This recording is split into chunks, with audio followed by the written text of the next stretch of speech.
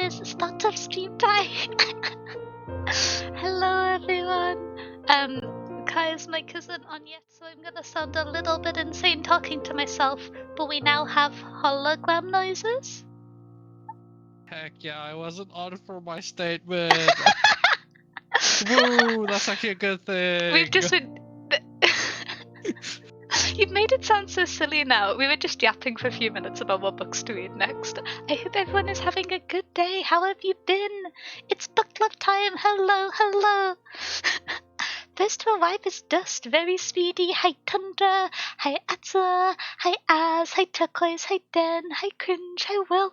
So many people arrive so speedily, even though I forgot to schedule the starting soon post. Thank you for all being here speedily. And Kai, welcome in Kai. How are you all doing? Hello. I posted some very important pictures in the photo dump. Oh, I will look at them as soon as stream ends, or first thing in the morning if we stream till 2 a.m. It's going to be one of the two. But I hope everyone's very excited. It is going to be one of the two. My audio peaked out a little bit there, so I'm going to make myself a teeny bit quieter, and I'm going to make Kai quieter as well, because I'm in charge and therefore I'm the loudest. I hope everybody's having a good day. It's book club day, so if you weren't so far, it's hopefully going to be good now because you get to talk about books, and therefore it will become a good day by sheer book exposure. That was a full sentence. I'm slightly caffeinated because I've been at Lawin pre-release all day, and I had a caffeinated Monster beverage, and so I'm raring to go. And I really like this one's book club book, so. To jump right into it, I'm going to talk a little bit about how book club works, and then we are going to introduce the book for this month, and then talk about it in a spoiler-free section. So, book club. We have two book clubs, them in parallel. There is the non-fiction and lit-fic book club, and then there is the sci-fi and fantasy book club. These are kind of broad categories. You can, like, throw a dystopian mystery novel in sci-fi and fantasy. You can put a classic that is in lit-fic but is just an older book in non-fiction and lit-fic. But today we are doing sci-fi and fantasy, and so yeah, that is the general structure. We first have a spoiler-free section where we talk about the outline with our key pop points, so things like themes and a general, like, slightly rambling spoiler-free review. We then vote on next month's book club book, so we've got all of our nominations submitted, and that's quite exciting. And then after that, we will have the spoiler time, and we will talk in detail about the book, including spoilers. That part is a little bit less structured, and it's mostly just us. It's normally just me excitedly rambling about things that happen in the book, because I have caffeine and Kai gets sleepy by that part of the stream. But that's the structure. Oh, hi, Maybe I Mark. should get caffeine so I can also happy up. Well, you're planning on staying up for the Apex finals after this, which is crazy, frankly. Okay, to be fair, I did have caffeine like literally 30 minutes ago. I had a whole Monster Energy drink and a boba tea. That's more than I've had. What the heck? Okay, well... I've been awake for like close to 20 hours, Daniel. If not longer. Oh no. Okay, so we'll get varyingly full sentences from Kai by the end of the stream with this level of sleep. I shall be speed. Oh no. I was about to work on my book when the notification came through. Working on book is exciting, but I'm glad you got to stop by. But yes, so today's book club. The book we're going to be talking about is Legendborn by Tracy Deonn. I fear that in my hurry to type this up, I might have spelt the author's name wrong on the little slide, so I'm actually going to hide that and fix that typo, because that's a silly thing of me to have gotten wrong. And this is what I get for not copying and pasting things and trying to type. Yep, I did my speedy typing. It should be O-double-N, not alternating. Okay, there we go. And we are back with book and author not spelled correctly. I'm very professional mouse, you know? But the slight aside, as a little introduction to this book, it is a YA fantasy book, and it follows Bree, who is the main character, who goes to college and discovers a magical society shortly after, and with her mood and intent shaped by the fact that her mother recently passed away.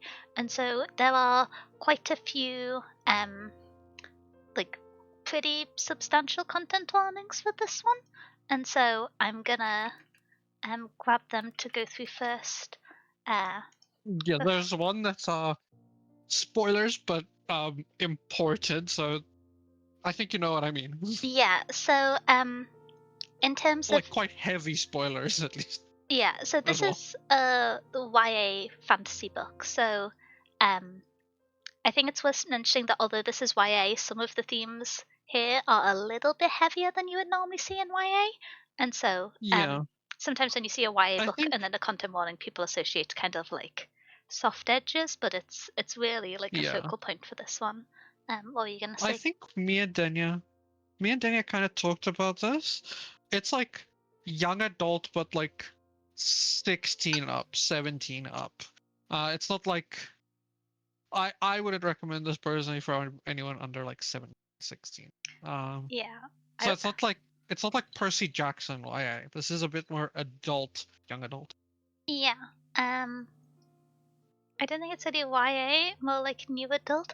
I've not heard of the like new adult specification, and I am not someone Yeah, who is particularly well equipped to the further refinement of genre. It's just it's not something my brain particularly engages in. But I would say that if I wasn't told this is YA, other than the characters being teenagers, I could like believe this was just a fantasy novel as like a yeah, like other I than the could agree characters with being that. like 16 to 20, this Yeah, felt quite fantasy. But yes, bit of a tonal shift, but the content warnings, and they are quite heavily featured, especially for the first few, is racism, death of a parent, grief, death, violent, references to and depictions of slavery, injury detail, pregnancy, use of slurs, and then there's some like more minor content warnings compared to the prevalence of the first few. There is misogyny, gore, um, discussion of like birth in some amount of detail, car accidents specifically for um, injuries, and there is also inferred but like quite focused on sexual assault and rape, and yep. so these are some of the key content warnings. You can kind of tell by the tone of these warnings that it's not very like young YA. And so Mm, if you have not gone into this book, please expect it to be a little bit heavier than um, most YA fantasy. And then something which I didn't see mentioned a lot in the tags, but there is some transphobia, although not as heavily as a theme as some of the other ones. yeah. It does show up in a few places. Um, but yeah, I think those are the main ones. You could like break things down into a little bit more detail with some of them, where you have like natural components relating to things like classism with things like racism, but they're the main ones, I think.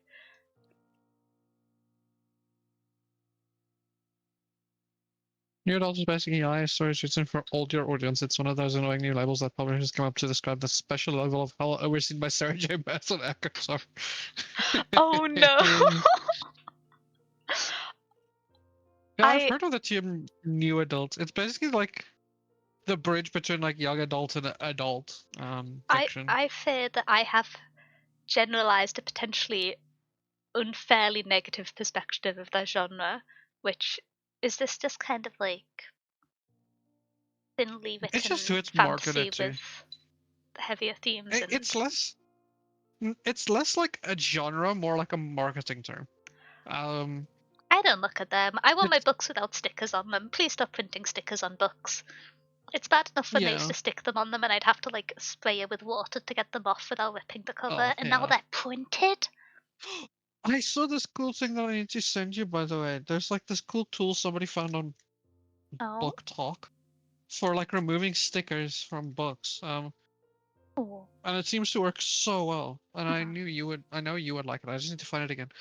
But yeah, new adult is Yeah. more like it's new adult's not a genre. New adult is more of like a marketing term more than anything else. I get marketed It's to by marketed. watching the like 2 hour what books I read up this month wrap ups from my 4 Um, favorite booktubers and only my friends. I'm not very good at being marketed to.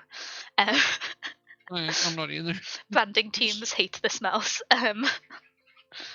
But yes, so we've kind of gone over the content warnings a little bit. Normally, we do a bit more of an introduction before going into them, but because they're a little bit more substantial for this book and also quite prevalent within the theming, I thought it'd be good to just jump into them straight away. And now we have that Yeah. kind of covered.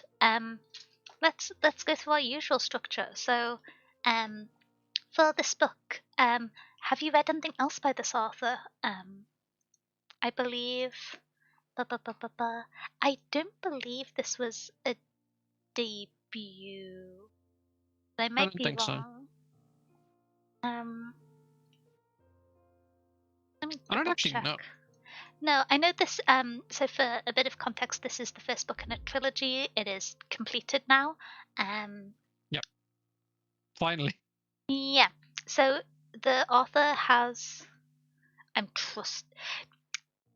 It is becoming increasingly difficult to tell what is an AR summary versus a natural result. I believe the author has 4 full-length books, and oh no, 3 anthologies Oh, and 3 books. I'm getting different results depending where I look, but on on her this. website, on her website she has 6 books, but they don't have the dates on them. Okay, um, well, this makes it more difficult. Um, Um, this seems to actually be her debut book. oh, okay, this is her. So, she wrote essays in Yes. some stuff, and then she wrote one of like a thing for the Empire Strikes Back Mhm. anthology. And then she wrote a docu-series about Star Wars, and then she developed the Legendborn novels. Yeah, I was trying to get through all of the anthologies to figure out if there was a kind of like standalone non-franchise writing, but as anyone who has been on Storygraph or Goodreads, it can be difficult to get through. I wish there was a way Yeah, to kind of like honestly, separate out anthologies from more traditional books when looking, or like to prevent seeing multiple publishing versions because it can get really difficult to yeah, look through authors, especially if they're a older author, so there's been multiple publishing runs of their books. Sorry, yeah. slight wipe of internet um, book sorting websites. Never heard them until I read or listened to it. That's really fair. This was a book I'd heard about quite a bit. I think when it came out, or like a year or two after it came out, I think when the sequel was coming out, I saw quite a lot of Yeah. excitement about this book. Um, and so it's been one that I nominated previously around a year ago, and it didn't quite win, and so I nominated it again because you can do that if a book comes and gets suggested but doesn't get picked. And it won this time, so that's quite exciting. Um, It was like exactly a year ago. It yeah. was for the start of last year's book club. Oh, nice. I'm on time? Question mark. But yeah, I No, hadn't read actually, anything else by this author going into it, so no, I didn't. Like I said, I didn't even know that she did other stuff before like this. In my mind, she might have. That's why I didn't know. But yeah, I didn't. That's kind of cool. I believe I kind of want to read her Empire Strikes Back anthology thing that she did. she's written, I think, 2 of the short stories Yeah. collections since this, or whilst the series was being written. Um, and so there's some other works outside of the series. But what were your Oh. expectations going into the book? From my perspective, just to jump in, I had heard quite a lot about this book, and I was quite excited for it because I knew reference to the. I don't think it's a spoiler to talk about what folklore inspires the one of the magic systems here. Is it? Nope. So I know quite a Nah. lot about Arthurian legends, and so I was quite excited to see a fantasy series that was a take on that. And I was very excited to see that there was going to be Welsh, but very little Welsh was written in this book. Um, so I was a bit indignant then. I was like, my niche skill, it's not going to get used. But yeah, so I knew there's areas of the book, but I also thought it was going to be quite an interesting one because, as silly as it might sound, most of the fantasy I read is set in kind of um, a whole different world or in the historical fantasy. It's not very often I read contemporary fantasy, especially contemporary fantasy set in somewhere like southern states in America. And so seeing that, especially from the perspective of Bree, who's black and deals with like a lot of the experiences of going to this college where she isn't welcomed in by everyone there, is interesting and isn't something that I encounter a lot in many of the books that I've read historically. And so as a kind of experience to read whilst getting to be within my regular fantasy genre, I was quite excited for that. I didn't really have much of the knowledge. One thing which I will note was I didn't realize that there was going to be like a significant romance component going into this book. And it wasn't like, how do I phrase it? It was still a fantasy book more than a romance book, certainly. But I didn't realize how much of the book or how much of the interpersonal relationships that are focused on would be romance. Um, what about yourself, Kai? Um, so I had some expectations going into this book, specifically because of the follow-up books. Um, so like you said, this book kind of blew up on book 2, Blood Marked. And everybody was like, ooh, yeah, yeah, yeah, cool, cool, cool. So I had a lot of expectations going in from just knowing what this book is about. And then when it didn't get chosen last year as a book club book, I looked into it a bit more to see if I wanted to read it outside of book club and if it should be like a priority read for me. Because sometimes with like what's the word? Sometimes with book club books that just don't win, I'm like, maybe I should put that on a priority read because I don't know when it's gonna get recommended again, right? Um, and I didn't do it for this one. I don't remember why. So I had actually kind of interesting expectations going into this, knowing like people really like book 2 of this series, and the final book in the trilogy just came out, Yeah. with Oath Oathbound. Yes. That had just come out, and then I also looked into this book, so I knew a lot about it. And then I just, for some reason, didn't pick it up. So I was kind of hesitant about this book for a little bit. Um, I will say I was really curious about it because I do like a lot of what's the word? Not like, it's not urban fantasy really. I think that kind of misses some of stuff with urban fantasy and with this, but Yeah. like this vibe of like not like high fantasy. I kind of liked it.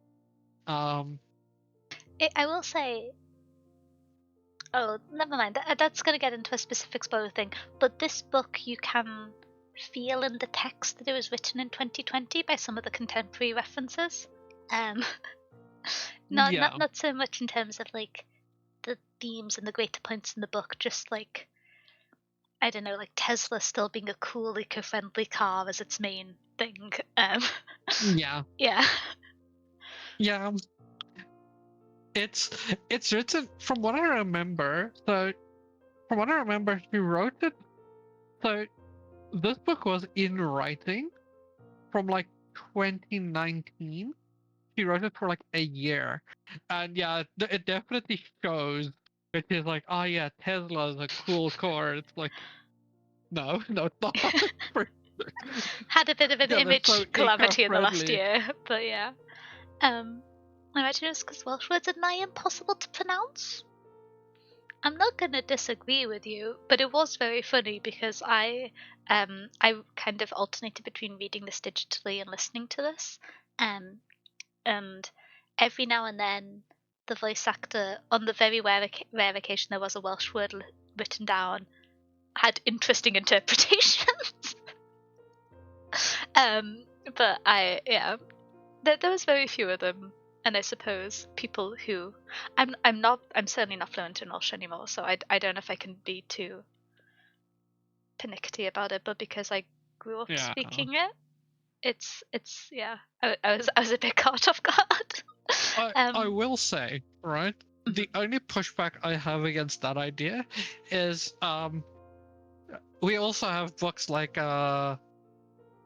what's the one? Well, a good example is probably like The Way of Kings by Brandon Sanderson, or like any of those high fantasy books where you have like insanely hard to pronounce fantasy wording, which is when like you have like pseudo conlang. basically the same thing. Yeah. Like, I don't think people will have an issue with What's Welsh harder when to we speak, like Klingon or Welsh? yeah, we have like Klingon as a language. Like some people just I don't think it's that hard. Yeah. Welsh is on the harder side, though. I will agree. That language is very hard to pronounce some words in. I think it depends on what your primary language is, or languages you've learned, because there's certain kind of like rounder back of the throat sounds that are necessary for good Welsh. I think I've again learning a language kind of intuitively surrounding you versus intentionally learning a language leave you with different understandings of how it works and different awarenesses. So I'm not sure if I'm saying this best from like a Welsh teaching perspective, but yeah. Is there any cool print stuff in this book? I read this digitally, and so I don't know. I read this digitally. I don't imagine there's a map, just based off. I don't think so. Because this is largely a campus novel. You have little segments at the start, but this is largely set on the university campus. I can't imagine a map specifically. The one thing I can say kinda I would think of, right, is like I don't know. Yeah, I can't think of a map. Well, sometimes books do portraits of characters, but I don't know for this one. I know there's some pretty special editions of it. Yeah, that's what I'm thinking, because like what would be in those? I could imagine like a lineage tree, maybe. Yeah, possibly. Since lineage is so important in this book. Although it's called legendborn. Yeah. I thoroughly enjoyed this one So like myself. maybe a lineage. Oh, love the take on the Legend of Arthur. Also love the African American folklore aspect and trying it into art in a way that makes sense. Yeah, I have yapping about this when we get to the spoiler section, but the other folklore which is mentioned, which exists outside of the novel, with the two key inspirations for the magic system being Root and the Arthurian legend, which I believe both exist in a wider context of folklore. I'd only encountered Root in passing in like this. I think I read a short story which it was in, but I hadn't seen it in a book in full before, so it was cool to learn a little bit more about that. Since I'm not very familiar with it. But yeah, exciting news for me. I tried listening to a book as an audiobook, which I don't really do very often, and so I alternated between reading digitally and sometimes listening. I still find that I struggle with listening to audiobooks for the start of books when there's lots of new characters. I just don't retain names very well, so I would sometimes go back and reread what I listened to, but this is just a me being silly sort of thing. But yeah, digital and audio for me for this one. And what about yourself, Kai? Just digital. I did just digital for this one. Yep. Okay. I don't even know there was a good audiobook for it. Usually with like books. So this one did get popular, but it got popular like in 2023. So I didn't even know if there would be audiobooks out for them yet. Especially for a debut novel. For the scale of this book digitally, there would be an audiobook, I think. That is also fair. If you look at the amount of like, let me check on Storygraph. I don't have Goodreads open. I don't know. on Storygraph, there's 79 editions and it has over 60,000 reviews. So this book Okay, is, yeah, that does make sense. it's so interesting seeing kind of by genre the people who you can see some books that get popular on the internet but are popular with people who intentionally stopped using Goodreads versus the like Storygraph natives, and you can see the like jumps and troughs kind of artificially in the reviews, because generally most books have more interaction on Goodreads because it's the kind of the platform that's been around longer. But yeah. Yeah. Hi Prince, how you No, doing? actually, 60K is actually not too bad. I'm curious what it is on Goodreads. It's only 30k on Goodreads. That's what prompted me to say this. Which it's Damn. like, but I can also see the kind of brief and description of this book would interest people who go out of their way to not use Amazon services. Like I can see that being a big overlap in target market, which we're both a That part is of. also true. So we had a good time with this one. It's on the representing American popular literature, the African folklore. I mean, so it's a nice change of pace. Also, I love Brie as a character. Yeah, it's something we talk about a little bit because it's been something I've been quite intentional about when I'm going and reading YA that isn't like a sentimental reread. But a lot of YA that I know is popular, I can't speak for America, but in the UK in the 2000s and 2010s was largely based off Greco-Roman, maybe Norse mythology as a treat. And it was all kind of centralized within these folklores. If there was like Irish or Welsh folklore, it was going absolutely wild. And there's a lot of really interesting and rich history there, but it's also such a small segment of the world, and so it's been really nice to go out and have book club as a way to focus and find out little bits about these other like folklores and mythologies that I didn't get to encounter passively through the media in that period that I now do, especially when I don't often proactively pick YA books when reading on my own, unless I'm being sentimental and rereading something. But yeah. Should we kind of went over the content warnings a little bit at the beginning. Again, slightly worth mentioning. I don't want to scare anyone away from this book, but I do think it is important to note that this is labeled as YA, but the themes are heavier and more prevalent than they are normally in YA novels, I think. Yeah. Yeah. 100%. This is less smooth for a younger audience than young usually is. Yeah. Young adult usually is. I will say that it's one of those things where sometimes, more so with older fantasy, when we talk about content warnings or upsetting themes, it can be that they're in there as like a product of the time or by accident, but all of the topics that we listed are very intentionally a part of the book and handled sensitively might not be the right word, but with a way which is like very tonally intentional and careful, if not gentle, by the author, I think might be a good way of expressing it. Yeah. Because yeah, I know sometimes with some of the older books we read, some of the similar tags can show up, and it's just like, yeah, this was written in like the 40s. But that's a good way of saying it, and it's handled with appropriate weight and gravitas, and it's brought up with intention, not for shock value. And so they're worth being cautious about if it's something that upsets you, but it is handled well here.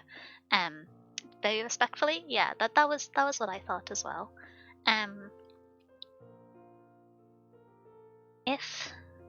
Do you have anything else to say for the sort of content warning, or should we shuffle over to the themes and start getting into the general non-spoiler shenanigans? No, I kind of agree.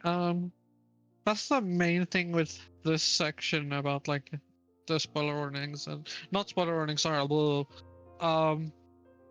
with the Content warnings? content warnings. That's the word I was looking for. I know words. Is that it's do look don't be like, oh, it's just like, oh, it's just there. No, most of these are actually in the book and like looked at to a degree. Yeah. This one actually, the content warning says actually pretty. Um, that's Should the only thing I would say. But nothing like excessive or like it's not like shock for shock value like some books can be. It's all very Because some books do good. intentional. Yeah. Yeah. Um. So going into the general themes of this book, I noted down a few themes. I'm just gonna like mention them rapid fire, and then we can either talk about them in a bit more spoiler-free detail or jump over to any others which you've thought about. Which the main ones I noticed is a kind of inheritance in the cultural sense and like passing down of knowledge and connection to your family and community and that general idea. And then there is kind of the large central themes of grief and it feels kind of strange to put racism as a theme in a book because I think it's outside of that, but it's continuing in spaces that you're not welcomed in by everyone is almost a theme, but I don't know how to precisely articulate that one into like a neat tag or label. But those are the main ones I saw. I don't know if there's any others that found. No. No, I kind of think you covered most of it. Mm-hmm. I think they're all kind of set up pretty early on with the driving point for the start of the story being Bree, the main character. It follows her. I'm thinking back to when I read the start of this book because I finished this a week and a half ago, so I'm looking at my notes a lot. It kind of starts with her experiencing her mother passing away or being told that her mother has passed away. And so from the kind of start of the book, you see where a lot of these themes kind of start on from, so they all kind of play out throughout. Yeah. I thought they were handled well. I I kind of agree on that. Yeah, it was one of the things of it's hard to articulate because I think the themes added depth to the character, but it felt like it was more sort of points on a character, not themes as a general statement. Because sometimes when you read a book, you kind of get the perspective that the book is written around communicating certain themes, and this book felt like a story about a person who happens to be going through certain key events and which happen to relate to these topics, rather than the other way around, if that makes sense. Yeah. So I wouldn't say the intention was on storytelling about these themes, and it was instead about a character who encounters them, which I feel like is a strange distinction. But the themes are present throughout the book, but they're not the like narrative priority, if that makes sense, from my perspective of it. Yeah. Yeah, I can agree with that. The one thing I'll say, with this book, and we kind of mentioned the first of the themes that we wanted to talk about, which is like death of a parent and like how the book kind of starts at that point, right? Thank you for the hydrator, Where she kind of finds out her mom died, finds out knows like kind of but I don't know a good way to explain it. So like we get there, and kind of throughout this is the journey of like, and I don't think this is a spoiler because it's like literally in the like first section of like anything you see about the book. It's kind of a journey about like her being like, no, I don't want anything to do with anything on my mother's side of the family, or like anything to do with like lineage or family, or like literally anything family wise, and then where she goes from there. So like I expected a lot more grief to play a part as like a large theme, and I kind of think it does, but not like in a. Interesting. I feel like I wanted more of like a what's the word? Like, not a journey through grief, but like I wanted more of that. For me personally, I expected a lot more of it. Let me put it that way. Interesting, Um, because I think, how do I phrase this? I wouldn't say like grief as a singular emotion was a main theme throughout the. Well, no, it didn't come up, but I read it as a lot of the kind of responses and other forms of like emotional upheaval were caused by that. And so yeah, there was lots of I agree times where with there was that. kind of like snapping out or Yeah, don't know how to describe things without it being spoilery. But although it wasn't grief by name, there was things which seemed like kind of secondary symptoms of grief because it's not. yeah. Yeah. There were grief responses that came up. Yeah. I thought they were quite a big part of the character arc from my reading of it. But I so I could see that. Maybe why one thing, right? Um, from it is I came into it expecting that to be the main theme of the book, like the main through line of the book, because like I said, that's the first thing you read. Like the Goodreads like thing starts with, after her mother dies in an accident, she wants nothing to do with her family memory or childhood home. That's the first line of the Goodreads and of like anything you see about Legendborn. yeah, Um, I will say so this. I expected it to be like main theme, like straight up main theme of the book, and that the book was really gonna challenge her on grief and like where she goes and how that really influences her life.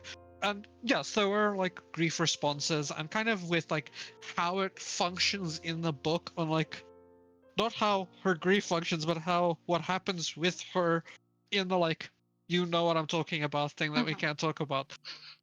A lot of Spoiler. that. A lot of that, right, does function on that. I thought it was going to be incredibly personal. It was going to color Mm. everything in her life. I thought it would be the main theme of the. Well, I'm just Um, going to read out what Will said, which is I'd argue that the theme of grief is more generational than personal. Like, Bree's grief is only one in a long chain that Bree has to confront. And I agree that the yeah, grief in the latter half of the book morphs into the longer experiences of grief and less specific to Bree, um, and how that kind of shapes people. And I thought that was, like, included well, but I can understand the idea that grief isn't specific to Bree and her experience the loss of her mother wasn't as directly central once the kind of momentum started in the story, I suppose. But yeah, I think partially just because I was attributing many of the emotions that, albeit were never described as grief, but I felt were inferred to originate from that as being like part of grieving. I I don't know. It did feel quite central to me. One thing which I will note is on my eternal beef with blurbs of books. I don't know if the description of the she wants nothing to do with her family and friends is apt at all, really, because I think that's the like first line that's used on a few of the descriptions. Let me get a verbatim. Nothing to do with her family memories or childhood home, and that is true to some extent, but yeah, it's not a big part of the story, and it's framed as kind of a foundation for the character's journey.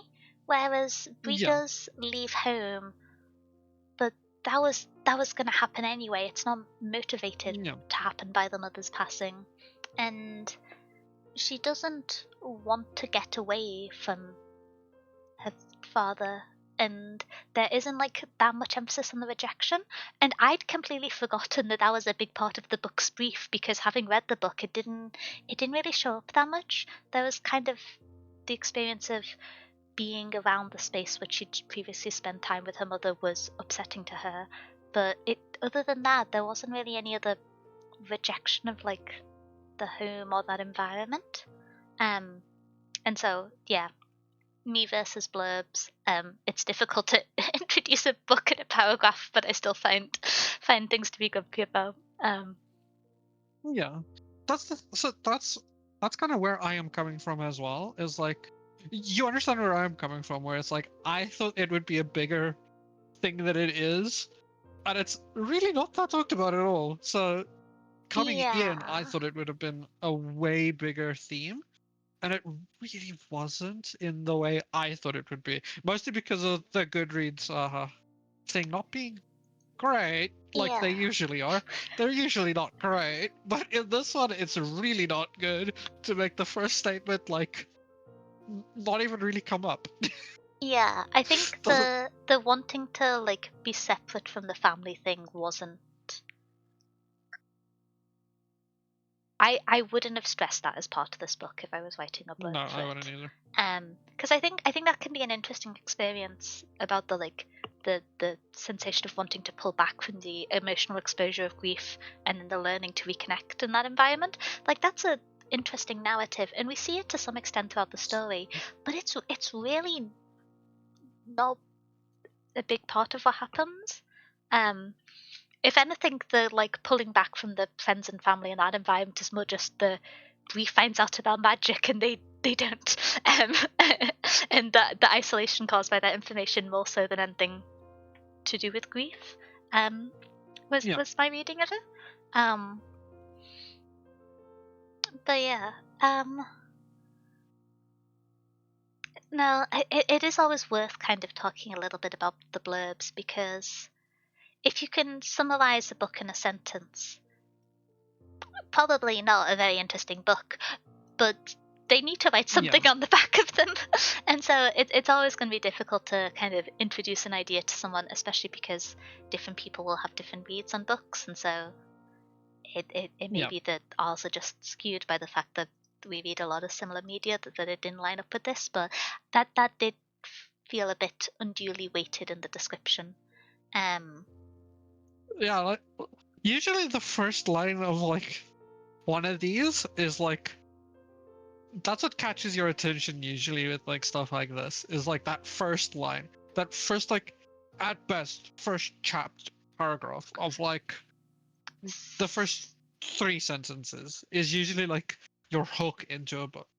sorry, That's why I'm so confused that it's like so enunciated. I've just opened Storygraph whilst on stream to see a new powered by AI feature, and I'm not happy. Oh, Why would you add Storygraph. that to a book site? Ah, I hope this is one of the things where people say powered by AI and they just mean like a statistical recommendation of most recently read that has nothing to do with like natural language processing models. Oh, I may be grumpy about that. I'll circle back to my feelings on that Yeah. later. It makes it Backbeat get back. back. Yeah. Yeah, and then I get grumpy because people will just be like, "It's AI," and I'm just like, "That's some things can be like." Not all algorithms are AI. It's Yeah. yeah. Sometimes it can just be like a linear regression to identify common trends of like which key things overlap and serving them to you best of that. But sometimes it's AI, and people just call everything AI because it's a marketing MacGuffin, and they haven't realized that most people dislike it now. um, Yeah.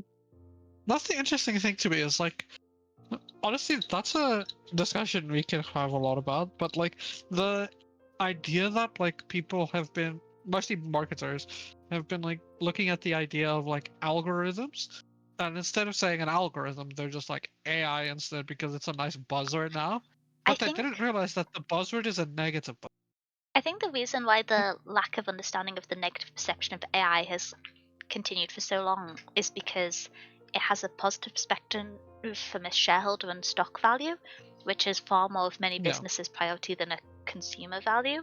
And so, although it will actually have a negative impact on the business's kind of consumption, if it juices the stock, then grumble, Yeah. grumble. Anyway, before I get grumpy about Yeah. economics, um, so in terms of themes, um, I have a theme that I would like to say I thought was about to happen Hmm. at a few points and it didn't fully, and I wanted to like Hmm. talk about that a little bit, which is there was hints of found family, and I as a mouse am inclined to see found family wherever I can. Um It's one of my Yes. favorite themes, especially if you have like a YA novel or someone like handling Same. grief or a big change in their life. I like love it as a form of comfort, and so That's I our fan fiction roots right there. we come from AO3 and we come bearing We come found from family AO3. and the yearning. Um, but there's a few times in different cases where I thought, oh, this is going to be a really nice experience for Bree to experience kind of like found family or community in a few different figures. So I'm not going to mention specifically because spoilers. Spoilers. But in both cases, I think it was either kind of on one half, it did end up resolving somewhat as more so like found community, but I had there was conflicts along the way, and it wasn't very comforting, and I had a bit of qualms with that part. And then in the other part, I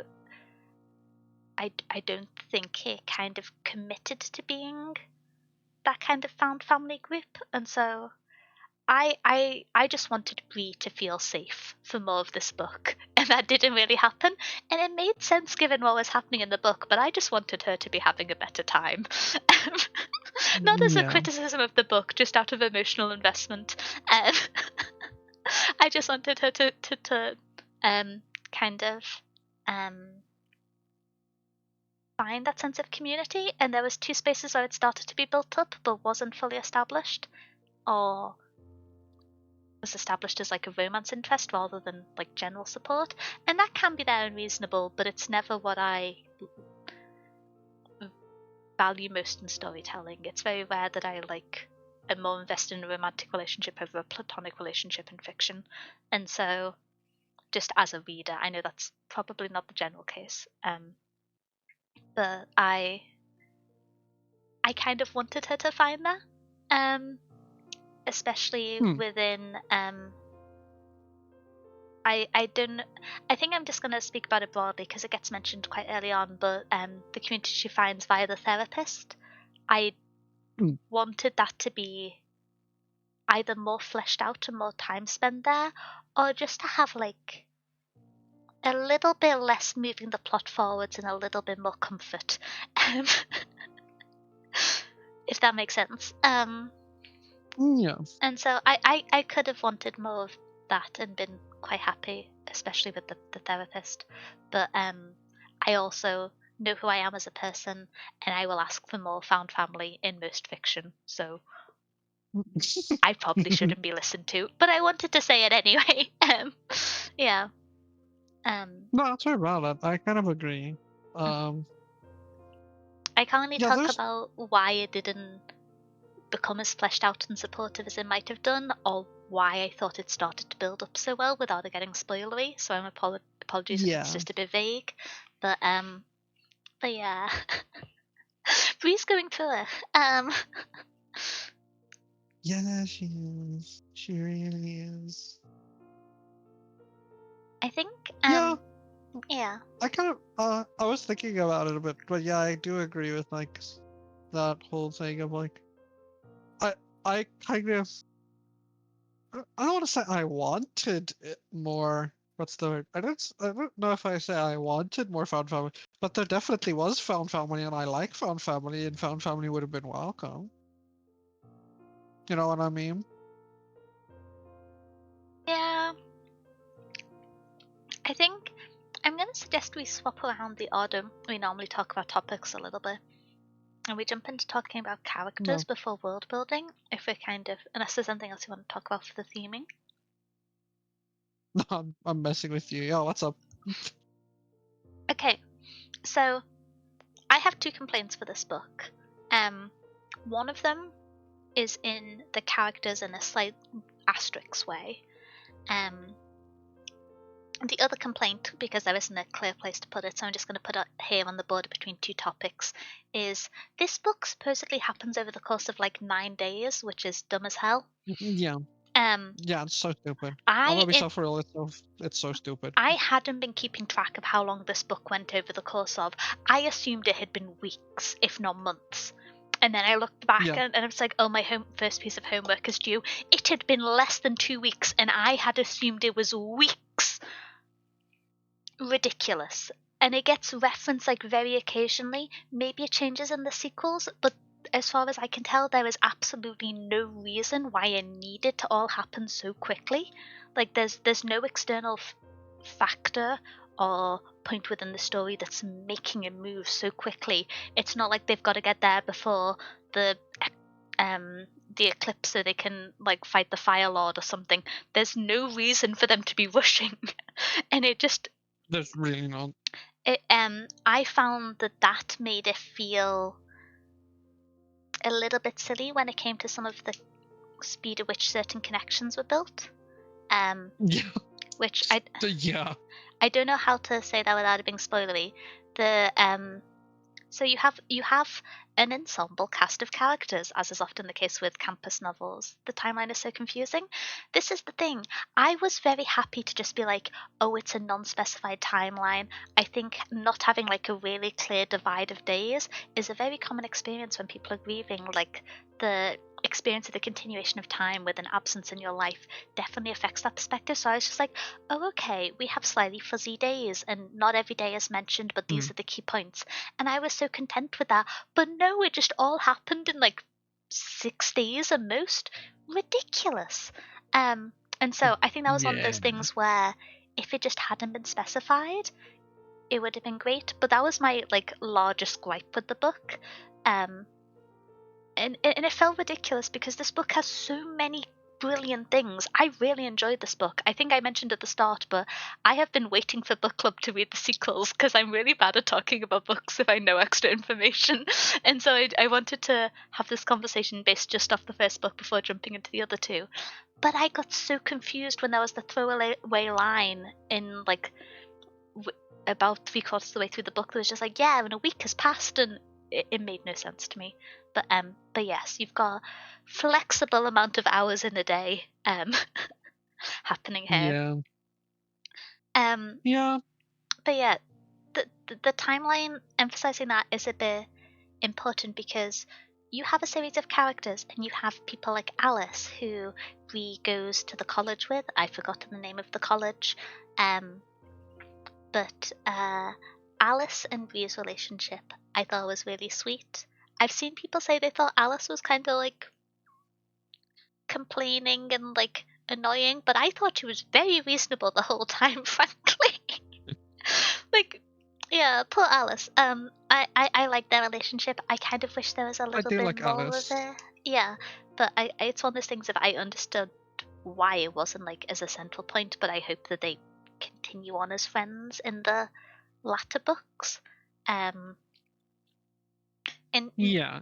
jumping into the like key point of the characters within the order that Bree essentially goes in to try to uncover what's happened.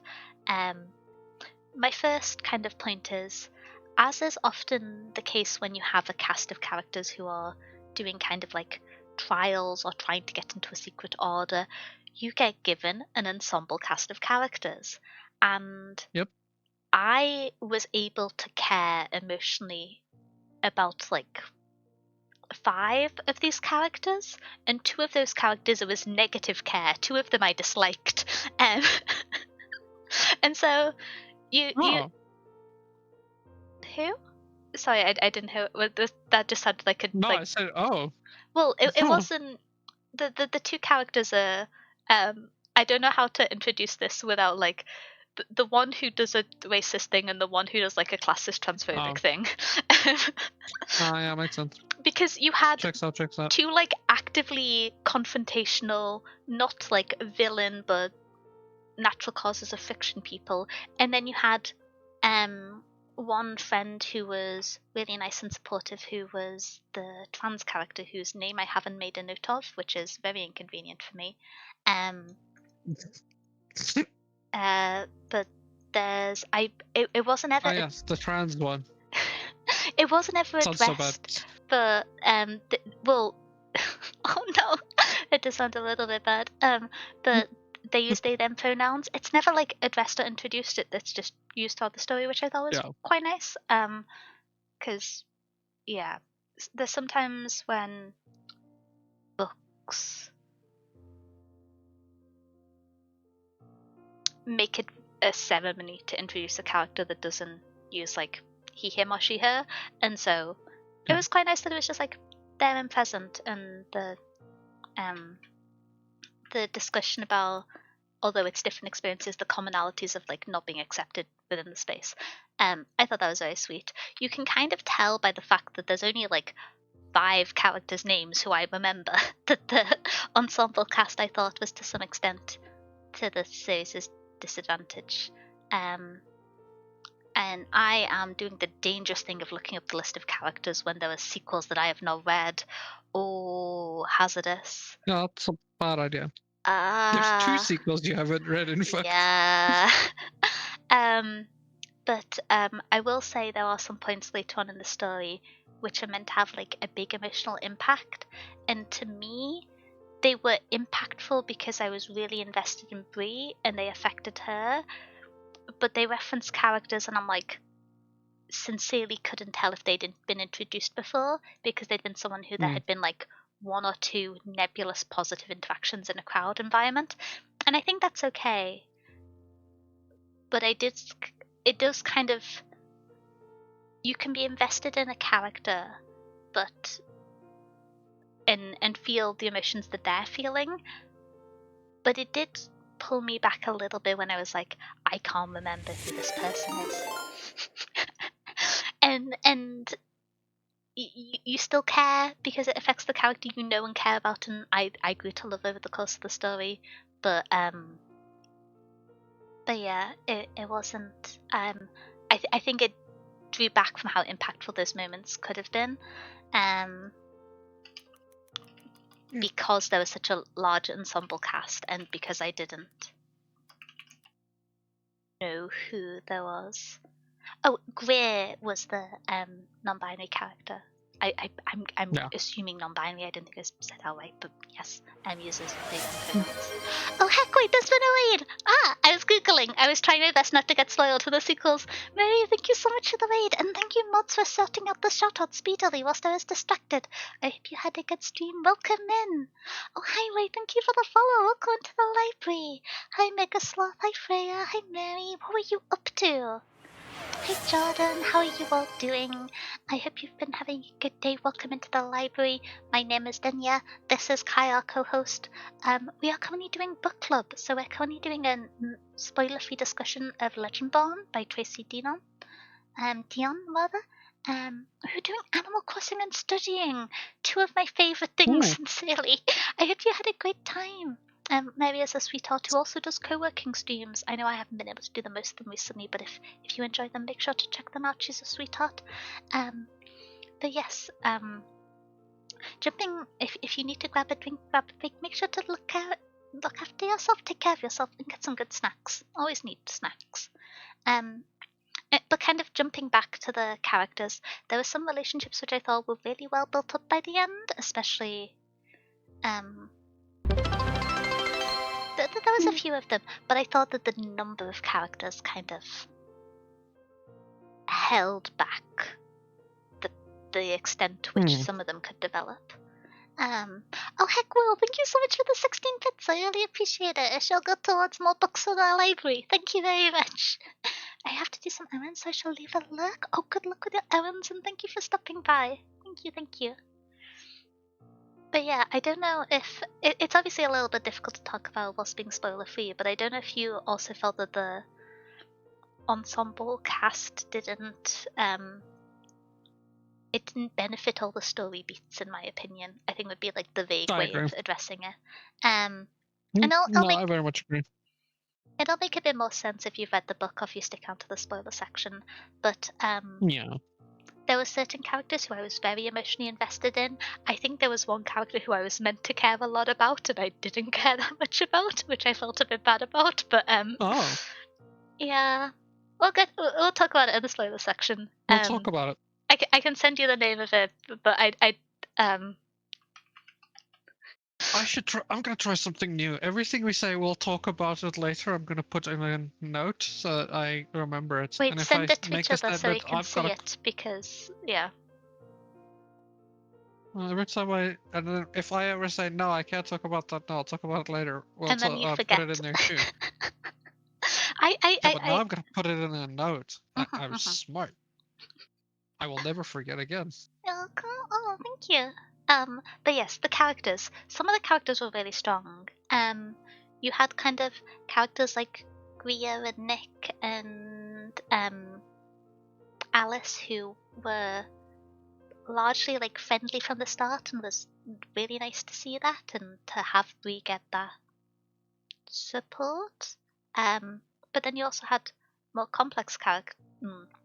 You had characters who had less cheerful introductions, like Selwyn and like the Order as a whole. I feel like I'm understating it, but I don't know how to describe the ensemble cast because there was so many. Um, There's a but lot of them. yeah, Oh, oh, yeah. Oh, were you surprised by who I didn't get invested in? Um, yeah.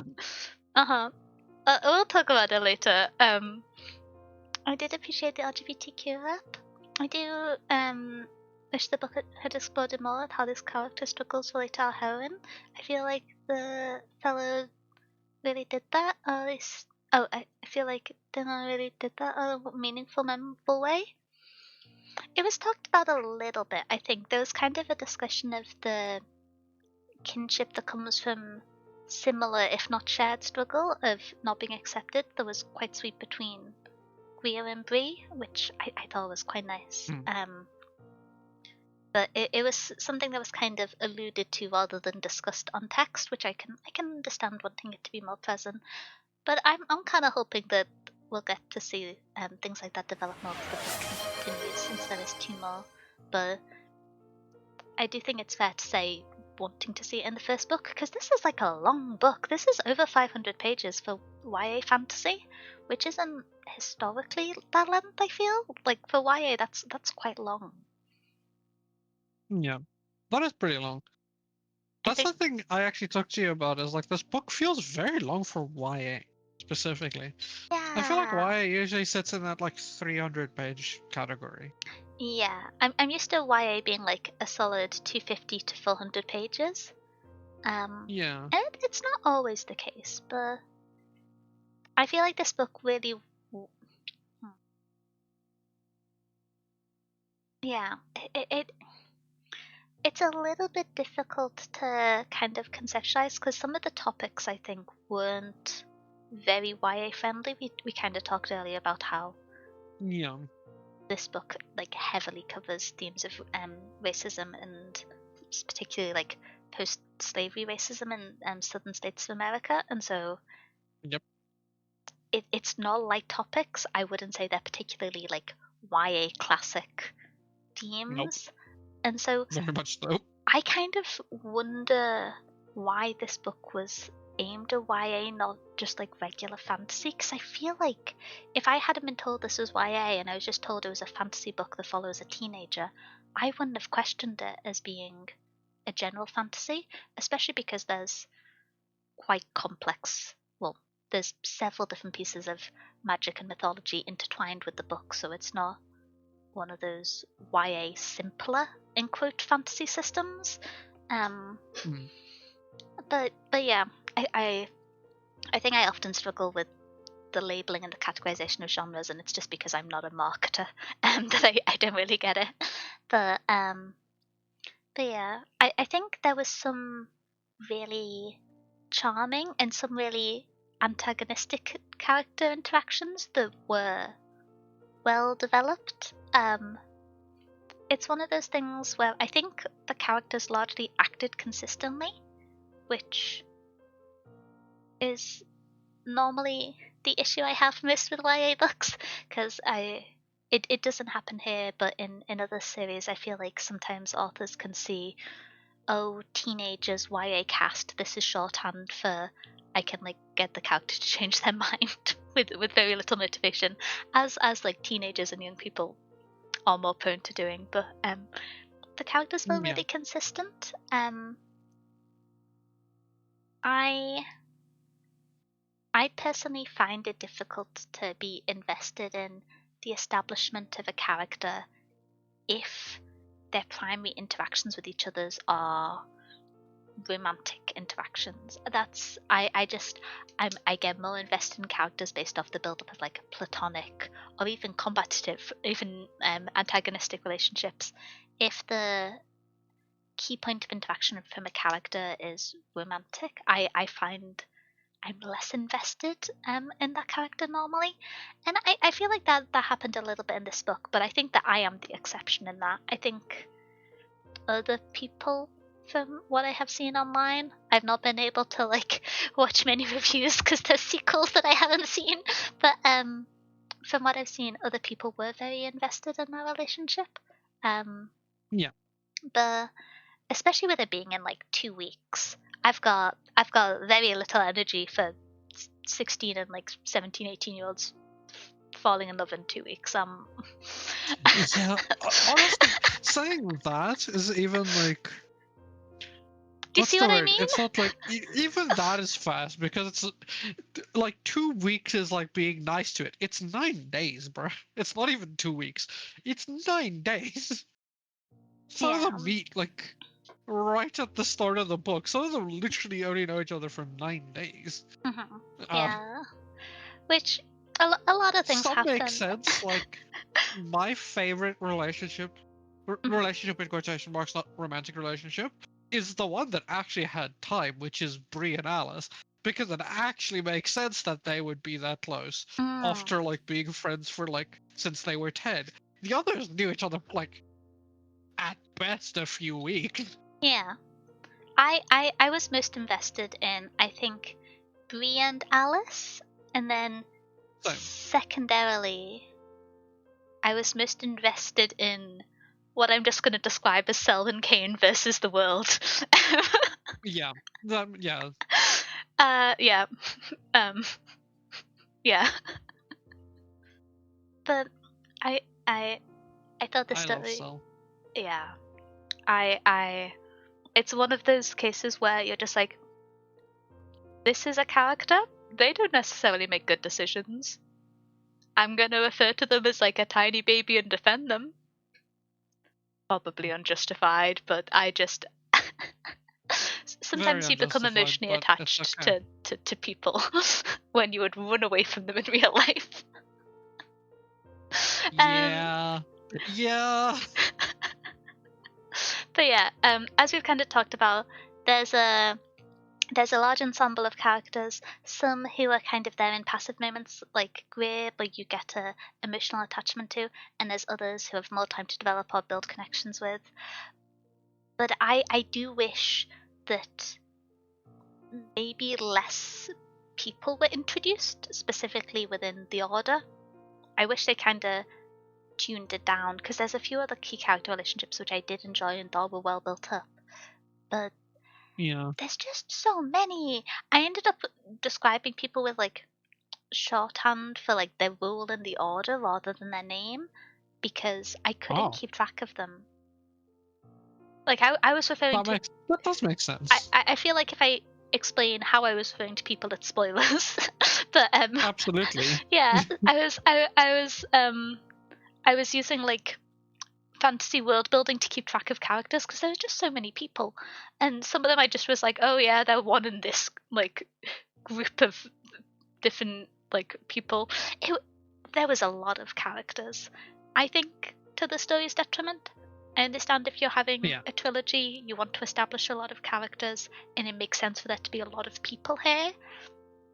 I think that there were some interactions between characters which could have been like tuned down to a like solid group of 8, because I think there was like 6 characters who were well established, I think, or like antagonistically I'm gonna say 10, but then there was another 10 characters who just kind of floated around and had names, and their names were probably in the book like 5 or 6 times, and Yeah. I don't mind that if they're not going to be important in like emotional points of the story. But if you're then going to call back to those characters at like key impactful points, I want a bit more time with them. Especially with such a large cast of characters. Some part of this is me struggling to identify names to people if I've only seen them a few times. Like, I'm really bad at remembering names, but yeah, I thought the ensemble was a little bit too large for this one. It is a very big ensemble. Especially like it's a big ensemble with a lot of characters that attach to the ensemble. That's not like directly a part of the ensemble, but that is what like Yeah. kind of attached to the ensemble. I'm thinking about people like it's not like Larkin Douglas, which is like attached to William. Larkin isn't like especially attached I've to like completely forgot who they oh. are. Wait. No, it's blank. There's a lot of But characters. yeah, there's like so the main point in that is like there are people that's like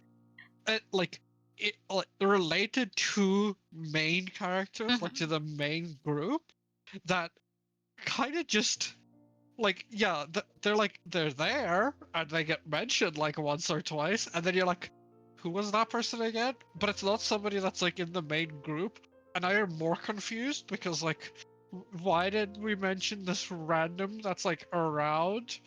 Yeah, I think it's also Sometimes that the main group gets a little large at times, because it there's really the does. functional main group you spend time with, but those conversations where the main group are talking, there's just another 6 or 7 characters there, Yeah, and like it makes sense, but kinda. it makes sense within the story. But I feel like there wouldn't have been like friction if it was just written so those interactions happened in smaller circles. Um, But yeah, there's like a better example might be like with Felicity Caldwell. I don't know if you remember Felicity. yes, I do remember Felicity.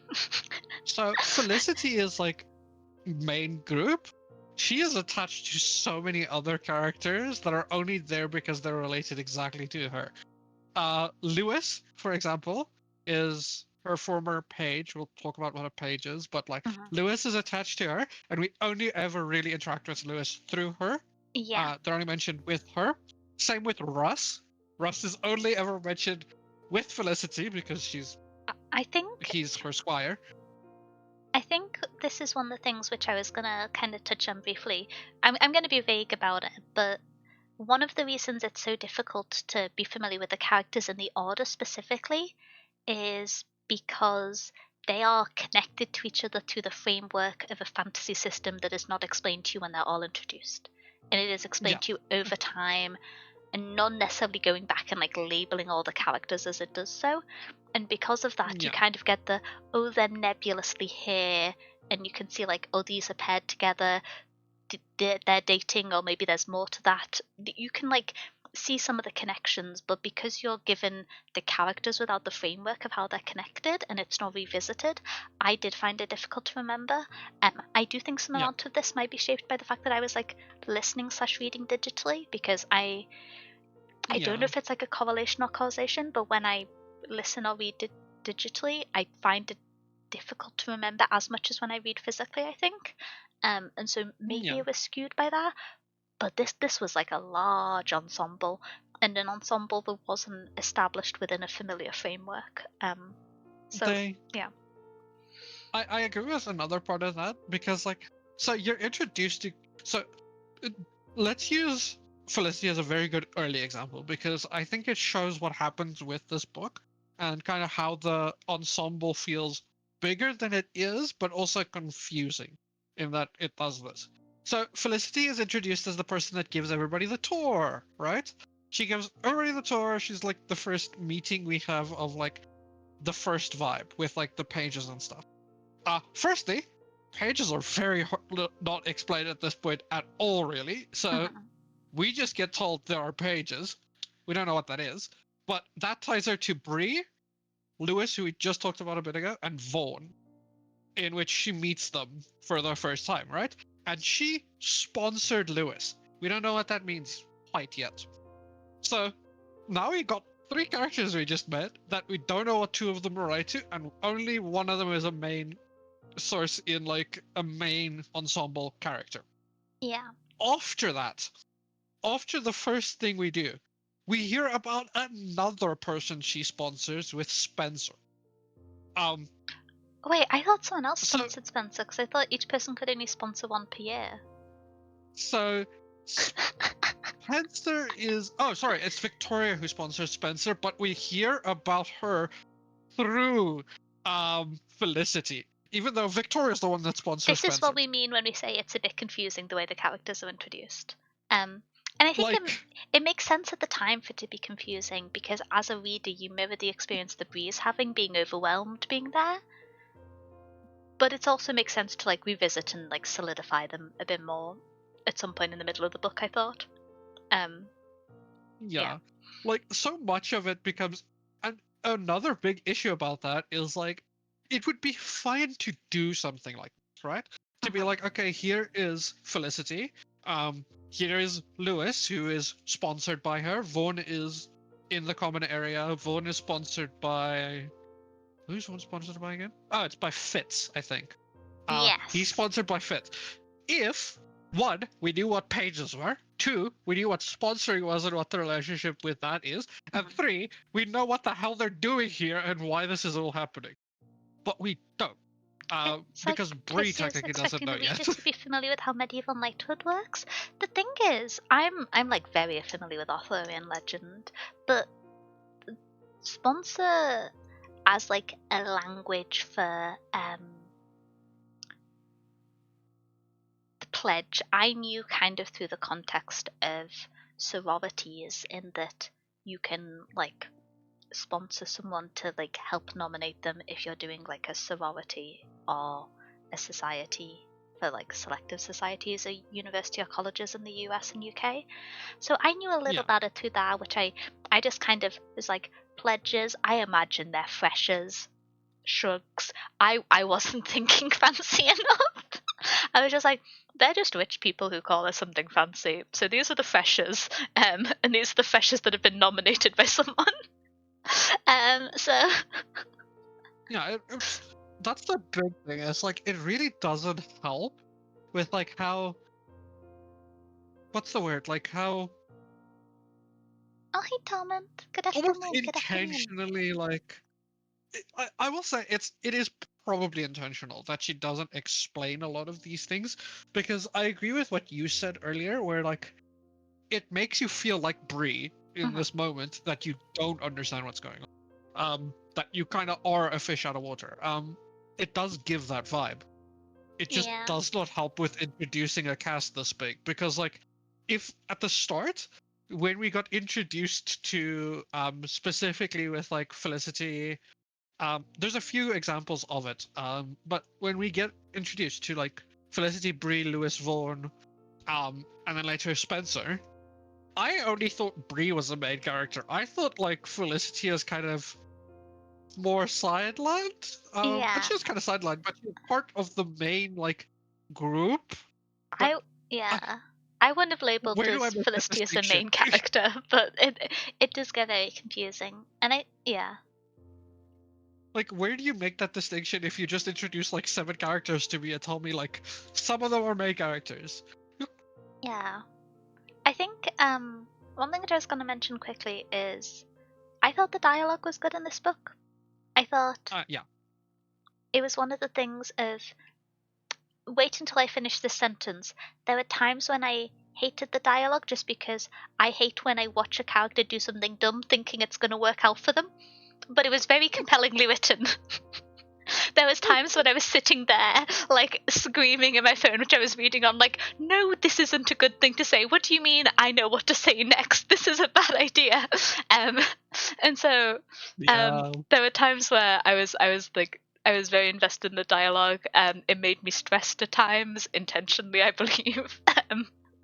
And so I thought the dialogue was well written. Something which that jumps a little bit onto writing, but I felt the characters had like really consistent tone for the main characters. So people like Felicity with being bubbly, Selwyn with being, I'm gonna like quote unquote just say like grumpy evil. We'll talk more detail later. Not evil. Grumpy, yes. Not evil. If we look at the first like 2 or 3 chapters, which is what we normally Gotcha, remark yeah. on as being Well, like yeah, that is evil. appropriate content for a spoiler-free review. Yeah, that is evil. That is evil. He's evil. He's evil as hell. But yeah, you have Nick, who is like With golden retriever. that in I'm just context. With Yeah. that in context, yes, Al is probably very evil. Literally, okay, so we deem the first like 2 chapters usually as like not spoilers section. We can Yeah. like kind of talk about them. Yeah, kind of evil. Kind of evil. Yeah. But yeah, so you have like Just a little bit. you have let me get the names up. Grumpy, chaotic, neutral. Yeah, he is grumpy, chaotic, neutral. You have like Patricia, who has like a very kind of calm and comforting, though I'm going to talk a lot more about her in the spoiler section. I've got myriad of opinions. You have Nick, who's just like general golden retriever. I don't know else how to describe her. You have Selwyn, That's who a is himbo, baby. That's a himbo, baby. I love my himbo. you have Selwyn, who is introduced as like maybe terrifying, certainly terrifying, maybe evil. You have Felicity, who's bubbly. You have the doctor, or the trainee doctor, whose name I've forgotten, who is kind of comedic and comforting. The trainee doctor. Yeah. Oh, you're talking about Will. Will, yes. This is the Will. thing which is I was referring to him as the world building thing, which we can't say in the spoiler free context. I was referring to him by that name internally. And then you have like Greer, who's like kind of sarcastic and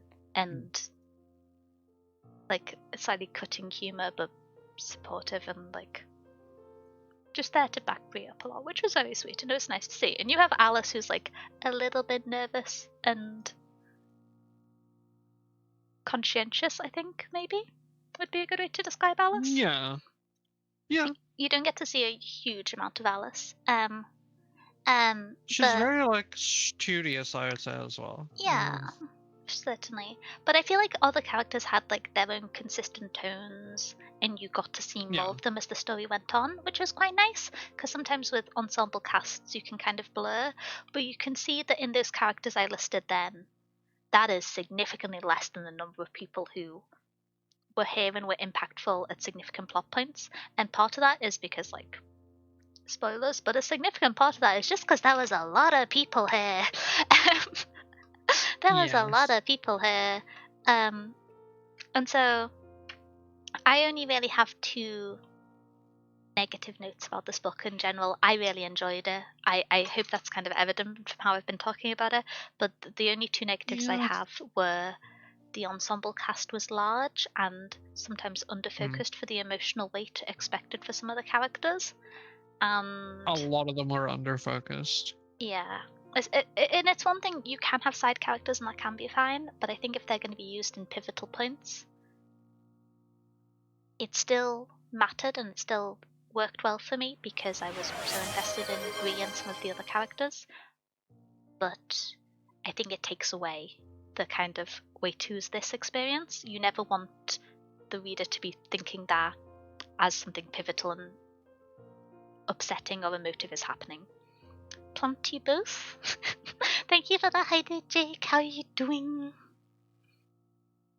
I just started this month's book. I'm late. I've been slightly spoiled. Have you? This is the spoiler-free section, so the only things we're talking about happen in like the first chapter or 2. Otherwise, we're being very vague, I believe.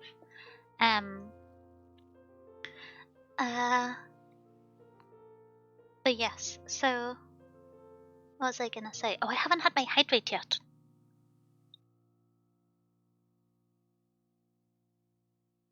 But yeah, one thing which I was going to talk about when it comes to the characters is I think there are certain characters who I'm not going to name their characters here because I'm going to talk about character actions in a way that I think is important, but like it's not a pivotal plot thing, but it is something that happens later on in the story than usual. but there are cases where you have characters who are like otherwise positively introduced or like relatively neutrally introduced who inadvertently do things that are racist might be too strong of a word, but like not good, and relate to the fact that Bree is in a lot of these situations the only black person in the room and one of the only black people who had been in that room like communally historically.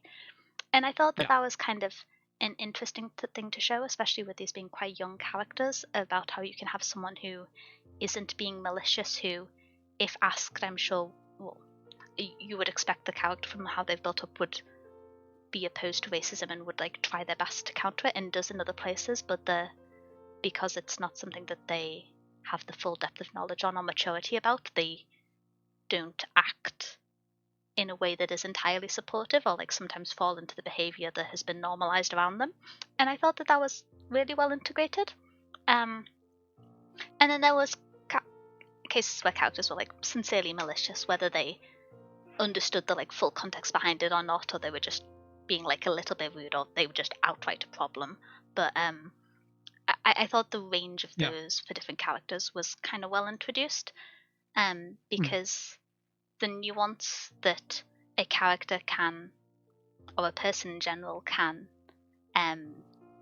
participate in or continue behaviors that are based off like racial assumptions or like lack of boundaries being established regarding certain things, whilst still trying to be good and fighting against those like broader racist attitudes, is a nuance that you don't normally get in YA. And so I thought that was really nice and really, really well done. I don't know if I explained that very well, but it's a thing I wanted to kind of shout out on the nuance of the characters, whilst hopefully discussing it in a vague way. It's nothing plot pivotal, but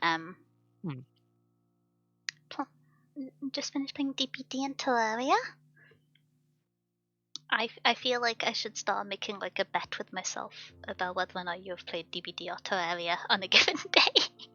Maybe I can like start putting 10 pence towards extra book money, and then be like, have you played DBD today? Aha, more book money.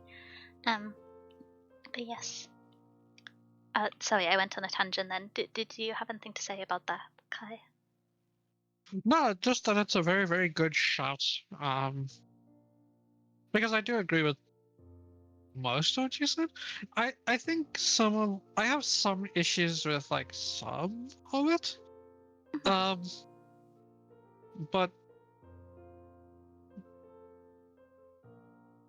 nothing like serious or like I don't know.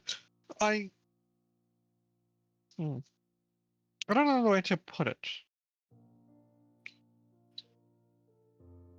Do you want some time It's to the think best about it, or should I yap about something else and we can circle back to it?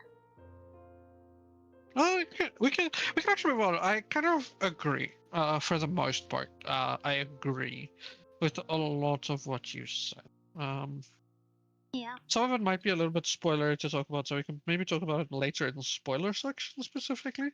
Yeah, that sounds But like, good. yeah, I agreed for the most part. And it was good to note it. Yeah.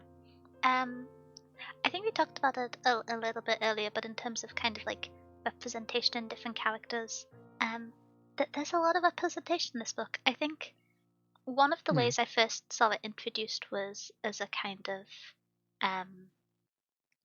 this is like based off a cool mythology and world building that isn't the sort of like usual Eurocentric world building behind a fantasy novel. And then you get a lot of Bee's experience, but then you also have characters like Alice and Bubba and Greer, and so you do get these built-up perspectives. It does primarily focus on Bree's experience, but like there's a lot of characters. I hope it gets talked about a bit more in the. I'm just excited for the sequels. I have been wanting to read them since I finished the first book, and I have been waiting because I didn't want to have extra information for this book club. And so I hope everyone will thank me for that. I do want to read the next 2 books. Yeah, I am. I'm probably going to read them the week after. I might read them at the end of this month because I'm accidentally doing 3 book clubs and 2 buddy reads this month, so wait. 3 book clubs and 3 buddy reads. I've got a lot to read. So I'm gonna have to wait until February to pick them up. But yeah, I'm very excited for that. Yeah. Any other notes for the characters? One thing which I was gonna quickly mention is, I think when you have an ensemble cast, the strength of an ensemble cast can come from characters that are not the main character interacting with each other, and in a lot of instances, the interactions between the kind of even main group characters, because there was so many, weren't as substantial as they might have been. And I don't really know how you would kind of alter or change that, but if we referenced a book we read in book club, which was Six of Crows, which I think, is that also labelled as YA fantasy? I think it was, and we were disagreeing with it. Yeah, that is not YA fantasy. It's really not. But yeah, that has an ensemble cast, and potentially because you have the varying perspective characters in that book, but you get emotional attachment based off characters interacting with each other. Whereas to me in this story, with the exception of 2 of the main characters, who I feel like if I highlight who they are, it gets a bit spoilery. But most of the emotional connections comes from Bree directly interacting with someone, and I think you would get the best ensemble and casts when you develop connections from characters interacting with each other outside of the main character. And I didn't feel a huge amount of that in this book. There was like little bits of it, but not a huge amount. Which I don't know if you resonated with that. No, I agree. The ensemble cast left me a little bit wanting, but I hope it picks up in the next 2 books. Yeah. Because, like, from what it seems like, the ensemble cast stays in the next 2 books. Yeah. I hope. Yeah, I'm gonna move on before we get into spoiler territory. But do you have any other notes on the characters you'd like to yap about before we continue onwards? Oh, is there anything I can say that's not spoiler? Oh, I feel like I've kind of talked about this South. indirectly. I love Bree. I wanted to get in shouting matches with people for Bree, and I really dislike confrontation. I just want Bree to be safe. I want her to have a good time. I want her to enjoy her classes. I want her to develop friendships with her cohorts outside of romantic connections. I want for her to have a good therapist. I want the world for Bree. Very good main character. And also a character who is engaging as a main character without being perfect. With like, I feel like for YA books, they often want to present main characters as unflawed, and I didn't think the book tried to do that with Bree, and I think it was to the book's strength. Yeah, I liked Bree a lot. I have thoughts about Bree. Oh, interesting. For me, it was one of those things that I always find YA novels a little bit difficult to get into because, well, not YA. I always find novels where the main perspective character is a teenager a little bit difficult to get into because if they are written as a sincere teenager, then they say awkward, silly things very confidently that it's going to work out for them and then it doesn't. And I just find that stressful to win this. And so I always find it a little bit difficult to get into those parts of stories, and it made the start of this book like a little bit to me when those things are happening. But as we built up, I found her really compelling. I just wanted her to be safe. I like, yeah. I at the very start of the book, I was kind of there being a little bit frustrated because I was just like, what do you mean this is a good thing to say? This isn't a good thing to say. But I think as you kind of acclimatize to the voice of the book being from a teenage perspective, yeah. Yeah. Yeah, I could see that. Yeah, but yeah, it took me a while to kind of acclimatize to the kind of like strong teenage perspective. I don't know. I'm kind of. It's not that I'm chill per se, but I'm. It's one of those cases where you can like a character without especially having a lot in common with them, especially for like a younger character, uh, who you can kind of like. I don't know. I don't know how to yap about it without it being spoilery, but Yeah. yeah. Yeah, I can't yap about it because I have thoughts, but Mhm. spoilers, you can't speak. Um, shall we shuffle into the world building for a little bit then? Which this is Yes, kind of an but awkward first, one to talk in Dust. spoiler sections. Oh, But I thought I heard I Love Brie, which would be on brand, and you're hyping up cheese again. But nope, it's Buck, still on brand. Then it doesn't like cheese though. I like cheese. I just like cheese a normal amount, and most people like cheese an Then you abnormal hate amount to the cheese. extent they cause themselves stomach ache, which I'm against Then you stomach hate ache. I cheese. like it when my stomach is comfortable. I put an Then you appropriate hate amount of cheese. cheese for my digestive system on my food, and then I have pleasant food and a pleasant afternoon, and I feel like this is wisdom many people could learn from. You don't see Then any you other hate group of cheese. people being like, oh yeah, I'm allergic to this food, let me just eat some of it. But cheese just drives people insane. I don't understand. Then you hate cheese so much. I feel like you went so hard on the calling me a short cat campaign that people forgot the Denya doesn't like cheese campaign because I like cheese. Yeah. Then yeah, I did go on the like short cat. Hey, short stuck. Short stuck. Everybody now knows you're 4'1". The The thing is, cheese. I'm I'm Up for gossip.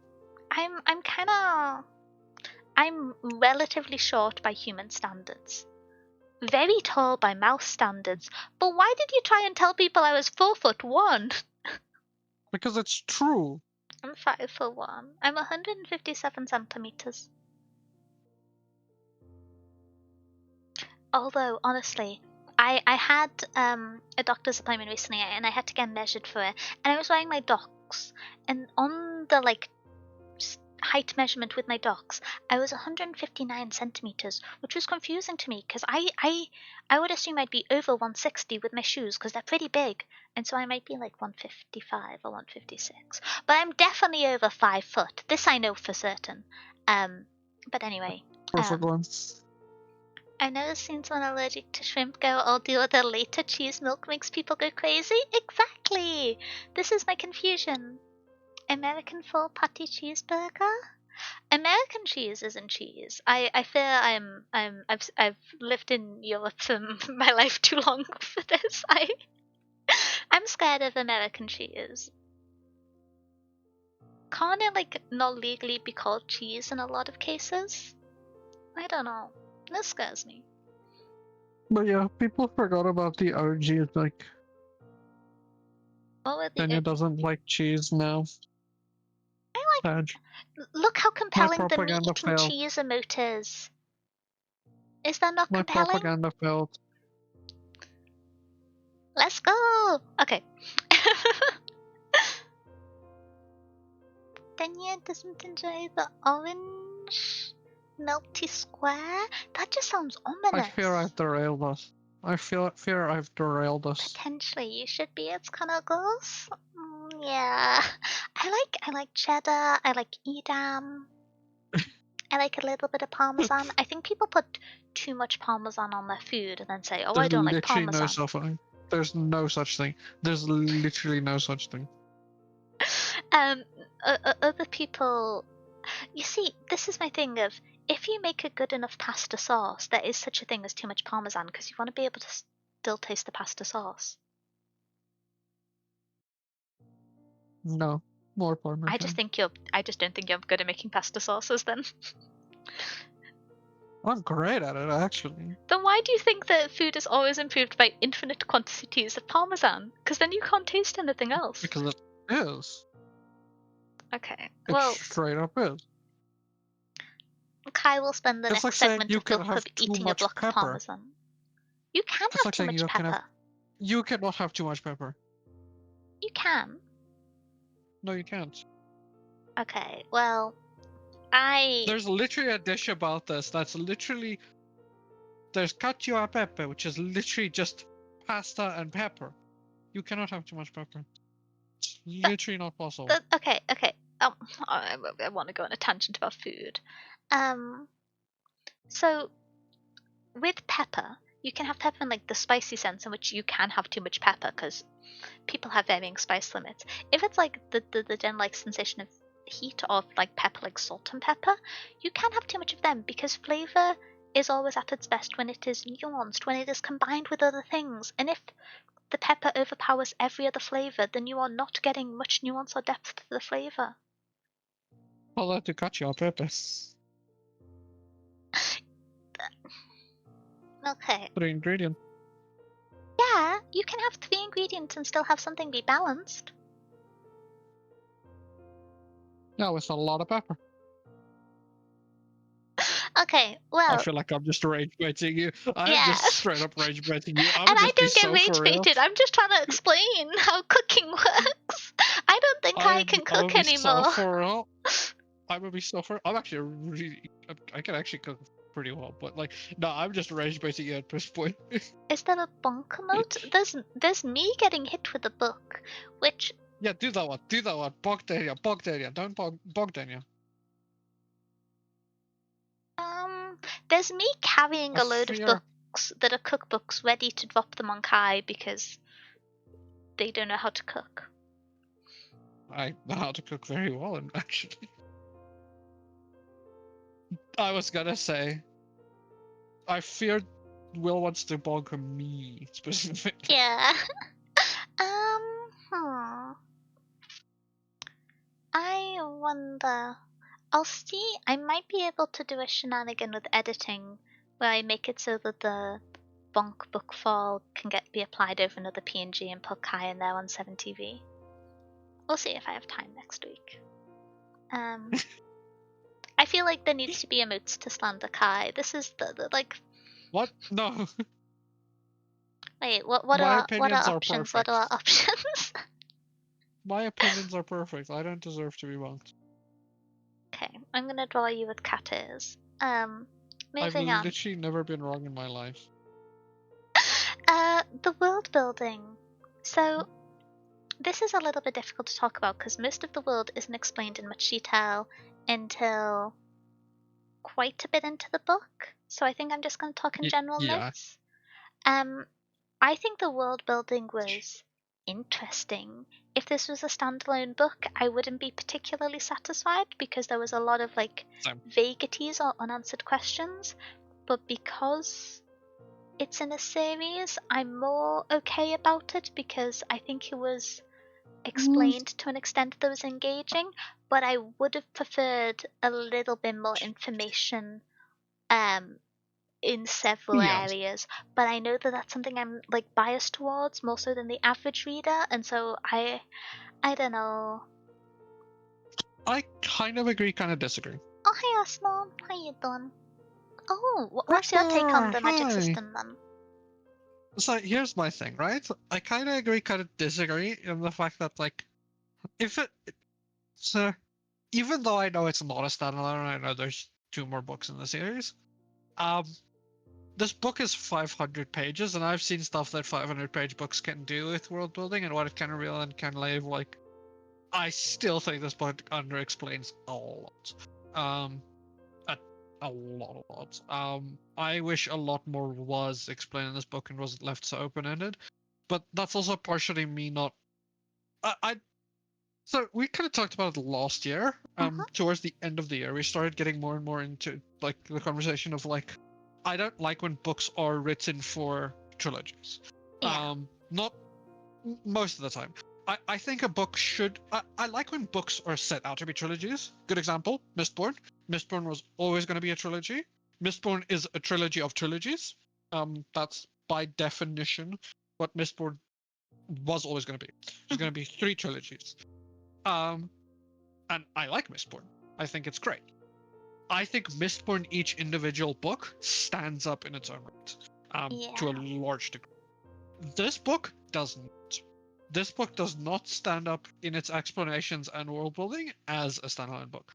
This book feels like it needs a book 2 and maybe a book 3, depending on how book 2 goes, to actually pull off its world building. And I don't like that. I didn't because you are also 500 pages long. You have the time. I knew this book wasn't a standalone going into it. I got the impression when I was reading it that it was going to be a duology. It's a trilogy.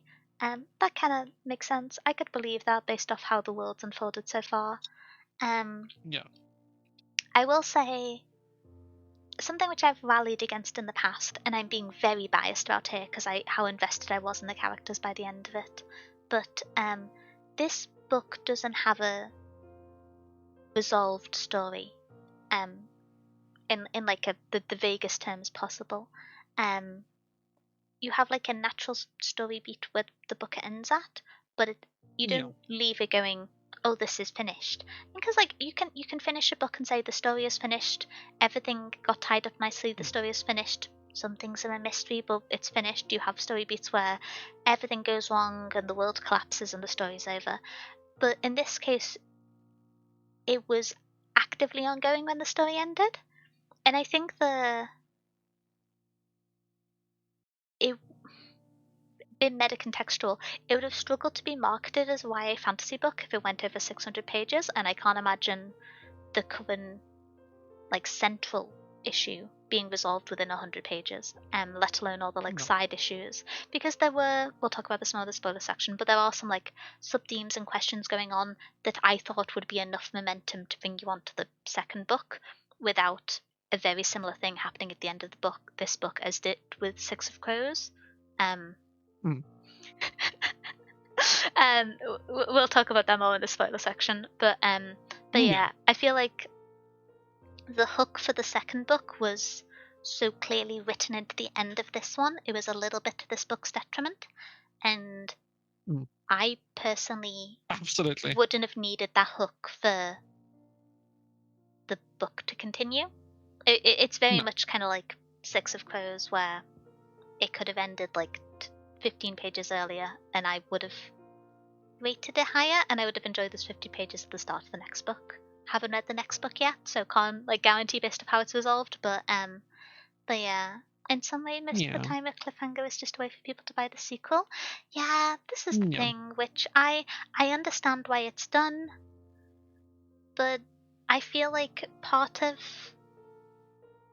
I review books not as a marketer, but instead as someone who enjoys communication and intent and creativity and references and all those different like factors that go into storytelling. And so something being compelling to make someone buy the next book isn't something that I value in a book. I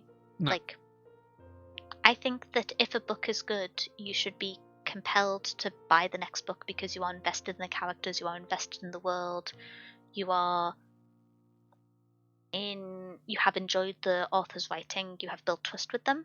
And I understand that for the kind of cutthroat nature of publishing, books can't exist solely by appealing to those standards, but I don't value it as a reader, and I think most of the time it's not done very subtly.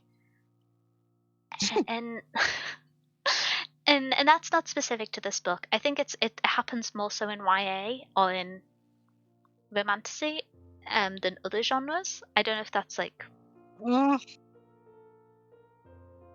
I feel like adult fantasy is the wrong word, but like general fantasy, it doesn't happen as much. I feel it does, but in like a different way. I feel like in broader fantasy, it happens more so in, I don't know how to describe it specific to this book without it being spoilers. In the way that there are ongoing plot points that are not the central one, but still leave you with questions about the world that you want to dig into. And to me, that's what the thread to a sequel should be. It's not a cliffhanger.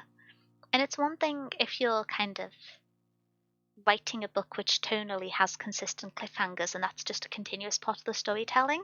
It's one thing to end on a cliffhanger if that's the case, but that wasn't really the case in this book. And so I wasn't a huge fan of that, but it wasn't detrimental to me. If the sequels hadn't been out, it might be detrimental, but I finished this book with the knowledge that I was going to read the sequels. I decided like 60% of the way through. Um, if you're going to apply the marketing to me, at least make it worth it. Kind of. Yeah. I never. There are very good ways. There are very good uses of it. Yeah, There are some very good uses of it. like I don't know how to talk about it specific to this book without talking about it in the spoiler sections, but I feel like Yeah.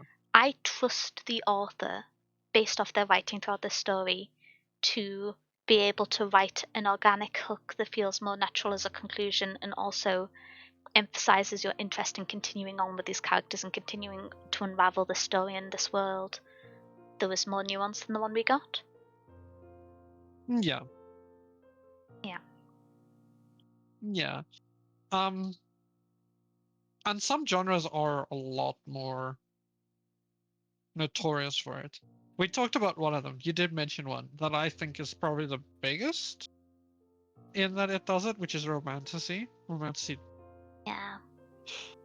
I haven't read a huge amount of Way too much. romantasy, but the ones that what normally happens is I get recommended to read a series. I read the first book, sometimes I read two. I normally give up, and there's always a cliffhanger with like 20 pages left because it's in the 7-book series.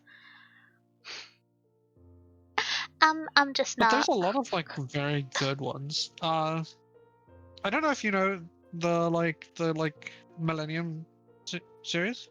It's the one that's like the girl with the dragon tattoo, the girl that played with fire. Oh, I That read them a series. long time ago. Yes.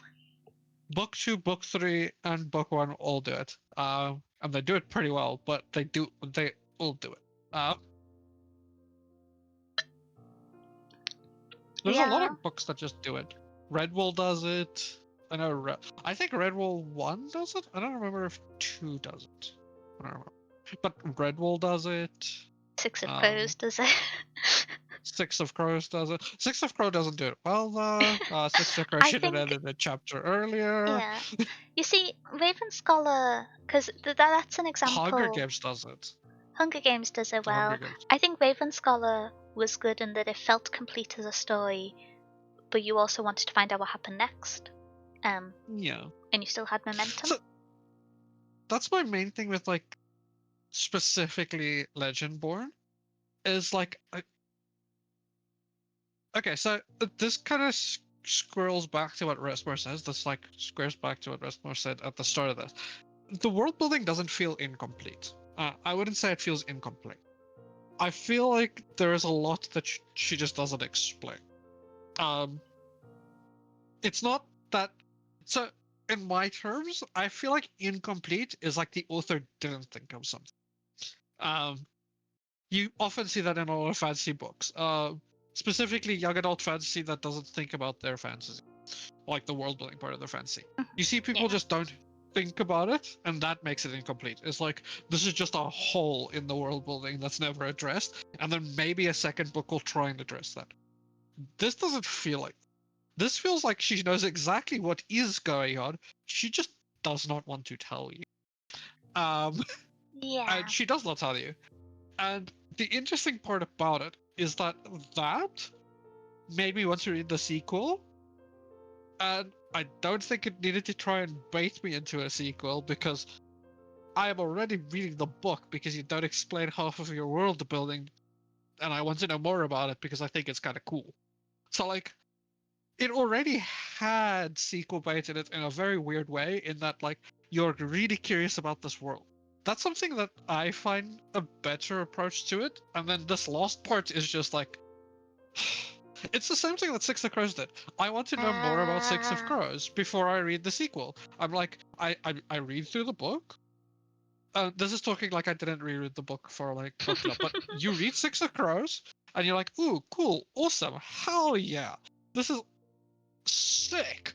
I want to know more about all of these characters and I love them and I want to know where this goes. And then she sequel baits you in the last like chapter. You're like, okay, I really did not need that part. Like, why is this here? Yeah. What is this? Like, I was already reading your book. You made me fall in love with two characters that are extremely toxic, but I love them. They're my children. Please, I need more. You did not need to sequel bait me.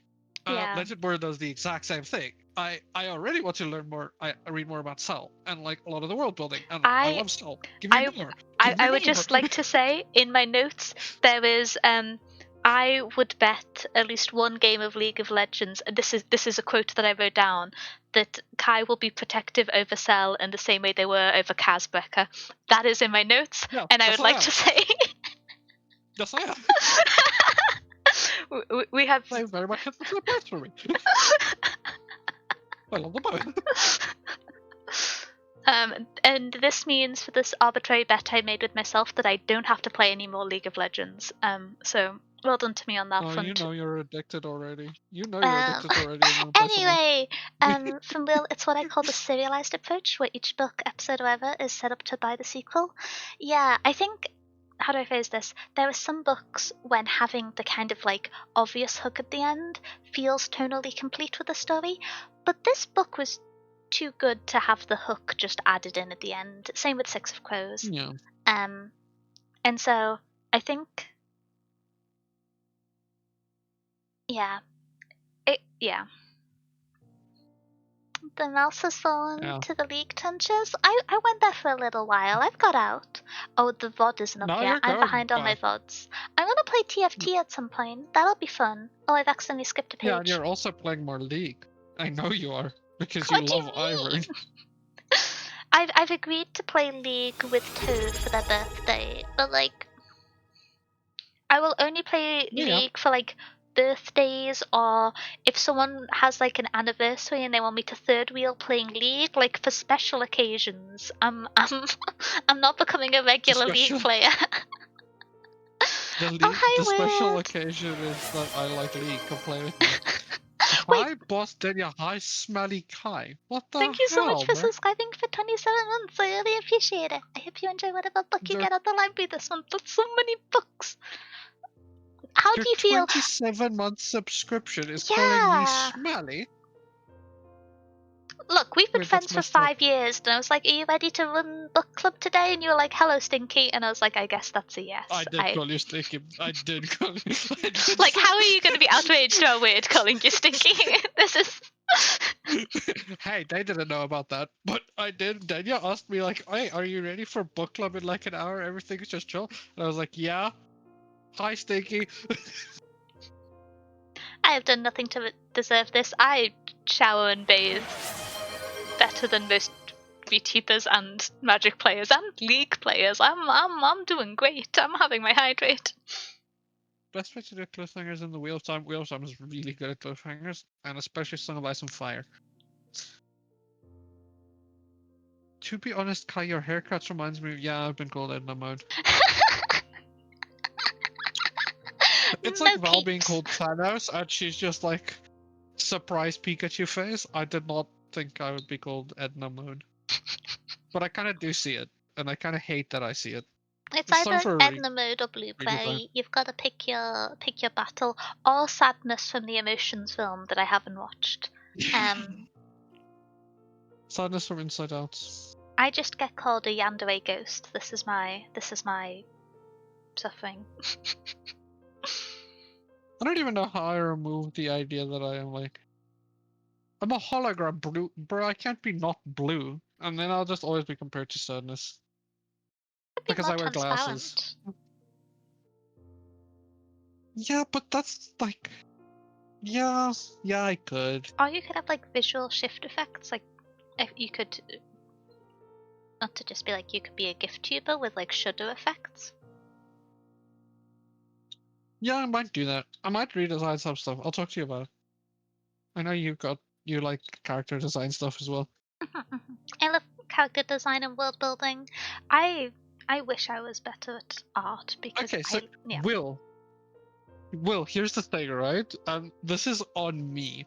So this design for this character started with a pick crew because I was messing around. So me and Yuto hosted. I don't know if you know this. This design of the Kai hologram actually started because of the like I think game I remember awards seeing that the we pick did. crew for me. Yeah, we did a game awards, and I was like, yeah, I'll just make like a pick crew that I found that's free, and this is the only color they had for a blue. I always imagined this character as teal because teal is my favorite color. So I actually am teal. I always intended to be teal, but yeah, I just turned into a blueberry because of one pick group that didn't have teal as an option. Yuto drew you. You could have been teal. You chose to be a blueberry.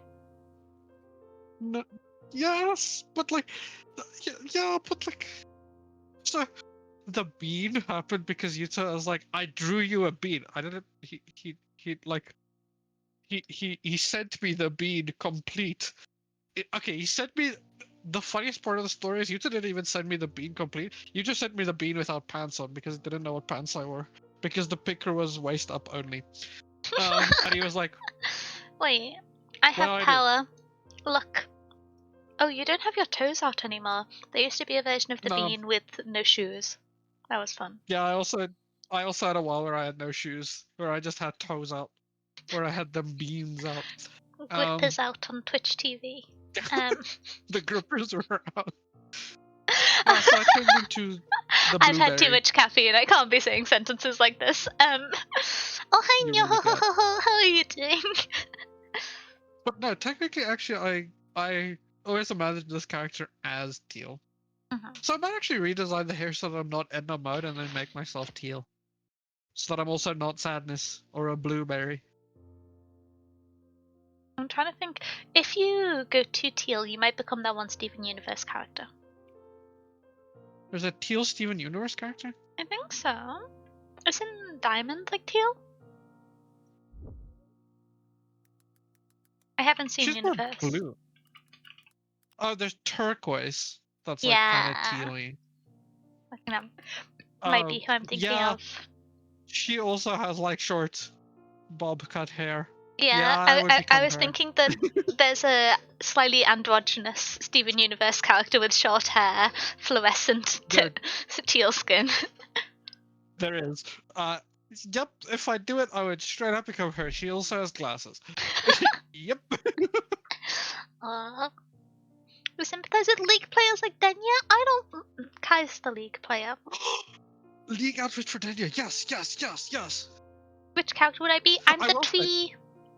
I'm the tree. Yeah, Dania's the I tree. make friends with the forest. I don't Dania's know how to ivory. jungle. I'm the tree. I Dania's I have ivory. such fun dialogue. Yeah, I love that character.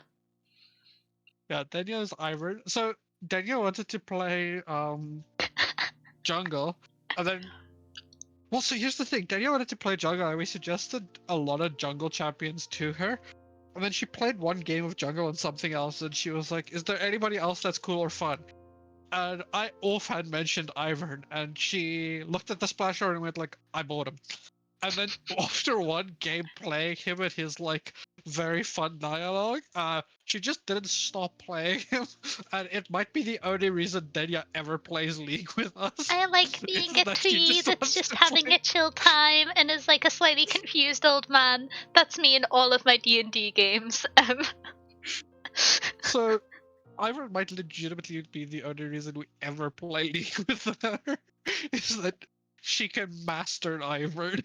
Number 1, Ivor VTuber. Let's go. You're an Ent? I am quite Ent coded, I think. Unlike You the are Ent very alignment uncoded. chart. Um, I'm old, I'm creaky, I don't enjoy moving quickly. I've got Denya is strong very words to say about people who disrespect forests. I'm very Ent-core. Um, You know, so I was offhand Timo? thinking of Who's that? teal characters. Timo is the little like nightmare chaos goblin. I played him in one of our games. He's the guy that does like poison damage and throws mushrooms at people. I played him Am I a top. Nightmare Chaos Goblin? I feel like... No, he's very cute. He's like so Is he a rodent? Is this the where it's like coming from? Russell from Up from the Pixar movie Up. That's like very Boy Scouty. Yeah? He's a Boy Scout. Timo's just like a Boy Scout. He's like a like rodent-y Boy Scout. That's very Okay. Timo reporting for action. And then he causes mayhem and is like Loki a terrorist. Okay, classic League of Legends then. Anyways, He throws like beginning of your side exploding career mushrooms. as a League of Legends VTuber. Timo's a mouse? Timo is Okay, that's fair enough. he's mouse carded.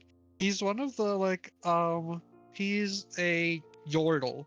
And all the yordles look kinda mouse like rodent coated.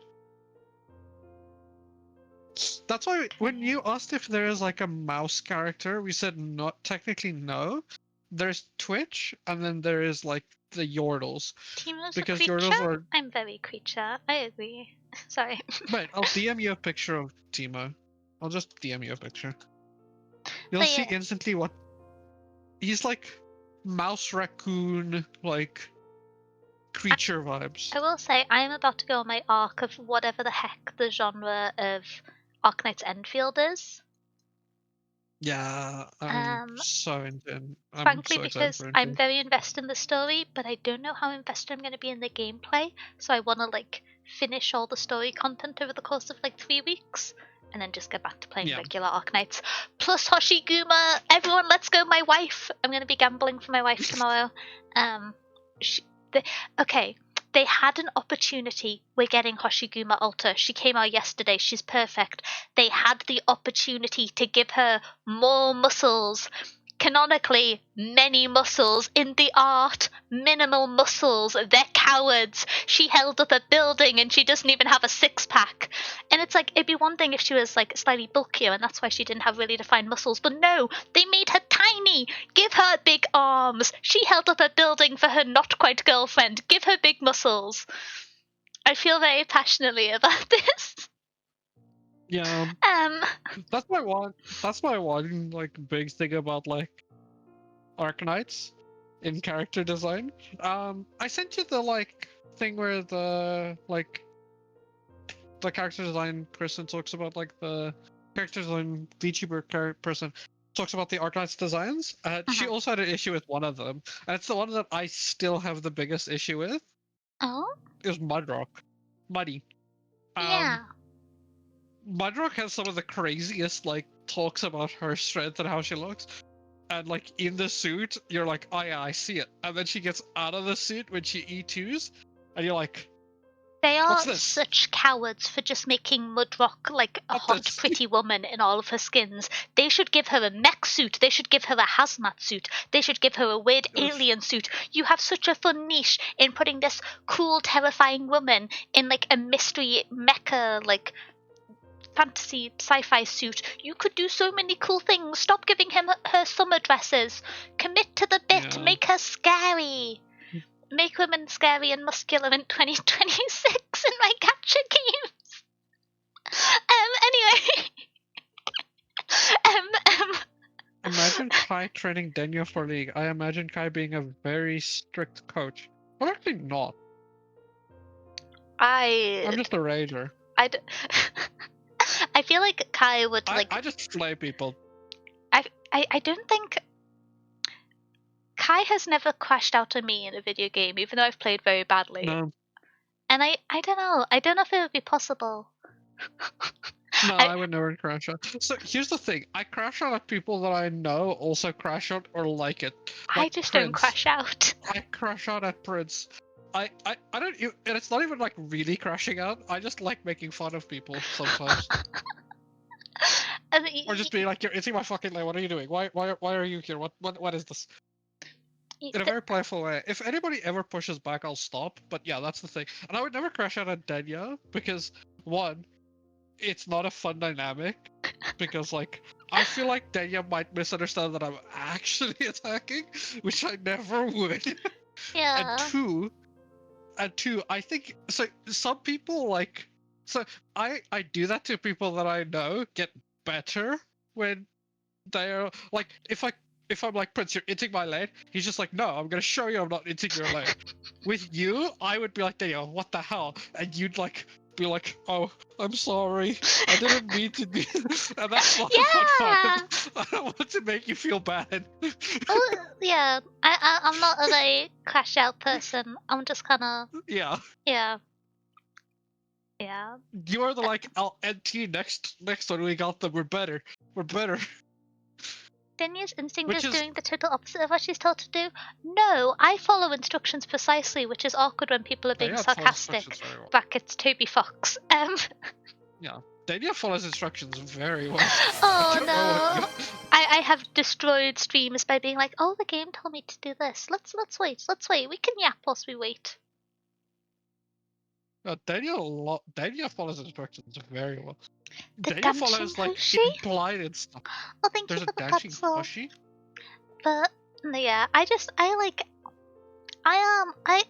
understanding tone over the medium of like different cultures and like digital, the like context Yeah. we get stripped from in digital communication. I'm just like, oh okay, I'll interpret this sincerely. And at the end of the day, the worst thing I can have done is like trusted someone when I should have like realized it was sarcasm, Yeah. and I'm a bit of a silly mouse. And so I'm like quite content being oblivious and doing what people suggest. If it's like try this in a video game, okay. Yeah, Daniel is also very good at like even like implied things that I'm like, so like when we played League a lot, I would be like, I just straight up cannot hold the site. I don't even need to tell Daniel to come help me. Daniel was like, okay, I'll come with you. Daniel's Yeah. very good at instructions and like helping and stuff. I accidentally I'm ended not. up being co I'm the support person you're because talking. they were crashing out about I'm the random recruiters. yeah. I'm not. I'm the opposite. I'm the person that's like somebody be like, no, you shouldn't push that, and I'm like, no, I'm gonna push it again. I can see it being a hardcore flamer. Her inner chaotic mouse is showing. When I was like a smaller mouse, I used to not crash out at people, but I used to like. I think I used to not understand the context of when it was helpful to give criticism, if that makes sense. Um, and so when I used to be like really good at certain card games or sports or esports, I feel like that's like a weird way to frame it. But I was a nerd. I got really good at some of these. And so I'd just be like, nah, this person was bad. They did this play, and this play wrong. Don't know what they're doing for their caliber. They should have been better than this. I guess they were stressed. That's like kind of brutal, and it's not like the comedic crashing out, but that's just was how I used to communicate things when I was like extra small mouse, because it just took me like I lived in my little library. I didn't know those and how people talked, so I got kind of used to I was gonna say over time. Daniel has a very interesting way of not crashing out, but Daniel has a very interesting way of like, the best term is crashing out. Daniel gets like, so Daniel is very good at a lot of things in games. Specifically, so for to be I clear got with like 2 brain Valorant. cells. I'm so bad at Valorant. No, you don't. No. So the thing is, right? With I'm like so Valorant, bad at video games. we actually talk about it a bit. Daniel is very knowledgeable about Valorant and a lot of things around Valorant, I just especially got when no mechanics. she kept up with VCT. It's just aim. I'm being flamed. It's aim. It's counter strafing. It's expecting my teammates to push with me. It's... But like, so that's the thing is Daniel would like, when Daniel crashes out, it's not like just like for example, if I would crash out as like your shit, Daniel doesn't do that. Daniel's just like, no, that was not right. You just straight up, you do not do that. Why would you go here, do this? And she's right. That's the issue. Daniel's right most of the time when she says something like that. It's like, why with card games, it's like Magic. When we played Magic, the day I would just be like, no, that was just the wrong play, and I'd be like, I would want to crash out, but I can't because Daniel's right. That was straight up just not a good play. To be fair, I made like 4 misplays in my pre-release today, so I ended up only coming third. 4? Big sad. Dude, yeah. I made 4 in one Commander game we played. Okay, one of them was bad. One of them, I just forgot to attack because I did a bunch of things in my first main phase and then passed the turn and was like, this creature didn't have summoning sickness. I don't know how to play Yu-Gi-Oh! I don't play Yu-Gi-Oh! I played Yu-Gi-Oh! Ages ago. I was gonna say, when they started doing stuff like Link, XE summon, this like special creature from the zone, I stopped playing Yu-Gi-Oh. Yu-Gi-Oh! No, okay, Abridged we can't do Hearthstone. We can't do Hearthstone? Hearthstone. Danielle's incredibly good at Hearthstone. I'm I'm not like that. I'm like 7 years out of date with competitive Hearthstone. And I've not You got are like top rank, bro. no. Don't play that. I was That's only like on an the ranked X. leaderboard for Battlegrounds. Not many people play Battlegrounds. Yeah, that makes it so much better. That's like an I've not got that for ex-challenger this player being like, season. that's Um, like Kara being like 2 ranks above me in league and going like, yeah, that's a fair matchup. no, I might play some. I'm not that like I don't know. I don't like being super competitive in games anymore. It's just not what I See, find has the most enjoyment long term out of them. I like learning and understanding the yeah, mechanics, and then I just like doing nonsense. But I might draft some Lorwyn over the next few days because I really enjoyed the pre-release that's today. And I've not that's what I was gonna I've not say. actually played Magic That on might be stream the game. before because I'm scared of Magic We did. viewers. Did We we? did play Magic Oh, on we stream. played Yeah, we EDH, played yeah. Commander. Yeah, we played Because EDH. yeah, Um, I think I didn't but stream my point of view and Toad no, did. I can't remember. Toad streamed it. Mhm. Yeah, Toad streamed it. Yeah, Um, but no, Rasper, if you're actually looking for a game that we're both kind of equal skilled in, even though I think we're skilled in different sections of it, so it might be interesting to find like I'm a scared of what this is gonna be. middle ground like format is Magic the Gathering.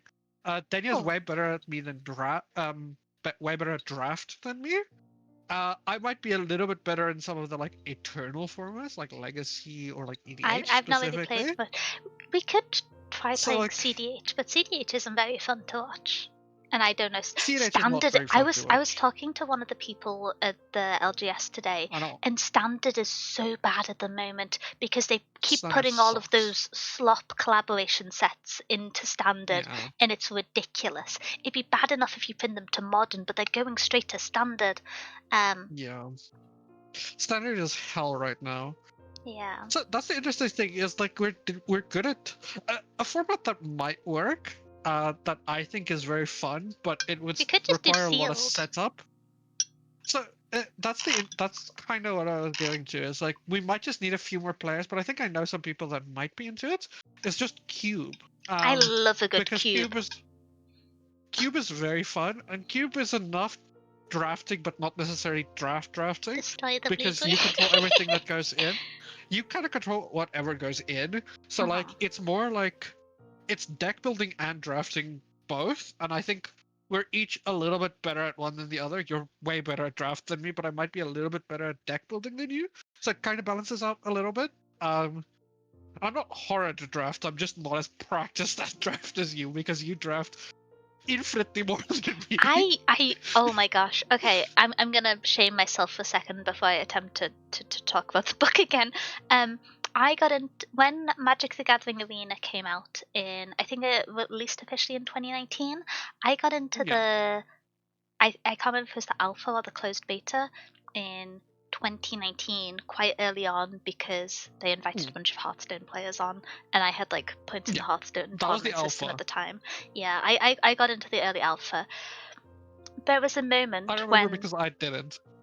when Arena officially launched, when they said, if you spend money during the alpha, because it wasn't the real game and we've reset your library, we'll restore all the credits to your account as if you bought all the things at once.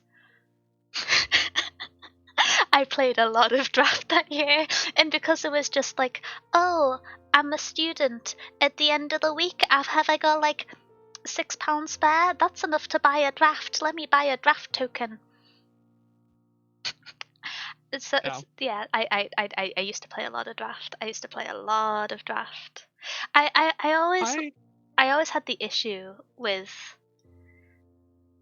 This is something which I crash out a little bit about MTGO because they've swapped it so that I hate them. you can't really cyclically play draft anymore or cube. No. Because you have to go at like a 80% win rate, direct top of pod win. If you go like 3-1 or 2-1, that's not enough. That doesn't like get you net neutral. And I understand like 2-1 not being net positive, but 3-1 to me should be the cutoff of where you are Yeah, close to that's positive. Having to go 4-0 to get your entry back is yeah, brutal. it's crazy. And Especially in something like Cube. yeah. Because Cube is a lot. So one thing with like the difference, and so I don't necessarily like draft a lot most of the time. I really like Cube, especially a really good I feel Cube. like Cube and Draft are similar, but maybe this is my like. So there's two differences, and specifically in what I like in Cube that I don't like in Draft. So Draft is usually a set, right? Yeah. So it's like Spider-Man or now You could have Lorwyn, picked a better which is set, the new sorry. Lorwyn Lorwyn. is a good set. Lorwyn's a good set. Bloombo is a I good say draft. Spider-Man because I've heard the Spider-Man draft was actually really fun. No, it was awful. Because a lot of them, I've You heard couldn't that it was draft it. good, You but could only do a 4-person pick 2 draft because there wasn't enough cards in the set for a traditional 8-person draft. It is so that might bad be my why. LGS isn't doing standard drafts after sets anymore because 3 people turned up. It's sorry, I'm crashing out, but Wizards of the Coast, Yeah. I've got angry emails for you. Sorry. But so yeah, That's like, me crashing so out. usually Yeah. it's a set. Usually it's a set. So like, let's just use the best example now, which is Lorwyn, which is like literally the new Lorwyn, set. Pog, It we came love out. elves and merfolk and goblins. I played goblins. I love the idea of Lorwyn and Shadowmoor. It's such a cool idea. But the dual-sided shocklands are so cool. I opened one. It's so pretty.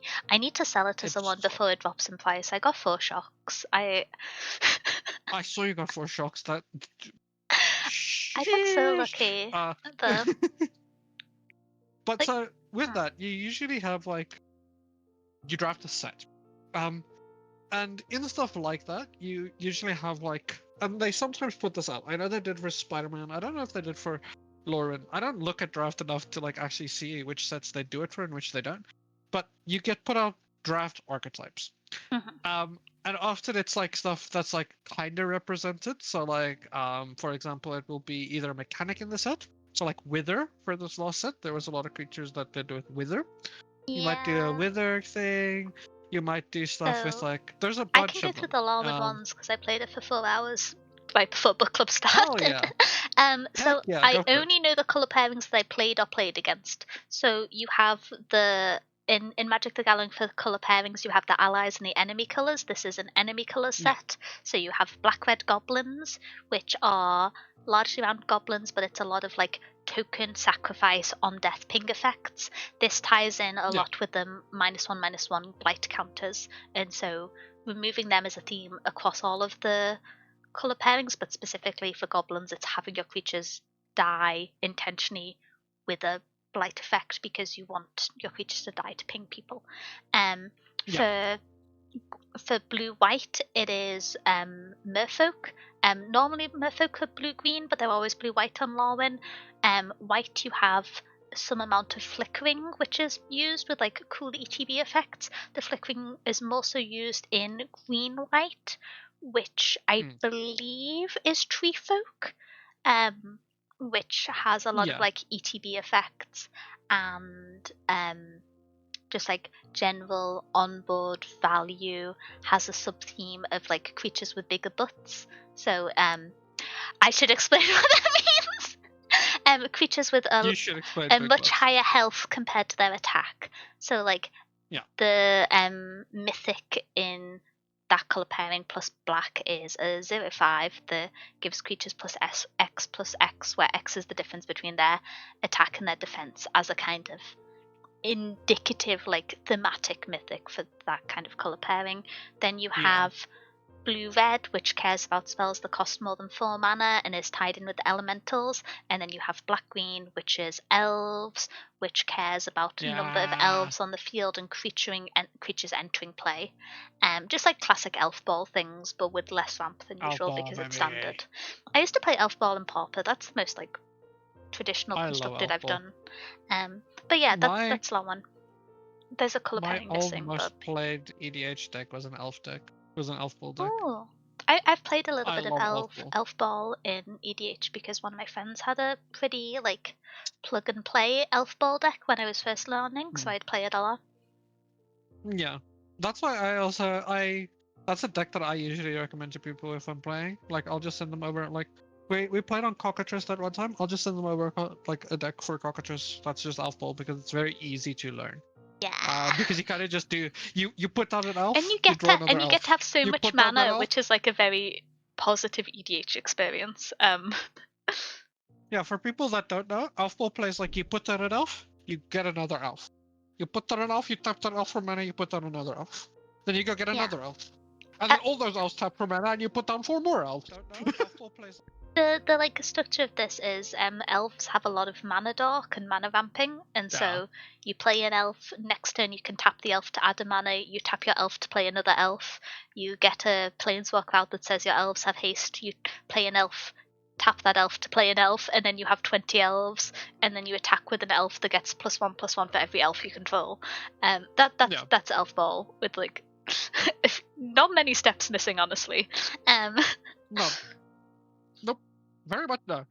That's Elf Ball. I can't tell if you're bad at games because I've only watched you play puzzle games or tower defense games. This is going to sound really silly, but with puzzle games, I always feel like I'm taking ages to solve the puzzles because I'm conscious that people are watching, and it's like I'm going to use the most unrelatable like metaphor ever, but you know if you're in like a Slack call and you're screen sharing and you're just like, oh, there's an error in the code, let me fix it, and then there's 3 people looking at your screen and you have to fix the line of code.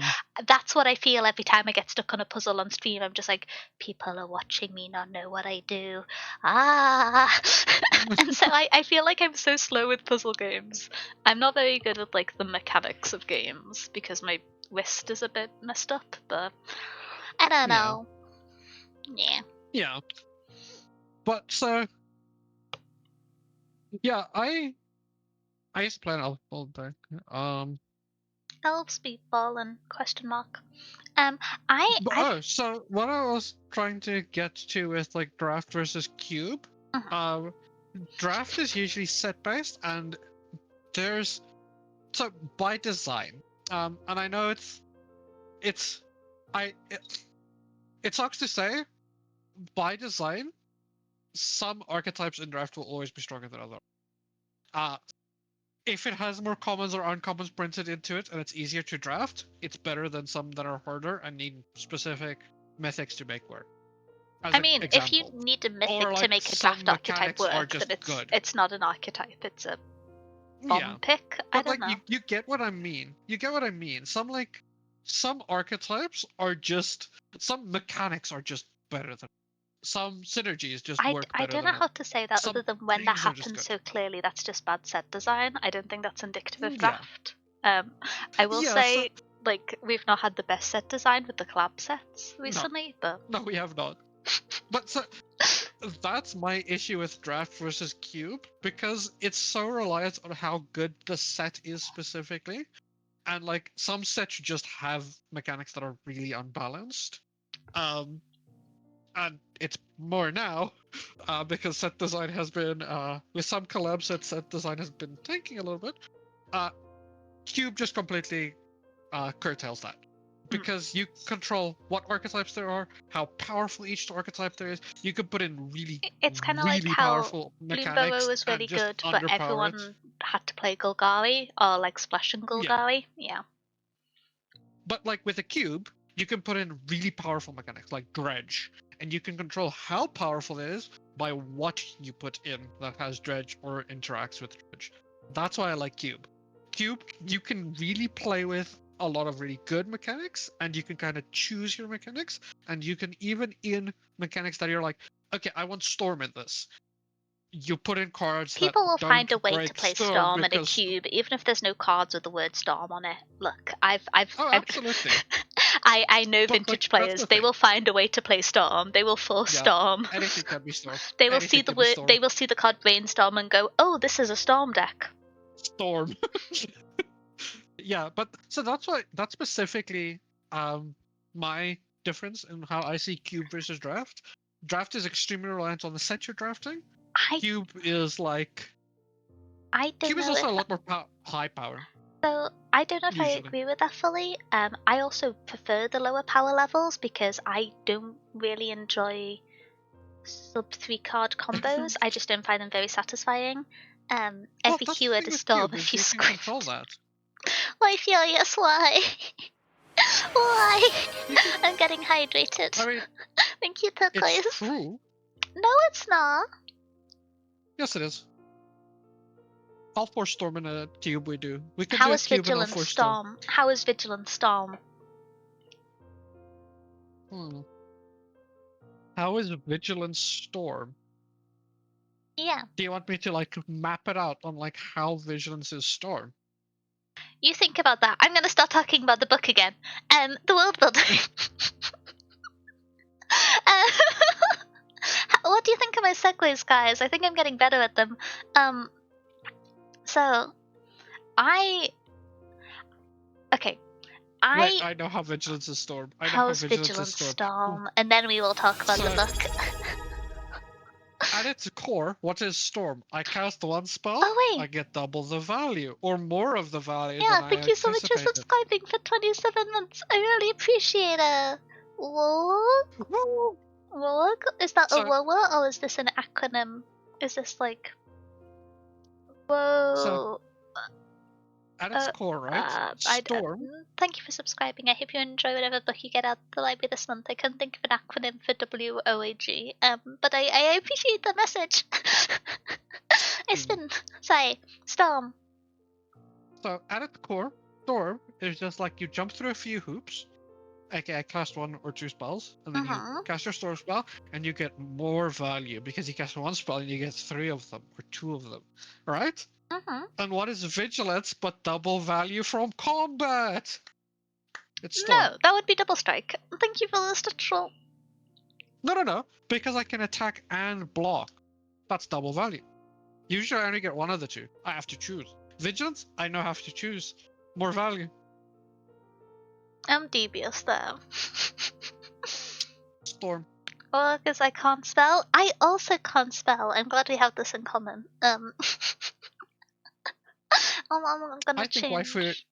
I think Why Furious would agree with me. Storm. Why Furious? Storm. No. The book. We just have a denier. Look, Why Furious loves arguing with people on the internet. They might disagree with you. There's a chance. Whoa, where were we? What were we talking about? I'm pretty sure we were talking about world building. Yes. And then. So we talked a little bit about how the world building related to it as being the first book in a series rather than it feeling like a series and not very complete as a standalone. Yeah. And I got mad at that. I remember. I think the crashing out somehow eventually took us to League of Legends, which is never where you want to be. I got indignant about like writing a book to be incomplete. Yeah. Writing a 500-page book to be incomplete. Yeah. That. You had me here for 500 pages. You could explain one more thing. You could explain someone. It wasn't fully fleshed out, and I think it was intentional that it wasn't fully fleshed out.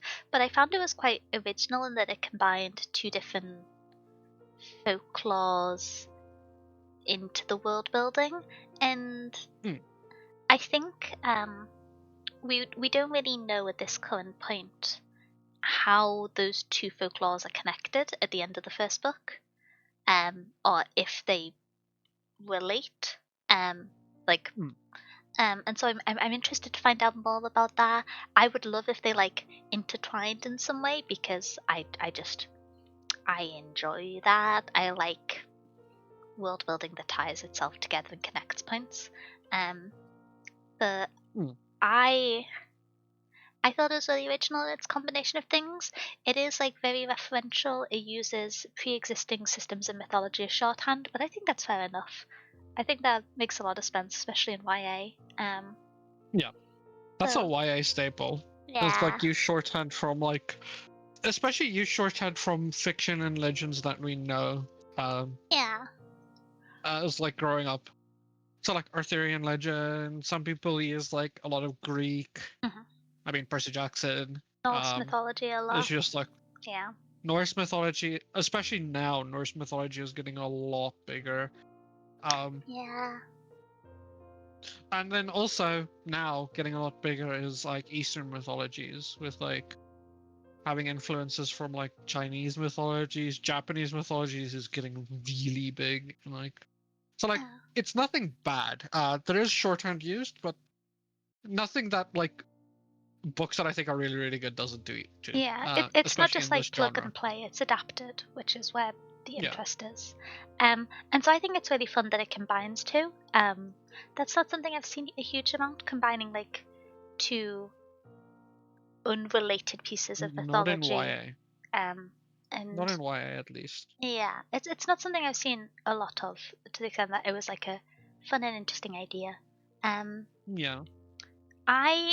The world building was told to you a little bit slowly for my preference, but I think it was communicated well in the different spaces. Yeah. I have not. We did talk a little bit about it. Yeah, I have how the world building was told to you. I am going to have a very small crash out in the spoiler section. Not from a story perspective, but for me being emotionally invested in the characters and not being happy with things just because it's not good for them, not because it's not a good story beat in relation to that. Um, uh, I'm gonna send a message so we have the reminder.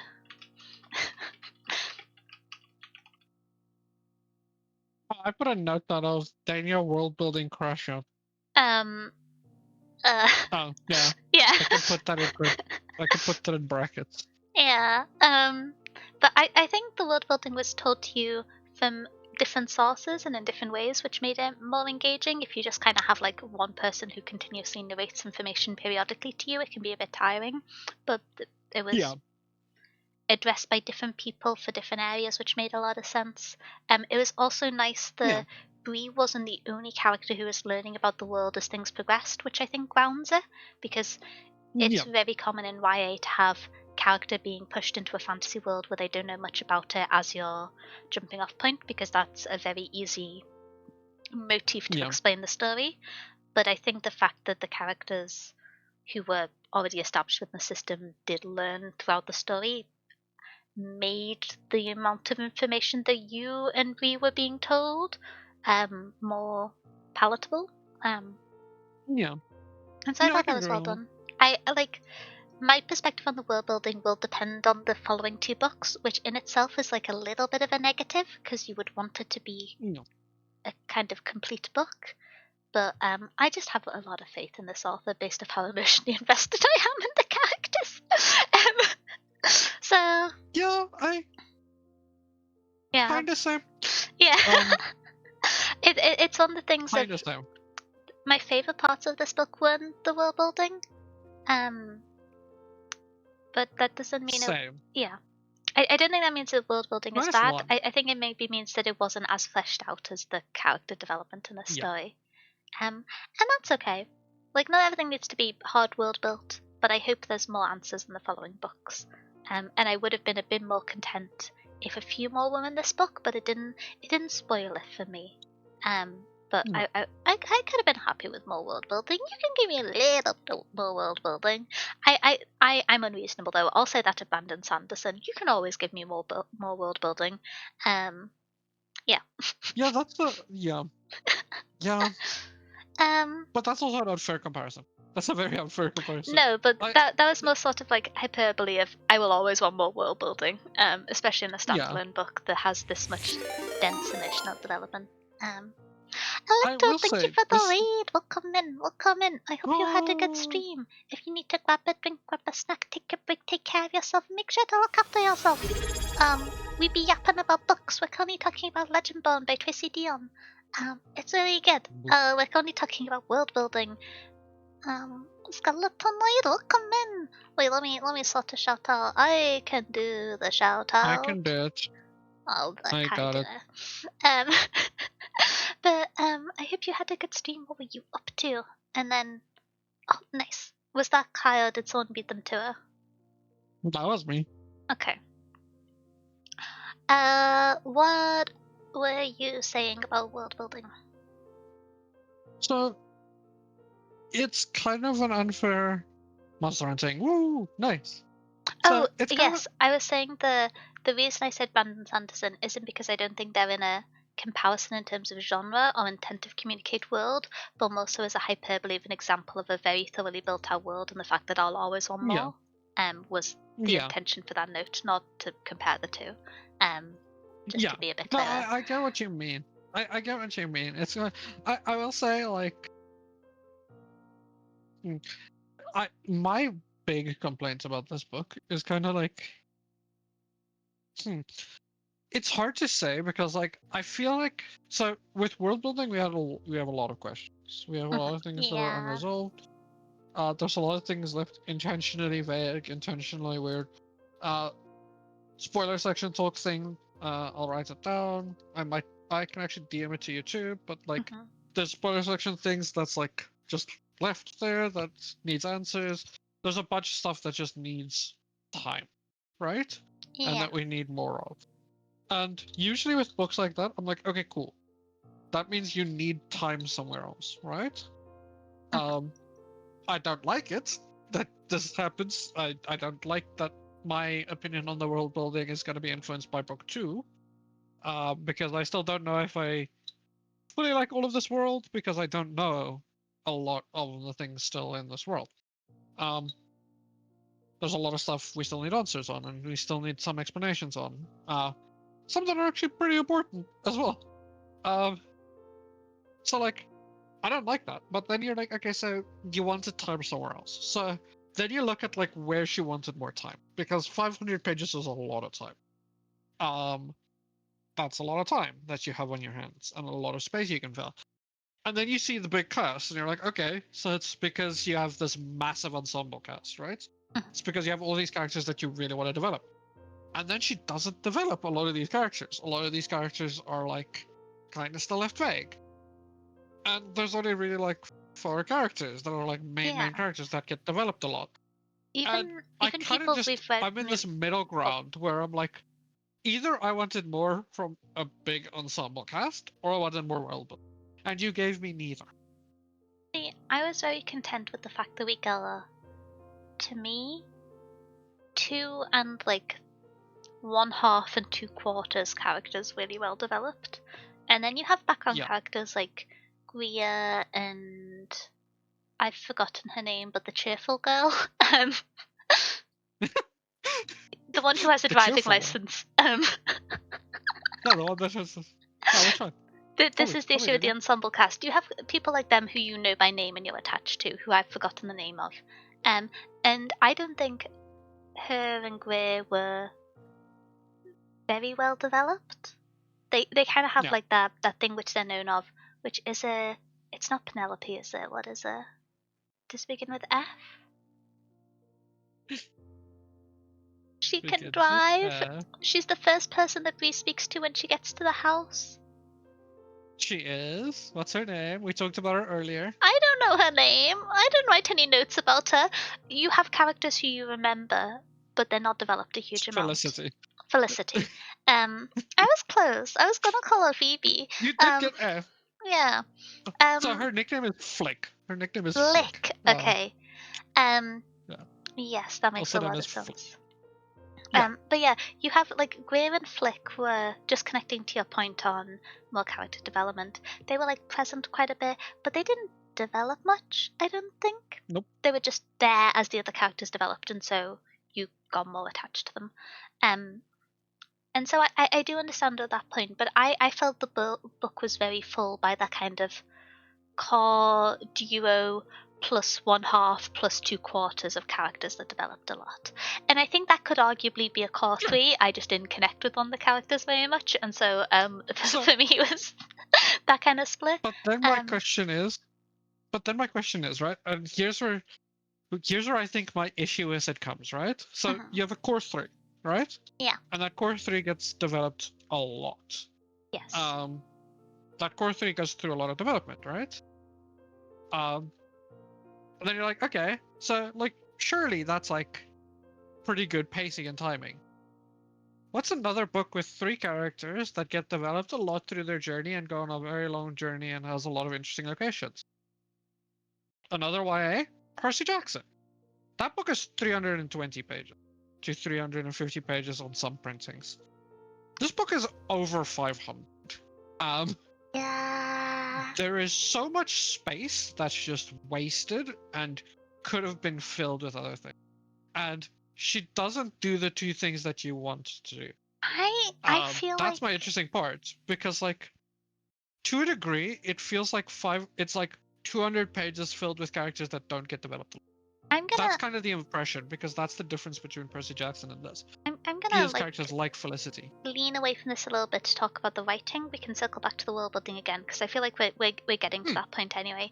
Which to me, Yeah, I did this sometimes is feel getting like spoiler. the This is getting writing. close to spoilers. Yeah, I think with my With point I like can be world building. vague. I'm sorry if it leaves you in an awkward Yeah. place for rebuttal for No, no, spoiler no. section. I was gonna say I am getting really close to talking about a lot of spoiler section stuff that it benefits of getting spoiler section that I can actually speak more about these characters. Yeah. So that's very good. Let's talk about I the writing. well, what I was going to say is there are points in the writing where it doesn't feel like the story is moving forwards, but a lot is happening. But I thought those were Yeah, the points which were used to demonstrate the grief, because a lot of this, sure. yeah, I don't know how to talk about it without being specific, but you kind of have the how overwhelming situations are, how quickly things are happening, how alone characters feel, and these things don't move the story forwards, but they're necessary for the grief to be fleshed out. And so, Yeah. if I had to say what was in the 200 pages that wasn't there in like Percy Jackson, I would say it was the grief. And like I could like see that it could have been written more 200 efficiently in pages terms of of it. economy of word. But oh hello Yellow. What's Brucey's favorite drink? Water. Water. What? Okay, I didn't get it, but that's okay. I need to watch some more action films. It's been so long since I've watched one. Yeah, Oh my gosh, that's I a good hope you're joke. having a good day. It's a very funny joke. So the slight pushback I'll give on that, right, Yeah. is you said that it's 200 pages. That's half the running time of Percy Jackson on Yeah? just that. That's a lot. That's a lot. It's a lot. Yeah, but like, yeah, I suppose. It's a lot. Also, Yeah. Percy Jackson is on the longer side of these. 200 extra pages of like just that might account to some YA books. I Some think YA books might be 200 pages.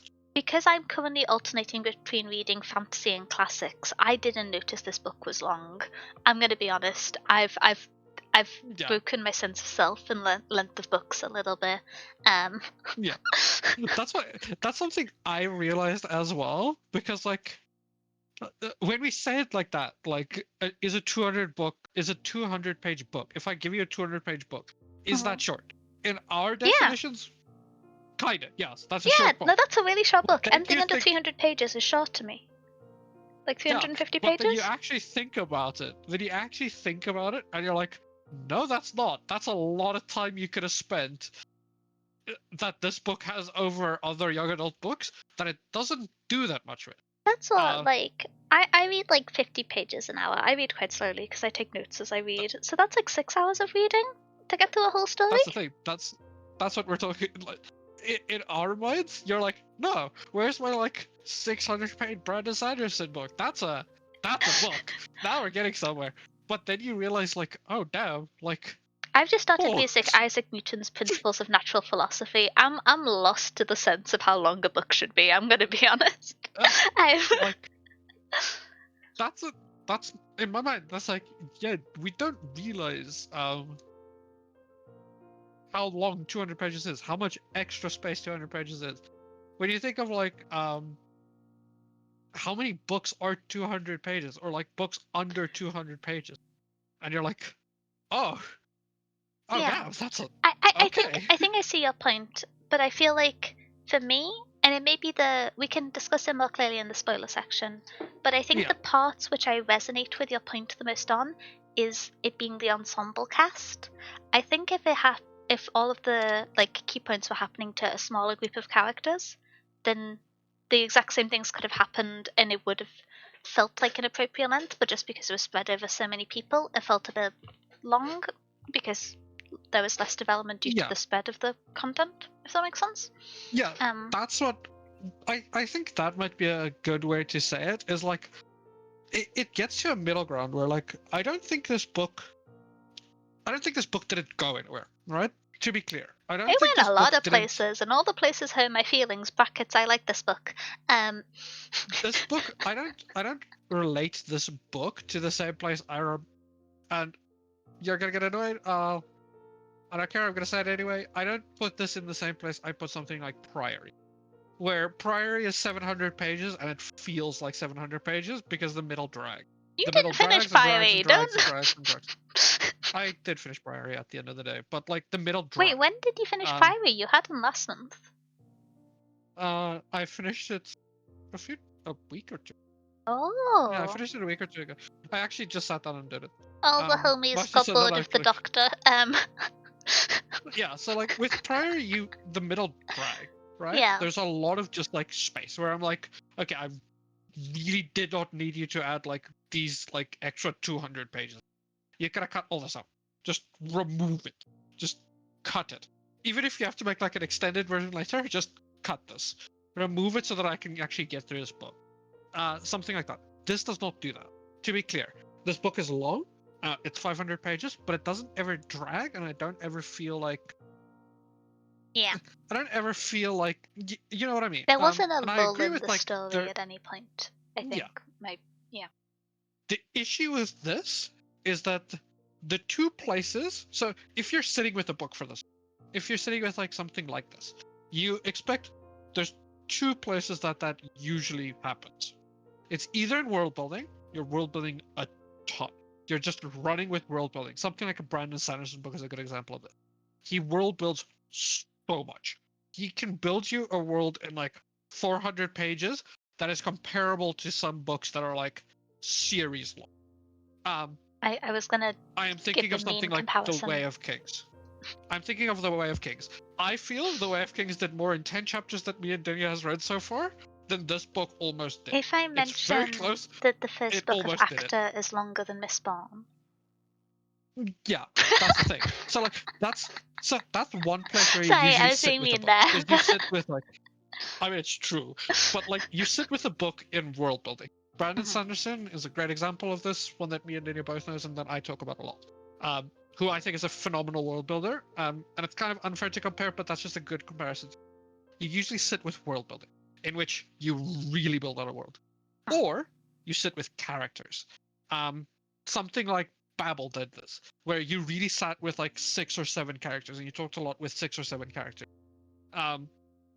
Something with like big ensemble cast, you really sit with characters. This book doesn't do either, and I don't think it's bad that it doesn't. I kind of feel like the characters needed to be developed a bit more, specifically characters like Felicity, Greer.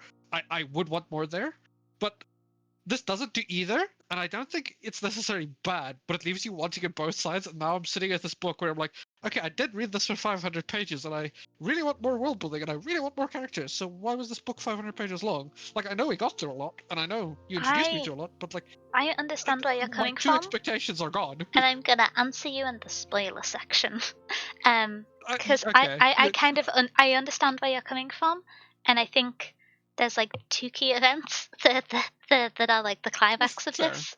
Yeah, we could talk about that, but like, yeah, you understand where I'm coming from, where it's like, yeah, or you could do both. Some people do both. Brandon Sanderson was an example I gave in world building, but he usually does both. He does both really, really well. Characters like Kaladin is more fleshed out in 10 chapters than I think 80% of the characters in this book, including maybe main characters. I'll be real, but like. You can do both. I'm and this not sure. I haven't either. finished that book. I can't comment. Yeah, fair. Okay. Just think about where we left Kaladin. So we read 10 chapters. Just think about where we met Kaladin and where we left Kaladin, and think about characters like Syl. I love Syl. Kaladin did more in like 3 chapters than Syl did in his whole run so far. I don't know in if I this agree. book. I was going to say, I think you could say that for every character except Cell and Bree. And Okay, that's kind of fair. Bree's, I would say Nick probably. some other characters are the Bree, no. spoilers to mention. Bree, no. Bree, no. I will give that caveat. Bree, no. Syl borderline. Nick, maybe. But like Bree, definitely no. Bree, no. Yeah. That I will say. Bree is insanely well developed. That's the Yeah, one okay. thing I will say. For a second I thought you were saying no as if Bree wasn't more developed, and I was like, No, I'm no, gonna no, disagree with Bree, you, but I'm just gonna wait Bree till you is finish this point insanely because well I'm gonna like Bree disagree is strongly. insanely well developed. Okay, good. Bree is insanely well developed. That's the. I have to clarify that because that statement was a bit out there. No, Bree is Yeah. insanely well developed. I would say Syl borderline. It's close, I will say, but there is a lot of work on Syl. Nick, the rest, but Yeah. let's not get there. Yeah. But no, Bree, I want to, I have to clarify that Bree is insanely well developed in this book. It's a massive benefit to this book. Bree is insanely well. This is the thing. I think I understand where you're coming from with this, but I think because Bree was so well developed, I didn't feel particularly lacking for the ensemble. I noticed that the ensemble weren't developed as much as I wanted to in certain key plot points, but I didn't feel that like lacking of impact at the end of the book because there was so much impact within Bree and within some characters who she interacted closely with who were also quite well developed. And so like I feel like the book was structured as if it had a well developed ensemble cast, and so that fell missing at certain plot points. But in terms of emotional weight, it had such good development of key characters, brackets Bree and like slightly to some others, that I didn't feel like it was lacking character development net total at the end, if that makes sense. Yeah, I can see that. I just feel like, so usually for me, books this long develop more than just 1 or 2 characters. So that's where my own perception of it kind of falters. And also, I'm not the most fair with who I compare it to. I'm comparing like a debut novel to like probably one of the best fantasy writers of our generation, if not in the top 100 of all time, which is not fair. And it's also him writing 10 years into his career. So it's not fair, that I will say. My comparison to Brandon Sanderson is not fair. To what Will said, I don't think... I disagree. I was going to say something slightly different, which is I think there are characters who are well established over the course of the books, and you learn more about them, but they don't necessarily change. And I feel like some amount of character development can be shorthand for either you didn't know the character and now you know them, but also the character has changed in front of you and you believe it. And I think there was a lot of the first and not much of the second. Yes. If that makes sense. Also, so it depends what development you want. But I think a lot of characters were well established and better understood. Also, I will say, like, I use character development as a shorthand. I don't think character development is the end all be all. I don't think all characters have to develop throughout a story, especially more side characters. Even side characters that are in like the main group, characters don't always have to develop or change throughout a book. I think there are characters in here that are established enough that don't develop that I still think are pretty good. I just want to know more about them. I liked Greer. Greer didn't develop at all. Greer is a great example. I think Greer is very good. I just want to know more. I don't necessarily think they need development in that capacity. So that's the thing that's where my disagreement is. I wouldn't say that no character except Bree is well developed, because I think some characters, one, don't need development or are just well established. I just want more establishment from them, which is Greer, and other characters do get developed a lot except Bree. Syl is a good example. Syl goes through a lot of change throughout this book, and like a restructuring of how he sees it and how you see him to a degree. That's why I said when you said he's evil. Push back for spoiler section. Push back spoiler section. But like some characters do change. Let me leave it there. Syl does change through the book of it. I'll leave it there. That's Yeah. spoilers. But like, so Um, I do think in most terms of the word development, no, other characters do develop. I will say, Bree is by far, like leagues above, the most established, developed, and changing character in the whole book.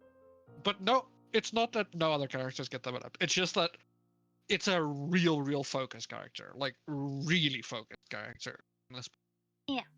which is a choice. It's not a bad thing or a good thing, just a choice. Mhm. I'm gonna like circle back to talk about the writing a little bit. And say something which is kind of like, I don't know if it's I feel like it comes across as slightly negative, but it didn't really. It wasn't something that I would have remembered if I didn't note it down, which is when the like first 3 pages of writing felt tonally different to me to the rest of the book. Yeah. And not in the sense that it was. I realize I'm jumping to a different topic here, but because it's like in the, I think, a reasonable realm for spoilers section, we can talk about it in a little bit of detail here, and I think it's an interesting point. I think I'm making an interesting point. Whoa, sorry. But the writing on the first few pages that discuss Bree finding out about the passing of her mum is kind of intricate and like goes against some like traditional sentence structure and is quite abstract in the realm of this being like a YA fantasy novel, not in like a lit fic context, in like a Wolf-esque writing style, but for the genre and for the rest of the book, it's not the most traditional style of writing, I would say. And the way ideas are presented aren't very direct. So you have examples like the quote, when your people die, you have to listen to strangers talk your nightmares into existence. Considering the directness might be the wrong word, but the kind of level of complexity with how ideas are presented throughout the rest of the book, it felt like the first few pages were edited a lot more and intended to be more intricate, and I don't mind that. I just wish that if that was done, it was continued in the book in a few more places.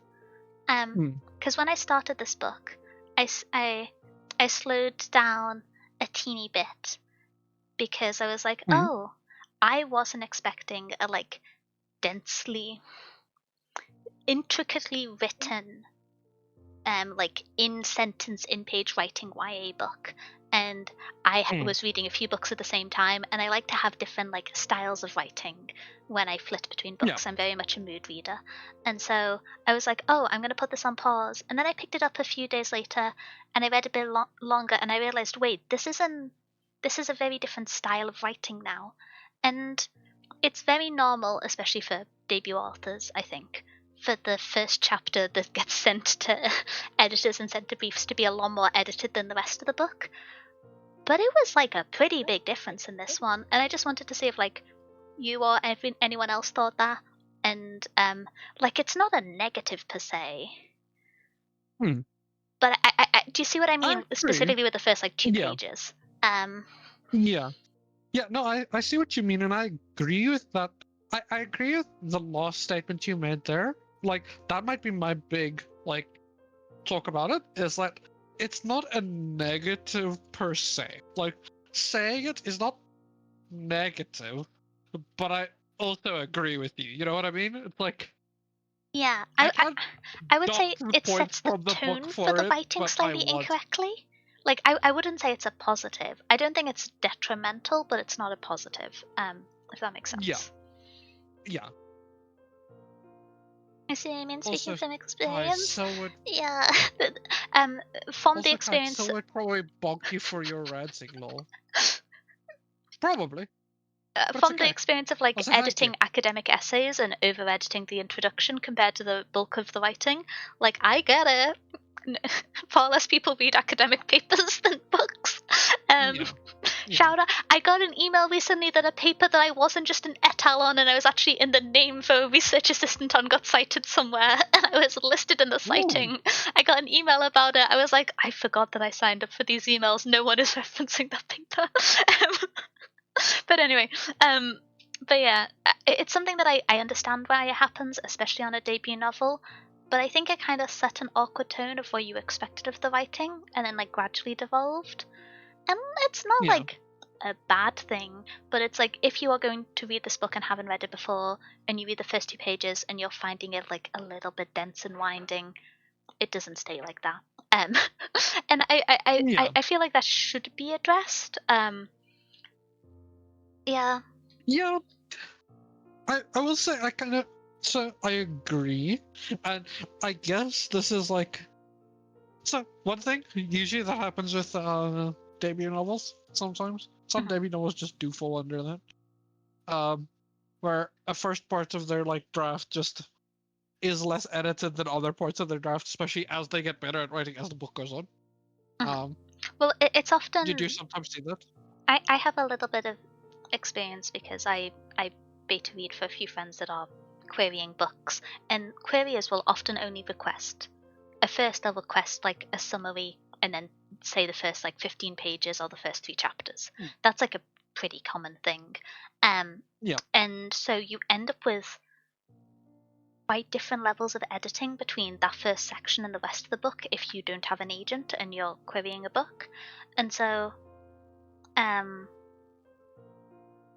yeah. It might be something that I'm more like meta contextually aware of because I like harp on my friends about it. But Yeah. No, I get what you mean, and I agree with it. It's like it's kind of like, and I didn't know this was a debut book going into it. I found out a few hours ago we when you found out tweeted the about it. status team 3 hours ago. No, so I kind of get it in that capacity that like debut novels that does sometimes just happen to us, but it's also like, yeah, it would be. Yeah, I don't even want to say it would be nice if it wasn't, but it would be nice if it wasn't. I wish. Honestly, I wish because there's a few key phrases. I don't have all of them written down. Yeah, Um, but there's things like they are post tensing my heart, which I think is on the first yeah, page or the second page. yeah. Um, and Very early. that's like a relatively abstract sentence considering the general Yeah, writing of the book and the expected reading age of the like reader. I that's not a sentence you would find in a Brandon Sanderson book, for example. no. And so I kind of wish that they were split up a little bit. Like, I think they all work relatively well, but I think the density of them is a little bit uneven in the book and it sets the wrong tone. And Yeah, if the book was maintained in that tone, I think I might have struggled with it a little bit. Not because I don't think it's not necessarily digestible, but just because I don't necessarily know if that level of abstraction would benefit the book and the like depth and tone which it's covered. But I kind of wish that because so many of the things addressed in the first chapter do crop up throughout the story, if some of these more intricate and atypical structurally sections of writing happened in those reflections and were used as a kind of technique to show the abandonment of traditional sentence structure and presentation structure to show the complexity and lack of ability to clearly navigate and regulate the emotions present with this. Like I can see that correlation as like a writing theme to emotional context, and I think that would have worked well. But yeah, I think if that was something that wanted to be built up as a like a connotation, then it needed to persist in the kind of flashbacks and the later discussions of that point rather than all being in the first 2 pages. Um, but it's like it's yeah. the first 2 pages, so you forget it by the end of the book. But it is something that I noted down because it did shift the writing style quite a bit. Um, yeah, beta readers get on me about even if they want me to cut stuff I like. I am so bad at writing to a character limit. I'm going to go on a very brief tangent. I'm bad at writing, but that doesn't mean I don't enjoy doing it. And one of my New Year's resolutions was I wanted to write a short story or essay each month. And I planned out to write a short story. I And saw that. yeah, and for me, I'm like, okay, short story.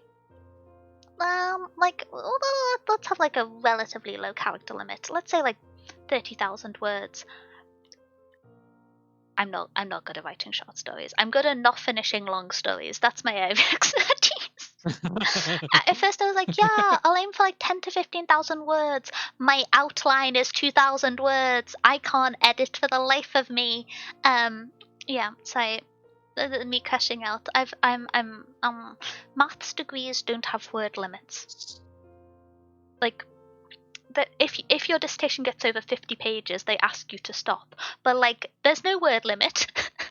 You can just say, oh, there's diagrams. And they'll be like, yeah, sure, don't go over 80. I know someone who handed in a 70-page dissertation because they were doing it in relation to graph theory, and they still got a first on it. Like, there's no word limits in maths. I've been trained out of this. I can't do it. It's why I'm trying to practice writing short stories. Not because I like writing, not because I want to be a writer, but because I think it helps me connect more to reading. And I love reading as a form of communication. Silly sentence. I'm going to hand over to Kai to talk about the idea that I went on a tangent from, because I think it's a... Which one? The density of writing at the start, the density of writing techniques compared to the rest of the book. I already yapped about this. I agree. Oh, okay. Nice. I made a good point and everyone agreed with me. Yeah. We did yap about it. Did you get distracted in the middle, or I? But no, I think I made a point in the middle. That we talked about the point that I made in the middle after, and you elaborated more on it, because I feel like this is more your idea, but I do agree with your idea. I do agree. Yeah. You have the more complex thoughts on the idea specifically. I jump scared you with a new with idea. The essay thing, yeah, I was like, wait, what new idea? Did I miss something? Oh. I already talked about this one. But with the essay, like, short story thing, you should have told me, bruh. I would do it with you. I want you to write more. There's 15 days left in the year. I only had I'm going to be honest. In the month, the only thing I did for the first 2 weeks was I was reading 2 different references. So one of the references is I can yap about this a bit. It's not going anywhere fancy. I feel like I'm distracting from a very good book by talking about my nonsense, but like, it's my stream. Very good book. No, I'm joking. That's me. But yeah, the like I was just reading references to like the formation mythology of Ymir in because I got the weather was really bad in the UK and we had like really persistent mist and fog for a while, and so I looked up and I was like, fog and mist in mythology, that's like a cool narrative thing that people have some context of but can easily be attached to the supernatural. I'm gonna have that be the like inspiration point for the story, because I love picking a tangible thing that I've encountered and then just running away from that idea and finding references to it. And then I was reading about I just spent the first 2 weeks reading about the fog, which was that there's how do I express this? There's the world of there's what's generally like colloquially known now as the like world of the dead in Norse mythology, which more literally translates to Misthome, which is one of the like key 9 planes in Norse mythology, and the first giant, which then the world grew out from in various parts, was formed by mist from that world and energy from the like fire world, which I've forgotten the name of, combining to form the first dragon, the first giant. And so I was thinking about mist as a balance and like a necessary balance in a power system for the creation of something. And then the whole idea was regarding when there's like benevolent witches and they stop, the like old witch of the village passes away, and then what happens when someone's not there to use up one of the resources, and you now have all this mist without the fire magic of the witch, and how that affects the world. And that was the idea for the short story. But yeah, that was like the idea. But then you can imagine, given that I spent 2 weeks reading about Norse mythology, that I wrote 3,000 words of planning and research, and that's a third Hmm. of the recommended word limit. Because the thing I was looking at was like, yeah, a short story should be 10,000 words, and I was like, my summary and references are 3,000. I've got a problem. Ooh, yeah, you do. Yeah, that might be a little bit of a problem then. Yeah.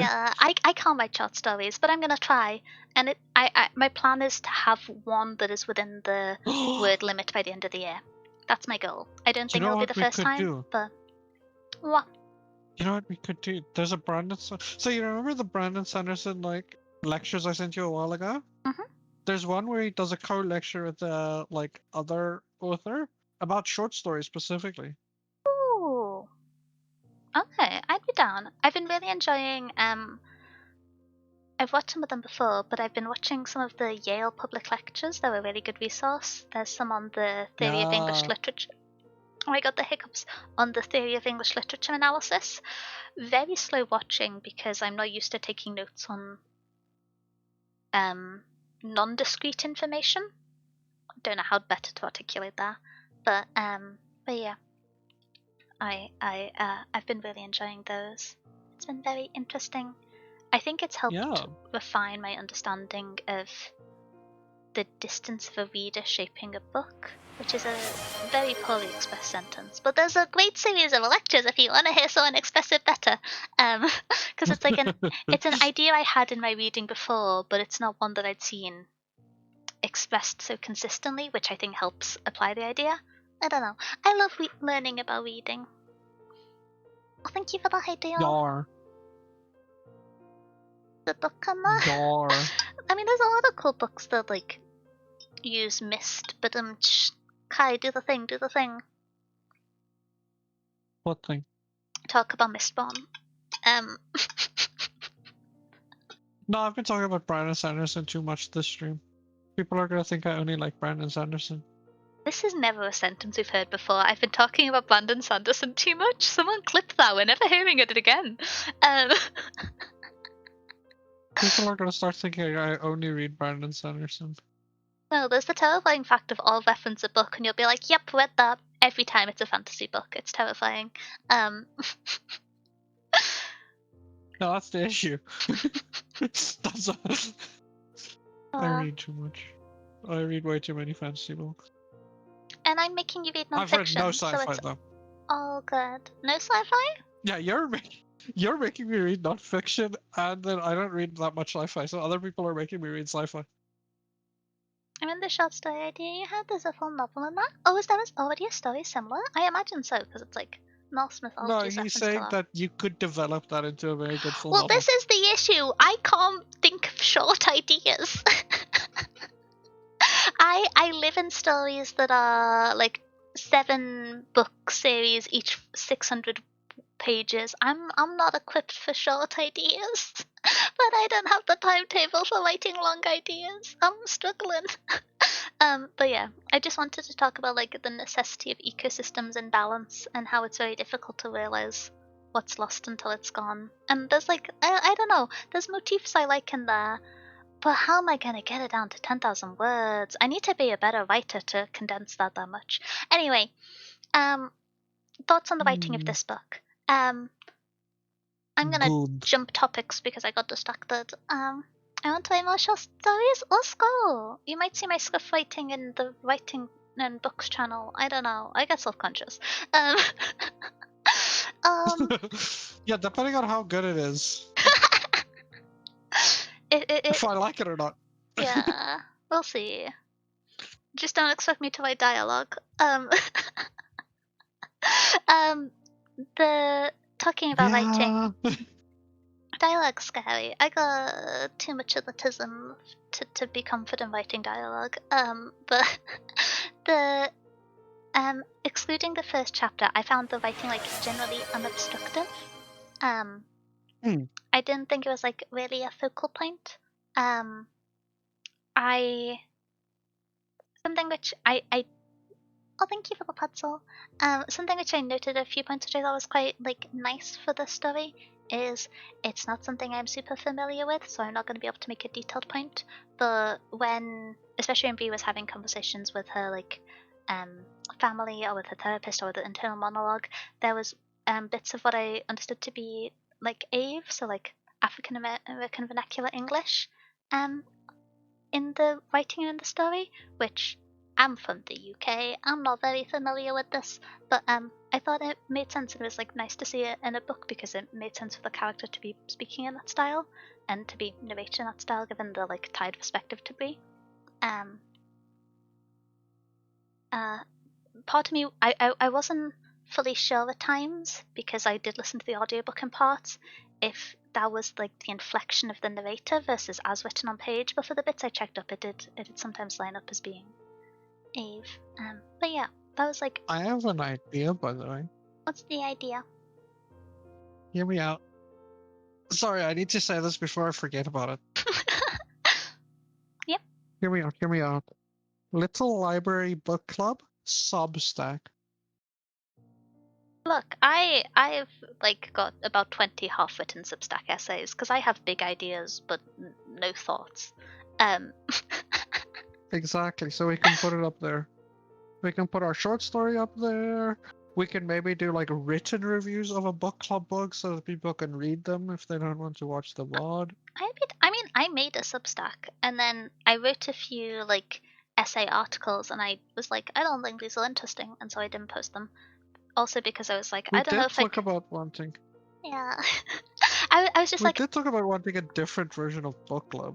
yeah. The thing which makes me a little bit nervous is I don't know how much I'd be able to keep up with it, and so if it was primarily me writing it, I don't think I'd be able to do more than like once a month. Oh, I'll absolutely keep up with it. I can even help you with like some stuff with like the review one if we do that. Substack. Book I club mean, Substack. yeah. The issue is I just don't have time to be writing a review and a Yeah, short that's fair. story a month. Like I could maybe try and do one, but not But both.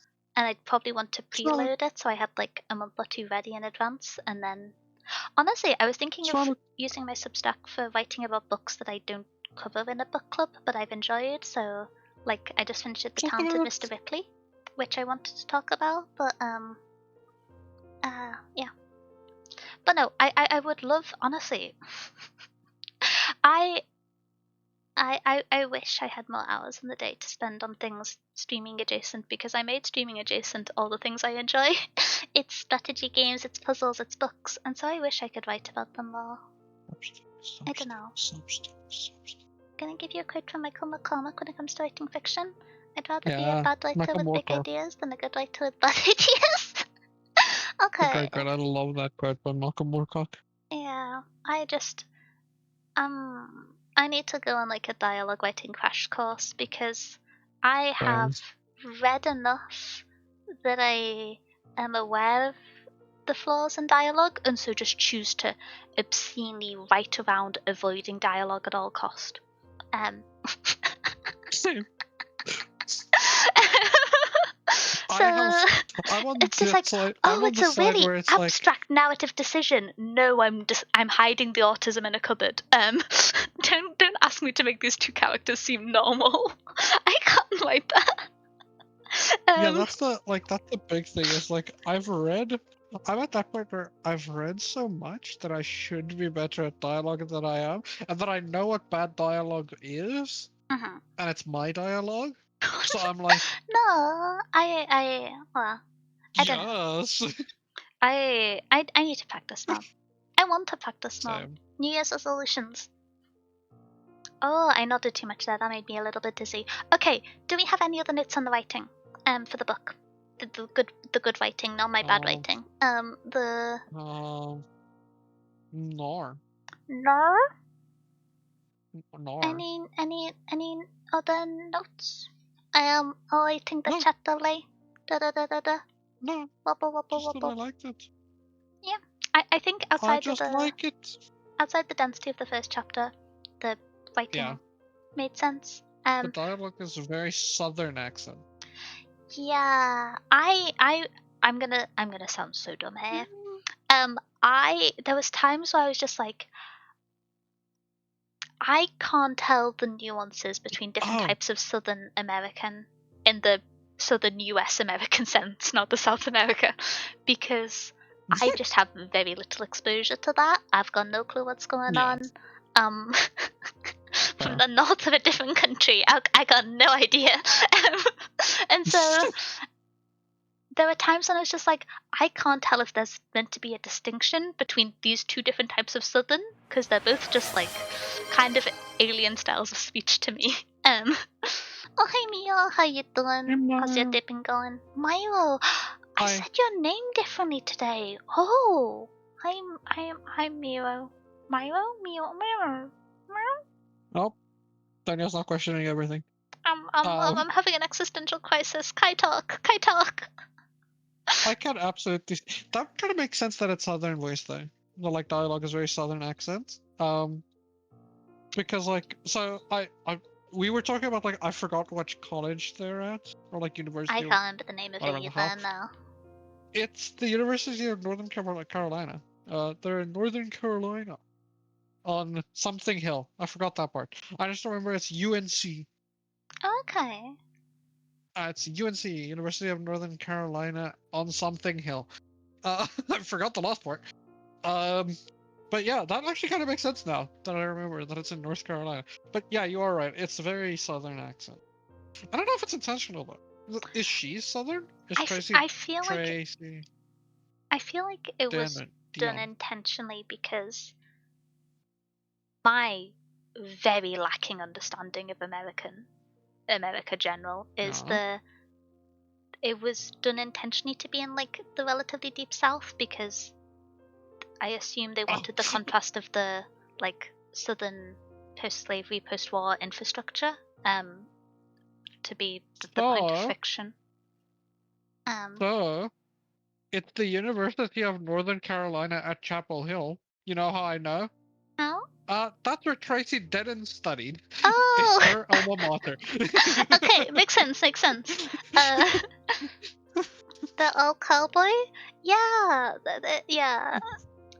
I can't comment on the like accuracy of the southern accent. It was very it was very like listening to like the Romulan or a Vulcan talk to me. I don't know. I'm just not used to it. Well, it's just I was gonna say it's like a Wild Wild West romantasy. What does that mean? Yeah. You come here often, baby girl? Oh, I have a note, entirely unrelated to everything we've been talking about. On the note of accents, the audiobook. Yeah. I have a slightly negative thing to say about the audiobook. There's a British character that's supposed to be, from the impression I got, like a posh white British woman, and they're not like very significant, but they speak a few times. The British accent the voice actor did. What, is it like my British accent? Yes, actually. Let's go. And it's one of those things of like, I understand that it's going to be a voice actor primarily picked to do Southern American accents and the like different forms of colloquial speech the Brianna family uses, and so it makes sense that they don't like know how to do a British accent. But it was jarring. And I think there's some times where it might be better to just not commit to doing an accent, or just to do something nebulously transatlantic and clipped, rather than the like extent which that was reached for. It was horrible. Okay, someone else heard that part of the audiobook. Wait. You said it was horrible, and then you said it was very much like my. Are you saying my British accent is bad? Yes. Oh. Valid. Would you like to repeat? No. No, I think your British accent was minimum 2 British people. I don't. No, I think your British accent was like, I don't know. It was one of those things where I understand it was like a side character. It wasn't an important part of the story. I don't imagine it was read for, but it was like I just wanted to mention the Welsh pronunciation. There wasn't much of it at all. It was just kind of pronounced how an American tries to say Welsh words, but slightly less awkward. And so I was like, that makes sense considering these characters. But But yeah, the British accent was a bit of a shock. But I'm not used to listening to audiobooks, and so this might be like a very common thing where there's just, if you have like a random like French or British character, then you get a bit of a odd accent thrown in there. But it kind of jump scared me a little bit. But yeah, you looked into that one, Corey? Listen, I can't do any accents. Everyone knows this. I can speak in my like nebulously in my like current work voice, which I call my like BBC Radio 4 voice, and then I can speak in like the dialect that I grew up speaking, and I no one could understand that, and so this is all I've got. I can't do any other accents. Hoping for a Welsh No, Duolingo stream someday. Oh, No. that would be fun. All the home. I would like Into to. that one I would like to go on a tangent that Duolingo has started using AI to translate, and it's not even a very good Yes. translation AI. And so I'm not planning on doing a Welsh speaking stream at any point. But if I do, I'll be using a translation service that doesn't use AI. Because translation is always betrayal, but we would like it to be human betrayal rather than automated betrayal. Little tangent because I feel like it doesn't get talked about much. There's one that's like something rock, right? That's another big one. I'm not very sure. I tend not to use language learning apps very much because I think they're good for Right. motivation, but I think they're good to enforce a habit, not as a core language learning tool. Yeah. I agree. Dialect did you grow up with? It's very region specific to a city, so I'm not gonna say. It sometimes pops out if I get heated, but I'm not gonna say. I'm afraid just because it's like very region specific. The only Welsh I heard recently was Arknight Totifons. Yeah, that makes sense. She's so cute. Yeah, you would like Lily. What dialect did you grow up with? French. French? Thought you're French. Oui, baguette, croissant. That's all I got. Je m'appelle Dania. Am I valid in being surprised, Daniel? I didn't know Toad was French. Wait, I thought this was Toad saying a bit and lying to people that I'm French. Toad, Did you really grow up with French as a dialect? Is your family French? Advanced Toad law. I feel like I'm bamboozled now. I'm lying on Dania's behalf. I was about to say, okay. This is the mod intonation of misinformation, not the mod intonation of random law drops. They're very similar. They can overlap. But yeah. Mod privilege, yeah. Do you have any other spoiler-free points about this book, or should we move towards the wrap-up for the like closing spoiler-free points? Spoiler-free wrap-up. Okay. Oh, talking about me being like crashing out in video games. If there were really rude French Valorant players, and I'm using really rude as like a minimizing statement, they were bad. Sometimes I would get like too angry, and I would just start typing baguette in chat. I would just spam the word baguette, and like they were shouting slurs, and so it was like a very minimal reaction. But like, I would be so for real. I've done that too, but specifically, so you know that my main server for Valorant has always been the America server. I just play on the America server because my most common duo plays on America. So we don't get French people, we get French Canadians specifically. I think that's somehow worse. By the way, I hate French Canadians. I hate them. I hate them. They're my enemy. French Canadians are my enemy. And honestly, there's 3 people that I like that are French Canadian, and it's like I need to suppress it for them. One of them is Boo Boo. I love Boo Boo, but Boo Boo's French Canadian. It tests me every time. I have never met a person who doesn't have beef with French Canadians. I don't think even the French Canadians have beef with French Canadians. I hate them. I hate them. I hate them so much. Oh my gosh. And 90% of freaking Valorant like duo queue. I hate them. No, I just get so fed up because it's just like I am already making a bad decision. I'm queuing Valorant at 3 a.m. My duo has gone to bed, and I'm in a queue with full random French people who get annoyed at me for not speaking French when they queued on London servers because they're just like, the matches are easier on London servers. Why don't you speak French? And I'm just like, Yes. 1 + 1 Yes. = 2, but you thought it equaled 4. You are going to need to justify yourself. um, But yeah, anyway, I hate him. I hate him. I hate him.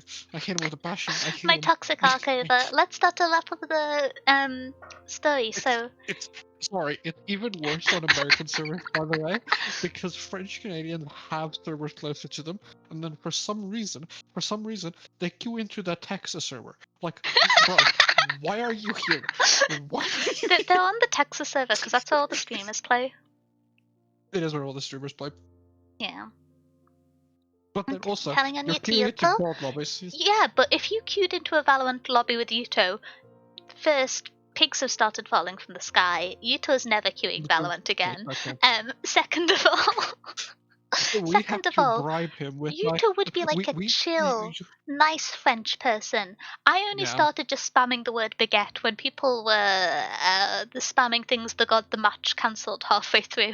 Um, like, You you Yuto don't is understand. another VTuber, Owl Rogue Or tell me, VTuber. I'll shout him out. I'll shout him out. Kai's husband? I'll give him a shout out. Yes, my I don't husband. understand the family tree anymore. Yes, my husband. That's my husband right there. This, That's my to husband. clarify, this is husband in the like VTuber sense, not in the legal No, we're certificate married. sense. Well, No, we're okay. married. And I wasn't invited? Nah, that was a very close ceremony. Just now Val I'm wasn't even offended. invited, and Val is my wife. uh, there's complicated things going on in the family tree over there. I'm the person that's like the nice auntie who's not actually related to anyone. I don't know what's going on. Something French and VTuber-y. Shout out to Yuto, very too. Wrapping Um. up the book. Oh no, I had one more thought about the Yuto thing. I'm talking about the Yuto things. One, Yuto would never be on Valorant. I have to bribe him every time I get him to play Valorant. I literally have to bribe him. Last time when he got on to play with us, I bribed him with playing a different game with him on stream that we were talking about playing, just so that he would show up for Valorant. So I have to bribe him for Valorant, first of all. So you will never get him in solo queue because he would honestly maybe rather play League of Legends solo queue than play Valorant solo queue. First point. Second point, if you ever find Yuto being toxic, send me that clip because I don't think it'll ever happen. I'm trying to think Yuto if I've does not ever crash seen. out. I think Yuto crashes out less than me, which is That's what I was logistically gonna say. impressive. Yuto might be less likely than you to crash out. Yuto does not get toxic or crash out. The biggest point to that is he plays games with me. I'm the biggest crash out, and he does not react to me. That's why I do it, because it's funny, because he just ignores me, and it's hilarious. But yeah, Yuto would never crash out. So on both points, Yuto would also be like, you, Valorant, and then two, it's bad that they're mean. And that's what Yuto would say. Even if they're French. Yeah. Oh. Yuto. It's impressive that Yuto is the least toxic video game person I know, considering he's French. It's insane. It's logistically very impressive. Apologies to the French, but like not all of y'all. Some of y'all play Valorant at 3 a.m. and say very, very bad things. Anyway, wrapping up this book discussion. I think the more insane part is that he is less likely than you to crash out, and you're already like negative likely to crash out. Well, it's And Yuto is like even more or less likely. I feel like More or less likely. I sometimes express my way. I shouldn't write short stories. That was horrid. I should feel bad for saying more or less likely. What the? Short stories can still be edited. It's all good. What the hell is more or less likely, bro? very bigly. Sorry. The That is what I said. That's exactly what I said. I don't know. I just get like heated about things sometimes, and then I express it, but it's not really like a crashing out. I don't know. Wrapping up the book. Say that to you. Say that to you versus what's his name again? Carl Jung. Carl Jung. I don't. People keep quoting Carl Jung on Twitter, and I'm just like, They do. like I understand he was impactful, but like on the like page before this, he said, "and of the well-educated Christian man," and then said his following statement, like Yeah. people existed since him. We can quote them instead. I've got beef with this man. Don't go on a hike. Having a hiking hobby is a manifestation of suicidal ideation. He's 100 years old, got 2 brain cells. I'm like, I've got beef with this man. Anyway, the amount of times I want to read something written by a philosopher, and I'm just like, oh, this is really interesting, like a literary theorist or a philosopher. And it's like, no, they were racist. Okay, well, I don't care what they think. This is annoying. I want a primary source.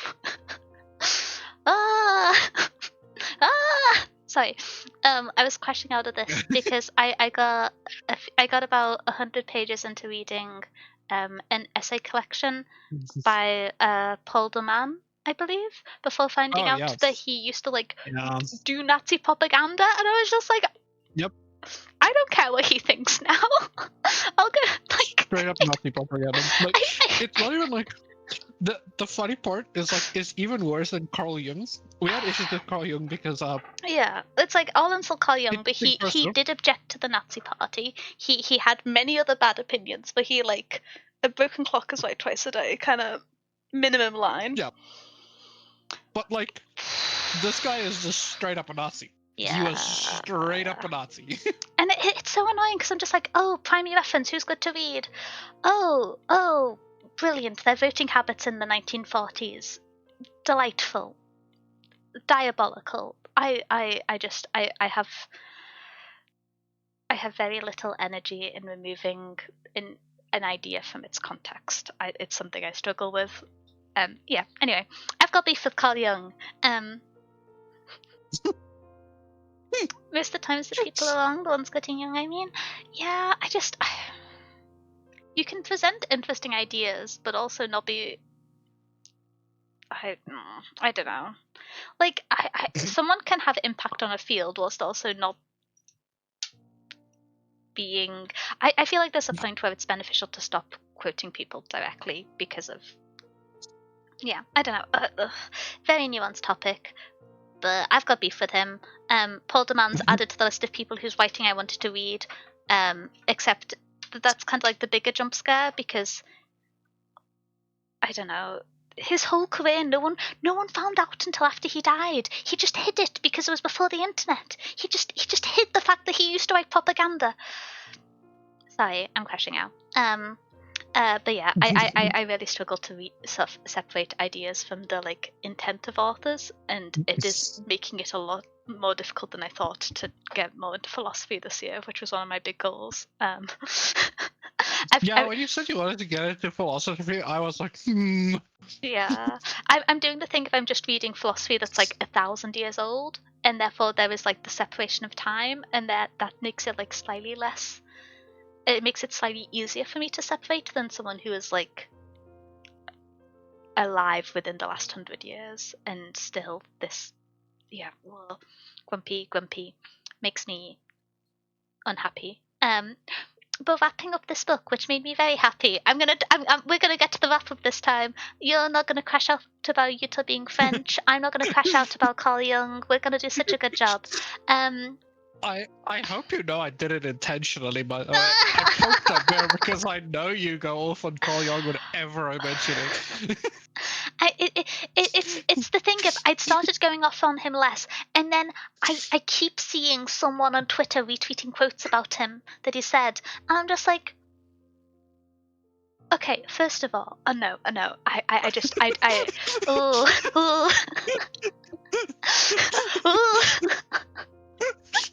I did it intentionally. No, I will get in a debate with a man who is dead, and I will keep disagreeing with him. I don't care. if yeah, I don't know. I feel like Twitter recently, although it's been interesting because I've been getting to see more people discuss literature and philosophy, and specifically regarding to writing and education, it is an exemplification of ideas existing without their context because it is innately a short form Yeah. platform, although to a less egregious extent than something like short form video. And so the amount of times where I feel like Jung is a perfect example of this, where you see a quote or an idea without context and it elevates the writer, and knowing the context, and knowing the context isn't just like this is misrepresentation, but this is like misrepresentation that is hiding bigotry. It's so emblematic of things that upset me about modern media. And I have beef with him because I had to read a book where he said that he was a really good philosopher because he was like, yeah, my friend's going on hikes, that must mean he's suicidal. Oh, yep, I was right. Idiot. Anyway, spoilers for Modern Man in Search of a Soul.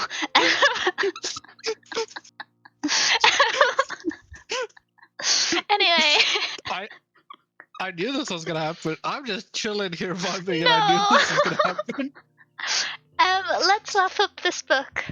You're too adorable. I'm getting, what am I getting? I'm getting antagonized. I'm getting antagonized. Stand up for No, me. you're getting rage baited, is what you're doing. But I don't even rage. I just start to try and have a debate with someone, but they're like an old racist man who's dead. And then people interact with their work without context and elevate their ideas, and yeah, okay. We're going to talk about Legendborn by Tracy Deonn, which is a really good book. Is it what I expected going in? I didn't expect the romance to be such a big element of this going in, but other than that, Same. yeah, I didn't realize that. I think this is like a fantasy book with like a pretty heavy romance subplot. I would say Yeah. it is romance secondary after fantasy. Yeah. Before it's like anything else, and so There's the like arc of like the what's the world in quotation marks, like the order she goes into, and then into romance. It's literally second thing in the book. yeah, and so I didn't expect that going into it. I did not either. I probably would have been marginally less interested about the book if I'd known that romance was going to be such a big element, because I am historically, I don't mind romance in books, but it's not like my primary calling. I'm very fussy about when I like romance. I like 800 pages of yearning and then they hold hands. AO3 has broken me as a person.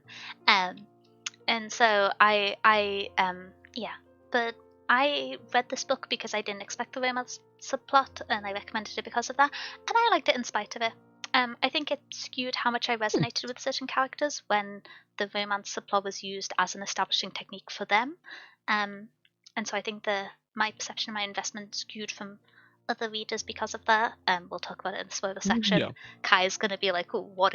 How? What? Why?" I can sense it coming. What about you? Was that what you expected going in? I'm actually gonna just spin to get another drink because I can hear my voice going. But what were you expecting going into it? So yes, it was mostly what I expected. So I knew about the world specifically, like the whole like order, all that stuff. I've known about that for quite a while. Specifically from our first suggestion, but also more from reading a bit into it in the year that we took. Like I said, I read about it in the year to see if I want to priority read this. So it was in that capacity. Less so, I didn't expect the romance. Like they said, romance is a secondary plot. I did not expect that much romance in this. It is young adult, so you do see some romance, but I didn't expect that much. And then also, like I said, I had the little bit of a disconnect. It's like I thought Greece was more of a like outright, like they were actually going to challenge like parts of theme and like generational trauma and stuff like that. stuff like that. I thought that was more of a theme than it ended up being. It's just different, not necessarily bad, better or worse. Just I expected a little bit more of it. But for the most part, yeah, I've heard this is a really good book. It was pretty good. I really enjoyed it. But yeah, mostly just those three parts. I didn't expect that much romance. I expected a little bit more like trauma, like slash grief vibes than there ended up being. And I knew about the world, and it was exactly what I expected going in. Minus that, I wanted more of that. I just want more of the world building. But we did talk about that at length with like our talk about world building. But for the most part, yeah. Um, it was exactly what I was expecting to a large degree. I liked it though. I think it was a pretty good book. I have I returned. I heard all of what you said. I okay, kept my audio going. Um, that's cool. I would like to.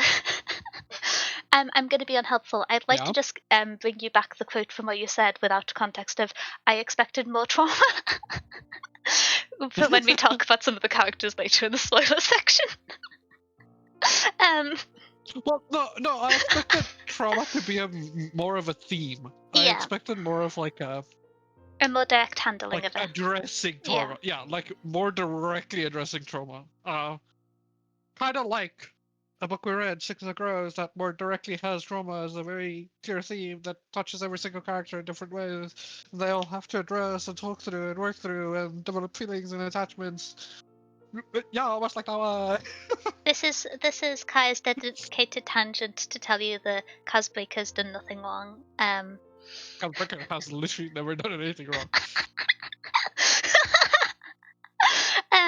Okay. How much do He I could like the kill book? someone and I would cover it up He's and killed still say several he's not. people. No, not that you could prove. Yes, I can. No, I've read the book. no. I've read the He's series. nope. He's done nothing wrong. He would never. He's just a pure innocent baby. Leave him alone. Okay. How much did I like the book? I really like this book. I struggled to get into it at first. It took me till about 30% of the way through, and then I could not put this book down. I haven't said this anecdote Yeah. so far, but I stayed up to 4 a.m. multiple days keeping reading this book and did detrimental damn. things to my sleep schedule. And I've got working sleep meds now. I have been having a good sleep schedule. But I just abandoned them because I wanted to find out more. I was very invested in this story, and I think I was invested in a way that I haven't been in recent books that I've liked and enjoyed. And I think this is maybe a little bit of an abstract statement, but I was invested in the books and the characters more than I liked the book, if that makes sense. Yeah, that makes sense. But I did like this book. I'm not very good at star ratings. I went back and forth. I think I rated it 4.25 stars at the end. I'm not very good at star ratings. I don't know if I stand by this. I think that with a bit of time and reading the sequels, it might go up or down. It's gone up Yeah. and down. It started at 4.5, and then I looked at other books which I'd rated below it and thought, no, I'm just really invested in the characters. If I looked at it as a book as a whole, I don't. Because character work is a big part, but yeah. I really like this So book. where did you end? At a 4? 4.25. I'm using quarter star ratings to rub it in the faces of people who still use Goodreads. Sorry. Use Okay, that's valid. Storygraph. I support this. Unless they add this. this AI feature, which I realize that my continuous endorsement of Storygraph might have to change. It's not shown up since that first page I looked at, It's okay, so hopefully I like it was it a blip. It's okay, even if they do add that, I might actually like it more than episode already as well though. Yeah. For real, you can. Yeah, I would rather support you than Amazon. Yeah, it's like good if they ever added a new feature to Goodreads, it would be AI. They will add an AI summary before they add a half-star rating, and I think Goodread users know this in their heart of hearts. Sorry, yeah. But yes. No, you're true. That's valid. So true. So Yes. I'm Tsumos, sorry. um, I'm sorry. I'm very caffeinated. I that realized. so too was sarcastic despite me making a good point. We sinned this. Um, how much did you like the book? Attempt to give it a star rating. Um, I enjoyed it. Okay, so here's the thing. Like, I have a hard time. Um, I also have a hard time with star ratings. If I had well, to, that's the thing is like I don't have a hard time with star ratings necessarily. I have a hard time like reviewing a book in its lane, and I think you kind of saw that because by comparison for this book, a debut novel that's a young adult novel was Brandon Sanderson's Way of King. So like I have a hard time in its lane. In its uh lane, I think this book is like a 4.5 stars. But then I compare it to stuff like The Way of Kings and other stuff that I've read in fantasy, which this is on the cusp of, and it goes down to like a 3.5. And I don't know, it's probably just somewhere in the middle there. It's probably like a 4.2, a 4. Like, I don't know. That's the issue. Is like, in its lane, I think this book is really good. And like the young adults, like slightly older young adults, like we said, 16, 17-year-old, like just before new adult is not like the marketing term, but like just before that, I think right? I it feel like might that falls be. into like a 17, Yeah, 17, 18-year-old. I think you might be thinking a bit too grand scale because there's two ways you can try and rate a book. You can try and rate it to you, in which case Mm, comparing it to your one of your favorite series by one of your favorite writers is a very valid thing because that's your own personal rating. Or you can try and analyze it within its genre. Um, I kind of like to do both, but I lean more towards the first because I don't think I have the literary understanding to or breadth of reading to identify each book within its own genre. And so, like, you can yeah. just compare it to what you enjoy and put it on the scale against that, or Yeah, you can like do it as two separate ratings because I think you're kind of getting lost in the idea of trying to meld the two. yeah, that's the issue that I have with reviewing books like this, right? It's like Yeah, if I give it a 3.5, it's with the caveat and understanding that it's like against books that are, like Will said, a really unfair comparison for this this novel, which is like people like Brandon Sanderson, to a lesser degree, people like R.F. Kuang, like V.E. Schwab, like it's a really unfair comparison. And in that capacity, it's like a 3.5 probably, in my opinion. But like interesting. compared to what this is trying to do, which is young adult, for that audience, it's a debut novel. It's like trying to look at other things. I think this does a phenomenal job, and it's probably like a 4.5 in my opinion, in that capacity. In like, if I compare it to young adult novels that I've read and stuff, like Mhm. Percy Jackson, I would also give a 4.5 as a young adult novel. Comparing it to like Brandon Sanderson, it's like a 3 probably. I'm gonna be real, even though I love Percy Jackson. Um, so I'm kind of in between there, but I did really like this book. Um, so story, I don't like story ratings usually because of that, where it's like it lacks so much nuance of what a review actually needs, and the like context you need for like why did I give it a star rating that is this. Um, because like specific if I give it a 3.5, I feel bad because it does not deserve a 3.5 for what the author wanted to do in the book. But like, yeah, I I mean, feel like if I had to just rate it as like a like just like how much I enjoyed it outside of stuff, and just like what kind of shows what the book is, I would give it like probably close to you, like a 4.25, okay, maybe leaning a bit above like 4.5. that's I fair. would get kind of close to you, just like yeah, I would give it probably like a 4.25. Yeah, my number rating. I'm gonna be a bit vague because more so spoilers than like abstraction of comparison, is I thought the story was very emotionally impactful. I thought it had good character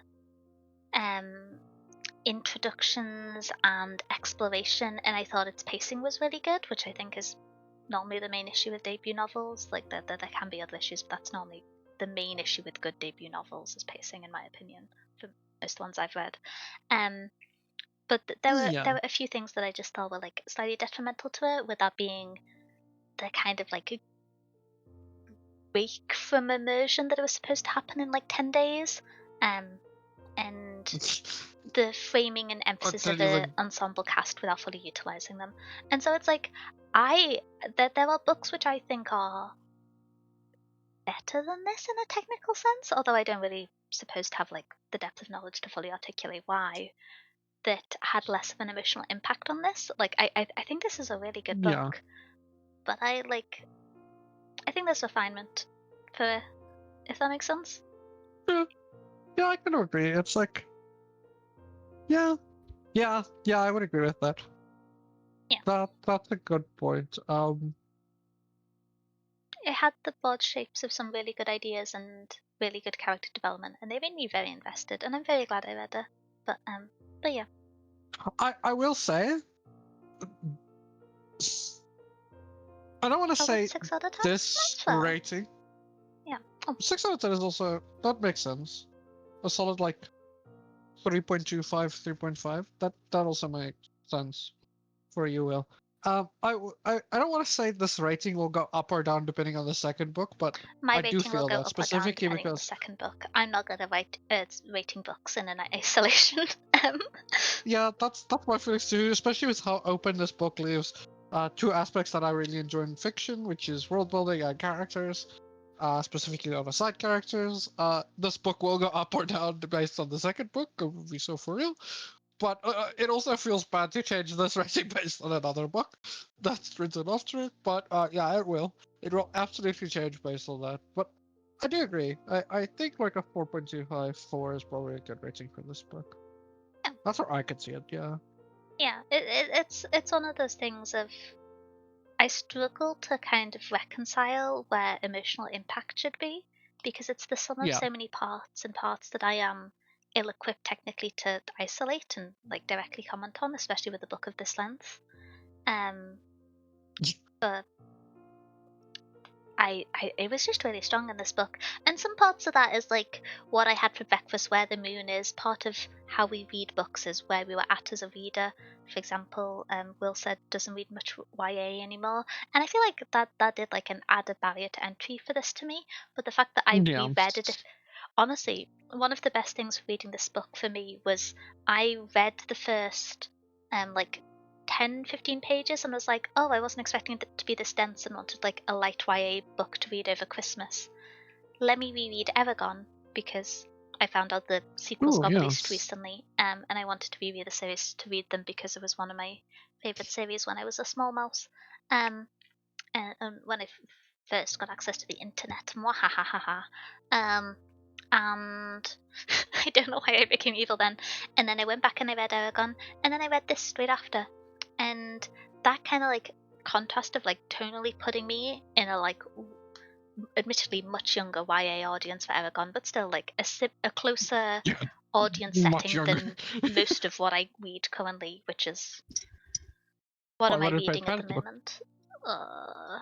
I'm down. Okay, for a moment yesterday, I was down to only reading 2 books at the same time. I was rereading Sense and Sensibility, and then on Eldest, this sequel for Eragon. I'm now reading The Second Death of Locke, Sense and Sensibility, The Picture of Dorian Gray, and Eldest, which is still relatively restrained. I'm below 5. That's my goal. Book soon. And another book soon. One is added soon. I'm probably going to wait until... Because the Way of Kings has to go on that. Yeah, I'm going to reread Way of Kings from the start, but I've got like, I don't know, I've got a few weeks to do that. I'm hoping to finish Second Death of Locke next week. It's pretty easy reading so far. Early points for Second Death of Locke. That's restrained. Yes, that is restrained. Me and Dan, you checked in like end of last year. I was reading Like 7 November, books at a December go last year. last book club. She was reading 7, I was reading 8, I think, at a time. You must Not so straight. understand that I am a mood reader with the asterisks of sometimes I want like a light world, sometimes I want to reread, sometimes I read books as kind of textbooks, not books. I there's also different mediums. Like I read some books digitally, some books physically. I very rarely have less than 3 books on a go at once. And it's normally that there's like a primary book and other ones that I flit to, but I still reading one book at a time.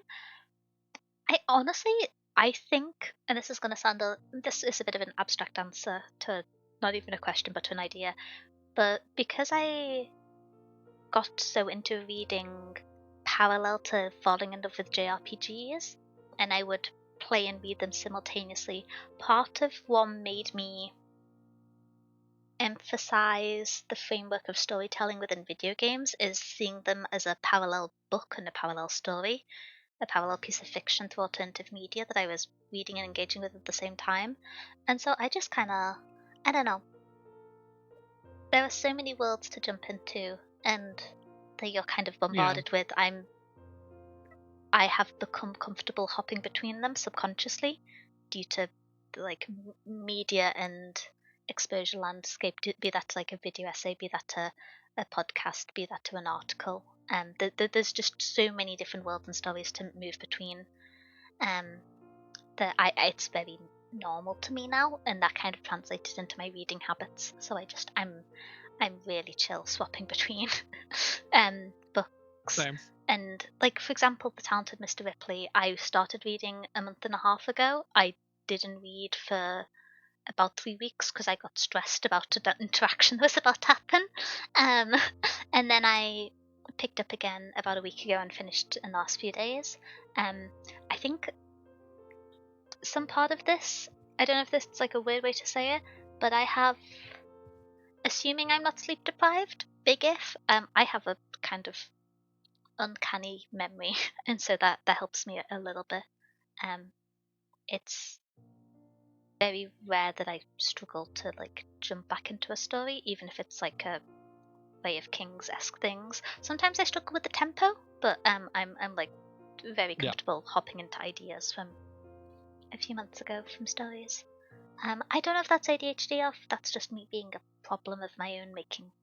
I am very much the same. I got used to it for a different reason though. Okay, how did you get used to it? So I got used to it because of kind of where we come from, fanfiction.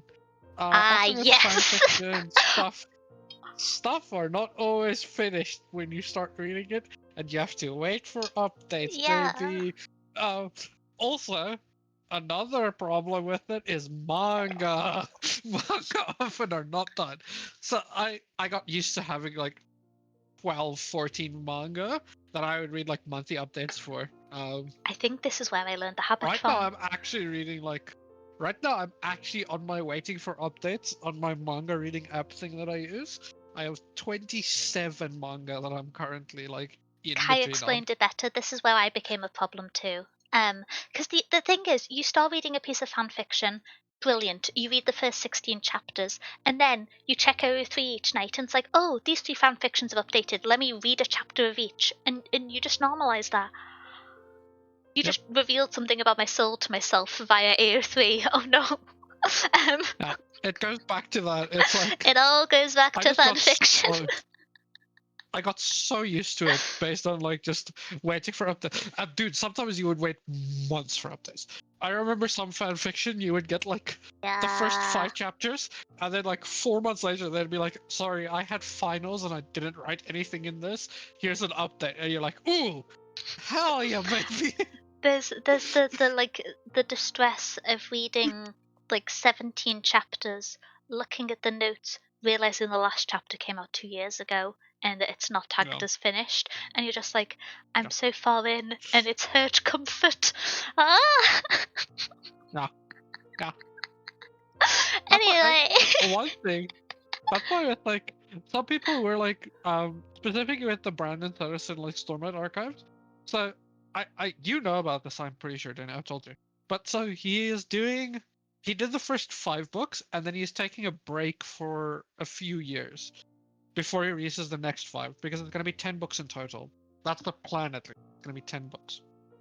Okay. But there's like a 5 to 10 year gap between now and when the next ones are releasing.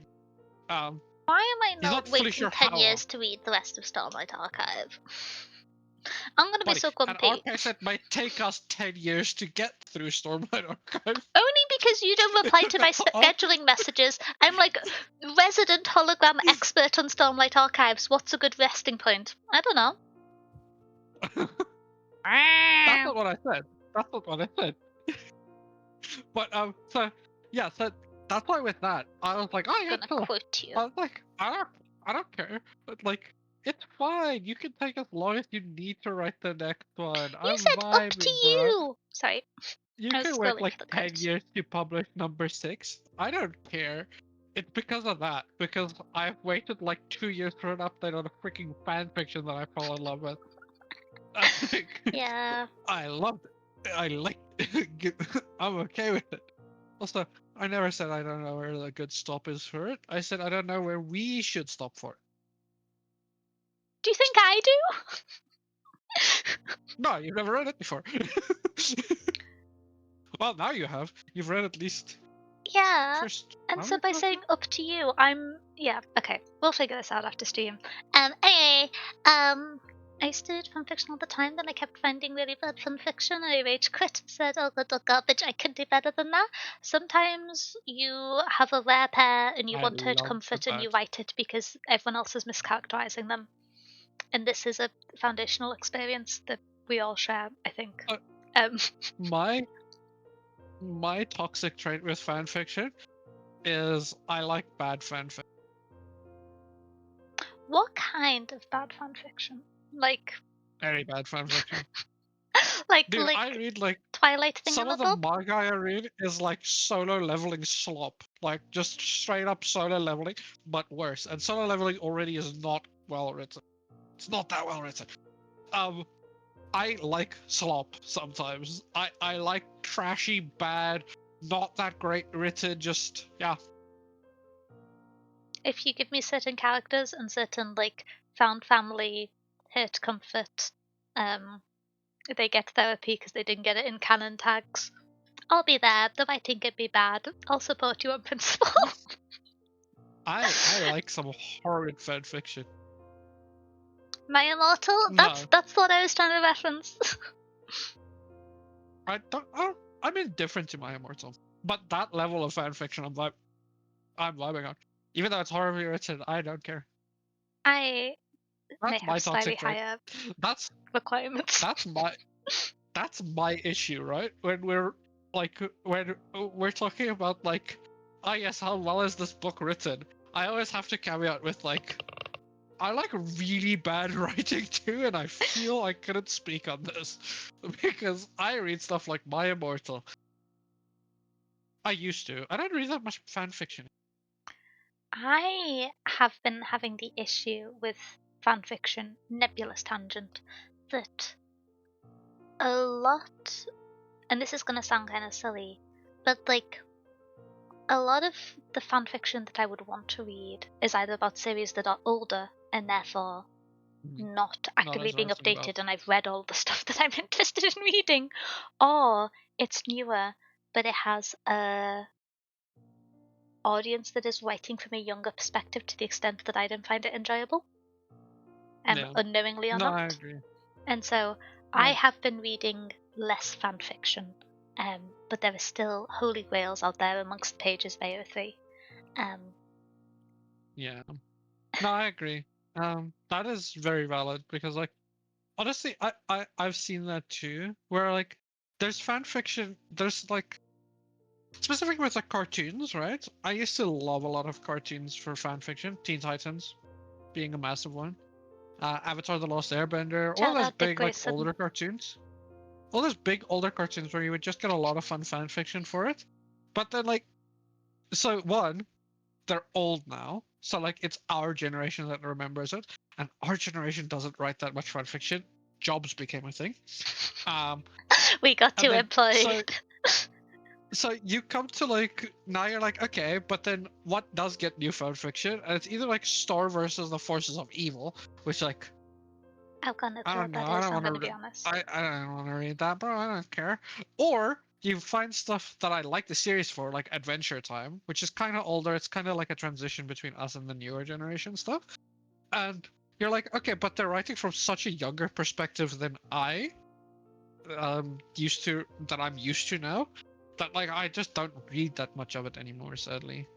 Yeah. But it sucks. It sucks Sometimes because you I find feel like I'm that aging where, out of like, fan fiction. I'm aging out of fan fiction and it sucks. I feel like this is the issue of if you try and find fiction for trending topics as you get older, you're going to feel more isolated because it being the peak of a trend naturally gravitates younger audiences because Yeah. I think when you're younger, you are less defined in your understanding of your own taste, and so you naturally gravitate towards momentum or Yeah. actively rebel in a quite uniform way from it.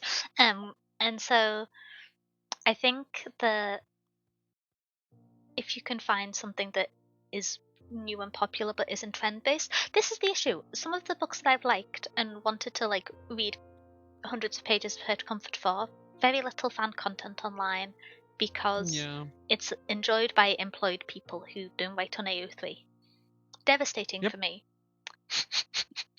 Yeah. I, I, Yeah. I, I It's a was I lot was of pain. hard filtering AO3 for like comfort, like no charactership comfort of some of the characters in legendborn before the Yeah. sequel That's came the. out, and I found like 3 things when I read them all.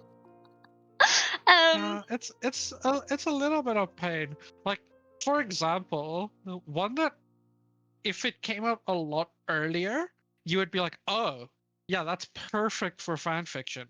Six of Crows. Do you know how little fan fiction there is of Yeah. Six of Crows? No, I remember this. I want.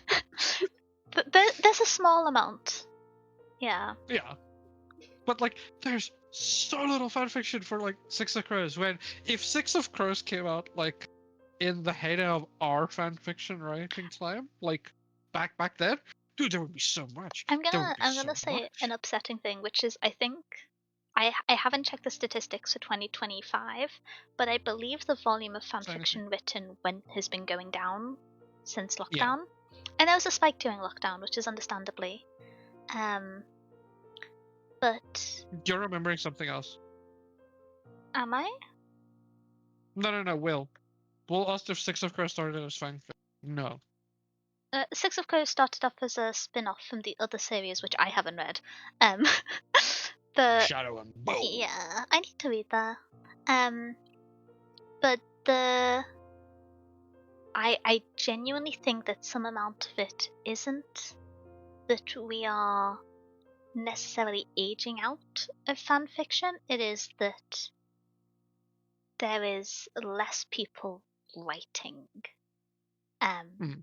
And I'm like, sometimes I see things and I'm like, oh, that must be like a really niche part of the internet. And then I look at the downloads for something like Character AI, and I'm like, oh, I amongst feel you like that's all. where people went to.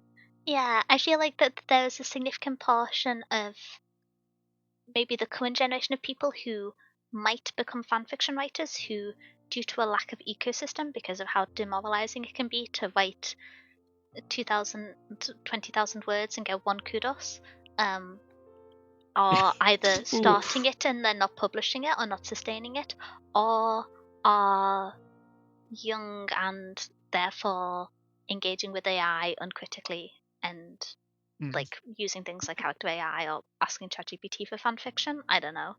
And like sometimes I'm That's like, what. that's fear mongering, but I feel like it is the fact that I'm in like a bubble of people who don't like AI and I'm very happy in this bubble. Yeah. But I have to remind myself that that's not the statistical Yeah, experience. it's not the popular. Yeah. Yeah, that's not the popular opinion. That's what I feel like. So one thing I feel like I would be curious if you could ever track this. I don't know if you ever can. What I think happened. So fan fiction. There's like okay. So fan fiction is a broad category, but just for complication's sake and making it easy, fan fiction falls into two parts, right? You fall into the part of like I want to see these characters live in a world and expand more on how their life works, right? Mhm. It's like stuff like I just want Six of Crows book 4. I want Six of Crows book 5, where they're all now pirates and they're hunting the seas. I want The extended other one-shots parts that of tells me what flavor ice cream everyone's favorite is. exactly that's half of fanfiction. The other half of fanfiction is like I want Hermione and Draco to fall in love. Yeah. There, you're the couple now, right? That's And the it other half of recently fanfiction. got published as... what's it called? It's But been so trending and I'm just to refusing to read it. yeah, but so with that, right? What I think happened, and I would love to be able to see if this actually did happen because I think it did. That fanfiction group is big and was a big support for the other fanfiction group. Both kind of supported each other. That group of fanfiction that just had like very fun pairings that they wanted went to other places to find it, specifically stuff like character AI, where I it's also... easier to find those interactions than having to look through fan fictions and find something good. Alchemized! You could Sorry. just be like, you could just be on like character AI and be like, here's a character AI of Hermione and one of Draco. Now do things and I can read it. Once that goes away, half of the audience for fan fiction also falls away, which makes the group a lot smaller. And as that happens, it becomes harder and harder to put out things, and you get more discouraged when you write 20,000 words, and you get one kudo and one like, I like this, I read this on a Thursday, which was everywhere back in the day, but that gets harder, and people feel bad about that, which means less people start writing. And the less people start writing, the more people are like, okay, but it's not that big anymore, so why am I writing my like 40,000 version of like my 40,000 word like version of yes, let us all go to the ice cream shop and spend 2 Don't days ask me there how and many just like hundreds of words I have on 4,000 how different characters would do a differently good job looking after houseplants. exactly. And the less of I the first of like slash fiction we have, the less of the second we get, and it just spirals. I feel It just like keeps spiraling. this is gonna sound silly, but I feel like people go to fan fiction wanting either hurt comfort alternative ending or slash fic, and Yeah. they then discover the nonsense that is my domain of like additional character development, thought experiment AUs. Yep. Or they like descend into the pit of I'm trying to think how to shorthand it. um They the just want modern smut. romantasy. That is also big. Yeah, Smut is this also a is big what I thing was for gonna fan say. fiction. Yeah, I feel like a lot of people are outsourcing this to AI now. And Yep. yeah, it makes me sad because like Specifically, I feel like yeah. it's specifically slash fiction that gets outsourced to AI now. Yeah, I feel like people, a similar number of people probably want to write, but there's so much less engagement with writing now because people have the become so community normalized with died. things being perfectly curated to them. And this is something you Yep. would see even like as far back as like 2020, people being like, Yeah. oh, write, but with like specifically this, and this trope, or like if it's for a character insert, do it with a character with these traits rather than like a general blob. And Yeah. like yeah, it was That's the thing. escalating. I know so many people who quit writing fan fiction because people would be like, "Can you rewrite a version with straight hair? Can you rewrite a version with green eyes? Yeah. Can you rewrite a version with brown eyes?" And it's just like, write it yourself. You know Yeah. what? That's what Copy and I paste the think. document into Word. Control F the word green and swap it for brown. Replace all. Yep. Don't send people So, emails about it. Sorry. so that's a good point. I feel like there's one.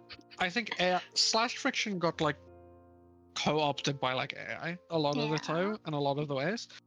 But also, I think a big part of it is one, the tropification of fiction, like Will mentioned. I wanted to talk about that a bit as well. It kind of kills like fan fiction. I've got two But tangents. something I've got people so many forget, tangents on this. Sorry. something people forget about like old school fan fiction, right?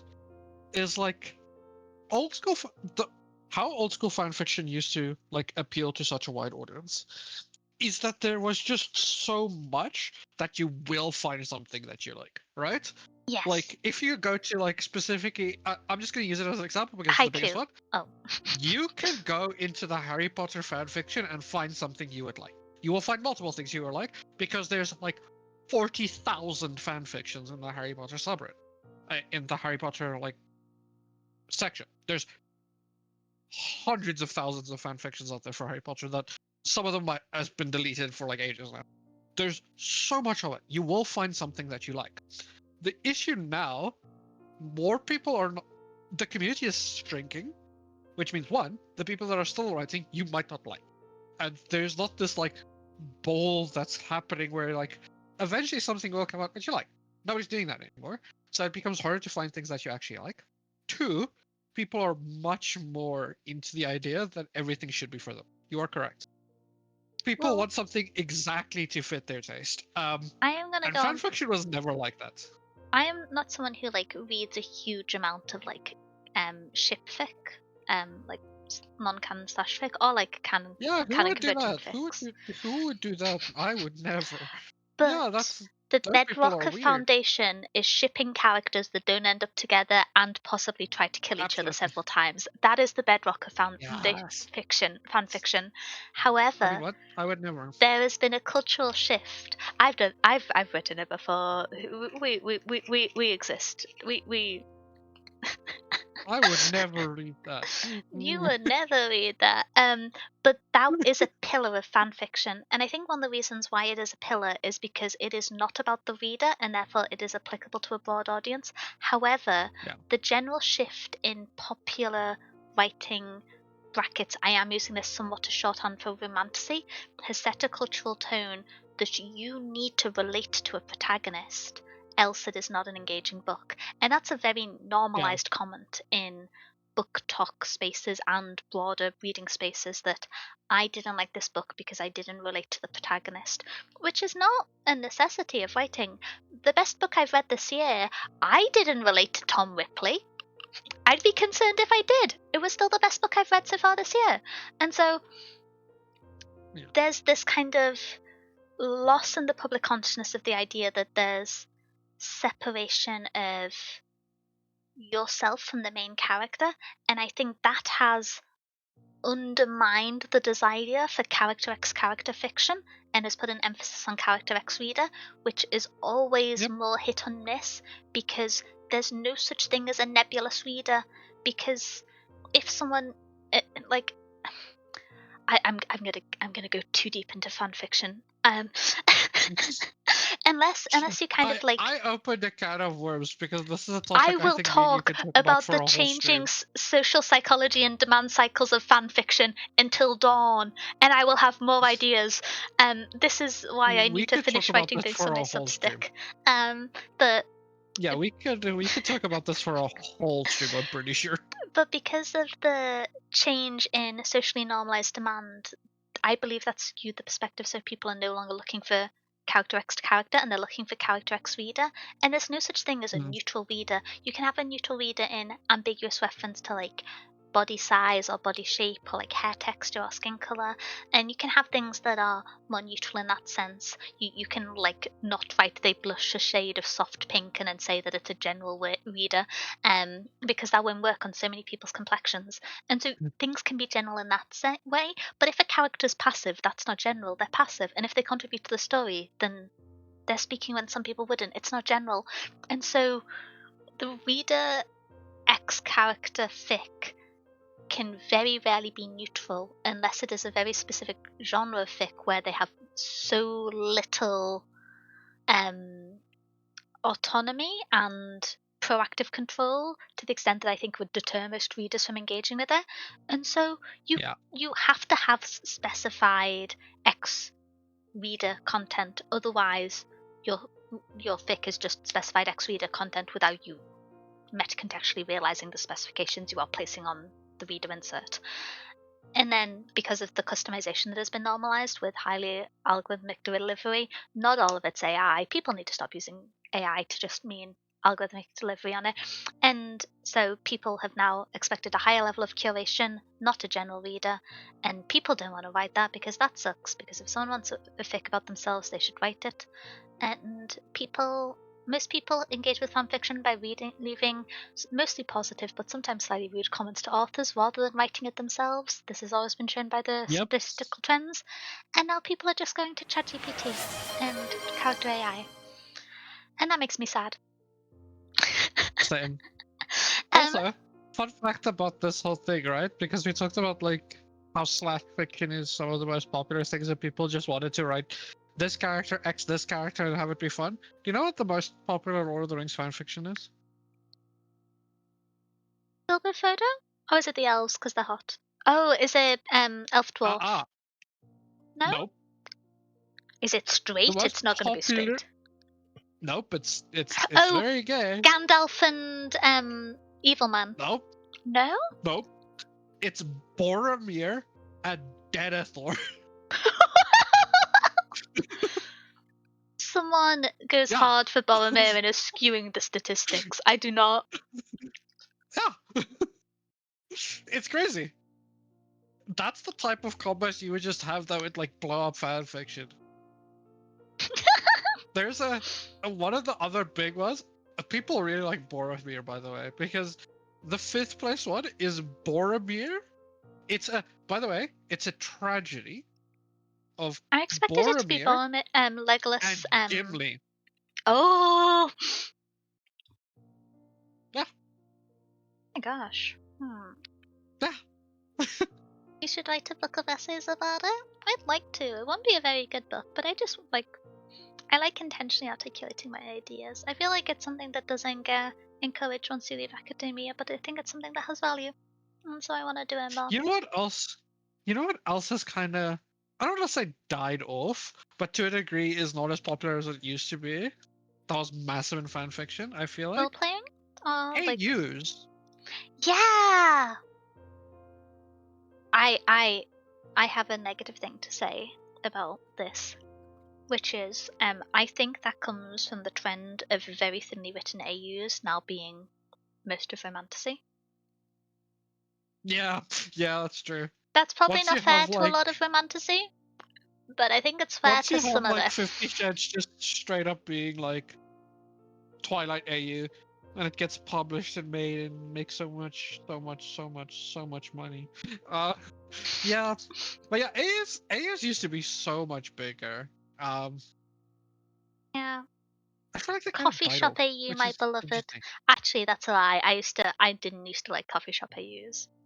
I like the AU Really? where everyone who was normally in like a dire situation was in like a selective college Happy together situation. and were competing against each other. Like College when the AU. characters who were normally like struggling in battle were just like at like Harvard or something and like being snippy to each other on a group project. That was my jam. Six of Cross Harvard AU, please win. Comfort College AU. I need it. I think Throne of Glass is a Mistborn AU? Wait, really? Kind of. I can kind of see it. I can kind of see it. It's. Wait, have I read this book? It's ringing a bell. Throne of Glass. It's a Sarah J. Maas book. I don't know if Oh, you. no, I don't think I have. That's kind of wild if I said it. I. If, I'm not gonna comment on Sarah J. Maas. You're not? Look, I'm trying to be nice. What? Why wouldn't you be nice? Sarah J. Maas is great. I've read 2 of her books. Yeah, that's the craziest thing I've ever heard, by the way. That you've read 2 of her books. I would have never expected it. I would have never expected it. Wait, Lincoln, thank you so much for subscribing for 28 months. Oh my gosh, I really appreciate it. I hope you enjoy whatever book you get out the library this month. Thank you.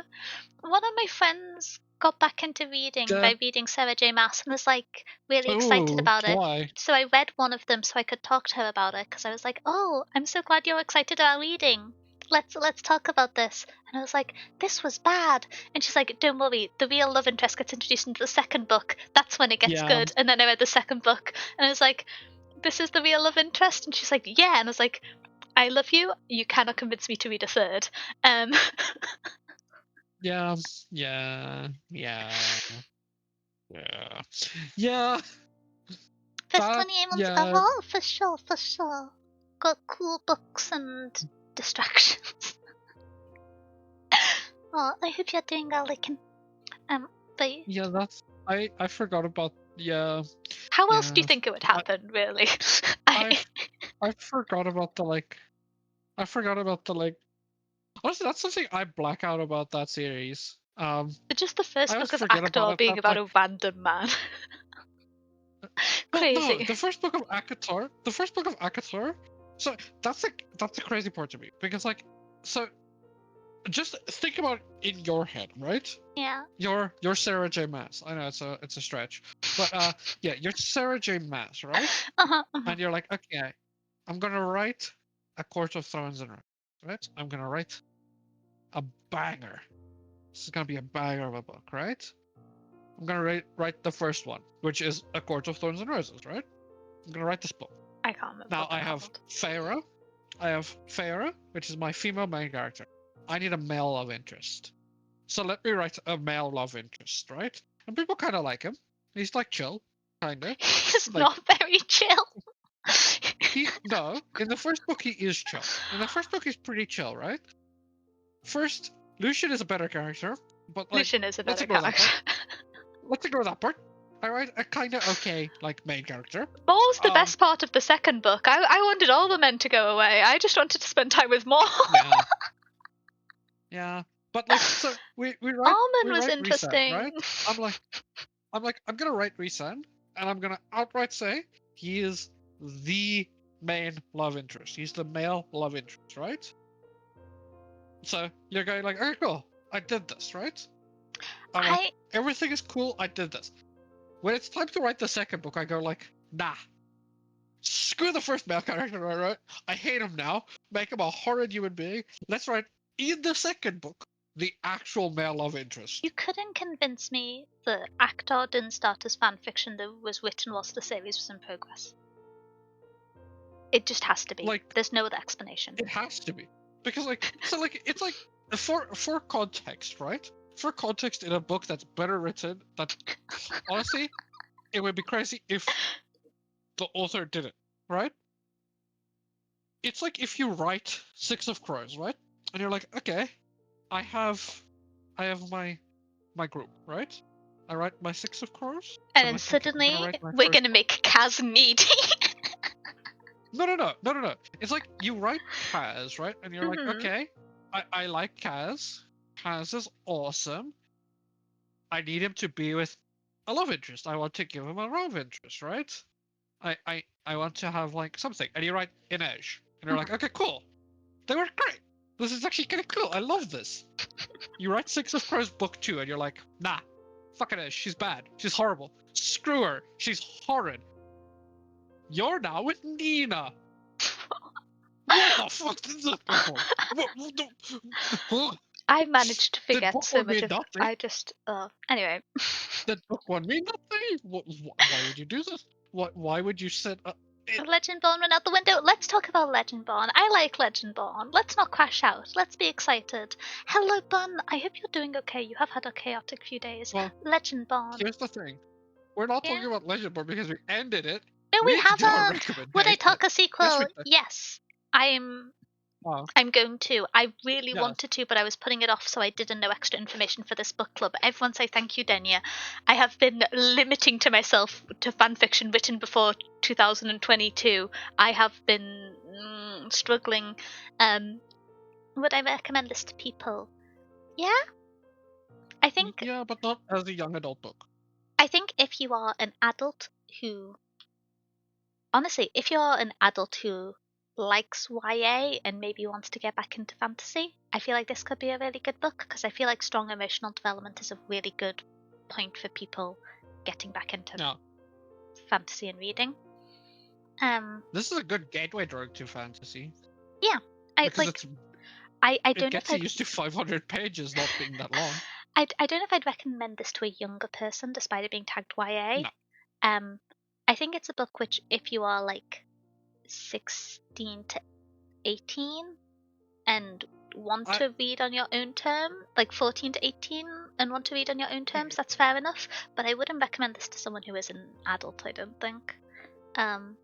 Just because I don't know. Yeah. I struggle with recommending books that have such heavy and central content warnings to like younger Yeah. people. And that might just be my bias would. because like I did a lot of unsupervised reading and I like Yeah. want to curate it more when I'm responsible for recommending books, but Yeah. I'd probably recommend this more so to adults than to young adult readers. Yeah. As a My demographic rather than an age. No, as an age rather than a demographic. Oh.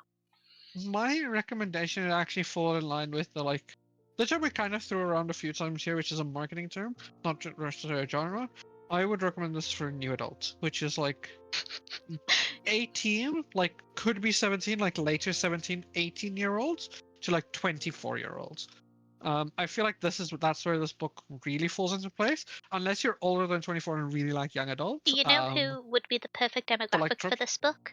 You just finished your Yeah. dissertation and you want reading to be fun again. You don't want to read a reference Yeah. paper. Also, people that like young adults and want to get into fancy as well. Yeah. Because this will introduce you to some of the more real things that fantasy also sometimes tackles. And it But has like as a a young slightly adult blunt but book, good hook for the no. second one. Yeah. Yeah, one thing which I will say is if you are primarily used to reading like not teenage main characters, you might struggle with this one. Yeah. That's like the only The main caveat. character is 16. The main character is 16 and she acts 16. Yeah, to a large like degree. a 16-year-old going through grief and extraordinary events. It makes complete Yeah. sense, but if you're not someone who would enjoy that perspective, that could like be a reason not to read this book. Yeah. A Okay. very valid reason because teenagers are teenagers. Teenagers scare all of the I wanted to quote MCR, but I don't like swearing. Kai, can you do it? No, I don't want to swear. I'm a good hologram. I don't swear. Why would you think I would swear? I've played Valorant with you. Yeah, you have. I've watched you play Fnatic. I've watched you watch Yeah, you Fnatic so have. many times.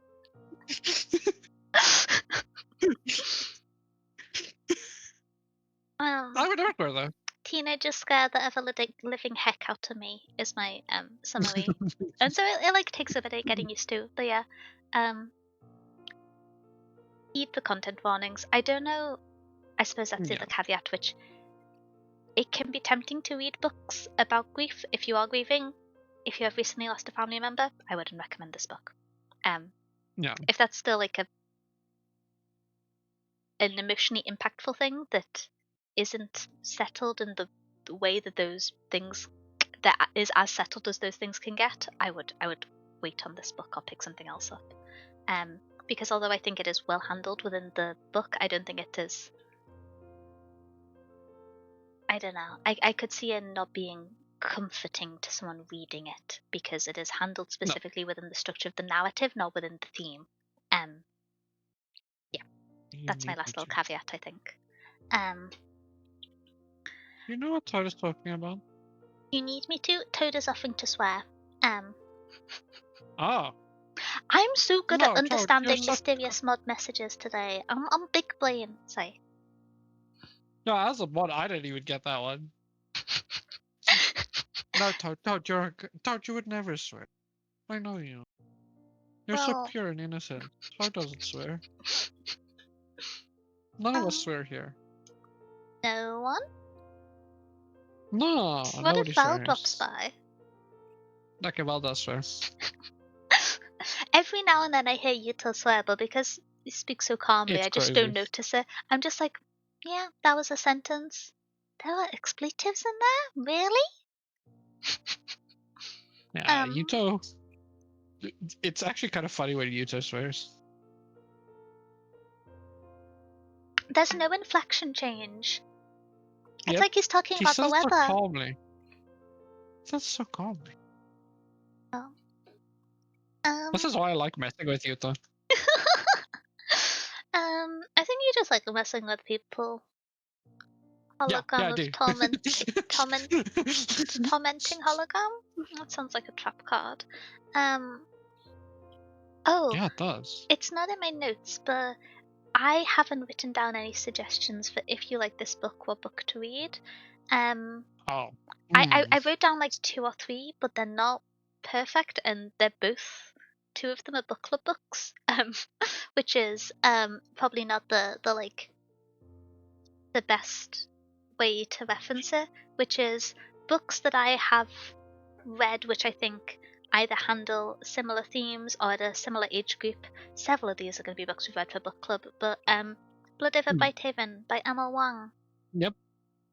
It's kind of in a Yep. similar setting of it's not like heavy, super dense world building, classical fantasy, and it's from a slightly older but still intentionally not fully mature character's perspective, and it handles themes of like race and colonization within the construct of fantasy world building, although it is in a not like real it's not in like a urban fantasy setting, it's in a completely new world. Other idea along that line is one that I have read a long time ago, and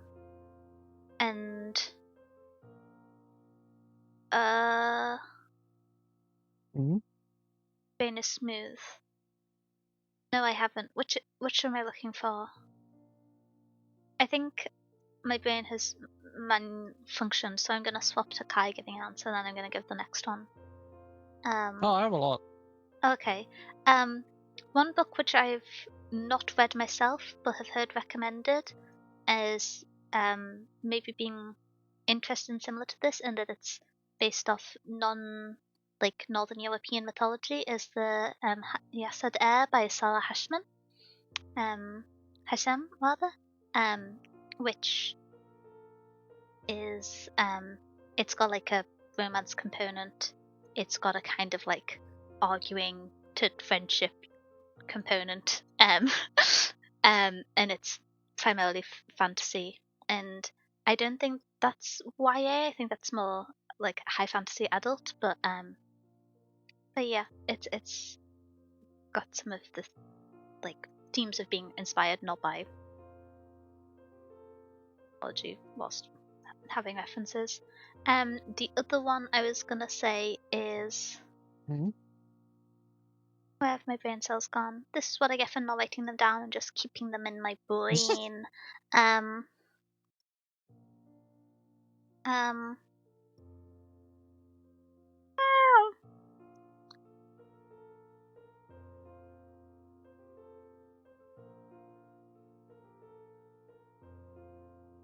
pass over to Kai. Oh, very specific to book club. But if you read this and you wanted younger YA fantasy, then I would suggest how has my brain gone this blank? How has it gone this blank? Sorry.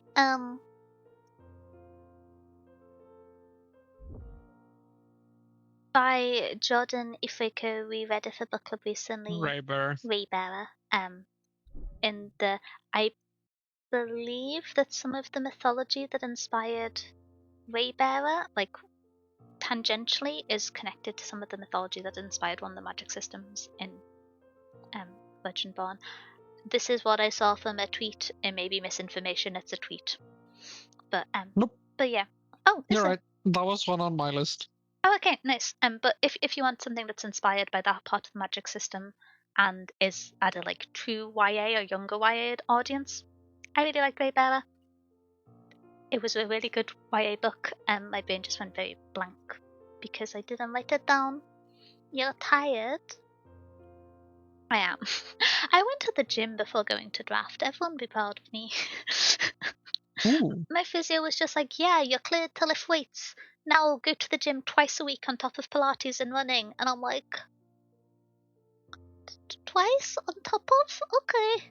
I guess I'm working out 5 days a week now. Ah, I have a yeah. lot of, if you like Legendborn, there's others you might like. Okay, give me the It recommendations. reminded me of a lot. It reminded me of a lot of books. I was First, There was a V. Schwab book which I had in my notes, but I can't read my own first, handwriting and can't figure out what V. it was. Schwab. Ah, First, V. Schwab. Bury Our Bones in the Midnight Soil. this is the one. Yep. Great book. Great book. Yeah, you would really like that. More horror-y with vampires though, but fantastic. V. Schwab is really good author. I love her. Next, one that's kind of also book club book, The Raven Scholar. You would actually really like The Raven Scholar. Interesting. Has some dark academia vibes. Has pretty high fantasy. It leans a little bit more high fantasy than like young adult. But yeah, you might actually really like The Raven Scholar as well. I think the Raven Scholar Then is specific. Oh, no, sorry, go for it. I was going to say, if you kind of like the challenge environment and the ensemble cast and the finding out about the world with the characters aspects, and less so some of the kind of Yeah.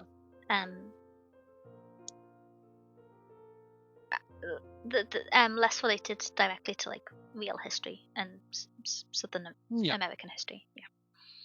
If you like real history and you just want a different flavor of it, but kind of want a similar like vibe to this, there is Dread Nation by Justina Ireland.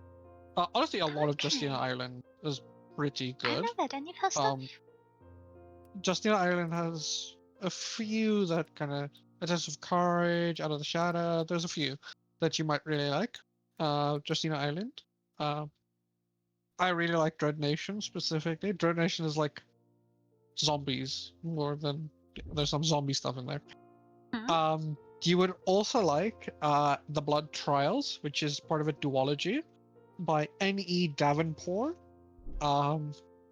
which is kind of like it's fantasy sci-fi kind of mixed into a duology with like kind of African inspired like stuff, but it also has a very big themes of racism and misogyny, specifically with young black women, and the idea of them becoming elite warriors and stuff like that. Very much like if you watched there was another book that I don't remember the name of now, but yeah, very cool. The Blood Trials is very cool. By N.E. Davenport.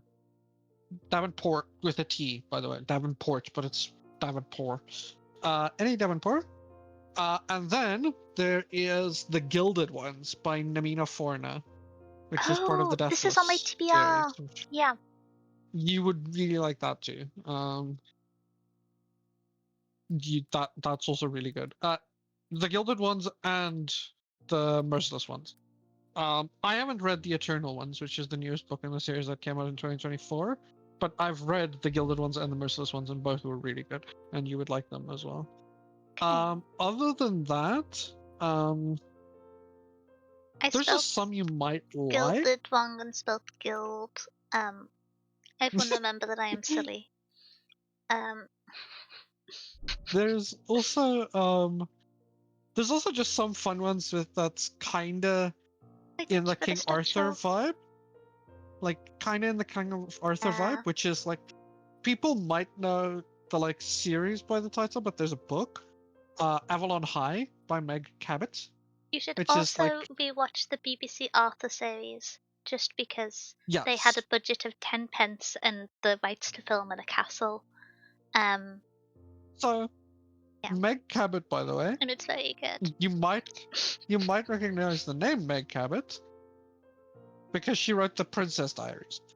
And she has a series called Avalon High, which is high school King Arthur.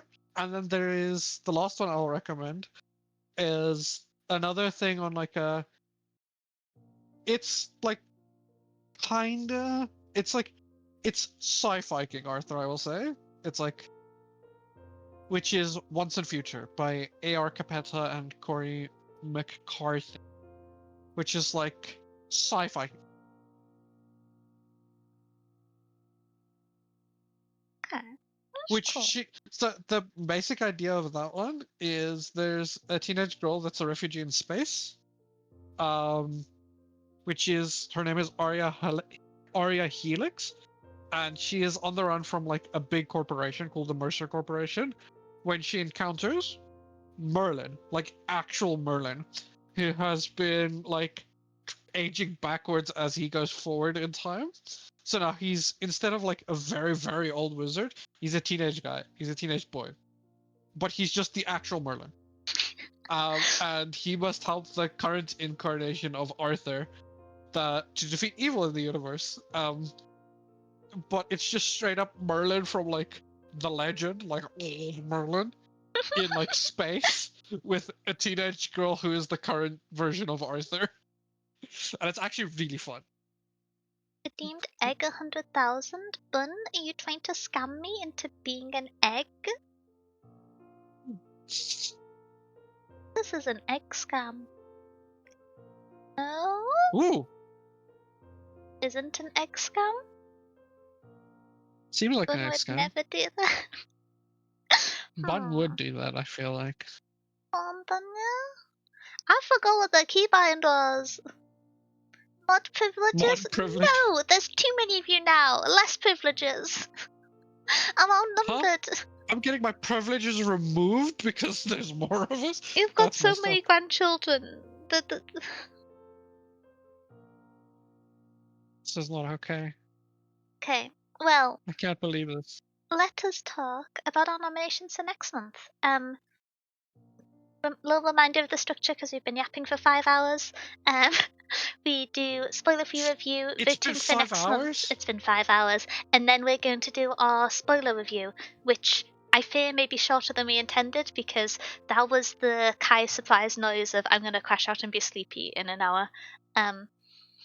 No, like I said, I have to stay out for Apex Legends Champs in, I don't even know how long it is. Would anyone When like to is start it? taking bets on how many 3 book clubs hours. till Kai falls asleep in a book club again? I would never do that. I have to be awake at least 3 more hours until the first game on, like, There is no video evidence of I'll Kai just... falling asleep during a book club. Yeah, I would never. Never. Okay, these are nominations for I this actually month. straight up fell asleep. I fell asleep so badly. And I tried to be like, oh, I think Kai's had internet issues, and then just like muted the like very quiet snarling. Yeah, honestly, you covered very well. I watched the VOD back. I straight up just stopped speaking and fell asleep. Yep.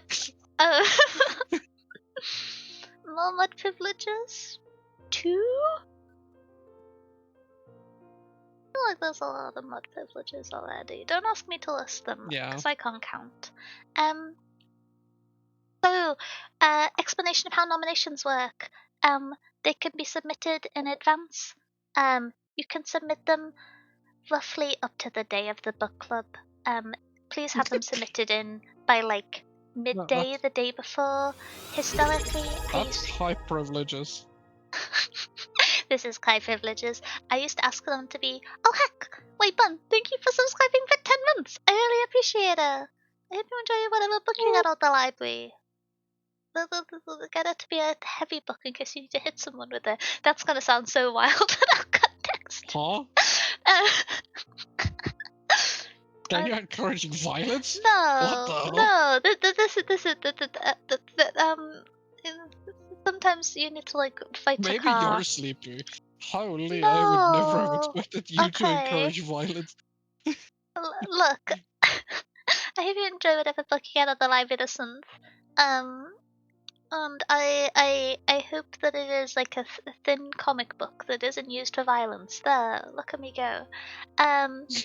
So the nominations we go through, we discuss the content warnings, a brief description, and then we vote. Because of the limitations of the Twitch polling system, we do 2 split votes, so we split them just down the middle, first 4 versus last 4, or first 3 versus last 3, etc.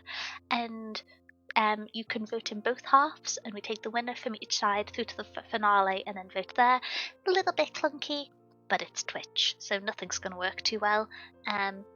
We need a 4th tier? What do you mean? What are the tiers? I don't think I have anything set up for the higher tier subs. I feel like I'm scamming people if they use them, but I don't know what to put there. And so, going to the introductions, up first is a book that you may have heard of. It's quite a famous one. Is The Song of Achilles by Madeline Miller. This is Oh, hey. the first book in. Well, this is the book that became the revival of retellings of mythology, specifically Greek mythology. This is kind of No. no. Oh, no, I just read all the recommendations and realized I've read all of these books. This is why people. This is all of them. Yeah. I mean, I've read a few of them, but like all of them? Yeah. Oh, well. Reread time, baby! Okay, so Kai's a problem, and we need to nominate really good non-fiction books in 2 weeks' time, so Kai has new books to read. That one I would have read nothing. That one I read nothing. I have to recommend extra books for non-fiction. Yeah. But yeah, The Song of Achilles is what kind of kickstarted the retelling of mythology revivals. And so Yeah. I'm gonna go through the little description. But Greece in the Age of Heroes, Patrus, an awkward young prince, has been exiled to the court of King Pallas and his son Achilles. By all rights, their paths should never cross, but Achilles takes the shamed prince as a friend, and they grow into young men, and skilled in the arts of war and medicine, their bond blossoms into something deeper, despite the displeasure of Achilles' mother, Thertis, a cruel sea goddess. But then words come that Helen of Sparta has been kidnapped, torn between love and fear for his friend. Patroclus journeys with Achilles to Troy, little knowing that the years that follow will test everything they hold dear. So, this is a very, I think, popular and beloved book. Yeah. And I nominated this one because we haven't had any like retelling or mythology directly related ones, which I think is quite a large genre of modern fantasy. Though I feel like it's burning itself out a little bit at the moment because it became such a trend. But Yeah. but yeah, I just thought this is like a segment of modern fantasy that we've not really read much of, so why not reference the like relative originator. When I submitted to an understanding you would play Monster Hunter with me, this was not articulated. You can't just say I did a thing to initiate a contract. Yeah, we haven't had one. We got close twice. Oh yeah, content warnings for the Song of Achilles because this book makes people emo, and so I'm gonna go through the content warnings. So the the major ones are death, war, violence, murder, grief, sexual assault, gore, slavery, and more minor-ish ones for homophobia, I believe. I'm trying to remember others. It's like generally not a cheerful time. It's war. Oh, It's the um, there, Trojan War. there's a bit of like suicidal ideation in there, which I'm not seeing tagged like a Yeah. huge amount, but that's in there. I don't know how to like contextually stress the war tag has like many subcategories to it. That there's that yeah. Because this is a very popular book, there is a pretty complete list on Storygraph if you ever want to check against something quite specific. But also because it is a popular book, there are tags that have been tagged by like 2 people out of 200,000. I don't know if there's any others. I think those are the key ones that I remembered and lined up with the tags. I think Kai, what about yourself? What about myself? Is there any other tags that you think are needed for this one?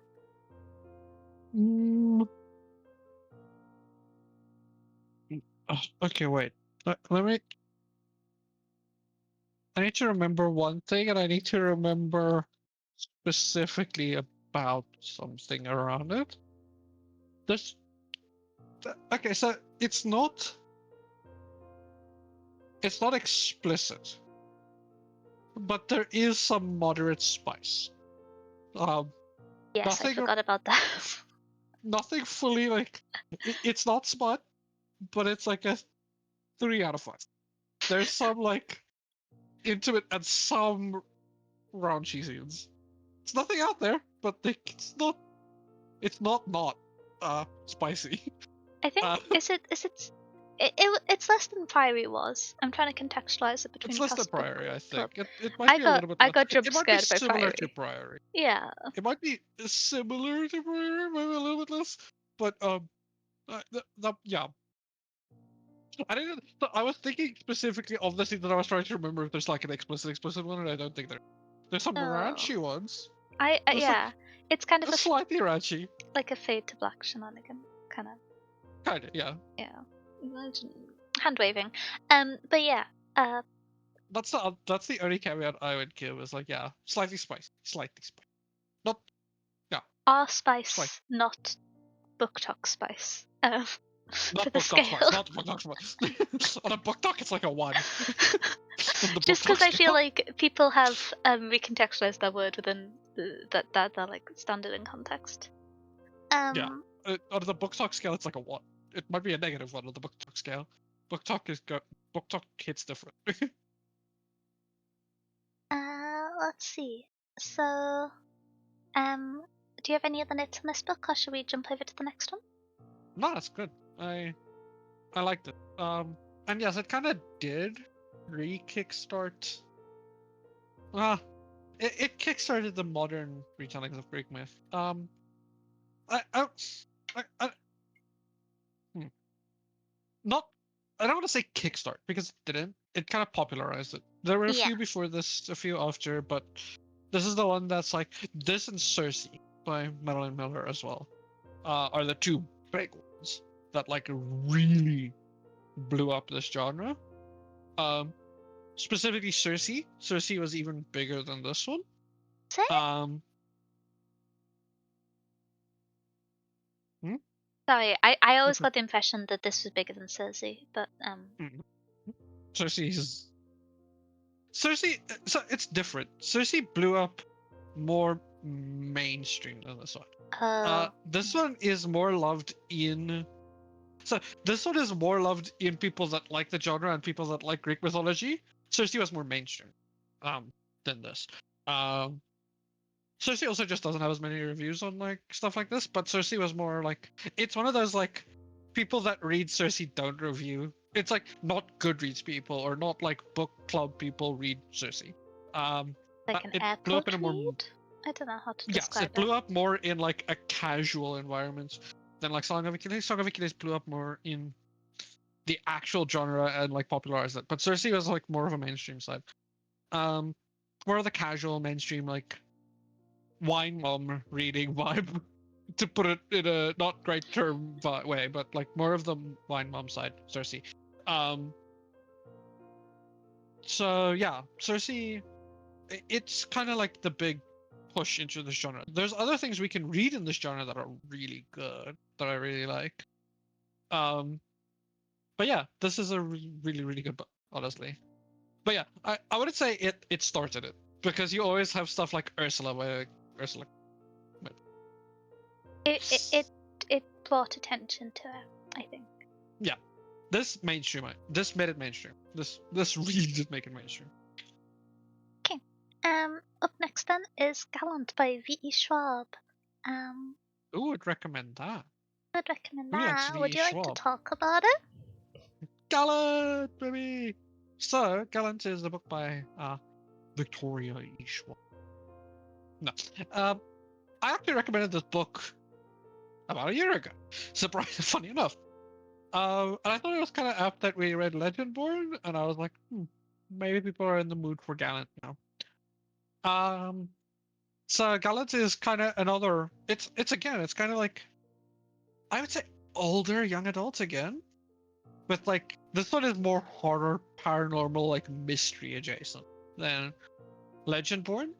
But the way it works, just for like a quick summary, and I hate the Goodreads summaries and story arc summaries, but so Olivia Pryor has grown up in the Maryland School for Girls, and all she has of her past is her mother's journal, which seems to unravel into madness. Then a letter invites Olivia to come home to Gallant. Yet when Olivia arrives, no one is expecting. But Olivia is not about to leave the first place that feels like home. It doesn't matter if her cousin Matthew is hostile or if she sees half-formed ghouls haunting the hallway. Olivia knows that Gallant is hiding secrets, and she is determined to uncover them. When she crosses a ruined wall at just the right moment, Olivia finds herself in a place that is Gallant, but not. The manor is crumbling, the ghouls are solid, and a mysterious figure rules over all. Now Olivia sees what has to unravel generations of her family, and where her father may have come from. Olivia has always wanted to belong somewhere, but will she take her place as a prior? For content warnings for Gallant, I think it's less spooky than the one we just talked about. But there are still some content warnings, specifically death of a parent. First line, her mom's dead. There is some stuff about like blood and like grief, as well as abandonment. There's so with the whole descent into madness, there is some talk about like what's the word, mental illness specifically and stuff, and how suicidal ideation and suicide plays a part in that and where that comes from. There's also some talk about body horror. It is a bit like horror-y. Nothing fully explicit, like bad body horror. But there is some stuff like that, and then there is some talk about ableism and dealing with mental illness, and how people deal with mental illnesses. But this is just a really good, kind of in a similar vein to Legendborn that we just talked about and that we were talking about. Like add a really content good warning in real quick before we meander onwards? Oh yeah. Yeah. Just to mention that some people like to see child death specifically tagged separately. Oh yeah. Yeah. That is a good point. Yeah. I phrased that in a weird way, but yes, some people want to watch out for that. Separately to like general death. Yeah. No, that's a very, very good point. Yeah, but Gallant is just a very good young adult, kind of more like horror mystery adjacent than like Legendborn is, but very similar to Legendborn in that it's like a older young adult, like kind of like that new adult that we've been kind of talking about. But yeah, it's like also it's V. Schwab, who is fantastic, and I don't think I've read a V. Schwab book that I haven't liked. And I've read, I think, all of her books. I've got quite a lot of her books left to read. I've read Gallant before, but there's a lot I still need to read more of. One thing which I'm going to quickly mention, because we said we would remember to do it, and then we always forget, but for book length, both this and Song of Achilles are 300 to 400 pages, depending on the printing. So yeah, not as long as like some of the books I nominated. Brackets, this rule was caused by Priory. Yes, it was. It absolutely was. By 700 pages, we just like... I saw dragons and lesbians. I did not look at the word count. What do you expect of me? It's on all of us. It's on all of us. We all heard dragons and lesbians and cool magic system in world and went like, yes. And then we started reading it and we realized, oh, this book is printed on Bible paper and bigger than the Final Empire. It's Bible paper and it's 700 pages. what did we do? Yeah. So, but yeah, this is like 340 pages. I'm pretty sure it's like mid 300s, close to 350 depending on printing stuff. So it's actually pretty short. I say that knowing it's yeah, it's a 300 pages medium-sized is book. like a It's chill book. medium-sized. Yeah, I'm delusional. it's really it's really I um read slowly. I just think the book should all be about 500 pages. yeah. I will My say, brain sees the 300 and goes like, ah, it's small, it's fine. oh, honorable mention. It's a seasonal book, but I almost nominated it this month, which is it's a Christmas story, and so I couldn't recommend it because I finished it after Uh Christmas. Um, but Brightly Shining by Ingrid Rishoy. It's a translated novel, but it's a like contemporary literary fiction. And it's just heartbreaking. It's like 200 pages. Talking of good shorter books. Um, it is, if you are familiar with the tale of the Matchbox Girl, it is a modern retelling of that. oh, I was like, why does that sound familiar? Yeah, it was very good. It was a very well written young child's perspective. Sorry, I just got distracted because I was thinking about books being short. But yeah, if you want to read a short book, it's only 200 pages. I remember Baby. now why I read it. Yeah. Yeah, Well, yeah. Now I remember. Now I remember what it was. I was like, what is this? now you remember the suffering, but good story. Um, Yeah, I have a very very good friend who is Norwegian, and this is a Norwegian Christmas tale. yeah. It's from a Norwegian Christmas tale. That's why I read it. But yeah, it's yeah, it's really good. Um, But do we yeah, have any other that's notes on Gallant Gallant by before I got V.E. distracted? Schwab. Yeah, sorry. No, that's Gallant by V.E. Schwab. Honestly, pretty good. And if you've never read V.E. Schwab, this is actually a pretty good introduction. So, um, Yeah, it's a standalone, right? yes, fully standalone. Okay, should we meander over to the next Which is book? Oh, actually kind of awesome. V.E. Schwab mostly writes standalones, I which is was kind of gonna cool. say, yeah, I thought you Because did. her most popular book is also a standalone, which is Addie LaRue. I never actually Invisible know Life of Addie LaRue. which books, the author's most popular books, because my perspective of it is very skewed.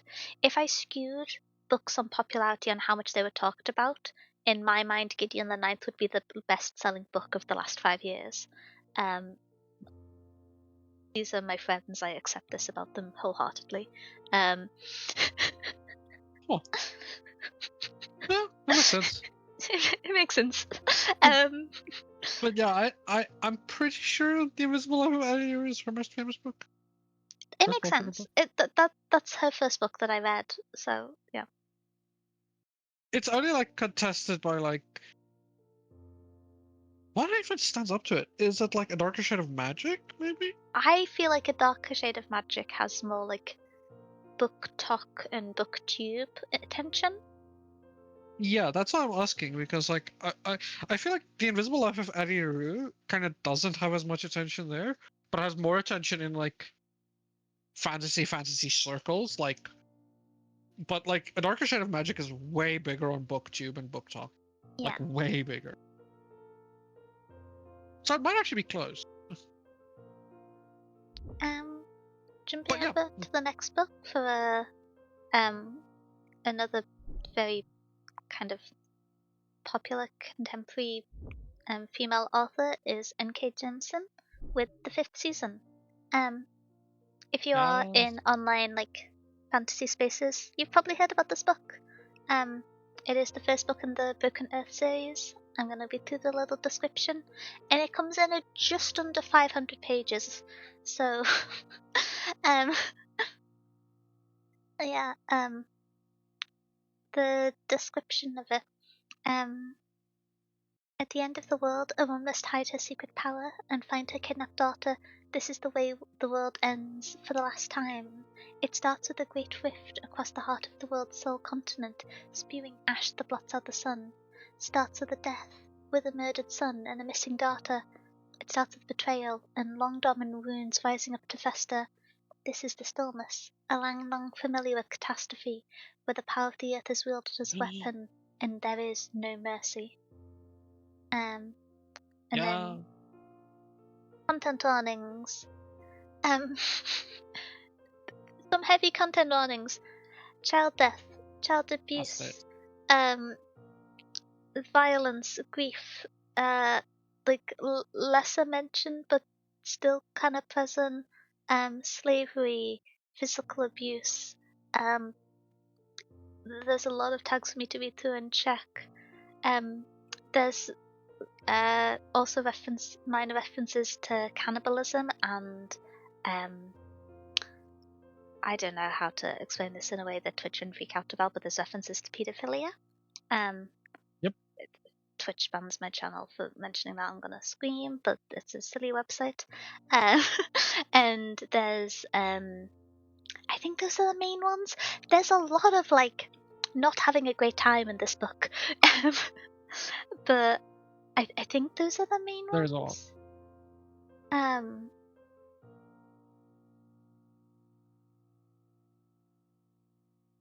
Maybe like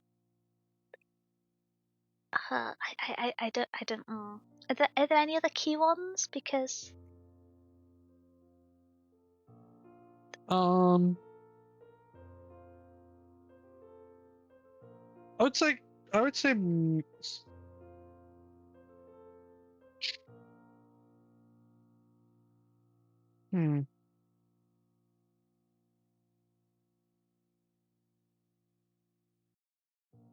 Mm,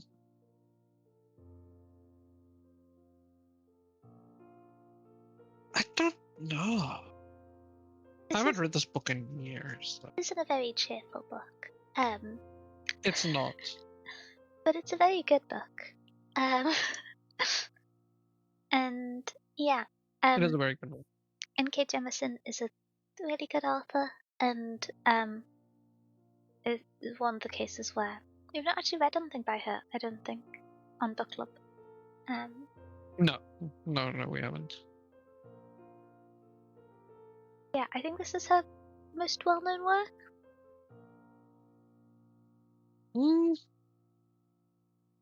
It's a good question. That's actually a good question. I would say so, probably. I feel like this is the most online well-known. I don't know about kind of commercially. The series definitely. Yeah. Broken Earth is like, what? Broken Earth is massive. Individual book, also probably, yeah. That book sure is magic. I am magically traumatized while reading it. It's not the most cheerful one, but it is a very good book. I haven't read any of her books. Ooh, you're in for a treat. Oh, I Yeah, would you're in for a recommend treat. picking up something by her if you haven't. I've not read all of her work, but the ones I have read, I don't know how to describe this, which is like I didn't have a cheerful time, but I had a good time reading it. This might be skewed by which of her books I've read. I don't know if there's cheerful books she's written out there. No, I don't think she has. But yeah. No, I don't think she has. I can't think of any happy book she's written. But yeah, N.K. Jemisin is phenomenal. Writer. Depressing but brilliant in other words? Yeah. It's one of those kind of like, depressing but brilliant. I don't know how better to express it. It's, yeah. I've got a good way to express it. Oh, okay. How would you express it? N.K. Jemisin is the first ever and only ever sci-fi fiction author that all three of her books in a series, the Broken Earth trilogy, has won a Hugo Award for the best book 3 years in a row. That is a crazy She flex. dominated the category. Did not know that. That is insane. The only science fiction author ever to do it. Yeah. Something For which all three in this series. I feel like I don't know how to emphasize this in a book description, but I really love Jemisin's on-page writing, which isn't something Yeah. we talk a huge amount about in the sci-fi and fantasy category. Because if you have a book that's 500 pages, talking about the like individual lines and quotes can be a bit difficult. It's something that I want to talk Yeah. about more, but we always run out of steam before we get to anything. But just incredible on-page writing. If you would like to kind of look at executing of writing in a fantasy or sci-fi setting, big recommend for She's really contemporary good at. authors. She's also really good at her character, right? Yeah. Very good at her character writing. So other than like the warnings for depression but brilliance, do we have any other comments on the 5th season? Yeah, as a little, it's phenomenal. it's phenomenal. I think this is like a side note. I don't actually know for the other ones. I feel like For what? I was gonna say, I know there's a really good audiobook of the 5th season, because I Yes, got one there of my is. friends into reading by mentioning it in passing, and they listened to the audiobook and then they read the other two.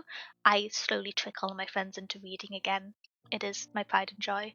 Um, and so I believe that all the books on this list are Gallant popular has enough a that they will have good phenomenal audiobook. audiobooks. Because I feel like I'll specifically Gallant. I've listened to the audiobook very recently. It is phenomenal. ooh, okay, high praise. But yeah, Gallant has Julia Rintot as the narrator for it, he is amazing. He is really good. I will say, if you're listening to the And Then There Were None audiobook, you have to be careful because there's one that's done by an American. And I sometimes I just get jump Yeah, scared. please. Yeah, please get the if There's Gallant gets the chosen and you go for, BBC please get the Radio Julia 3 Rintot one. ones that are good. Um, I, Yeah, please don't get the American one. Get the one with Julian Rintot if that one gets chosen.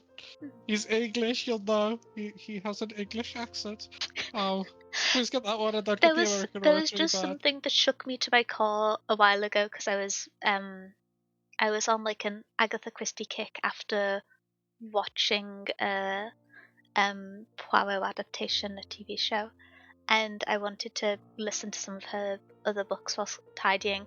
And I went to listen to an audio, and I was just like, "What is an American doing here? Where? What is going on? I don't understand how you resolve syllables." But yeah, Gallant has a really good one. I haven't actually listened to the Song of Achilles one. I haven't My either, dad but I has though. have to imagine that from the commercial scale of it, there's got to be a good one. But maybe that's a bold assumption. Um,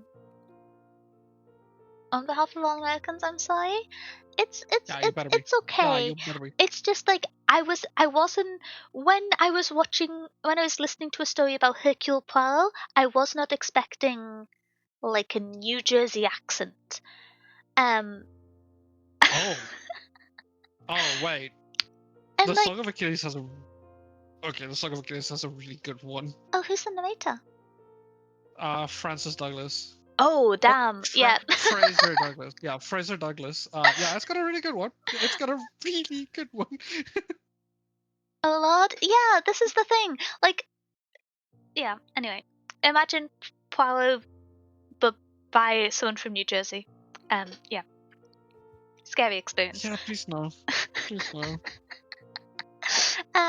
I come Yeah. back and I hear that. Look, I don't understand American syllables. You've got to understand this. I barely understand English syllables. I'm a mouse, for goodness sake.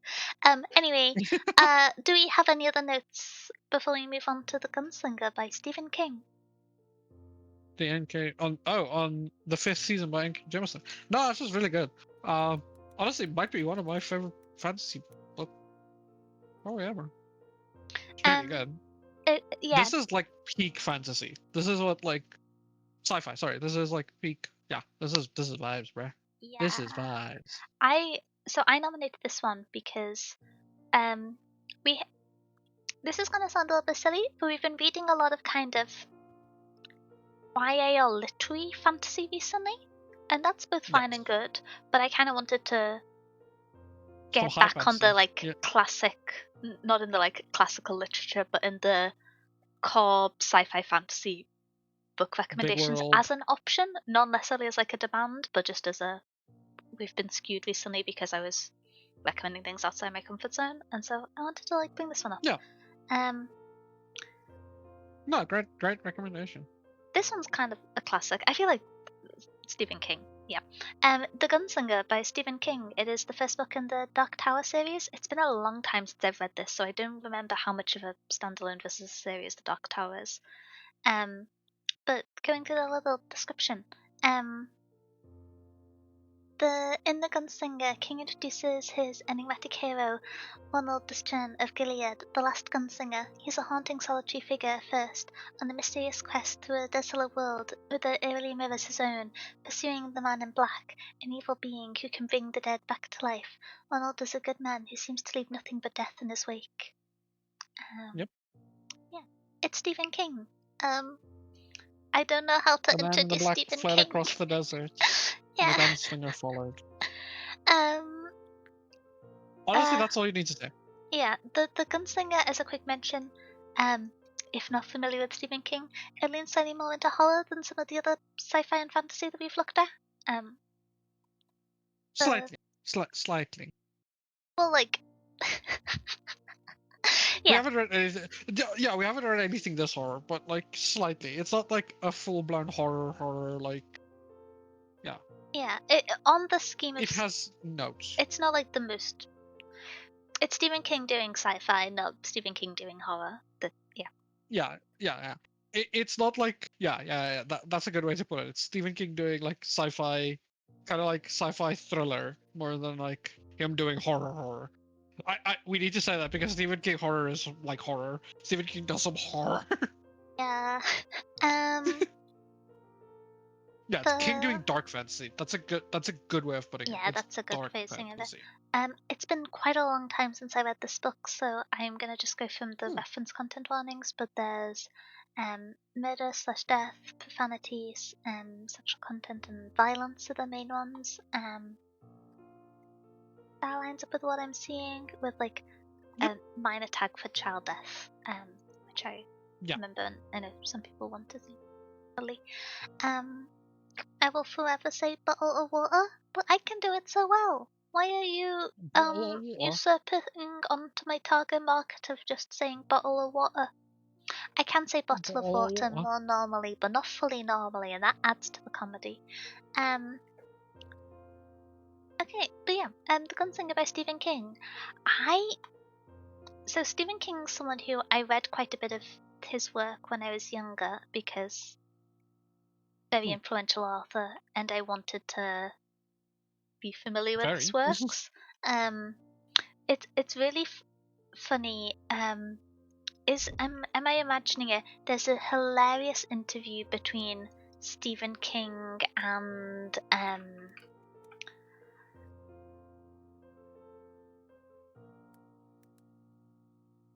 Yeah. my brain, is it George R. R. Martin? Yeah, and there's a back and forth where George R. R. Martin's just like, "How do you like Stephen so many books?" And Stephen King's just like, "It's our job, George." And it's a very good interview. Yeah. But yeah. I remember love that. That's our job, George. George looking at this, looking on in regret. Stephen King.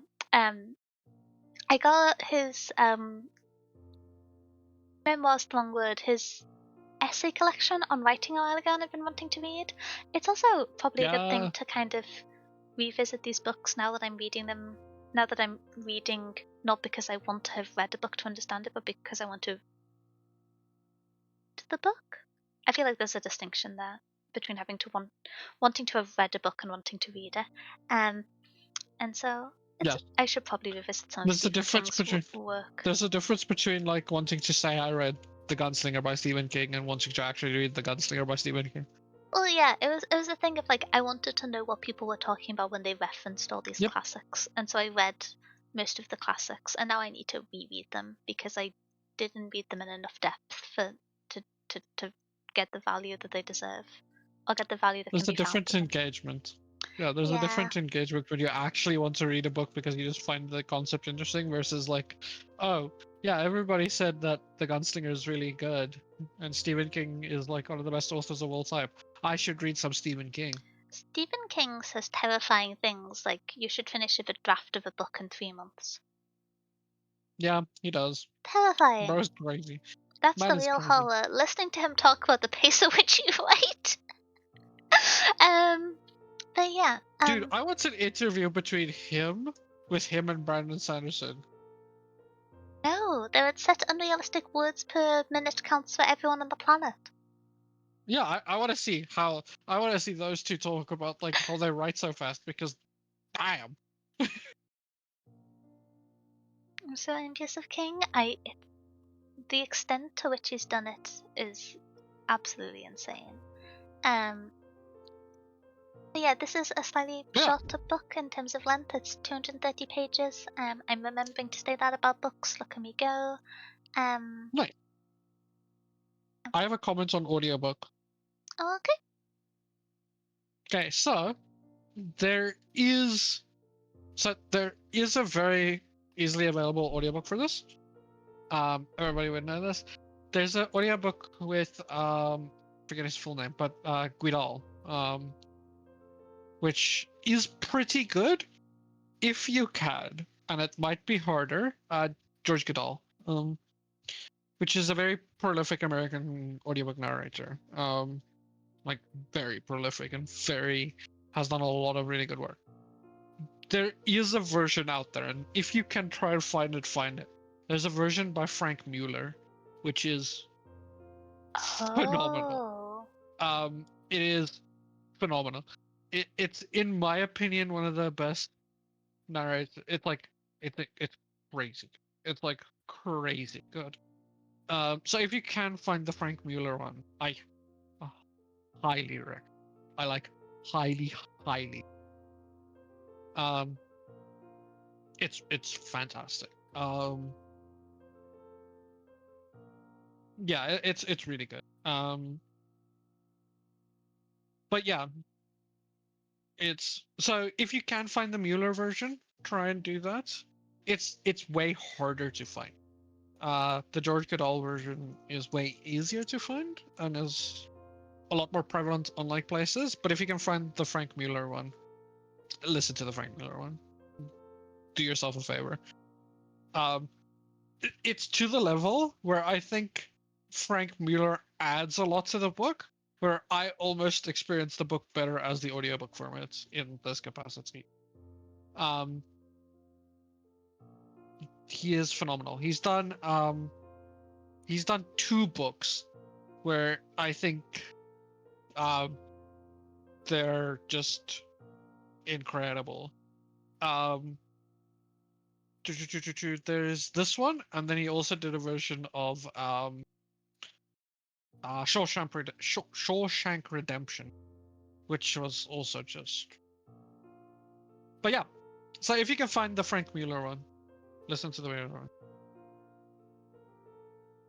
Yes, so that's the thing. What happened is Frank Mueller did the original audiobook before The Gunslinger got revised. And because it got revised, they redid the audiobook, but Mueller had died at that point. So he didn't do the revised edition. But because the revised edition is more easily accessible, you find the one who did the revised edition, which is George Goodall. Because sadly, Frank Mueller had passed away. But so it's harder to find. But if you can find it, yes, it's really good. Interesting. I think I read the revised version of the original version. That's fair. The revised edition is way easier. In print and audiobook and everywhere, it's way easier to find the revised version.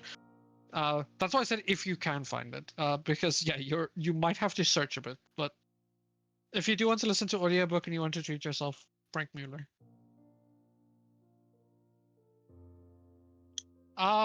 Legally, no. Probably not. this is where I talk about pirates again and how fun it is to sail the seven seas in an alternate reality where we're all pirates, right? I'm gonna start singing Ailstorm. Yes. See, that's We what are we need. here Is to drink your beer. Steal your rum at the point of a gun. Your alcohol to us will fall, for we are here to drink your beer. Oi. Okay. Um. but yeah. It was So either that or Pirate it's by Everglow. I had to do something to move on to the next topic. yeah. Uh, Which, by the way, it's kind of funny that I recommended this book because I didn't know you were an Agatha Christie bind. what's this? And Oh, then there were none by Agatha Christie. oh yeah, and then there were none by Agatha Christie. I'm very emotionally attached to Agatha Christie. I'm gonna be honest. Um, and then there are none is it also has the beneficial thing if it has a very good um TV film adaptation. It does. If you want to have a film night tied in with book club, but I can do this intro, or you can do this intro. However, would you like to do it? I recommend it. It's mine. Okay. It's mine. Then you It's would be a mine. cool pirate Nah, I'm just captain. That's messing. just because I'm so cool in general. No, Thank I'm you. just messing with Well, you. We could do it together. I know you've been on an Agatha Christie bind recently. Well, now I know. I didn't know before I recommended this book. I'm I gonna be was just in honest. the mood Whenever I for get some. behind on housework, I just like dive deep into Agatha Christie because for some reason she's one of the authors which the BBC is just addicted to getting actors who have For good some reason. narrating voices to just read on the radio and then are relatively accessible online. Well, I mean, Yeah. compared to other contemporary authors, I, That's yeah. yeah, for I think it's because mystery is such a popular like mystery thriller like crime stuff is so popular recently. well, most of the ones are actually from the like late 90s to early 2010s for the really good True. Yeah, radio reading adaptations. Um, that is true. I've not been able to find a full version online, but I believe out there somewhere is ba, ba, ba, ba, ba. Who's the coolest actor that's read and then there were none? I don't know if that, and then there were none, but in um the Poirot there's Ooh. Stephen Fry, who I love as narrator, has read quite a few of the Poirot stories for I believe BBC Radio 4 or BBC Radio. Okay. Um which I enjoy. For that like genre and period of book, I think he has a good voice and inflection of it.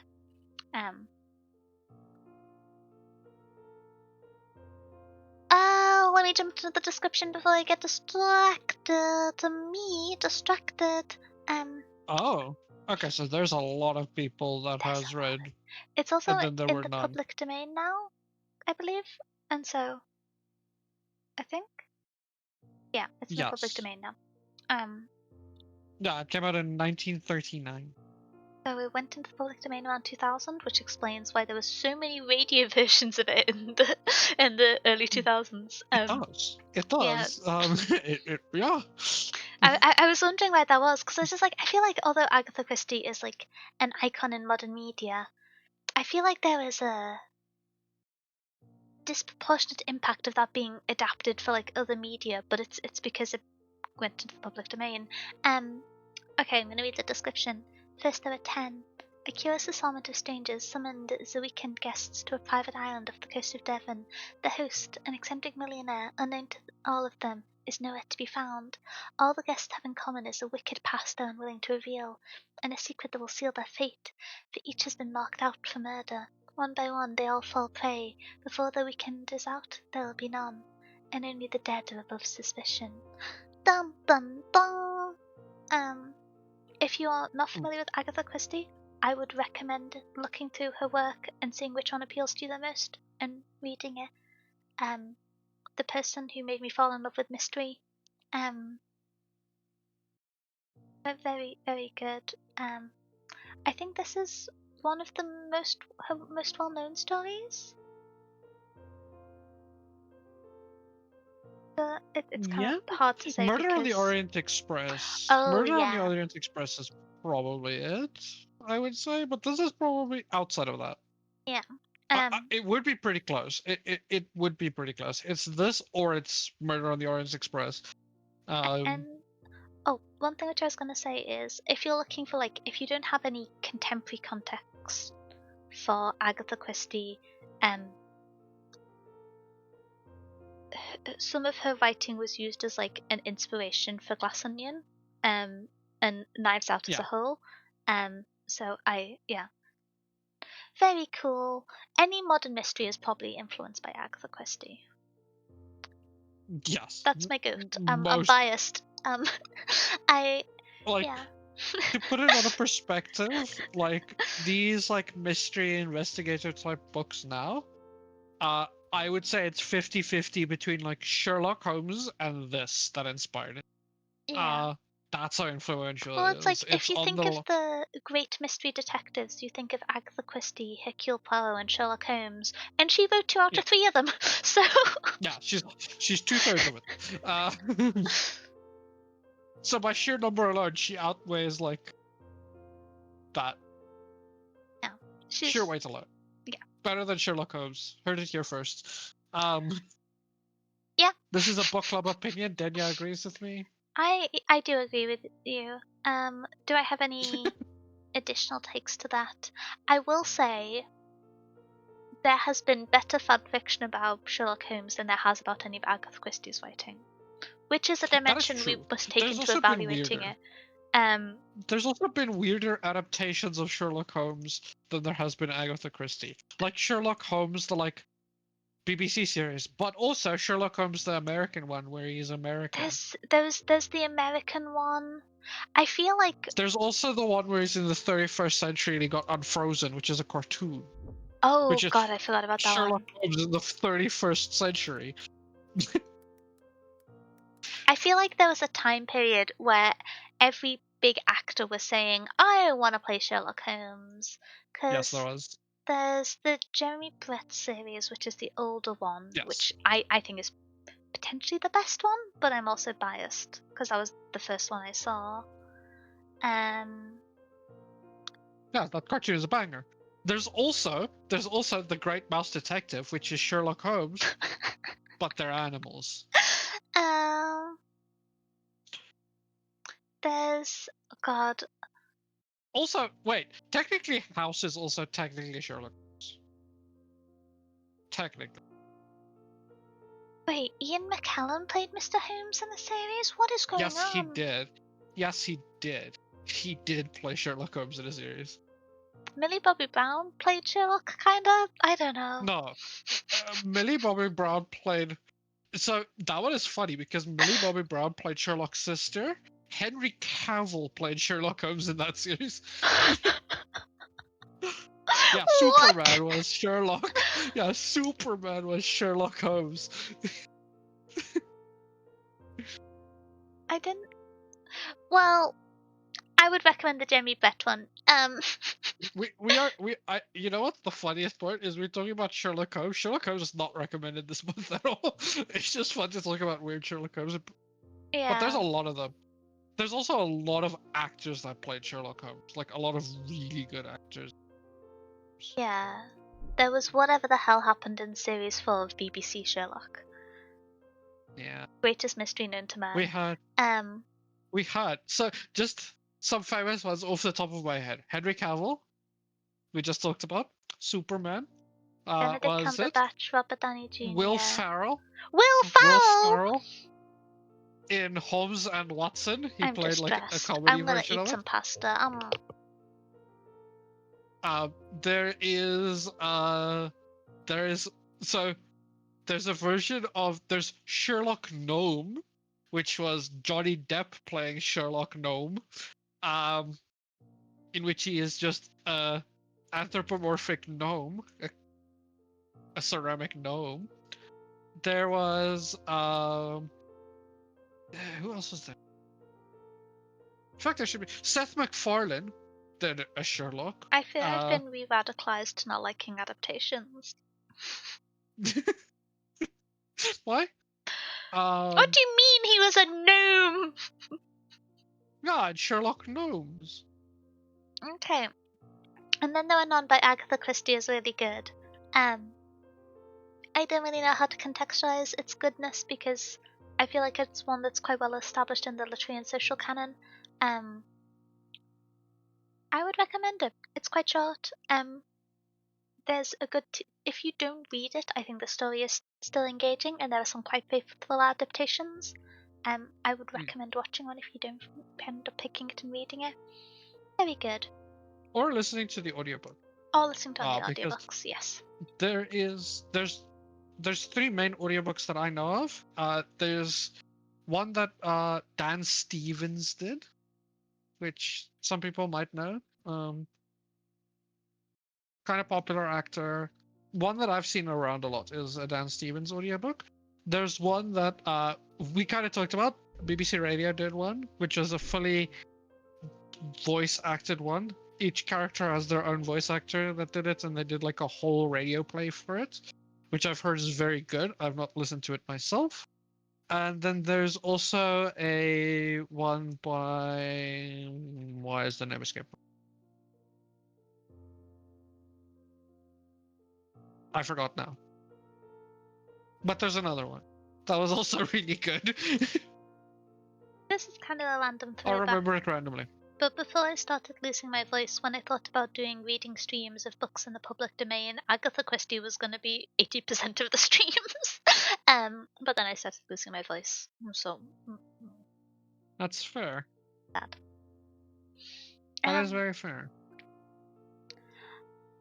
Shall we? Oh, Oh, it's Hugh Fraser. It's Hugh Fraser. oh, For people that don't know, the old Poirot TV series, Captain Hastings. Captain Hastings from that series, Hugh Fraser.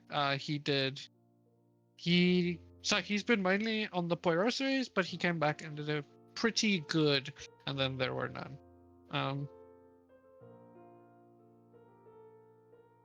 So yeah, there's 3 versions out there depending on what you like, and I've heard all 3 is pretty good.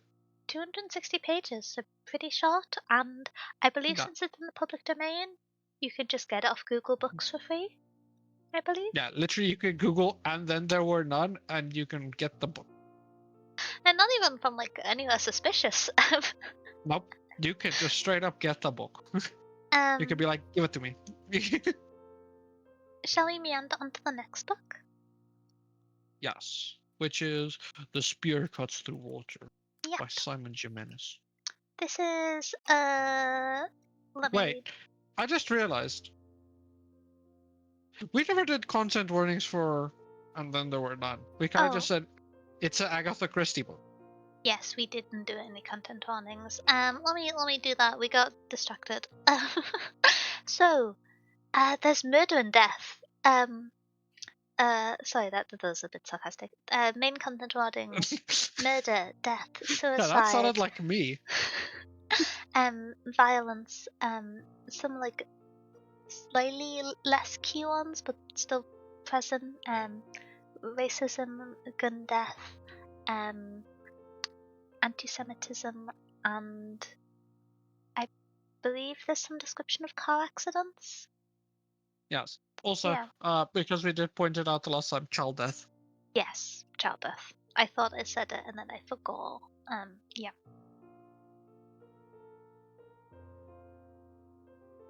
Yeah. Okay. Those are the main ones. Yeah. I was very unhelpful there, just being like people die in Agatha Christie books. But yeah. Yeah, you sound like me. That's what I did when last month when I recommended a mystery book. I was just like, oh yes, it's a murder mystery. book. There's murder. Well. There's murder.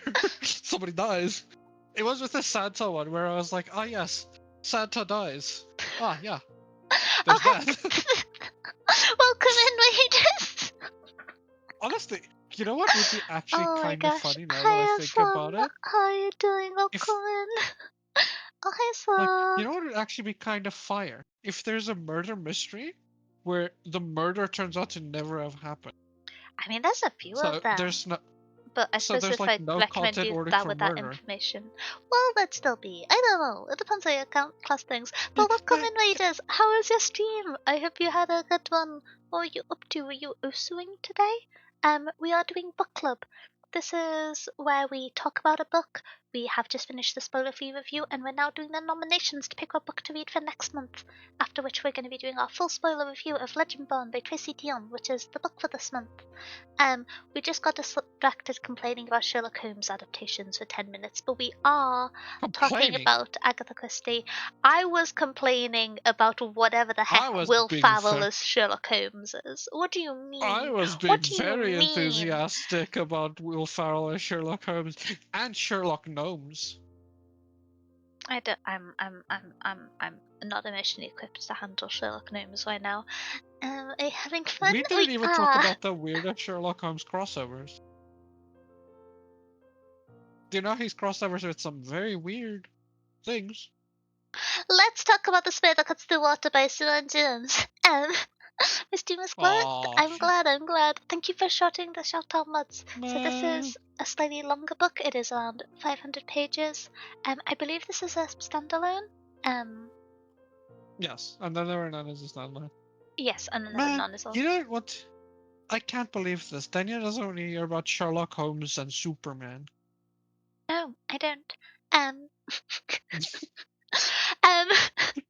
so gonna So, read through the quick there, description of the spirit that cuts through water, there and then we're gonna get technically to the is. content warnings. There technically is Sherlock Holmes versus ex Doctor Who because Peter Capaldi, like one of the doctors, actually played Sherlock Holmes.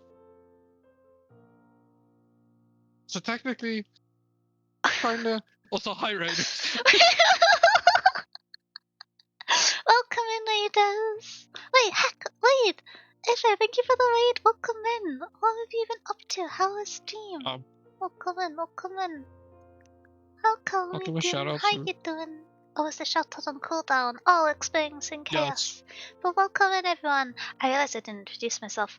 My name is Danielle. This is Kai. They be hologram. I be mouse. I also am very tall. We're currently doing our book club, and we're currently rambling prior to democracy while we've been deciding what books we read for what books singular we read for our sci-fi and fantasy book club next month. If you like sci-fi and fantasy, if you maybe have thought books are cool and you want to like jump back into them, or you just want some recommendations, perfect time. So Ty, drink your stream, please continue. No, thank you for stopping by and trusting with your community. I hope you had a good stream. What were you up to? Hi Faye, hi Stardust. Welcome in. The book which we're going to be jumping into reviewing in full later on is Legendborn by Tracy Deonn. We've already finished our spoiler-free review, so we're going to be going into full spoiler sections. But don't worry, we'll like clarify clearly when that stops over. So no worries if you want to read it without getting spoiled. And we read some poetry. Oh, interesting. What were you reading? I'm always We on the haven't lookout for recommended poetry a poetry book. Have we? No, we haven't. No. We should recommend like a poetry book for nonfiction. I think it might be fun. Interesting. Yapping and relaxing while writing poetry. Oh, that sounds really cool. You write your own? Oh, I'll have a look. I'm always. I always think it's really cool when I get very excited about like streams and events in Twitch being related to writing and like literary themes, and how it slowly branches out from video games as a focus to contain other content. I think it's really cool and neat, so I'll make sure to check it out. Thank you for stopping by. I hope you had a good reading, writing, and yapping session. I emphasize the yapping. I've not been known to be focused, but that one's not me. So, jumping into the description of the book. Us? Focused? We've been focused. Talking about Legendborn for 6 hours. Non-spoiler. We've been talking about Legendborn for at least 4 hours. There's been 2 hours of other stream. 2 of that was the yapping. Okay, jumping into the description for The Spirit That Cuts Through Water by Simon Simmons. I'm just using the description from Storygraph. Two warriors shepherded an ancient god across a broken land to end the tyrannical reign of a royal family in this epic fantasy. The people suffered under the centuries-long rule of the Moon Throne. The royal family, the despotic emperor and his monstrous sons, the Three Terrors, hold the countryside in their choking grip. They bleed the land and oppress the citizens with frightful powers they inherited from the god locked under the palace. But that god cannot be contained forever. With the aid of Jun, a god broken by his guilt-stricken past, and Kima, an outcast fighting for his future, the god escapes from her royal captivity and flees from her own children, the triplet terrors, who could drag her back to unholy prison. And so, as she embarks with her young companions on a 5-day pilgrimage in search of freedom and on a way to end the Moon Throne forever, the journey ahead will be more dangerous than any of them could have imagined. God. Introduction. I'm gonna quickly jump into the content warnings. So the main ones for this are violence, cannibalism, death, gore, war, some tags for body horror and murder. In terms of like less prevalent or on-page tags, there's ableism, sexual content, torture, and mentions of sexual assault. I believe are the main ones. Yeah. I think there's off-page child death as Child well death. as a separate specification. That's been a theme. Holy. We've been. I think we've nominated sad books today. I don't know. I Normally just there's like realized one that now cheerful that one. yeah, now that I see that one again, there's been a lot of sad books this time. Yeah. Damn. Oh gosh, this is. I guess I picked out not the most cheerful books to read for 2026 because that's been a lot of my nominations this year. It's amazing we're going to iTunes Steam for my viewers to share love like you can present until next. Oh, thank you so much. Poetry is something which I'm in awe of but not sufficiently informed of, and so I'll have to check out a stream and learn more. For the Spade Katsuwater, this is a slightly longer book than some of the ones we've suggested so far. I suggested relatively short books this month. I've been very restrained. This is around 500 pages. Yeah, it is kind of if I just say classic fantasy to indicate that it's not like YA or like contemporary fantasy or urban fantasy, and I think it's kind of a it's fantasy. I don't know if you have any descriptions to add to this one, Kai. Well, some main fun things in this. It's LGBT.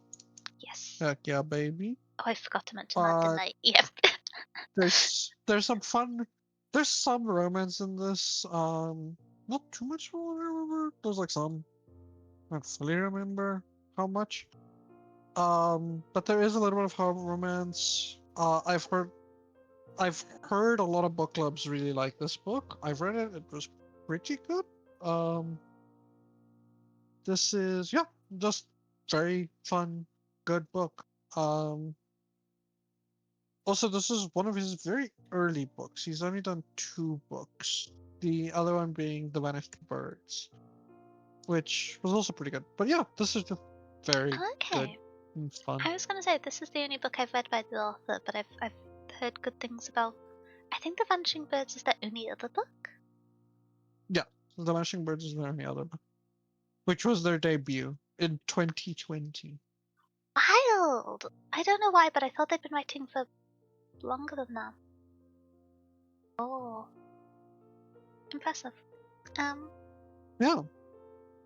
Yeah, it's a good book. One I would recommend. I read it quite a while ago, close to when it came out. Same. And it's not a book I ever got to talk about when I read, and I thought it might be nice for book club, hence it be here.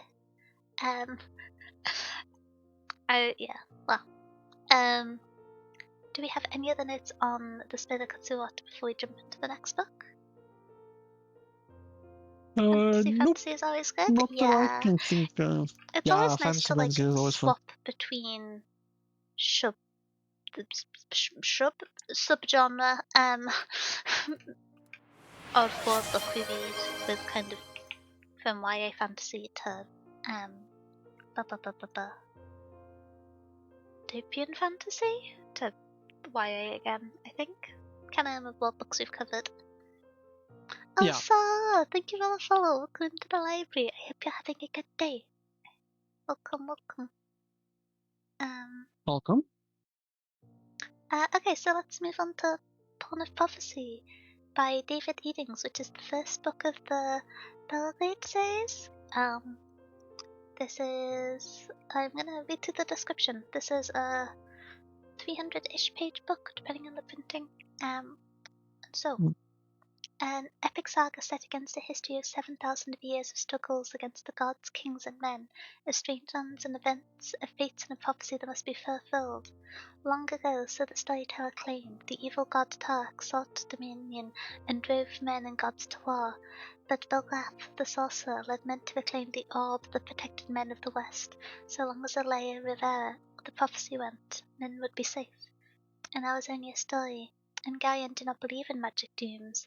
Even Darkman with a shadow had haunted him for years, brought up on a quiet farm by his Aunt Pole. How could he know that the apposite plan to wake the dreaded Tark, or that he would be led on a quest of unparalleled magic and danger by those who he loved? Did he not know? For a while his dream of innocence was safe, untroubled by knowledge of strange heritage. For a little while. Thus begins Book 1. And then Yeah, book 1. getting into the content warnings before we talk a bit more broadly. This is an older book, and so as always, finding like community sourced content warnings can be a little bit harder. But there's mentions of violence, death, xenophobia, and death of the parent, and minor mentions of sex, also like off-page mention, from my understanding from like a brief googling. But it is young adult, so I think it's quite light touches on that from what I could gather, but it can be a little bit difficult to gauge with older books. So I think this would be a case where myself or Kai would probably speed read it to confirm if it gets picked. You said you've read this book before, is that, I think? Kai? I have, but it's been ages, so maybe so for you. That's very fair, that's very fair. But yeah. This was like some of the first fantasy I read. Really? I haven't read or heard of this one, to be honest. I don't know if it's one of those cases where is it's more popular in America and like more American influenced media countries than the UK. Because I think Kinda. David Eddings, it's like Eddings is an American author, right? Yeah, I think so. I don't actually know. But this is kind of like it's kind of like the Wheel of Time, where it's like it's very popular under old school fantasy authors and like books like that. So this is for a very it's for that audience. Where the Belgar the I never know how to say this. The Balgariad, the series that it is heavily influential in what fantasy became later on.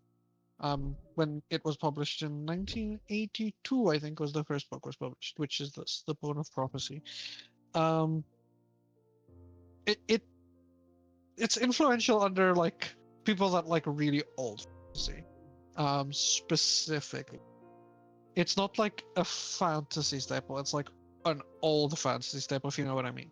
Like if you say The Way of Kings, or no, sorry, the Wheel of Time, a very specific people know about the Wheel of Time. It's not necessarily fantasy fans. It's like old fantasy fans know a lot about the Wheel of Time and like the Wheel of Time. Even though that's the most mainstream example of that idea. But yeah, it's very much like that. And like Will said, the first modern fantasy mega saga. This is the Port of Prophecy, which is the first of the Belgariad, which is 5 books. It's a 5-book series, and then there's another series after it, which is like a sequel series slash like just extension series, which is another 5 books. So it's 10 books in total. Oh, interesting. Okay. This is gonna sound silly, but I feel like because there's such a well documented literary history of fantasy in the UK, I often miss out on quite influential American fantasy writers unless they're quite contemporary, just because I don't really Yeah. have the exposure to. And so this wasn't someone I heard of, but that's very interesting. I'll have to have a look out for them. Not counting the two Yeah, prequel not counting the novels. 2 prequel novels. Okay, I see we're starting the fantasy traditions earlier. Are there any .5 novels in there? Yeah, I usually ignore them when I talk about books, but yeah, there's 2 prequel novels. Starting Yeah, as we mean to you know, continue the genre. I usually don't mention those since then it becomes like 14 books they need to read and think about, and that becomes a lot. But yeah, it's fantasy. It does the thing where people are like, yeah, we need a 0.5 book. We need a prequel to the prequel. Can I get a 0.25? I think fantasy series should just commit to being in like a little blob. Um, brackets. I've been reading too much of the Hamish cycle. Um, oh, Yeah. Lemon Frog Tree, thank you for the follow. Welcome into the library. I hope you're having a good day. Welcome. Um, Welcome. but yeah, I've been rereading Yeah, The it's Left really Hand good. of Darkness with a Friend. So Yes. yes, I'm slowly peer pressuring everyone I know to read Le Guin. Let's go. As you should. um, That's our mission in life. definitely. Maybe just read one of her essays to start off with, and then from there you can pick up a Unless book. you're not into essays. Then read one of her books and then read one of her essays because you like her fantasy writing. Well, it's like I feel like you can establish her tone and her intricacy of writing through some of her essays, even if it's just like one of the shorter like essay collections, like Carrier Bag Theory is only like 100 pages. Yeah. Oh, I Oh, just mean for people that Earthy, don't like yes, probably. usually like reading essays. I Some people don't like reading essays. Honestly, I feel like if I'm Even being good ones. reasonable, Earthsea is probably the best recommended point of entry. Yes. It's Earthsea or, funny enough, A Left Hand of Darkness. I feel like. Oh, Kale, Most people recommend Earthsea. Fujikawa, thank you for the follow. Welcome into the library. I'm sorry if I got your name wrong. Welcome. If you'd like to spell it alphabetically to help with my um, letters to sounds, please let me know. Although Fujikawa. an abbreviation is easier. Yeah, no, that's Um, right. oh, Yeah, it's Fujikawa. rare mouse. Victory against dyslexia. But yeah, I feel like with Yeah, Fujikawa. Earthsea being intended to have a slightly younger audience than the Hamish cycle, it's Yeah. more digestible because Le Guin's I writing can be a little bit intimidatingly dense in the I way think she it depends layers a ideas little with bit where you stories. come from, though. Yeah, that's fair. That's very fair. It, for like people that like young adult slash like a little bit more fantasy vibes, yes, Earthsea absolutely. But for like if you're a little bit older, you haven't really engaged with fantasy all that much, where most of your engagement is like with popular TV shows. I feel like Left Hand of Darkness might be an easier in since it is like sci-fi, and sci-fi is kind of like a lot bigger and more like mainstream and popular than like fantasy in a whole. So you might engage with sci-fi a lot more. So Left Hand of Darkness might be an easier in. I'm so in my bubble, Um, I forget that that is true. That's very fair. Um, yeah, sci-fi is more mainstream accessible. So some people might engage more with sci-fi than fantasy. Even though I think the better in is Earthsea, but Interesting. I'm biased. Hmm. I'm a fantasy reader. Imagine this. Okay, I think we've got the Who early would have guessed? distracted. But should But we? yeah, Pot of Prophecy, pretty good. Again, it's the same as like the Wheel of Time or anything like that. If you want to read some foundational fantasy stuff that influences later, especially not like Tolkien foundational, but newer foundational, like 80s foundational stuff like that. Great book, pretty solid. into the last nomination of the night. This was my attempt to recommend an older fantasy book, and I've not nominated the oldest one here, but still, 1980 is a pretty old one. Look, here you go.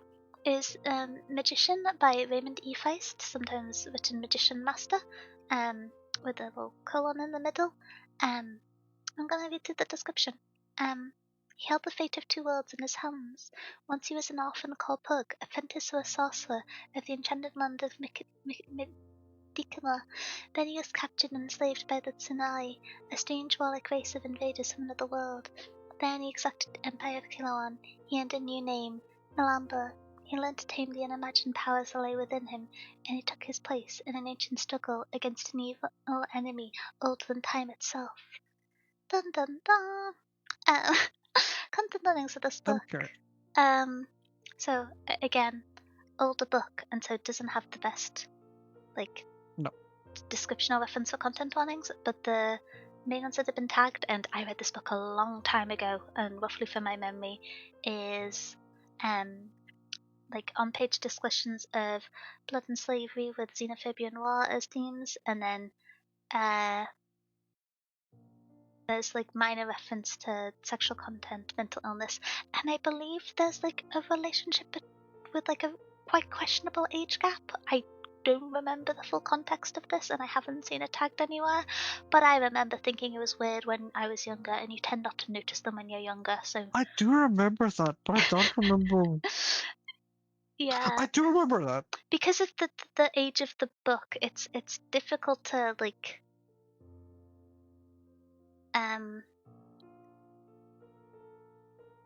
to grasp the scale of. Yeah. My brain is being slow. I actually meant, but yeah. So there's the Magician Apprentice series, which is the first in the Rift World saga, I believe. So, one thing with this is the Magician, just so that people don't get confused, because the Americans might get confused. Mhm. Magician is a book that got published under the Rift War saga. This is the first book of it.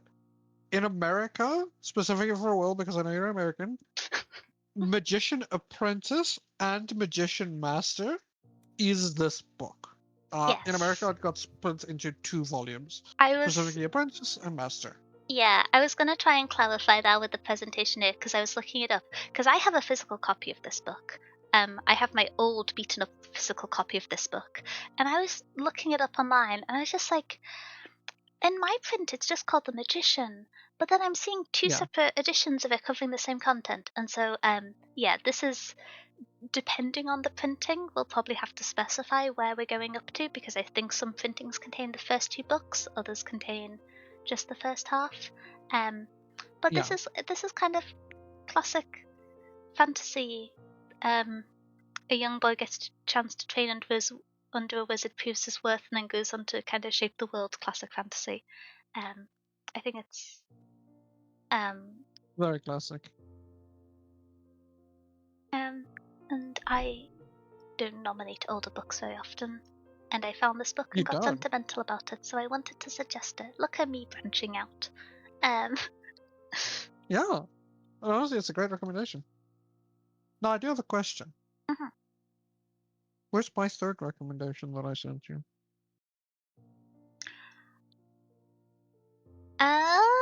Nobody look at the screen.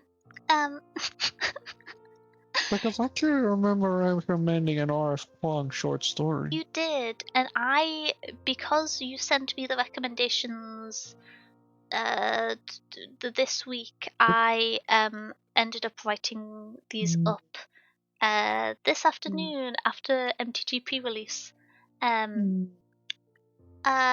no one can know that because if you look at the screen, there is the final book of this week, which is Making Space by R.F. Kuang. Which is the only R.F. Kuang book I haven't read, so... That's a short story. Yeah. I'm not good at recommending short stories. Look, I wonder where RF Kwong is. I clearly remember recommending her. I made it, okay? Oh, But there it is. It's like it yeah, was always there. it's like it was always there. I don't know what you're talking about. No, I think I'm going crazy. So, I found this and I kind of want to read it, but I don't want to read it in a weird way. So, this is Making Spaces by maybe one of my favorite authors of all time, RF Kwong. Uh, but so what this is this Shout is out the actually Poppy Wall. a shout out Bobby War. Woo. Even if I don't like some stuff that she did in Babel, I love Babel. Woo, I love RF Kwong. Goals Shout out, for real. I wish I could be her. shout out how I Um, felt finishing Catarbasis, but not necessarily throughout all of reading it. but yeah, so this is by RF Kwong. This is a short story she published. It pretty recently actually. It was November, 2025. Which is crazy to me that she's still doing stuff. It's not that long. It's 32 pages, but like, yeah, it's actually, yeah. Um, so what this is this is called The Time Traveler's Passport, which is a bunch of short stories by a bunch of authors. The first story in it is by John Scalzi. Could never say his name, bro. Which is, for people that don't know, he did Red Shirts, Old Man's War, um, yeah, he did, and Lock-in as well, and the Interdependency Cycle, the Interdependency 1 and 2 for his series that he did. R.F. Kuang did the second book, which is this one, Making Space. You have Peng Shepherd, which did the third book, which she is known for The Cartographers, The Book of M, All This and More, for limited time only, stuff like that. She also pretty good. I have a few books that I've read before that are pretty good. Next, we have Kalani Bradley, who has done The Ministry of Time. She's a pretty new author, but yeah, she did The Ministry of Time. Time good. You have Olivia Blake, which is she did the Atlas Saga, the Atlas Six, the Atlas Paradox, stuff like that, and then Alone with You in the Aether, which is another book that she did, which is her two big stuff. And then you have last but not least, an author I didn't hear about before, but I kind of want to read some of his stuff, which is Pete, and I'm gonna butcher this. I think it's Jelly. It's Djeli. Clark. P. Jelly Clark. Sorry if I'm saying your name wrong, Mr. Clark.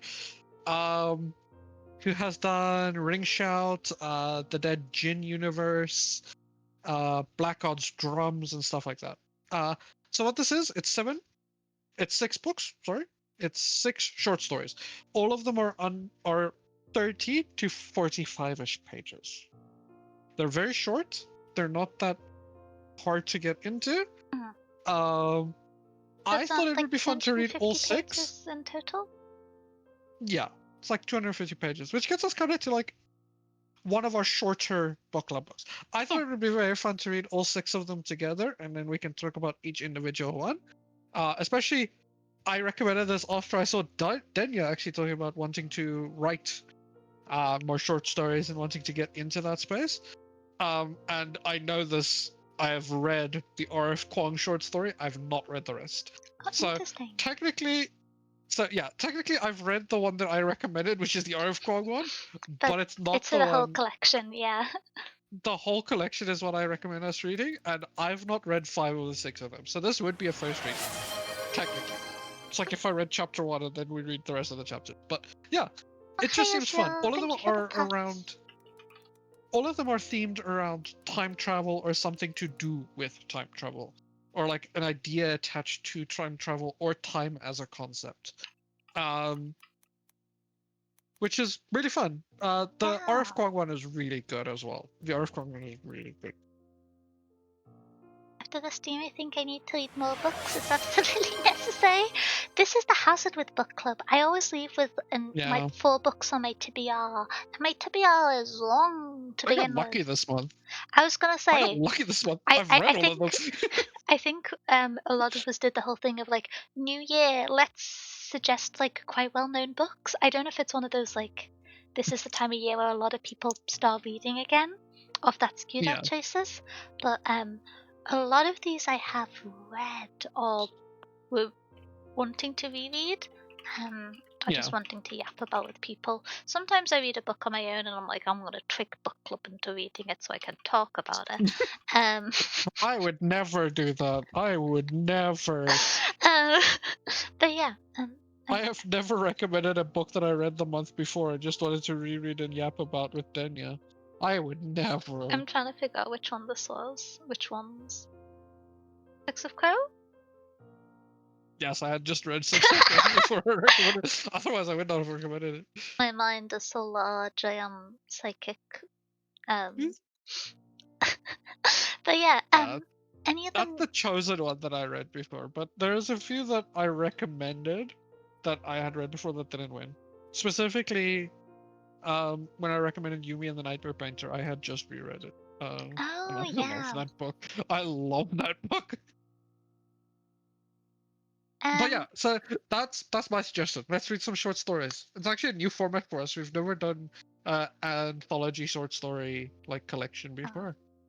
I'm gonna try and go through the content warnings, but they're listed separately for each short story, so this might be a bit hard, disjointed. But just going through them by short story, so major to minor in descending order sequentially, is death, injury detail, war, pregnancy, suicide, violence, murder and gore. And then in the next one, there's going to be a moment of navigation. It's miscarriage, infertility, child death, pregnancy, violence, body horror, child abuse, and like off-page reference to sexual content. And then the next one, there is child death, cancer, death, terminal illness, pregnancy, grief, a car accident. In the next one, there is the navigation times, mentions of dementia, slavery, genocide, sexual assault, injury detail, domestic abuse, and emotional abuse. And then penultimate one, there is reference to death, gore, blood, body horror, sexual content, violence, and bullying.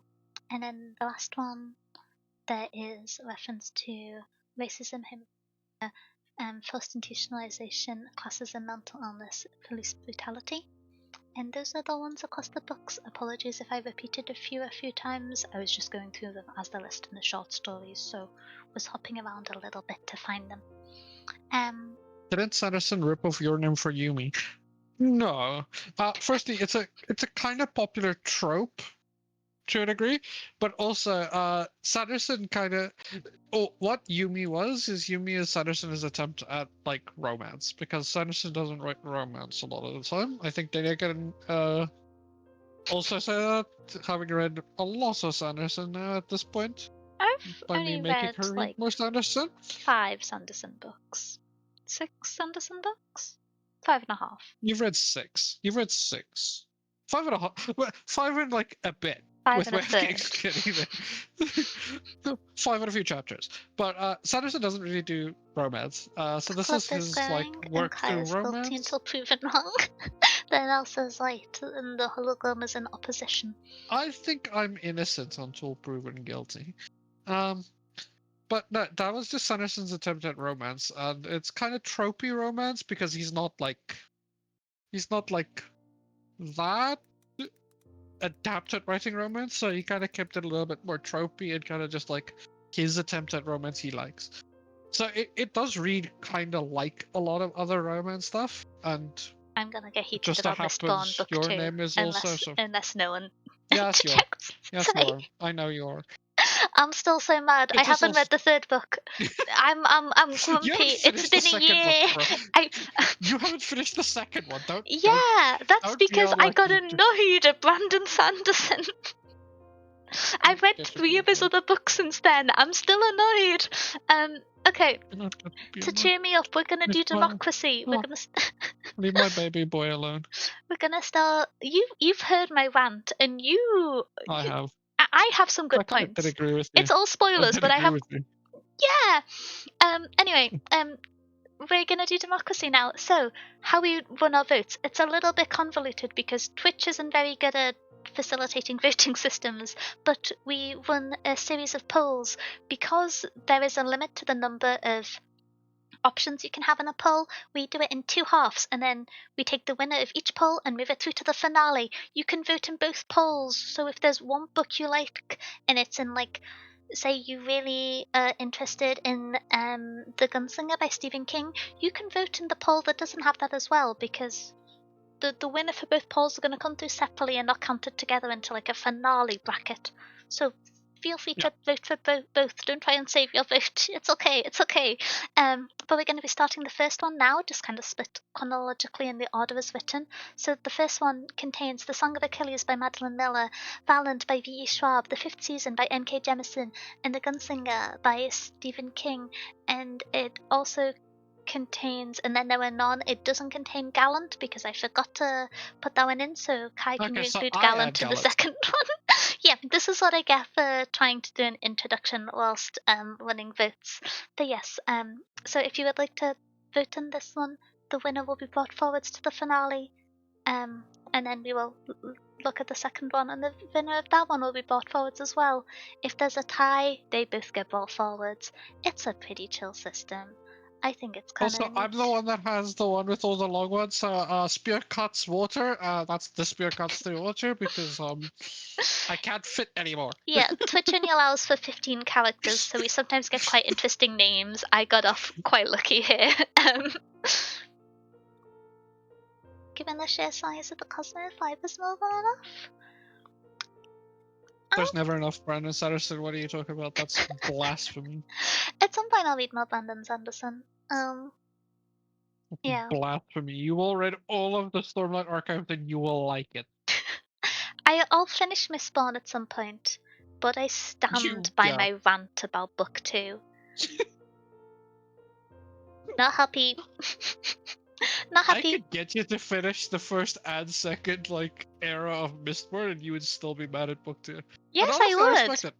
Yes, I I would. respect it. I was invested in I respect it. 3 characters. I shouldn't. There's no point in me reading anymore. I respect it. I'm Oh, crushing also, out a I should little probably bit. say my vote, right? Pardon? Oh yes, who are Oh, you damn. voting for? I don't know what the I don't know what to do for this section, bruh. This is pain.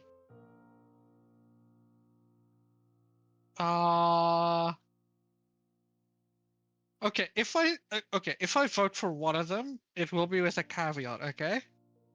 Because I want to vote for the Gunslinger, but you have to you specifically. I will even find it for you and send it to you. You have to do the Frank Mueller version of the audiobook. Because I know you are probably gonna listen to the audiobook. Yeah, And this it will be a has to be reread the for Frank me. Mueller audiobook. Okay. Yeah, you have to listen to the Frank. Even if I have to find it for you and send it for you, I will do You can that. just You send me have this to listen to that. audiobook. It's okay. I'll listen to it. It's phenomenal. It's phenomenal. Okay. So yeah, that would be my vote, specifically the Frank Mueller Alrighty. version. In that case, it looks like for the first bracket, we've got our little countdown. Dun dun dun dun Is there a dun. tie? The Gunslinger is in first place with your additional vote. Oh, let's go, baby.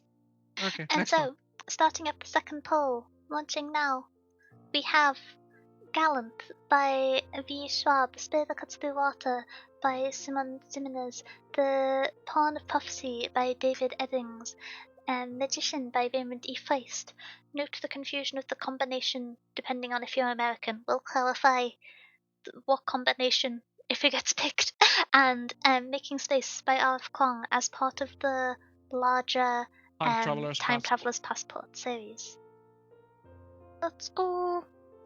No, I'm kind of biased. A little bit. A little bit. Actually, how am I biased? 2 of my recommendations are in this list. No, I'm biased. RF Kwong is here. We currently have quite an extensive tie. This is how you know that we are unbiased presenters. Oh, we have a tie. Holy, we have a tie. If anyone would like to join in on the voting to help alleviate the tie, Technically, unless somebody votes for Gallant, this can be we 5 can do a because poll we of just go into a 5. radio vote with 5 Yeah. with the gunslinger instead of Gallant. But if somebody votes for Gallant, that's not possible because then we can't do 6. So, The character. hmm. Several things happened. I got annoyed at Brandon Sanderson. He abandoned a motif. He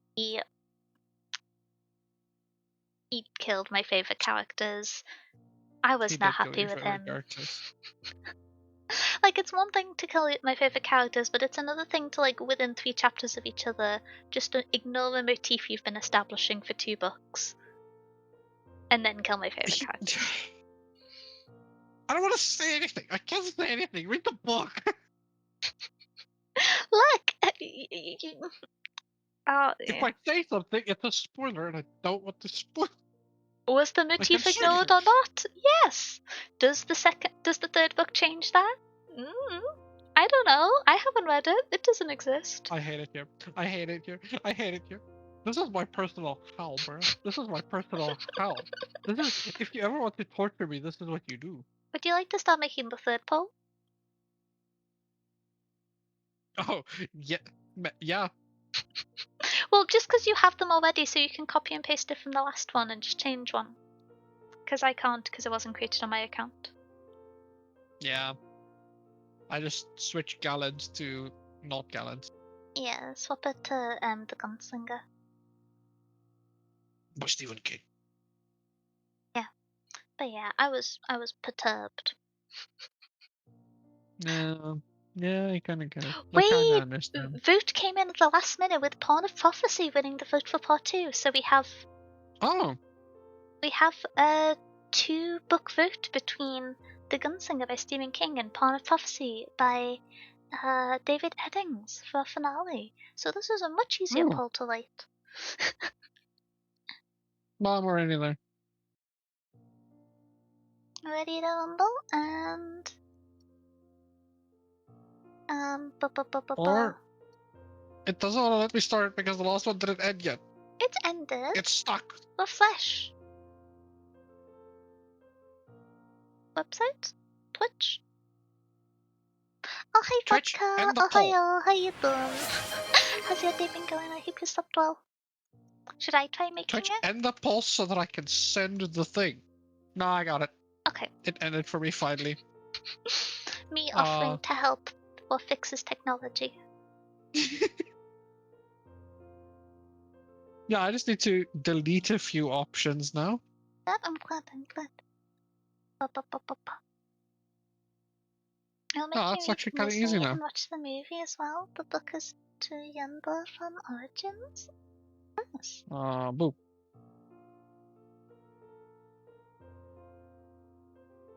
Kaya will make you read Misery and watch movie as well. That book is a true Yandere fan origins. Okay.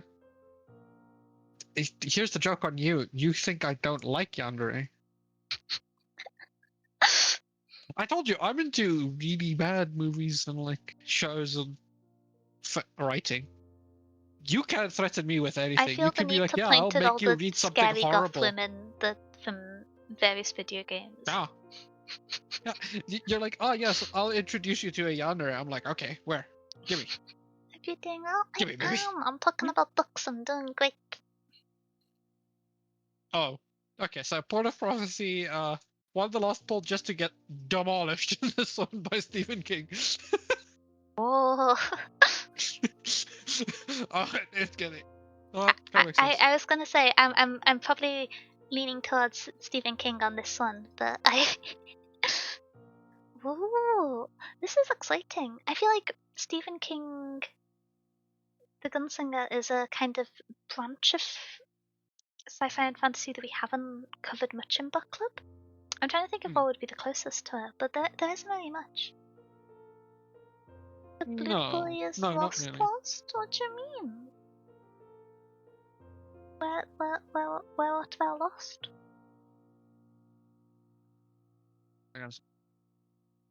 This means I need to go find a version of the Frank Mueller audiobook that I can send you.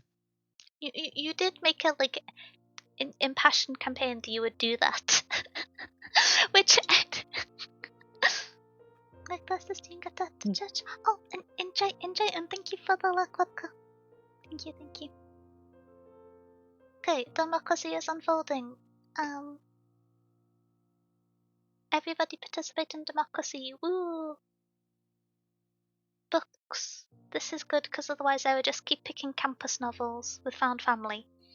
And like Yes, you would. a like 5th level subplot enemy to lovers, but they just like hold hands or like help each other with the assignment at the end. They don't actually kiss or anything.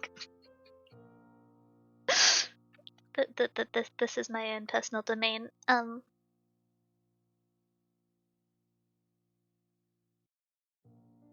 Okay. I want to do the like countdown music to match the timer, but I can never get it to line up with the desync. So please just imagine I'm doing perfectly timed da da da da da da da to the poll finishing. If we could all envisage that, I think that would be really cool and good. Other substant visitors? Did I read the word civilization as Civ because Civ. I haven't played Civ this year.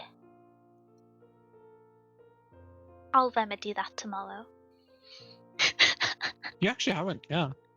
Oh my gosh. Did I almost get free? Vesmal, this is your fault. You reminded me of Civ 5. And the Gunslinger won! We are going to be reading our first Stephen King book for book club with the Gunslinger. Please tell me you play Civ on a normal schedule? I play Civ on a normal schedule for Civ players. Does that count? Alrighty. We have our book picked out for February. We are going to be reading The Gunslinger by Stephen King. We'll be meeting 4 weeks from now on February the 21st to discuss this book. I'll be at the same start time, so 7 p.m. GMT. I don't think the clocks move before February, so I think we're still in line with GMT. But yeah. Well, next book. Nocturnal Mouse. I'm so nocturnal, and employers aren't, and it's so evil because I have to be awake, but then I'm sleepy until midday, and yes. Okay. Woo books. Okay. Are you excited? Ah. I feel I have yes. more caffeine than. I need to find the Mueller version now. Okay. Well, in the meantime, this is the spoiler warning. Spoilers. We are about to proceed to the spoiler review of Legendborn by Tracy Deonn. We will be quoting from the book, we will be ranting at characters, I will be declaring that I would be listing the characters who I would like risk life and limb fighting to defend, and the other ones who I would like not hold the door open for. Full spoilers. Both helpful and unhelpful and just my opinions. Please be warned. Yes. Okay. I think that counts as the spoiler warning. Do you have any opening thoughts before I start going on heated tangents? No, go on tangents. Okay, first up. I want you to go off. Okay. So, Legendborn is about 3 characters. It is about Nick, Bree, and Cell, and I haven't read the sequels, but this is a love triangle book, essentially. I don't know how else to communicate that, but this is a love triangle book. You have the golden retriever boyfriend, you have the enemies to goes on secret missions in underground tunnels together, Selwyn Kane, and then you have Bree, the main character. They're not enemies, bro. They're not enemies. He's not evil. Selwyn Kane and Bree are not enemies. Did you forget the part of the book where he said, I'm either going to make you reveal you're a demon or I'm going to kill you? No, they're not enemies. They're not. Kai is doing the classic thing where they have become emotionally attached to this. They're not enemies. They're not. They're not enemies by the end of the book. In the middle of the book. still not enemies. They're Okay. not. Selwyn is trying to kill Brianna, and Brianna's just confused. Is that a better description? Yes. Okay. Dear goodness. But yes, so this book is like largely a love triangle in terms of interpersonal character development, and I didn't know it was going to be a romance going in, so that was kind of a jump scare. And it was a jump scare which was obvious from the moment that Nick was introduced. Yeah. Yeah. Sometimes books are subtle about who's going to be a romantic interest. This book was not one of them. Because it's YA, I don't like gripe with it on too much on it too much. But in my notes that were not the neatest handwriting because it was written on a bus, I did at some points complain about the like extent to which it was so heavily emphasize the appearance of certain characters, because you get like an introduction to a character and you would maybe hear like what outfit they're wearing, and then you get like a 20-line description of Nick's shoulders, and it's like, you know what, fair enough. It's what Yeah. Brie was focusing on. I fully believe that, but it was quite clear how these characters are going to develop and what the focus is on. um uh, okay, here's where I say the thing which I think is going to be controversial. Because Nick was largely established only in reference to his romantic connection with Bree, I didn't find him that interesting as a character. Yeah. That's the. Yep. You And said it. so, Nick has some really interesting features in that he is the unifying character that ties all of the moving parts of the story together. He is the person who agrees to help Bree. He is the de facto leader of the next generation of this chapter of the Arthurian legend cult. I'm going to call them a cult. And so he should be a key focal point, but because the ensemble characters who he has built up with, excluding Bree and Selwyn, are not very developed, he ends up being established entirely within the context of Bree and Selwyn. And in that case, it is through Bree and Sel both having crushes on him, which I realize now that I had a very minor spoiler for this book a few months ago when I was talking to one of a few of my friends about books and character motifs, and we talked about the love triangle that is just being a disaster bisexual and having your two crushes start dating each other. And one of my friends replied to that with Selwyn Kane. I didn't clock that that was the Selwyn Kane till about halfway through the book. So he's having a time of his life. But yeah, because Nick was only established either with the complexities of Sel's adoration and then disappointment and the kind of gravity of that, or to Bree's romantic interest that might have just been the Lancelot like connection. He had some interesting points of development. Yeah. Like there was compelling backstory, Yeah. but he was never fleshed out. He appeared. There was like maybe the first like he appeared, I'd say, around 20% of the way through the book.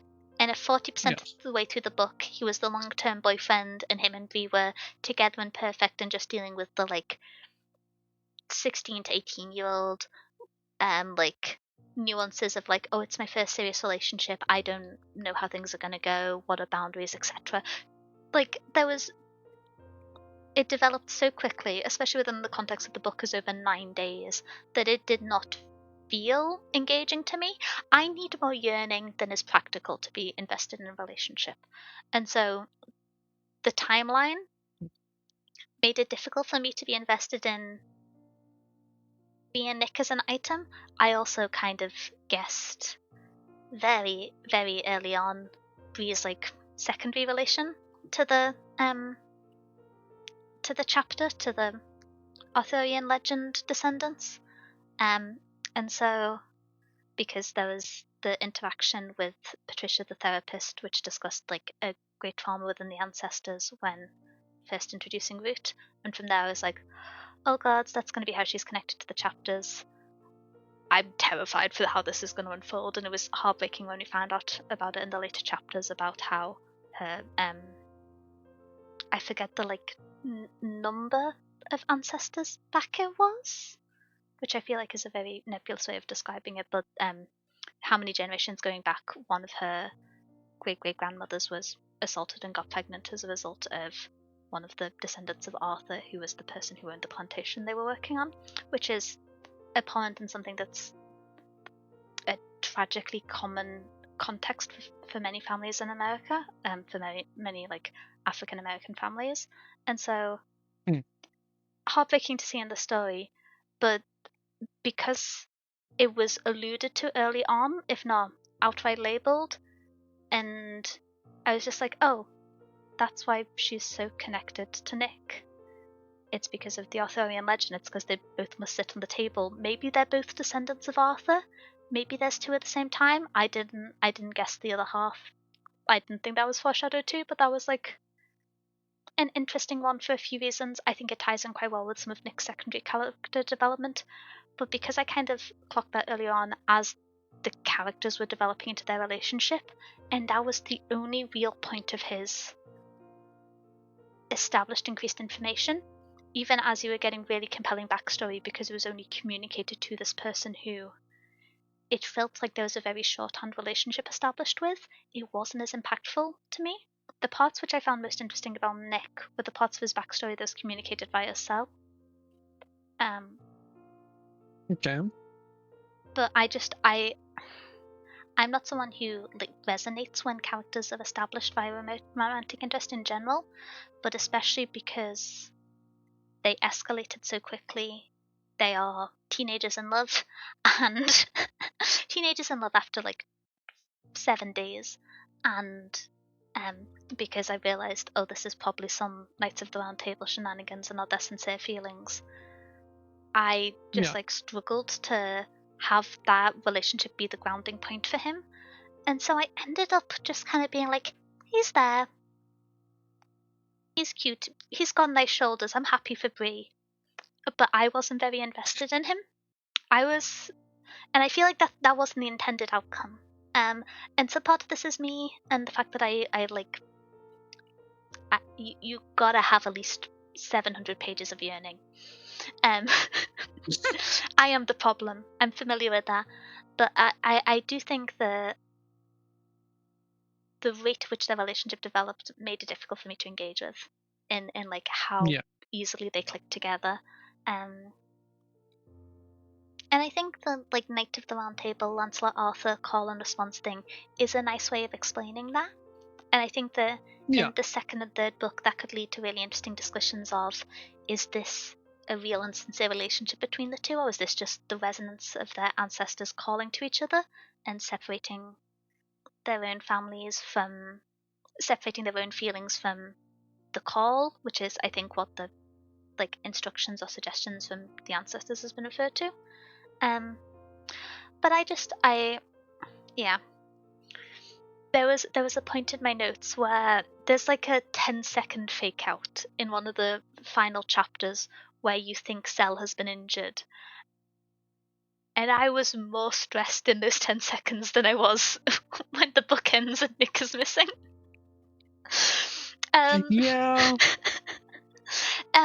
Because so much of this book is spent establishing Cell and Bree's relationship. And I think that makes sense in that it starts off in a much worse point than Bree and Nick's, in Cell trying to erase Bree's memory and then deciding she's a demon and trying to kill her. And so it makes sense it needed the time to develop, but it felt like it was in the latter half of the book. That was the key focal point. There was naturally plot happening, but in terms of character development, because that's the strength of this book to me, that was the main thing that was advancing. I found that really compelling. I I feel the need to protect Selwyn Kane and Bree. They both need to have a better time. Yeah. I sometimes Yeah. you get irrationally protective of fictional characters, and that is me at both No, of I them. would never. And so I was very happy when they were like a big focal point for the like emotional development of the story. But it felt kind of lopsided because the story A was little bit. still framing Nick as being Bree's main confidant in declaration but not in action, and that was something which you saw the kind of conflict of. I got so stressed. Um, I'm just jumping between topics because this book hit me in the emotions repeatedly. Brackets positive. When Nick came back from some meeting, saw Bree and Sel crying together, and Bree just turned to him and said it was a mistake. Yeah. The way because of the printing of the digital version, because I read zoomed in like old mouse that I am on my phone, I was so Drama. stressed. I like put my phone down for 10 minutes and was just walking back and forth being like, why would she do this? Why would she ever do this? That was the worst way to express anything ever. He's gonna and then Yeah. within like 10 lines the misunderstanding was resolved, but I was stressed. I was so stressed. I Oh, I wish I could see that. That sounds hilarious because that was my reaction. Oh, I was so stressed. I love when stuff makes me feel like that, though. Where I just have to be like, you idiot. Yeah. It was so believable early on in the book when Bree was just like, oh, I know what to say to fix the situation, and then does the most like 16-year-old thing you've ever seen, did not fix the situation. Trying Yeah, to then talk over the principal teenagers. does not help your situation.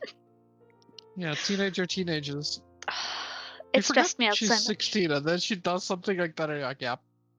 Yep. And you're just like, That's what no, I would have done definitely, when I was definitely a 16. 16-year-old. Yep. Oh, yeah. Yep. It was very believable, but as someone who oh, I read an interesting article about it and I've forgotten the proper term, but I experience Skill issue.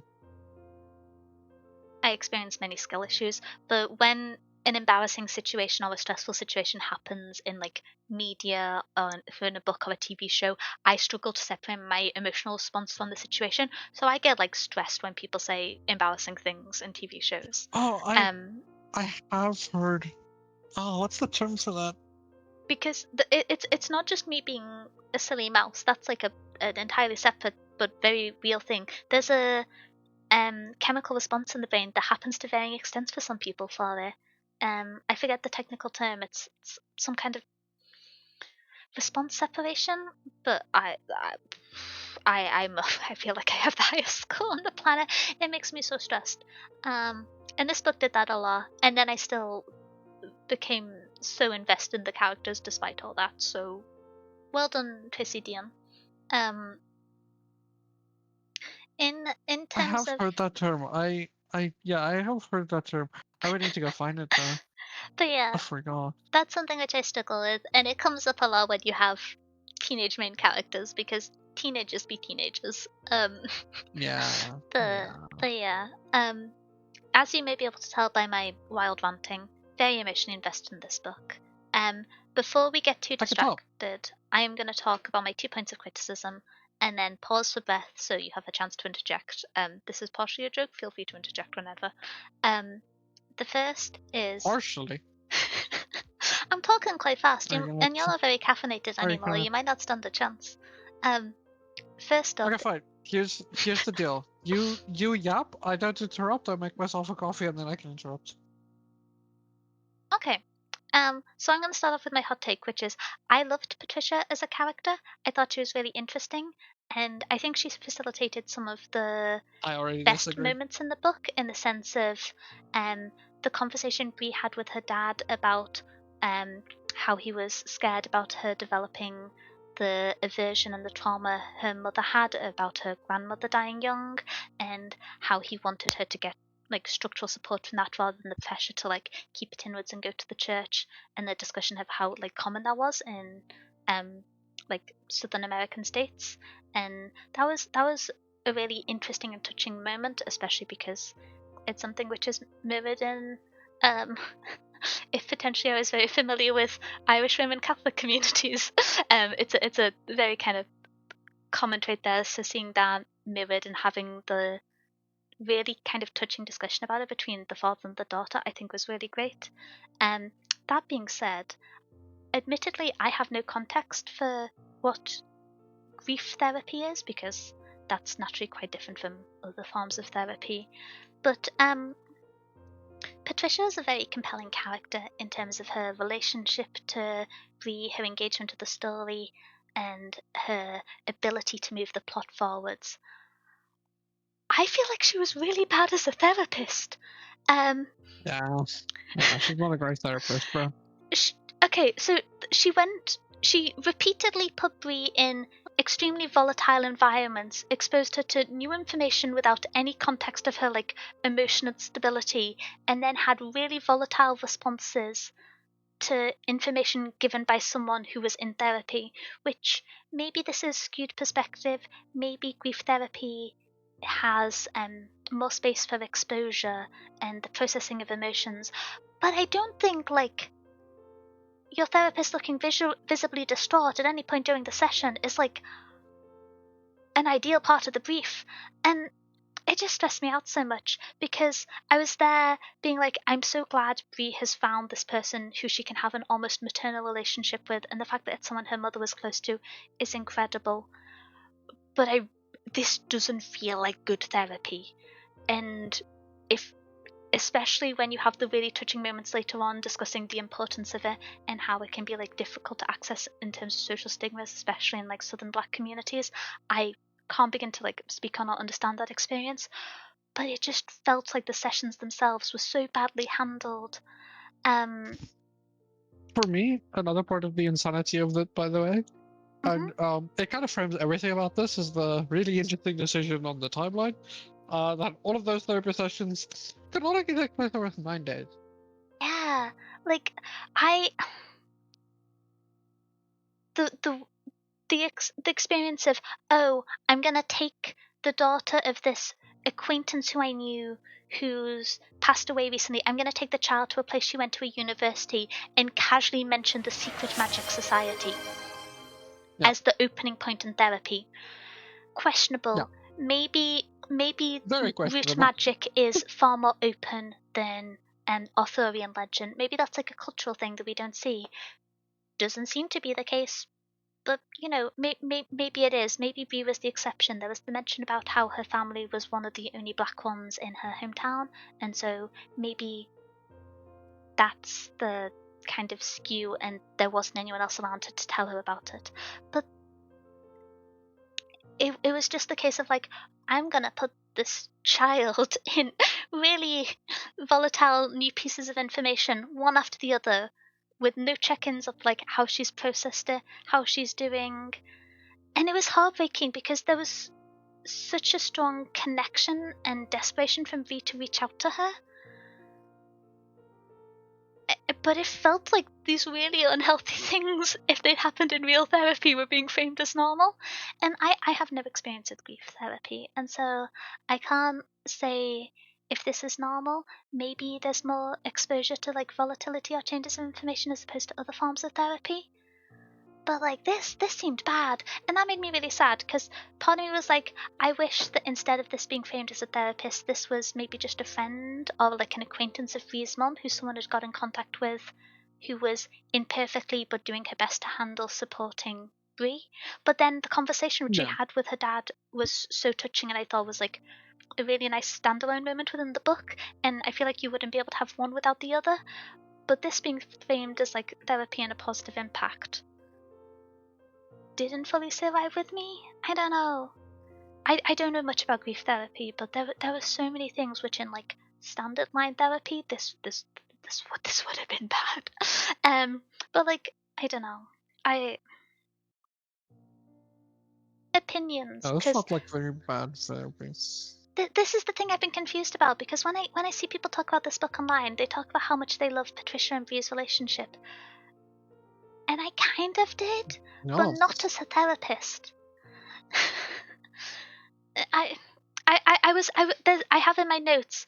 I really love that Breeze gets to talk to someone who is close with her mother, but can they please never speak as a therapist and patient again? That's like my notes on their second meeting. I was so stressed out, um, and so I'm really glad that that was there. It's, But it's absolutely like that meme of like, I like you as a friend, but please never engage with me as a patient ever again. oh hey Like, Jenny's 7 hour please. stream. Oh, it's gonna be longer. I'm just getting started. But yeah, Which that holds in every single like profession. I'm gonna be real. It's like, I like you as a friend. Please don't make me cut your hair again because yeah. In this one, it's like, please, you're cool. Please never be a therapist. Just go do I something I else. was so confused. Yeah, because part of me, It's never too late to have a career change. It's never too late. yeah, I don't know how to be like specifically constructive about it, but the like exposure to new information and the volatility of the environments and the rate of change and the I mean, there's no real way to be constructive about it. She's a very bad therapist.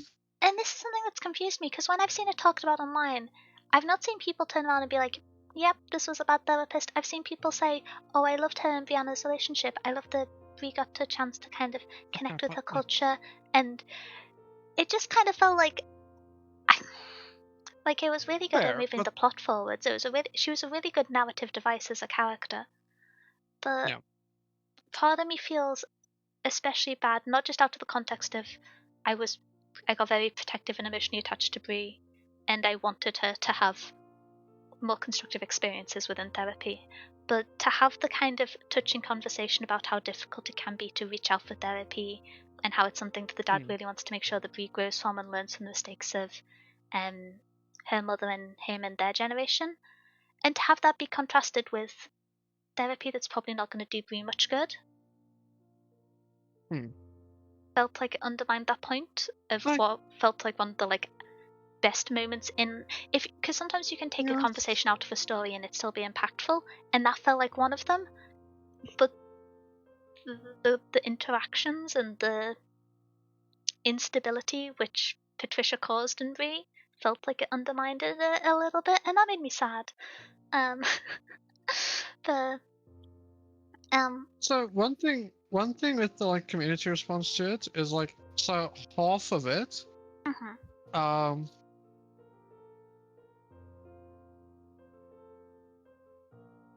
what's the word? Like half of it, this sounds mean, but I feel like it's true. I don't think a lot of people know what good versus bad therapy looks like. uh, potentially. I feel I feel like people have a misjudgment on what therapy is, and it's half the fault of media that we engage with. Like TV shows have a very rare where it's like showing great therapy. Often it's more like pretty bad therapists and therapy that gets shown in like TV shows and in media. So like I feel like people don't know what good therapy actually looks like for a large degree. Second, I feel like this book hits a type of audience that, and this might sound bad, but like that cares more about characters and what they function in a story than like, is it a good representation of that idea? You'll often see this with like non-binary characters and stuff, where it's like, is this a good representation of like what a non-binary person is? Oftentimes, no. But like, oh yes, there are representations, so I like it in the story. I feel like oftentimes it happens a lot with some stuff. Therapy often happens with is like, is there a semi-positive view of therapy? Cool, we like it.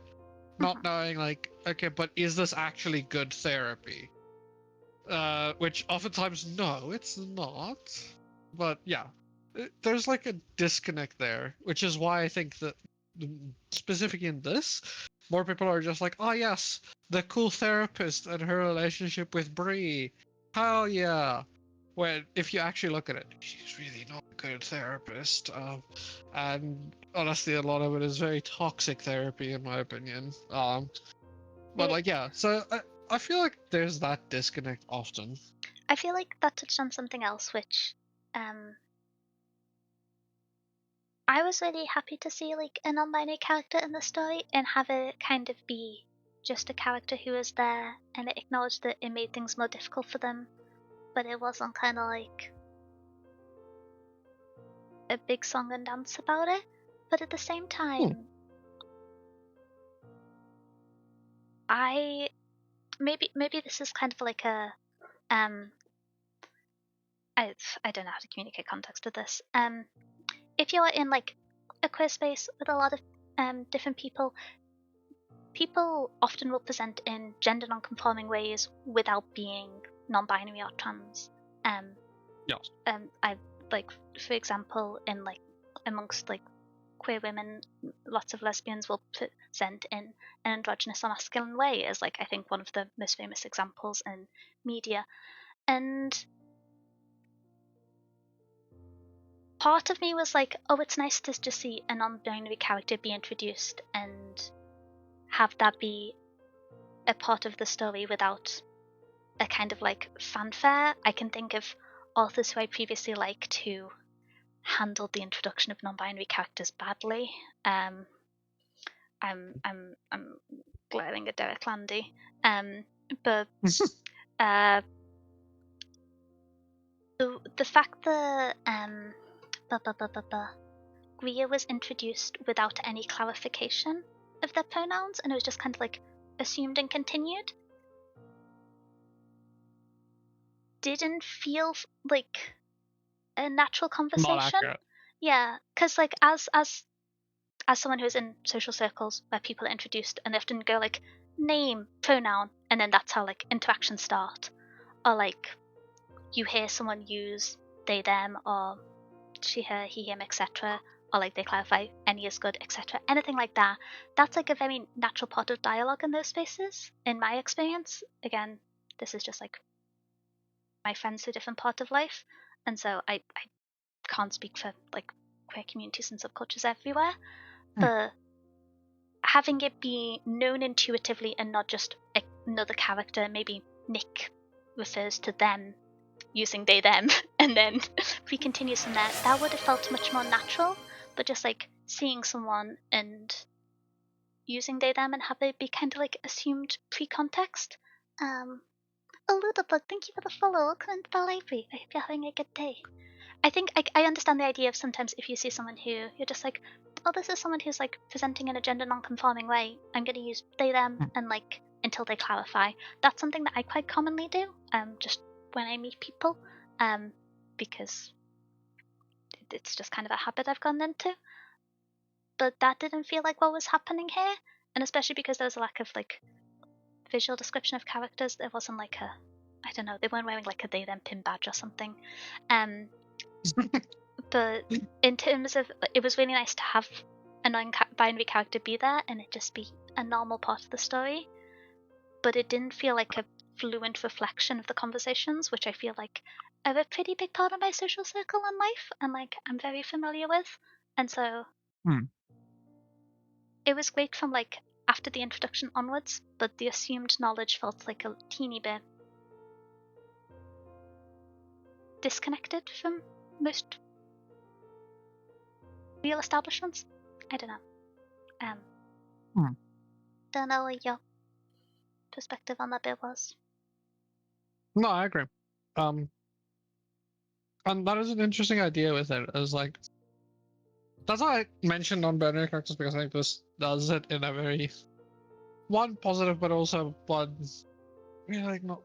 I don't know, but like yeah, um, because I do like that. I like. I feel like if I don't clarify, it might get misconstrued, but I like that there are non-binary characters that are just Oh yeah, this is like non-binary, us right? discussing a nuance of how they're addressed. Yeah. Um, Yeah, like yeah. yeah, no, I'm not like trying to say something against you. I like that there are non-binary characters that are just non-binary. I Mhm. think we need more people that are not just, ah, yes, he's the gay one. To like very roughly just say it. Like, yeah, some authors do just write, ah, yes, that's the gay one. Yeah. Which, no, okay. People are not just their gender identity or like sexuality, first of all. Yeah. So I do like that Greer is just non-binary, and it's kind of not addressed. But Um, specifically with non-binary, and I think there's two confusions with the term that like get accrued very quickly, and kind of muddies the water here. Because non-binary is not androgynous. Um, first of all, it's Yeah. not the same thing. Um, so to a degree, and there are no real character descriptions to a large degree. There, There's only Nick Greer shoulders and is Cell's tattoos. Sorry. so there is a physical description for Greer, which is like that Greer is like very tall. Mhm. They're like basketball player tall, I'm pretty sure is the actual term for it. And they are long, muscled arms and legs, dark blonde hair, in a braid. Yeah, dark blonde braid, and they're kind of hipster designery and clothing style. Oh, and they have brown eyes and a kind smile. That's the only physical description we get of Greer ever. Mhm. Now, firstly, doesn't tell me anything about if they're androgynous or not. Not that that would tell me anything about them being non-binary or not. Yeah. Second, even if it did, that doesn't tell me anything about them. And then third, right, is like it's and I that I it's hard to say it, but like kind of it's that idea of like the best way to say it is it's the like it's the Dumbledore issue where it feels like it feels like Greer was a character that was made and then got non-binary stapled onto them because nothing tells me anything about them, right? They're just there, which makes the jump that people are like, ah, yes, let's call them they them pronouns so weird because like nobody asks anything, and it's like nobody does. Like My guess it's just was slightly different but kind of similar in the I guess there was a like, oh, I'm queer, they them introduction, and that it was deemed like clunky or not well written, and it just got removed and then left in as but there assumed. is a straight up introduction. Like Yeah. that's the weird part is like Greer uh Greer gets introduced to Bree at the lodge by Nick. Oh. There's a straight up introduction scene And I that you could have yeah. just said like they use they them pronouns. Literally 4 words. Yeah, it was one of those things of like I'm glad Greer was there. I thought it was nice, especially because there was kind of the discussion of in different ways, but we're both like not accepted in this, and there's the like points to emphasize how Greer doesn't understand Greer's experience fully, in spite of that. And I thought that was like well handled and good, but it just felt like a teeny bit disingenuous the way it was assumed Yeah, knowledge. yeah. And yeah, I think And it's assumed knowledge because of that's the thing, and it's assumed knowledge because like the attachment with like androgyny to non-binary. It's like that assumed knowledge that gets to it, which because it's like yeah, I think because of how much representation there is in it, I don't want to say it's lip service representation because it's not. I think there is a lot of other representation that's handled a lot better, but it comes across very lip service representation specifically from this point of view. And I think it comes from a like place of not knowing more than like not caring or like wanting to know. Because like I said, it that is the general conception is that like if you're slightly androgynous looking and like have a vibe, you're probably not binary, which not true. But yeah. yeah. I think it's one of those things where, again, it may be like skewed by my friends in my community, but it's like very regular to just be like pronouns. Yeah, okay, sure. And then it's just like a normal part of the interaction. And I feel like it's great that Gray's there, but if we're kind of discussing it as representation for conversations, I think there's like I know there's been the discussion about this, and I kind of referenced my approach earlier, which is like if I see someone who is alternative or like queer coded in any way, I tend to use they them pronouns unless it's clarified to me by someone. Like what they use just as kind of like a ambiguity, just to like be neutral, I suppose. But there's yeah, I feel there can be difficulties in like inferring that you should just know. Yeah. And I think online spaces, I feel like these conversations happen on TikTok mostly, and so I don't engage with them at all. But I think we've kind of like moved past the idea that like, oh, you should know, well, it's like rude to ask, which I remember seeing that for a while and thinking it was just insane. But yeah, that is crazy. I feel like this kind of like avoiding that interaction when it would have made so much more sense to be the establishing conversation, kind of connected to those, especially because this was written, I feel like, at the peak of those kind of conversations in 2020. Yep. If you like do the time context thing. But yeah, it was really cool that there was there. I kind of wish that they got fleshed out a little bit more outside of they connect with Bree because people are prejudiced against them too, because that was kind of their character development, the fact that they were both getting like harassed and discriminated against. And so I kind of wish they got like a little bit more via like a common interest, or like maybe helping with a subject because Bree wasn't going to classes, kind of how we talked about earlier about characters getting developed more. With Bree and Greer, the friendship really was just like, yeah, everyone here hates us for something we can't change. And yeah. Also, good night, Restmore. Oh yeah, wait. I don't know if it's a compliment that you called me Val. That you said I'm Okay. getting more and more like Val. Each day, it's a sign you're getting stinkier. But take care, small, sleep well, sleep well. But yeah, I think Thea was one of the side characters who I think was like second most established after Will. I was calling him the Doctor, or I forgot which night he was actor. Night after he was actor. It was a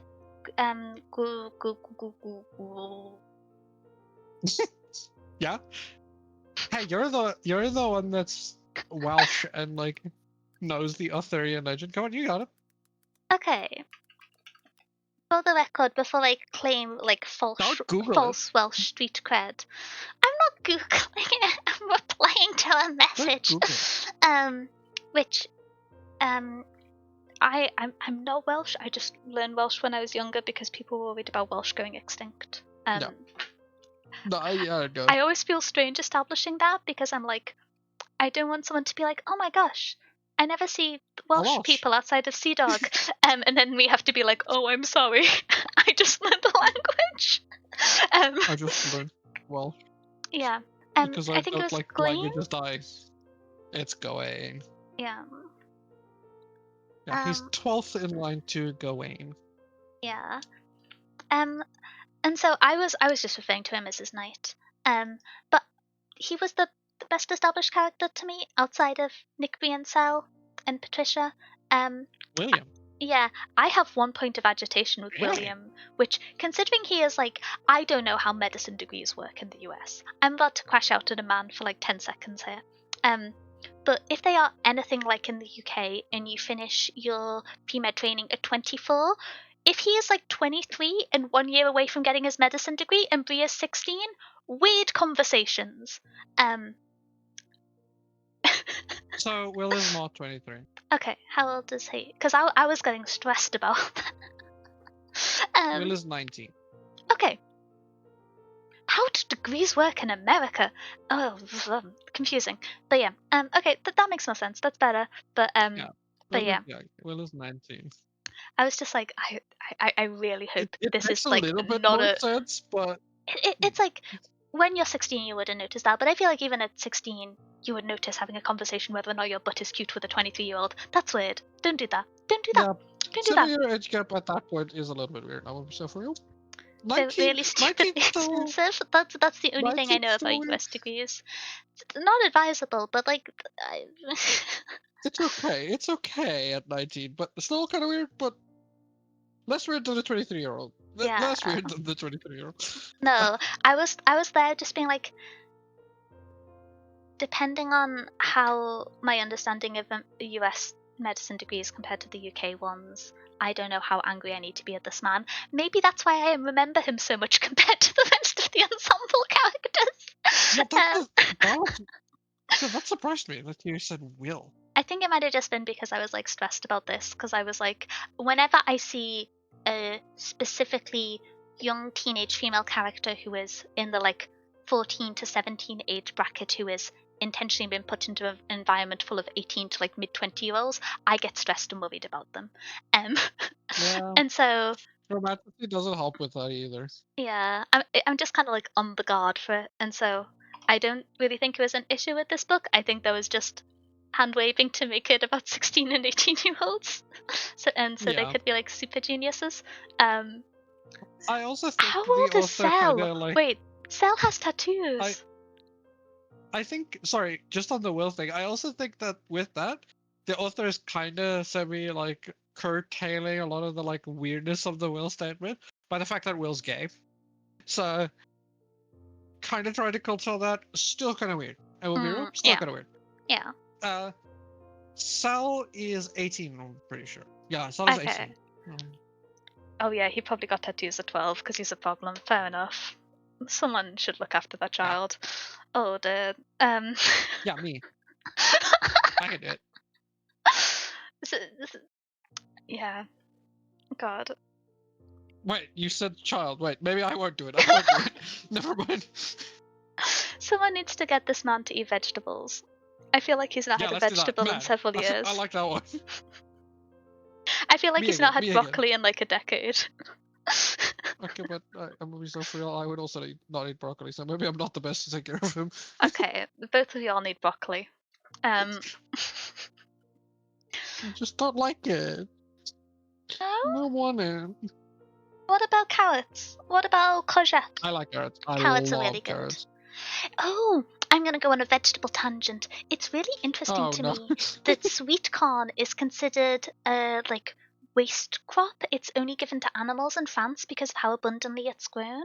It's Yeah. like animal feed. Whereas like I like sweet corn. I love like if I'm feeling lazy, I'll do like sweet corn, a bit of mayonnaise and pasta in a bowl, bish bash bosh, and then I've got food. Okay.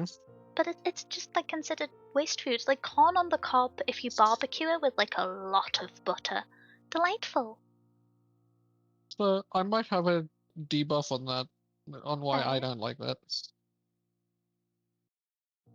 I don't eat mayonnaise. Okay, that's fair. Corn on the cob doesn't require mayonnaise. It requires butter. What doesn't? Corn on the cob, and Yeah, corn and on the cob doesn't. cooking It it on just a needs a lot of barbecue. butter. Yeah, it just needs Yeah. some nice butter. Butter. Some Okay. butter. I have more things to crash out about. Some of them aren't crashing out. Some of them are Okay. just being me being emotionally invested. Um. Oh, I'm about to say my biggest criticism of the book. Um. Okay. So two relatively central characters die in the story. When No. Yeah. both of them died, I Yeah. had to look up who they were because I couldn't recognize the names. Yeah. I know I read a lot of books at a time. Maybe I wasn't fully engaging with it. I don't read digitally and using audiobooks a huge amount, so maybe this was like a me issue. But like I made like 6 pages of notes on this book. Admittedly, a 6 note pages, so not like huge, but I have like documented my interest in this book. None of the characters that died came up in the notes at any point. Hmm. And I was so compelled by Bree's response to both of these moments.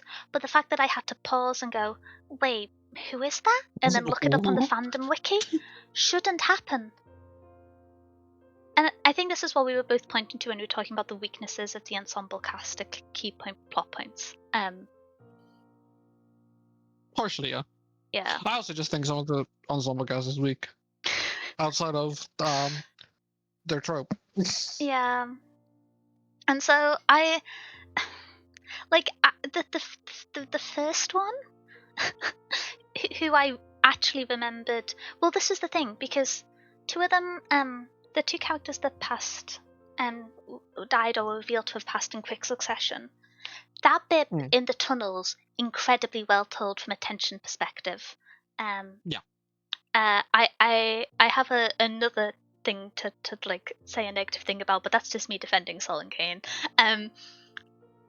I thought that the storytelling of that was great. I like that you say his whole name, by the way.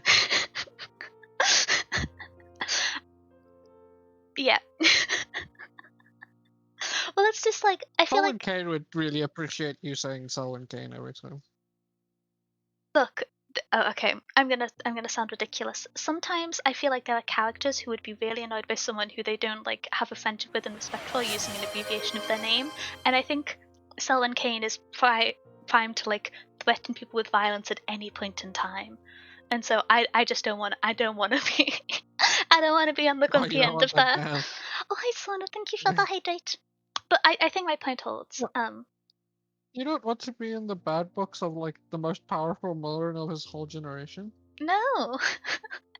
Have you seen the restraint he has? It's like less than a thimble. He beats up trees.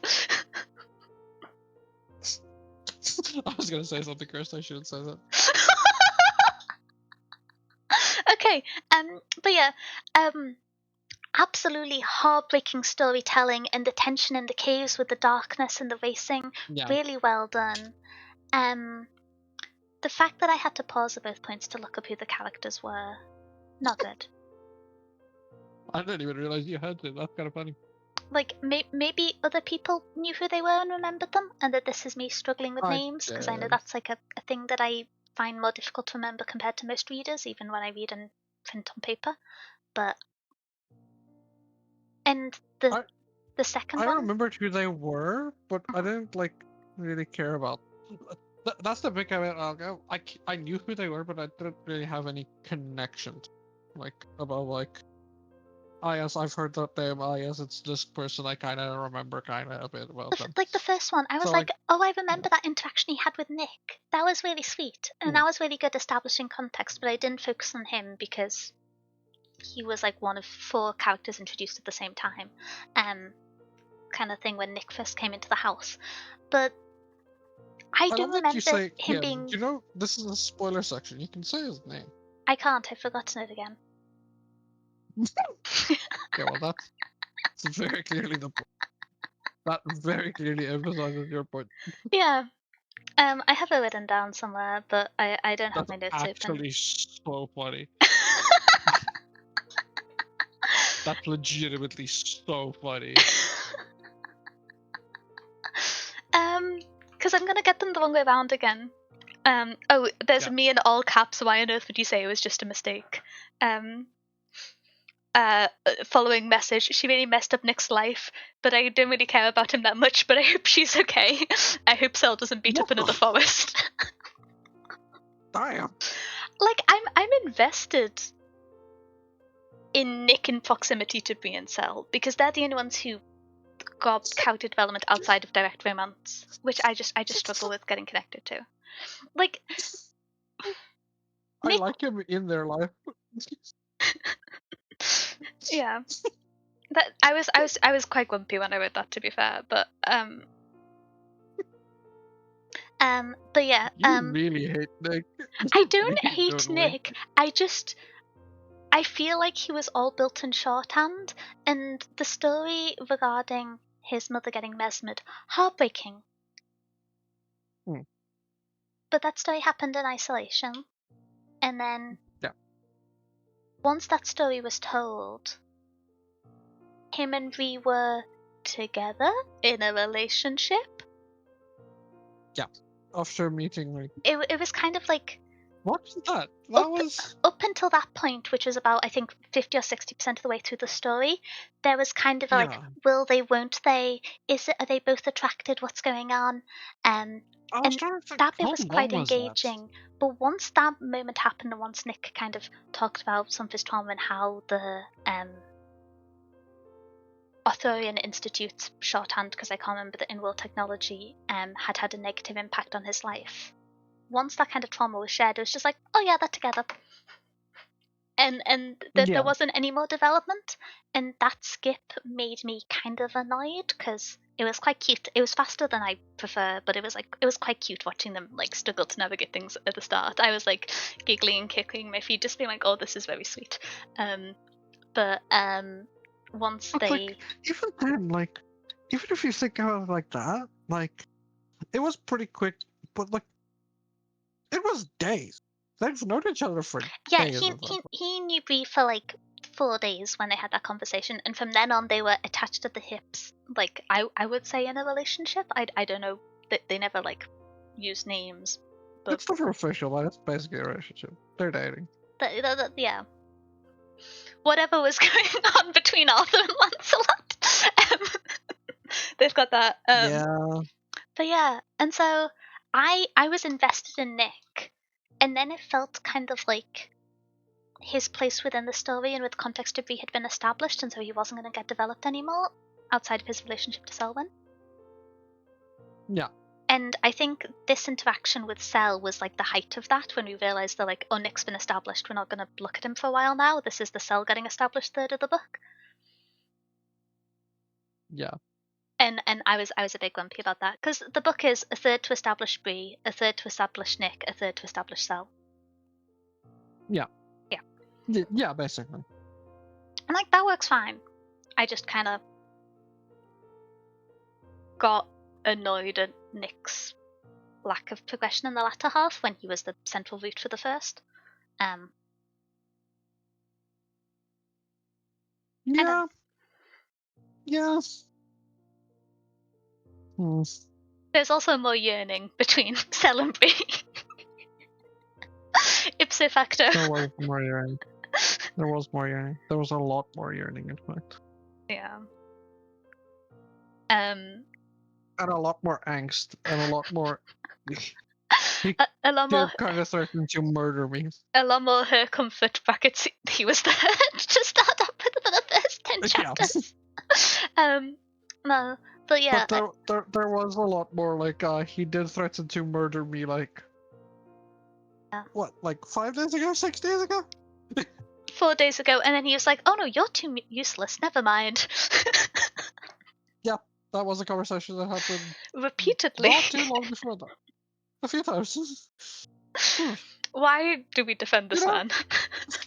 This book, so like Six of Crows. Six of Crows is like really good, minus like there's one choice that was made, and you're like, if you didn't do that, maybe it would have been better. Which in Six of Crows is fucked. Why are they teenagers, bruh? They Yeah. could have just been 22, They 24.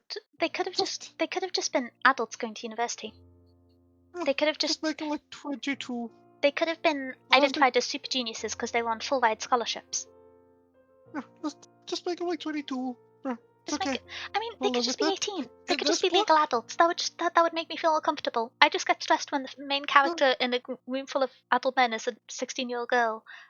I trust this author, but there's been so many authors who I blindly trusted in the past who didn't do it right that it makes me nervous no matter what. Yeah. In this book, that one mistake, that one thing where you're like, if you just change this, honestly, kind of mess with it, kind of cool. Which, beyond like, okay, please write some more into the side characters, and don't do that with Greer. Give me 4 more words, and we might be good. What? Why is it 9 days?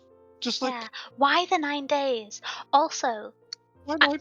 I'm going to derail the conversation. Did you also have the like 10-minute period? 4 months? Not even. Give me like 4 months. Did you also have the 10-minute period where you were really stressed, where you were like, oh no, is the canon ship incest? No. Did I just pause What? reading this book for a day at a really stressful time? No. Okay, so I am hardened by bad young adult owned stuff I at this am point not. that my brain just does not care anymore. I'm I stressed. I Like, please don't let that be I your got great hit by cousin. that with like the Shadowlands. I got hit by the like shadow hunters, where like for the whole first book and movie they're like, oh yes, they're brother and sister, and then it turns out no, they're not. Oh, I thought this was going to be a So Vampire Stay Night shenanigan, but no. So in the first book of Shadowhunters, in the first book, especially in the movie is way more explicit about it and keeps teasing it. In the first book, so the main okay, spoilers for Shadowhunters for those that care and don't wanna hear about kind of bad young adult series. So the main villain for Shadowhunters is Clary, the main female character's dad. Uh he's her dad. Um and the main love male interest is like this cool Jace Morgenstern. oh, is that the Is person who like was played by Vecna? yes, he was. Yeah. So Jamie for something? a I lot of don't know the celebrities. yeah, yeah, Jamie. For most of the first movie and the first book, he's like he doesn't speak about his dad, and he's just like mentioned. And at the end of the first movie, the main villain goes like, "Ah, yes, my son," and you get the rapid implication that like, "Ah, yes, this love story we just watched for the last 2 hours is incest." Turns Oh out no! no. Actually, no. The main villain just straight up lied. He just lied. he actually, Just been he like, I'm the actually villain, killed. but I will discourage my daughter from dating the bad boy. So Oh it's worse than no! that. It's worse than that. After, so her mother just does not like him because he kind of goes, evil psycho, um, blood eugenics type vibe. So she leaves and What protects is Clary, going and on he in the gets mad. Shadowhunters? Sorry. Yeah, he gets mad and he just decides to kill Jace's actual dad and take his place. Um, and just is like, "No, I'm your dad now." Okay.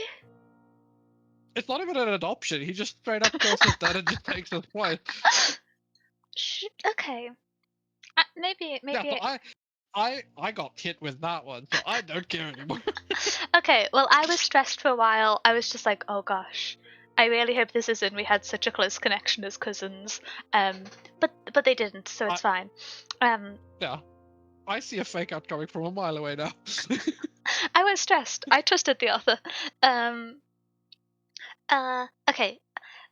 This always happens when we get to the spoiler section because I like it's 4 a.m. spin through my connect, and I've got more to yap about.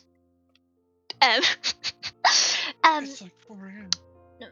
the last kind of question or complaint I have is me defending Selwyn Kane. Something that made sense for Bree not to notice, but made no sense whatsoever for Sel not to notice, was when they thought that they had killed the shapeshifter thing that was Evan question mark? Have I got his name right? Yeah. Yeah. When they thought they had killed Evan and he didn't turn into goo, and Sel was just like, yep, that's dead. It makes sense for you as a reader not to notice, it makes sense for Bree not to notice, but how Selwyn Kane, resident expert of demons in this like entire state of America, would just be like, yep, that physical body, that's what happens to a demon when it's destroyed in this realm. Yep. That's even worse because He like picked it up and inspected it. well, it's even worse when you realize that so um he's a Merlin. Yeah, so he's Merlin is canonically half demon. hilarious that for some reason it was specified that they were incubus, so you just got Bree turning around and going, so he's a sex demon. I burst out laughing on the bus and looked insane when that dialogue happened. I just want everyone to know. I am not able to mute my reactions when I read on public transport. I struggle. Oh, that was hilarious. So that's the like interesting implication there. It's like if it was like a completely, what's the word? If it was like a completely different species or something, okay, maybe. But I can Nick's I can part see demon. that, right? Yeah. But like, And I think Cell is half demon, bro. it was. Cell is I don't know if it was ever outright stated, or if it was just like inferred. But wasn't it suggested that the type of demon which was Merlin's dad is the same type of like shape-shifting demon that conformed to being human that this demon was? yes. And so there was the whole caveat that because any amount of blood makes you one of these demons, which is why the Merlins don't get weaker over the passage of time. And so this is like essentially the same species as Cell, and he's just like, yep, flesh and bone body. So technically, that's. I can't remember if it was separate or did they just specify that it was a succubus? I can't remember. I think they just specified it as well. Yeah. I think they just specified. But yeah, I'm pretty sure. It made sense for like me not to notice and for the reader not to notice, except I noticed because I had faith in Selwyn Kane's abilities, and I was just like, oh, has it somehow like killed Cell and swapped places without us noticing? Like that was my assumption. I never considered that Cell might make a mistake like that. Yeah, honestly, it shouldn't have. I'm gonna be so for real. Because it makes sense for the reader not to be like, yeah, this guy didn't turn to goo. But anyone in that room outside of Bree should have noticed that instantly. I guess I get that they're less common demons, but they have traded their whole life in this, and it's not that they don't appear, they are documented.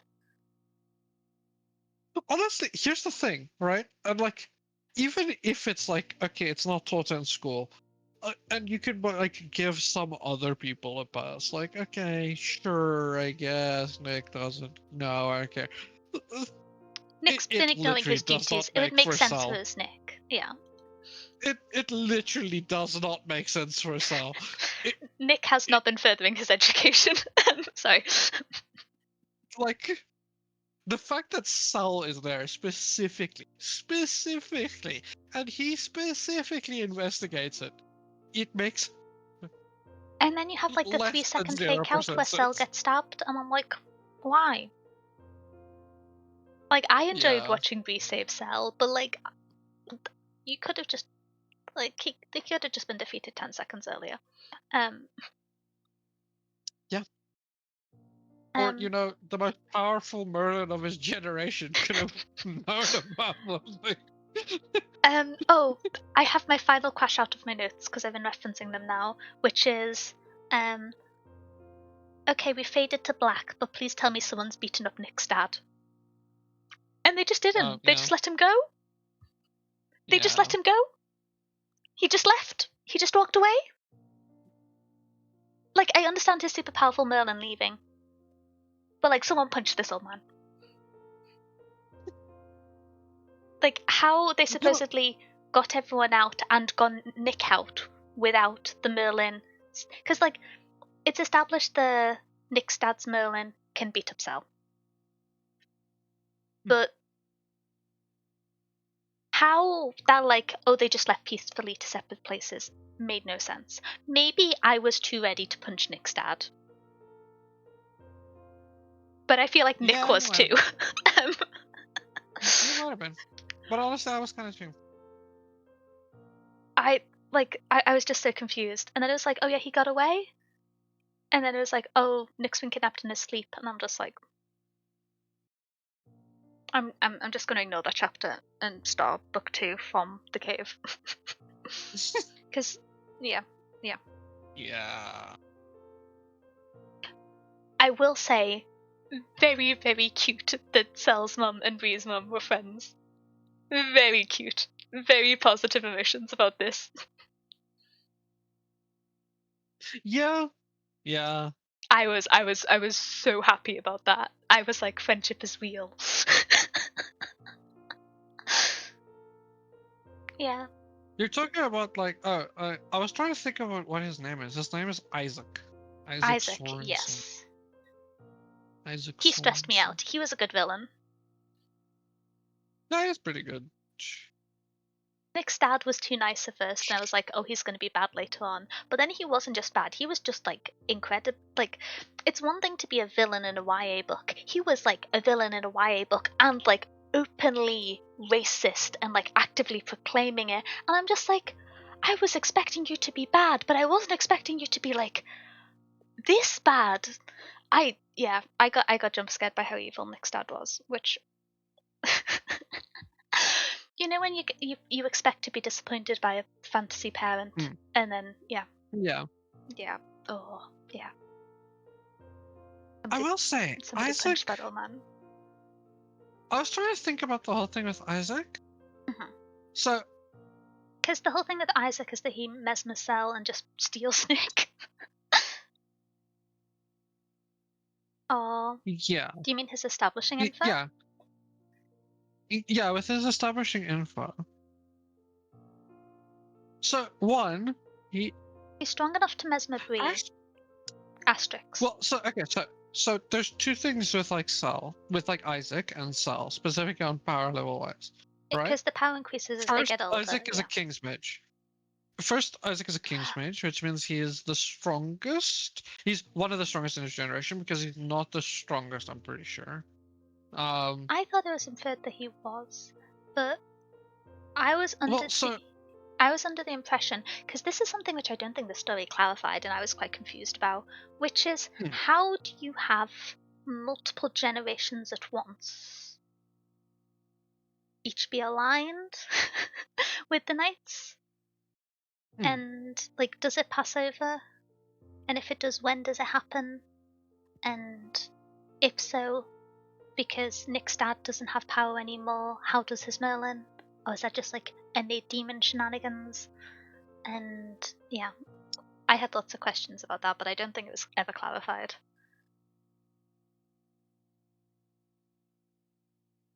So, why I say that is because it's implied that Natasha is the strongest Merlin from her generation. Which would be the same generation as Isaac. Yeah, Cell's mom. Yes, but she is not inferred to be the strongest because she is assumed to be dead up until the last chapter.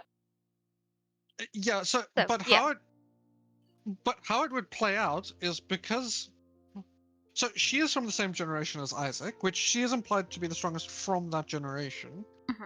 And then Isaac is Cell is the now strongest of his generation. Yeah. So Isaac was never the strongest Merlin in his generation. He was the strongest left alive. He's the strongest left alive, but and then the other statement was that his mesmer is stronger than Cell's. Oh, okay. Which is just that specific power, just his mesmer work. We don't know anything about his aether powers or like any of these other things that he can do, all the other Merlin powers. But his mesmer is more powerful than Cell's. I thought he was a good level of like slightly mysterious for a villain. Yeah. He is. He is a very good villain. I was just curious because I don't think I remember him being said to be the strongest of his generation. I might have got the strongest mesmer thing crossed. To me, the King's Mage was a status thing, not a power thing. They were like the ruling circle, not necessarily the most powerful. I just thought they were like the bureaucrat boomers of the round table. So for Merlins, there's like for Merlins, Merlins have like levels to them on like where you fall as a Merlin. 1 second, I'm gonna grab the thing close to explaining, but I am listening. Yeah, so you have the like levels to Merlins. King's Mages is the most powerful Merlin child in a generation. In which they take like the King's Mage oath, in like where they're like bound to a scion of Arthur, which Martin was assumed to be a scion of Arthur, and that's why I got a King's Mage. But like, yeah, But like, yeah, so you get bound as like a king's mage. Then you have sergeant at arms, which is when you're assigned to a chapter, you hold sergeant at arms as like the position that you held. You have the mage guard, which is like their elite military units and kind of like more of the like main Merlins that you have. Like that's just where most Merlins fall. And then you have the what's the word? The Stenchals or whatever the heck they are, which is like we just hear that they're like the strongest Merlin. They're like there's three of them, and then those are just the three most powerful Merlin. Specifically at each one thing, I'm pretty sure, which is like the Mage of Arms, the Mage of Mesmer, the Mage of Construct, or whatever. Yeah, we get those. But like King's Mages are specifically a power level in that only the most powerful in their generation Wow. gets that one. Mhm. And then the Mage Sensuals is like the upper limit of that, in that they are the most powerful Merlin in that specific capacity. Okay, that makes a little bit more sense. Because the other thing I was just like, I'm assuming this is just a fantasy thing where there's like 10 descendants from this generation in one chapter out of 12 for plot reasons, and not that there's like dozens of apprentices in every chapter. Mm-mm. But yeah, I feel like that bit could have done with a bit of clarity. Yeah, it could have. But there's a lot of stuff like that that could have done with a bit of clarity, but like, yeah. But I was so emotionally invested, so I didn't care that much. I just wanted Bree to be okay. I wanted Cell to learn to communicate outside of punching trees. I wanted Patricia to be a supportive friend and not a therapist. This is one thing which I was confused about, and I didn't know if this was my reading of it, because this was when I was like reading at 4 a.m., and so my literacy skills may have devolved. I think the moment where Patricia says she doesn't feel comfortable working with Bree anymore because she is working in anger is, that's not verbatim, but I thought that was like impactful and interesting. Again, questionable therapy, but that aside, I thought that was like an interesting turning point for Bree. I was really confused because we went directly from that to Patricia and the other root crafter agreeing to help Bree without any interactions in between, from what I could tell. Did I miss something? Because it seemed like that happened. Bree found out So. more information separately and then just texted them, and they were like, yeah, we'll help you root walk again. We've both previously said that we don't think you're in an appropriate space to learn more about this, but yep, sure. I got confused. Yeah. Yeah, I don't remember anything else between that. Now that you put it, yeah. Yeah. I was just like, I feel like I must have missed something because I really thought they'd kind of said she wasn't ready for it and didn't want to teach her anymore until she wasn't acting in anger, because root wasn't something that's built in revenge. But Oh no. Okay, so Natasha is outright stronger than Isaac. I just remembered something. okay. Isaac only becomes King Mage after her death. She was Martin's original King Mage. Oh, interesting. She was the original King's I Mage to hope Martin, because there's the whole note of like the talk where he describes her and he the whole thing where they knew each other for a long time, and yeah, she was his original King's Mage, I'm which writing fan means fiction. she outright was the I want her strongest. to like She jump in and beat him up when he's about to injure Cell. Yeah, so she was outright the If this doesn't strongest. happen Isaac in one of the is sequels, I will crash out a small amount. But something will happen. It's gotta. yeah, so I was trying to think about that because something sounded weird about it, but yeah. Um Um.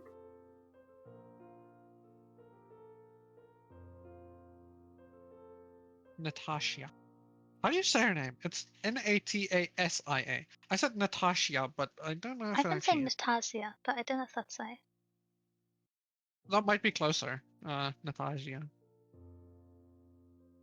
Um,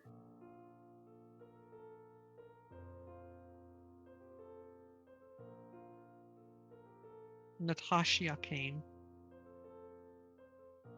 um, Also, fuck Martin. which one's I hate that Martin? man. Is that Nick's dad? Martin Davis? Yeah, Nick's dad. Okay, I've been calling him Nick's dad. All the homies say Yeah, Nick's Martin dad. Davies. Yeah, Martin Thomas Davies. not a fan of that man. Same. It's one of those things of like you expect dads to have angsty backstory but seem really great in the present to have some like evil reveal in a YA fantasy novel. But like I just it was I I don't know. I wasn't expecting him to be that evil. Oh yeah. Yeah. Oh yeah. I wanted to touch on earlier. I was talking about how it was really obvious that Cell and Nick were going to be a love triangle from how they were written.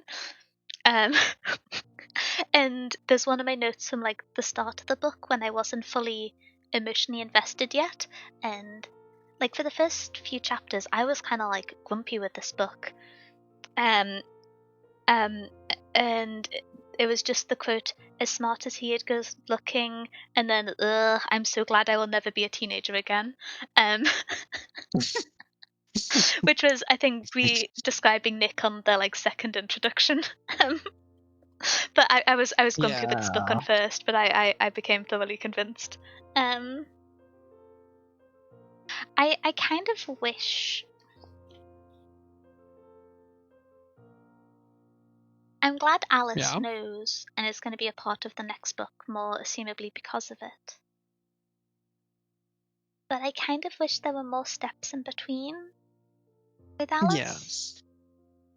Also, that was my weird, like, why I was surprised that you thought Will was the most developed. I thought Oh, Alice was my over developed. I thought no, I thought Alice was more developed than Will. I was kind of saying out of the people in the Arthur cult, um, Oh, yeah. out Yeah, of the that legendborn, I agree. yeah, because Yeah, that I agree. they're the ensemble cast, and then you have Patricia and the other lady who's the memory walker, and you have the dad, and you have Alice, and they're the kind of like non-ensemble characters out of the central squad. Um, The ensemble and the non-ensemble. well, when characters are all introduced in kind of one homogenous group, that's when they kind of fall into an ensemble in some of the critical ways that we described. Um, one thing which I was going to mention, which I watched a few reviews of this, and I found the kind of the turning point where Bea was planning to go to the ball to um reject and like decline her place in the order and say goodbye to everyone properly, and then obviously that didn't happen. Um, Hmm. I thought that was quite interesting because I was reading that just being like, I'm really confused because all the story is foreshadowing and the mother's kind of memory of live your own life, don't live mine, not verbatim, but like the quotes and the emotional inflection to that effect Hmm. weren't suggesting going away from this environment where you've like Yeah. found Yeah, it was this not. community. But then I was listening to a review by someone who I believe had gone to the same university as this was set in, and Oh, was a nice. an African American woman, and she was talking about it, and she's just like, I was from her perspective, she was saying she was so stressed about when we chose to kind of stay in this environment where people were being openly hostile to her, and she was constantly experiencing these like racist digs, and she was surrounded by people who even like well-meaning didn't like accept and understand her. And I was thinking about it because it's not something which I can understand the nuance of. I just don't have the familiarity with um, um, like the specifically the American context of it, but also not the lived experience. And Yeah. so I understand the sentiment of Bree has gone into this environment, and so many people have been awful to her. And there have been people who've been nice, but like most of them stood there quietly whilst people were being racist to her, and just like they stood behind her, but like I don't know. And so I did understand that perspective of like this isn't a space where she's gonna have a good time. Like it's gonna continue even as Arthur. And so that perspective was interesting because when reading her review, she was kind of like sad and distressed for Bree when she chose to stay, which I think because of the amount of foreshadowing, I was just expecting her to stay no matter what, and so I hadn't really thought about if it was best for her. It just seemed narratively natural, and therefore it's what I expected to happen. But I did kind of understand the idea of that environment isn't going to be good for Bree. Because she wasn't Arthur at that point. Lots of shorthand going on here. But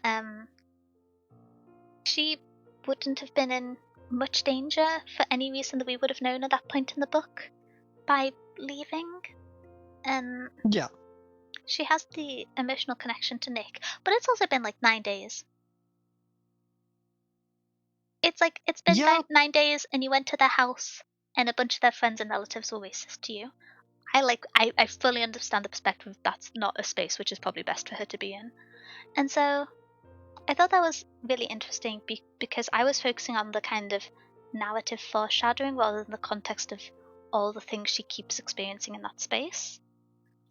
And so I just thought that was interesting because yeah. Yeah. I And then it's something I don't lack any context of, so it's hard to speak on. yeah, I just kind of wanted to mention it as another perspective because I read the review after finishing the book, and at first I was just like, but all the foreshadowing, and then I was like, no, like immediately after this, she gets like kidnapped by Nick's racist dad. She's got a point. She's got a very good point. But yeah, yeah, I think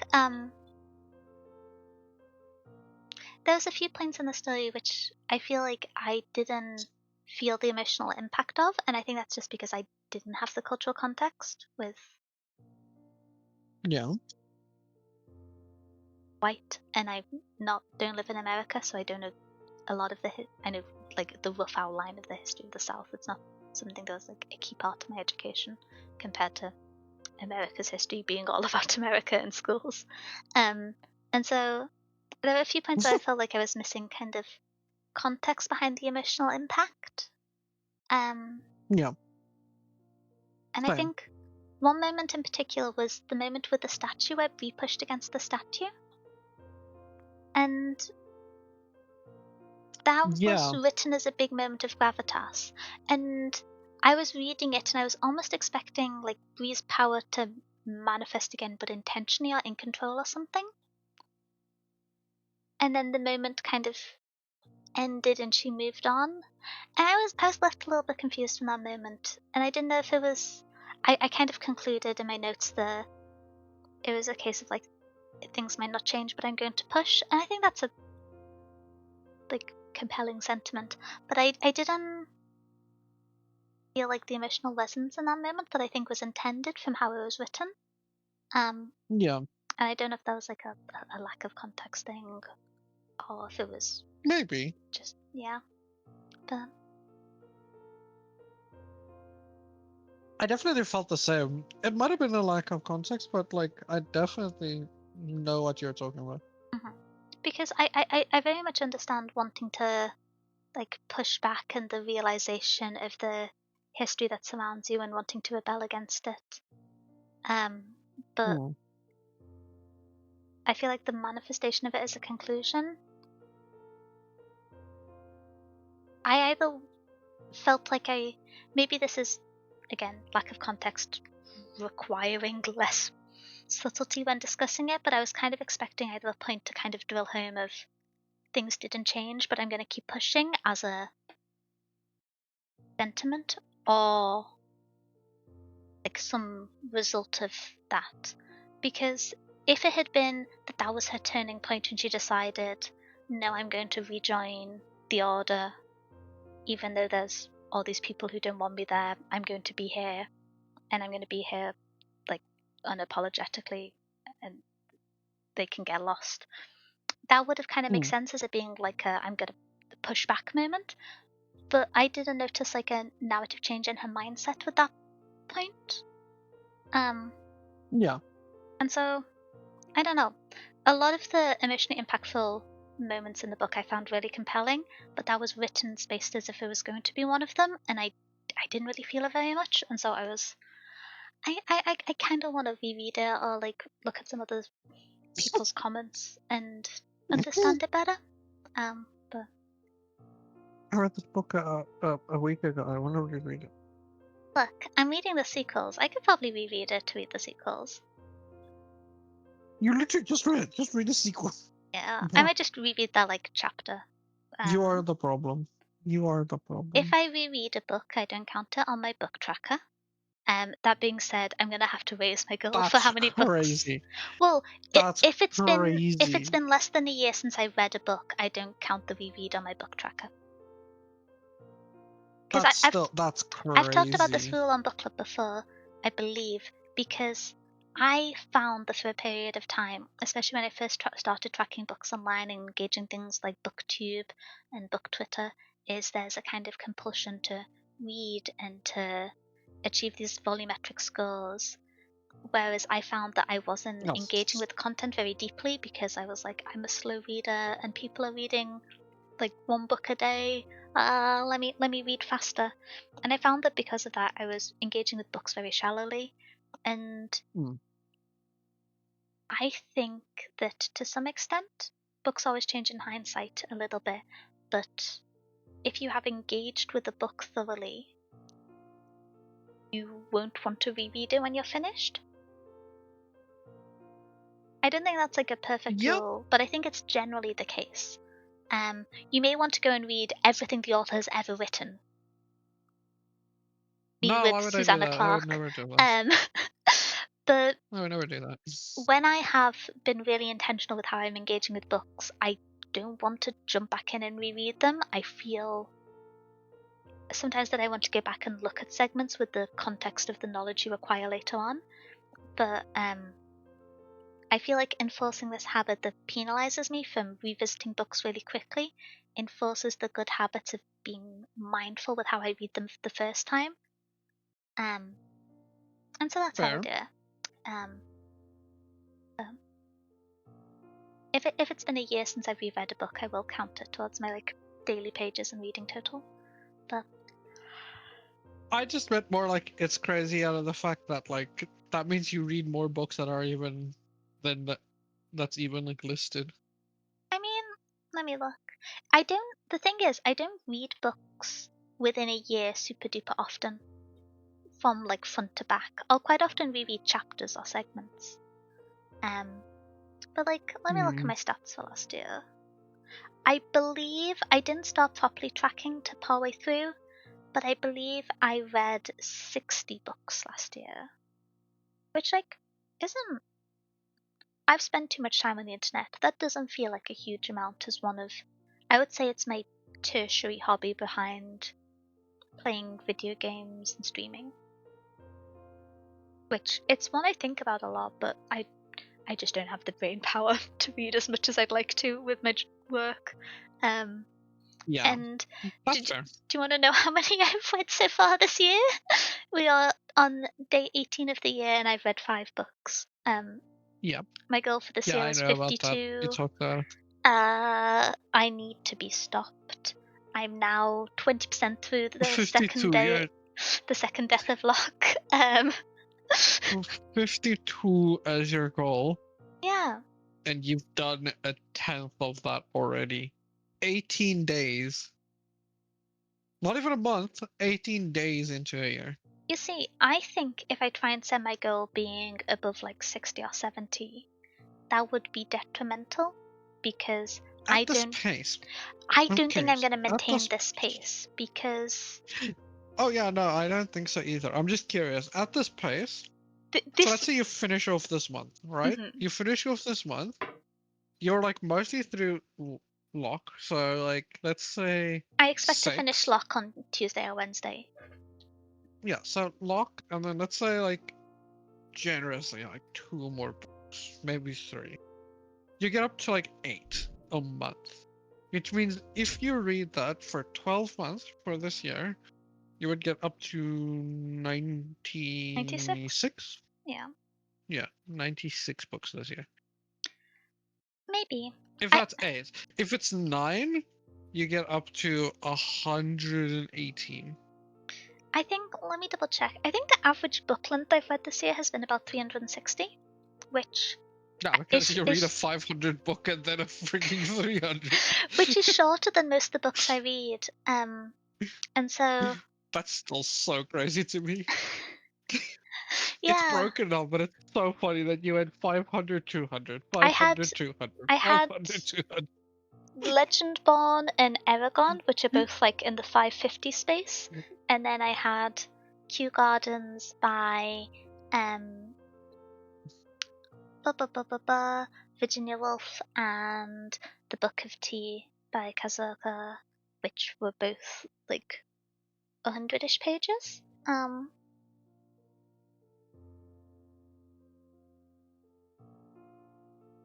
Easy. No, that's kind of crazy. I don't know. I never know how to do quantified reading goals because I feel like I will do my priorities and why I read. And I think reading goals can be kind of helpful to contextualize your plans. But I don't. I could see a world in which I read 60 books, but read 20 of them in December because I felt bad that I hadn't met the goal. And I wouldn't consider that a good use of my time. And so I don't want to like stress it a huge amount. But yeah. It's so Yeah. confusing to me with Legendborn because there's some things about this book which I'm so positive on. But I think it might just be that this book made me really, really invested in the characters. Yeah. Yeah, because like there were one or two things which I'm like maybe plot hole adjacent, like Selma noticing the body and Patricia being willing to help Bree after saying I'm not going to help you because you're acting in anger. Yeah. And then there's like the fact that it's in 9 days, which is just silly. And the fact that I didn't know the name of the dead characters who were like the pivotal, harsh emotional impact of the book after the initial death of Bree's mother. Yeah. And those sound like really detrimental things about a book, but my first instinct was to give this 4.5 stars because I was like running around, jumping, giggling, being like, I'm so excited for these disasters. Someone needs to stop this man from punching trees, and Bree's finally done it.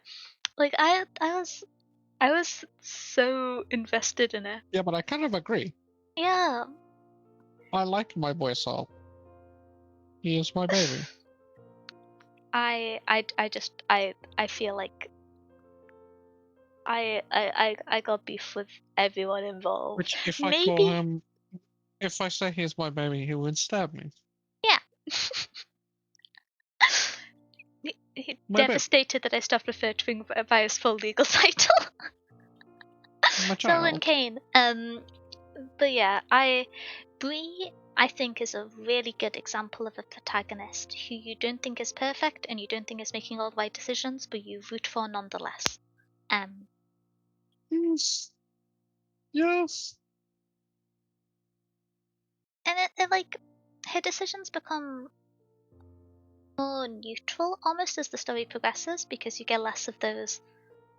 Oh, I'm a teenager who's used to being on the smartest people in the room. I can I can talk my way through the situation. Let me answer this question that isn't a question that gives me stress. You get less of those moments, which I feel like are the parts that like frame her most as like a slightly lost teenager, which is what she should be given the circumstances. But yeah. I have complicated feelings about Bree. Okay, do you want a yap or?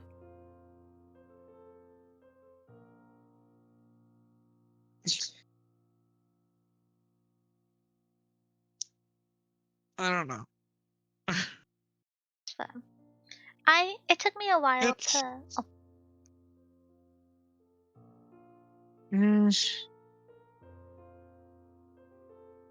I don't know. would it be helpful if I talked about my perspective, or do you like gather thoughts, or do you wanna? Yeah, if you want to, go for it.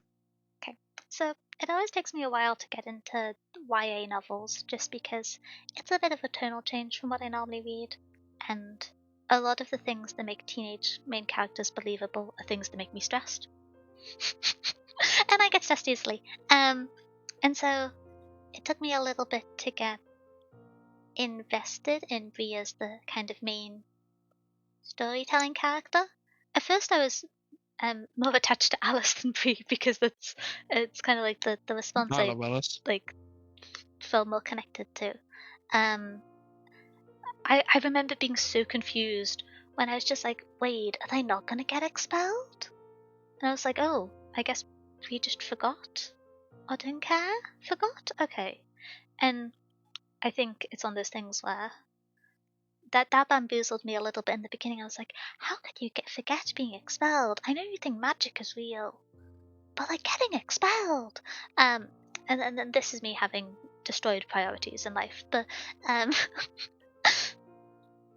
um, but yeah, I it took me a while to settle into Bree as the main character, but I think around the point actually when Patricia got introduced. It's one of those things of sometimes you become attached to a character without realizing it, and when I was just like, oh, this isn't good therapy for her. This is gonna potentially do her harm in the long term. I suddenly became so protective of her, and it like clicked in my brain of how attached I'd become to Brie. I was just like, no, get another license, go away, come back as a family friend, please. I really want Brie to have this connection, but this is not therapy from all of my understanding. Again, don't know much about grief therapy, but oh, oh hi Cookie. Been it's been so little boy. It'd be good. We've been yapping for 8 hours, and I could probably yap for longer, but I think we are starting to get sleepy. It's getting late. I should sleep. Go to bed, Bun. Go to bed. You have had chaos day. Go get some sleep. Oh, thank you for the putts and hydrates, Cookie. I've been drinking caffeine.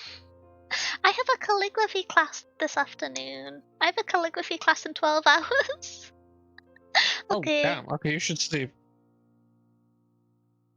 It is almost No, 4 I a.m. want for to you. talk about Selwyn Kane offering to. I was there just being like, I historically do not like the kind of. I don't know how to describe it without making generalizations that are unfair to the character, but there's a certain like archetype and style of character which Selwyn Kane is very evocative of, although not to like the full extent of some of the stereotypes. And I was just like, that happens a lot in books, and I'm generally not super duper attached to that. I wonder how that's going to get subverted, and then the trope tropes can sometimes be bad if something is very tropey, but if it's just like a singular trope that crops up every now and then because it's really good and so it makes sense it appears a lot, it's fine. It's good. The trope of things were not great between us, but I now recognize you are trying, so I'm going to try and help you learn something. They're like, oh, No, we had our disagreements, but I respect that you are putting effort in. I am going to help you. Yeah, that's very good. That is a foundation for friendship. Is my favourite like footing to establishing a connection in the many like campus academia novels that I read. And so when that Cell offering to help after the sparring happened, I was I became Cell and Kane #2 fan after Kai. Not my husband. I just need someone to get him to eat vegetables. I don't think he is. And he's like beaching No, up I don't think so. trees. He's think about the squirrels. Sorry. How do you think they explain all the squirrels. uprooted trees to the civilians who don't know about magic? Oh, Yeah, I that's a don't have good a face question. anymore. But Bun's happy, so That's a this is good- all good. Oh, I have a face again. Oh. Man. But yeah, what is the canon compliant explanation of the no more trees? Yeah, it's a good question. I'm saying this in jest, but I do think it's quite funny. Potato. No, I'm kind of curious because like he does do it quite often. He does Why do you seemingly tell the just people like that? 3 or 4 times over the course of 9 days deforest half the campus. Yeah, that's once every 3 days. Yep. Oh. Yeah, like how do you explain that to people? Like that's not even like if it's like once in the 9 days, you could be like it was a storm. There was a very small Probably. earthquake. There were really aggressive beavers chopping Once down every trees. 3 days. Once every 3 I days. don't know about the tectonic stability of America. They've got volcanoes. Once every 3 days. I don't know. I'm from the UK. We didn't have tectonic Nah. plates here. Yeah, that's it. Potato. Yeah, it's like I have no tectonic plates here or like anything, so we don't get earthquakes For or clarification, tornadoes. there are tectonic plates everywhere, but things like Their volcanoes and seams earthquakes are are caused by the seams between multiple tectonic plates pushing against each other in either subversion, conflict, or I forgot the name. The going over the other plate meets. It's and they cause the different types of activities. There's I don't plates remember the name everywhere. now. Yeah, there's plates all over the earth. It's just like how close you are to them and how relevant they are to the Every now storms and in your then, area. I think I don't want to live in the UK Which because South the Africa? weather's bad and Yeah. hand waving at the UK, and then I get really stressed about tectonic plates. And I look at the world map and I'm like, I guess I'm not moving. I'm just You so can come used to here. not having tectonic activity. It like You oh, could come here. yeah.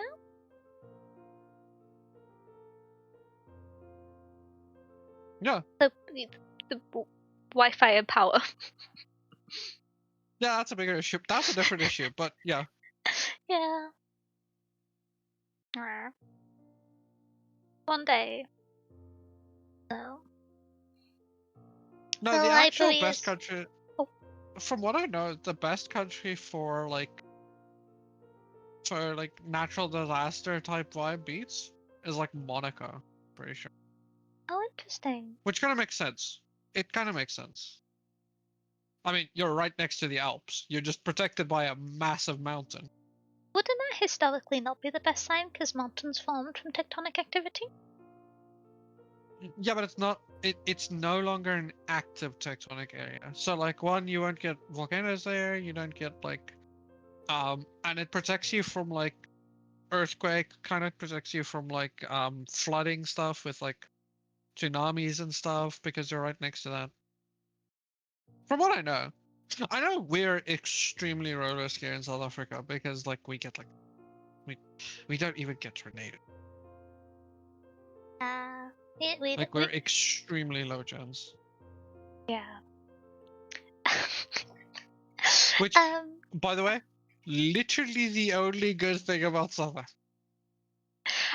I'm sorry, I'm giggling Except because the I'm people. thinking of the compilations of the BBC weather reports of like UK quote unquote extreme weather. Sometimes there's extreme weather in the UK, like We're still quite exposed to like ocean winds, but it's very funny. The time there was a earthquake in Wales, and someone was like, "Some of my photos fell off the bed frame," and that was the news. It's quite Yeah, funny. dude. Laughing at My British infrastructure for breaking because of a gentle breeze my is one of my favorite pastimes. honestly, okay, and you know I love you guys. You are my British friends. I love you all. That's the one of the funniest headlines I've ever read. Is the like heat Magnitude wave that you got? 2.7 for. Oh, No, your heat wave that was like I'm gonna defend our heat waves. 28 degrees Celsius, bro. I Like, no, like I spent 6 months living in Mombasa. I'm familiar with warm weather. Heat waves in the UK. The houses that have been built have not been built for temperatures over 20 degrees. There is no air conditioning in the nation. The Tesco has the best air conditioning. And then okay, there's also the humidity, and there's just no infrastructure for it. Yeah. okay. Like, it's very So, funny when you see heat wave brackets 28 degrees, but when imagine if you were in a sauna and a heat wave started. like well, I so here's the thing, right? You say that, and you're like, okay, like the AC is not that common in the UK, and like a very insulated brick house. That's just South Africa. I've spent like 2 days in South Africa in a hotel, so I can like comment extensively. Oh, wait, Oh you've been here? yeah, when I When? so I lived in Kenya for 6 months, and then when I was Ah, set to okay. come back to So the this was your UK, stopover. the flight that I was meant to get back, incredibly stressful experience. They overbooked the flight, but everyone turned up, and because I'd just been like amicably letting people in front of me because I was like not in a group and other people were trying to check in with small children and stressed. Um, I let them in front of me, and then me and 4 people got told, "Oh, the plane's full," and so I was like, Ah. "Well, I'm stressed," and so I was like, "What's the resolution?" And they were just like, "The Wait, plane's so where full," did you fly? and then I was like, "Okay, so do I get a replacement flight?" And they were just like, "The plane's full," and so I was like, "This is bad," and so they have like not embassies, but they have like reference desks at a lot of large airports. And so I went to the one for the UK, and they were just like, "Oh, that's outrageous." And then they went up and like did phone calls, and then I got a coach. I got a flight to South Africa, and then flew from South Africa to Paris to London. I think very Yeah, that makes stressful. sense. That's the most common flight. Where Yeah, in South Africa were you? I cannot remember. This was like 15 years Oh, ago. fair. Yeah. It was probably one of the two I capitals. was gonna say I think it was one of the capital cities, but I can't remember which. Um, Yeah, because we've got three. We have three capital cities. yeah, I would fail a geography So quiz. I bet.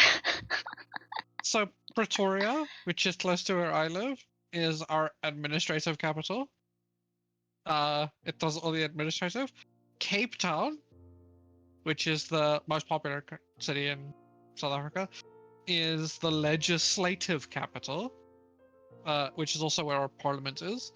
And then Bloemfontein is our I judicial. I think That's it where was the justice last one. is. If there's a big airport there. Bloemfontein. You went Yeah, to Bloemfontein? I think Oh, so. interesting. It was a long time ago. It wasn't like a central airport. It was kind of like Heathrow, where it's a bit out of London. But it was in Cape Town. That's all I remember. But anyway, yeah, I was in South Africa for 2 days, and they had more air conditioning than the UK did. But very anecdotal. But yeah, It might have been Bloemfontein because Bloemfontein is like we suffer is gonna shit place. But like yeah, it might have been Bloem. is yeah. The It's in UK was it's in just something we call it's in the Free State. The Free State. Um which is kind of like it's very dry there. It's very very dry. It used to be like more farming, so there is a little bit more infrastructure for like air conditioning and some stuff. Kind of. Okay. I didn't know you were here. That's kind of cool. Yeah. Not intentionally, no offense, but No, not take it. Not take it. I don't. it was a very stressful. Also, by the way, my flight across the just for continent isn't comparison. happening. Ah, Yeah. Just for comparison, by the way, you're like 28 degrees, so hot. The minimum, the like mean daily temperature in Bloemfontein, where you were, is like 30. yeah. That's the mean daily temperature. Mhm. In the winter, it only goes down to 20. No, I was saying this for context. If I spent a summer living in Kenya's summer, and Oh, because of the building infrastructure, it was more manageable there than in the UK a lot of the time, just because there isn't the infrastructure. And I feel like that sounds insane, yeah. but buildings in the UK are built to be saunas. Yeah. They're kind of the same here to a degree. Our houses are very insulated. Don't know why. It's kind of confusing because it's a warm Doesn't get climate. cold. Yeah, It why? doesn't get cold. Although, I don't get it. yeah, it's very funny to me when Americans are just like, yeah, the British houses they're just like ours, and I'm like, I'll have you know, this house has got brick in the walls. Yep. I don't know. I If feel I punch your wall in America, my fist goes I through it. used to be If I so punch my wall, confused by my fist media is of broken. like teenage boys punching walls because I'm like, you are going to shatter a knuckle if you have enough strength to punch it. You are not punching through that wall. Clark Kent would struggle. What? Yeah. And then I found out America builds in paper. But yeah. Yeah. Paper walls. Yeah. Yeah. But no, the UK summers are a little bit unpleasant, but like on a like serious note, it can be quite dangerous, specifically because of the humidity in terms of like the UK elderly population and heat stroke related health issues. And so it's one of the things where like I understand a great pastime of the internet, which I make no effort to discourage of laughing at British people. Very merrily continue. It's a lot of the time it's quite funny. I enjoy it. But it can be quite dangerous and like statistically in terms of population damage from heat strokes. There's like quite negative health effects on the older population in large numbers every year, and so it isn't just the British being wimps about weather. That's funny with the rain. No, it's just funny to me. Yeah. It's just funny to me when you see like a national broadcast of like heat stroke, 28 degrees Celsius.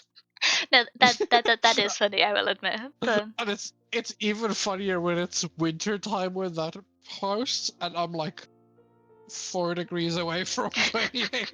And I'm sitting in the winter, and I'm like, oh.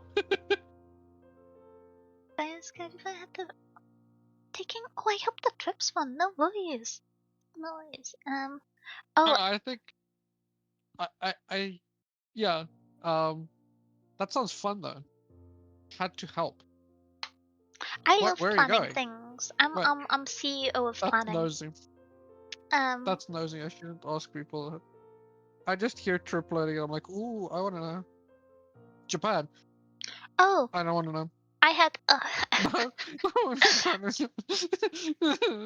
I would love to travel to Japan someday, It's but literally a bucket list travel for me.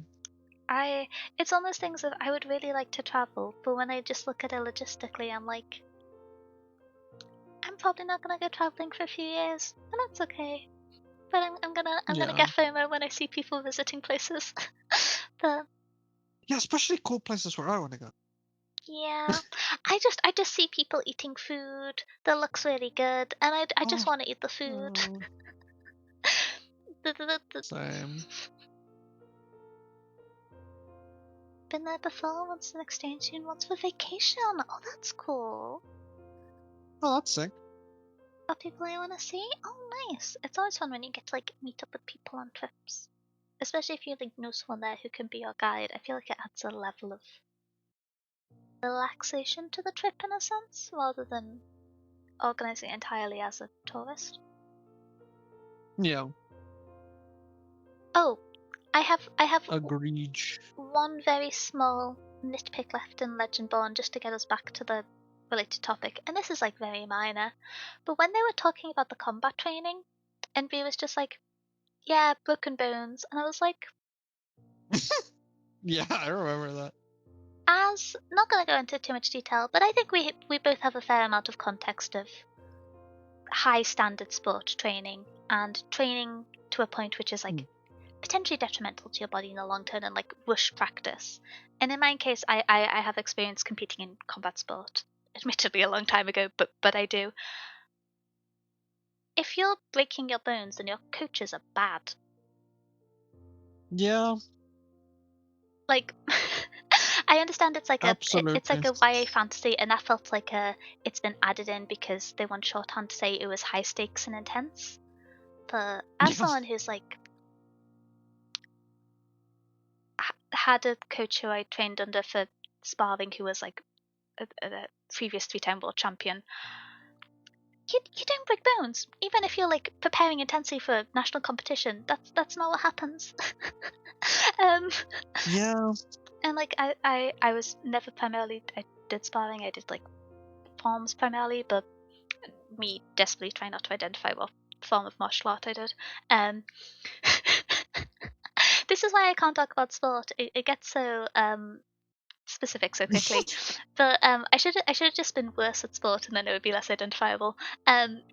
But the that felt a little bit kind of like, oh, shorthand gravitas. Yeah, that's. Yeah. Yeah, even without the like context, yeah. Yeah. Yeah. No. You just No, thank you. does the coach just have beef with Will? That's the only explanation I had. Hmm. Now But that you mention it. maybe they're here from the medical board to test Will. You're like, give us some work. I think Legend Bond is kind of hinting at something that I've never really seen when it comes to American history. I know. Something I Oh can't remember. yeah, I think that definitely. Legendborn is kind of hints me something I've never seen. I think Oh, yeah. there's a few moments where kind of jumping over to that point where Brie kind of talks about how the infrastructure on campus still evangelizes these figures from the trade and from um, different like points in that parts of America's history. And I thought that was interestingly and well done. It's something that I've encountered in literature book before, not so much in fantasy books set in like the modern contemporary world, but in like other forms of literature. Um, but I thought it was nicely done. It's not something which I have like a huge amount of background on in the like American lens, but Yeah. But it is definitely cool. I It's think cool to see. I think the emphasis on the like physical infrastructure in parallel to the inadvertent and intentional cultural attitudes was a good point of emphasis. Because I feel like with the kind of discussions like that, there's like the instances of I'm gonna talk about the example with Greer, where Greer was like very supportive of Bree and like told the people being openly racist to her to go away, but then they also like touched and played with Bree's hair without like asking and like weren't the best with personal boundaries regarding stuff like that. And it's like obviously on like different levels, but there's still an amount of kind of dehumanization that comes with the lack of respect and the like viewing a trait of someone as a novelty to some extent that kind of enables that behavior. And so I thought it was good that you had the like different severities and kind of categories in which the habits sit around unless confronted. I don't know if that's a good way to express it. Um, Yeah. uh, Yeah, I get what you mean.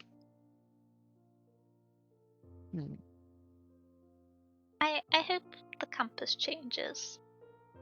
I understand if that might not be the focus for the sequels, but like if they can run the local police, they can Cell can punch a statue instead of a tree. I hope there's some change.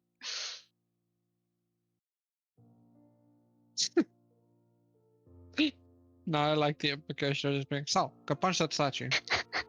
No more beating up skulls. That's still pretty And bad no over more here.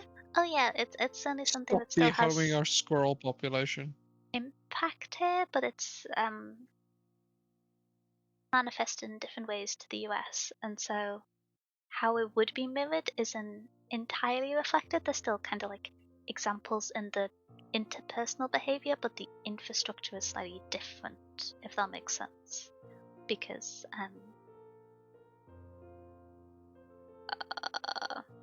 there's examples like for a lot of schools and colleges in the UK had the issue where they had to rename the houses because a lot of houses and schools are named after wealthy donors, and a lot of wealthy donors, like 300 or 400 years ago, they were like in the last 500 years, they were contributing to schools in the UK, made their money through transatlantic slave trade or through like the opium trade, and so there's been a big pushback in recent years in changing infrastructure standards and things like that. It's definitely still there, but it's manifested in infrastructure in different ways to the US. Yeah. Yeah. So I don't think I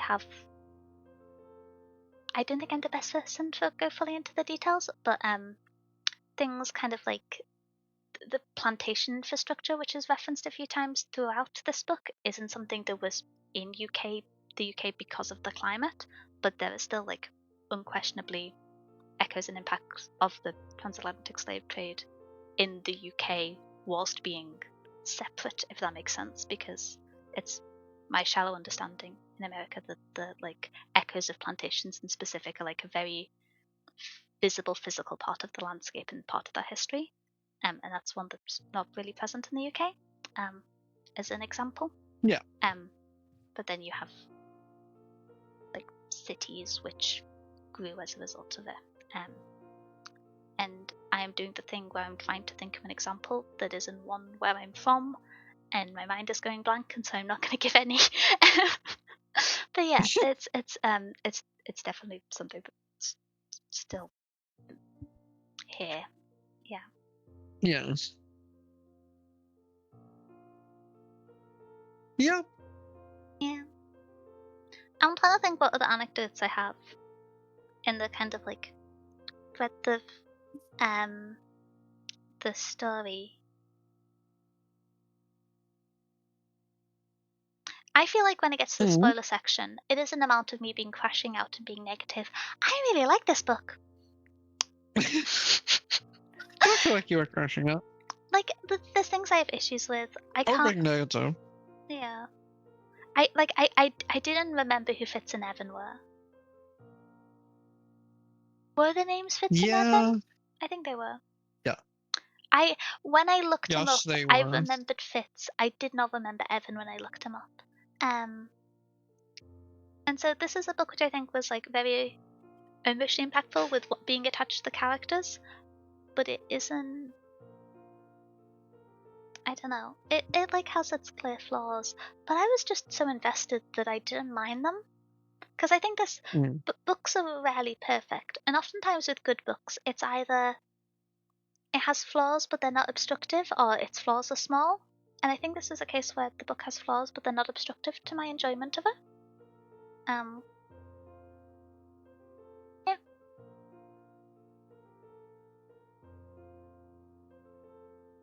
Kai perspective. Yeah. Yeah. No, I agree. I think this book has flaws, but hmm, I like it. I like the book, but there's definitely some flaws. I think I. Same with Brie. That's Oh yeah. I Do, kind of do we didn't want to talk circle back about to it a that? lot, but Yeah, yeah. like I think Brie as a character has flaws, but like as well as like how Brie is treated has some flaws, but also I kind of like the character. When you say V has flaws as a character, do you mean in the like writing or consistency, or just in the? Yeah, kind of. I don't know. I felt Bree was quite cohesive in terms of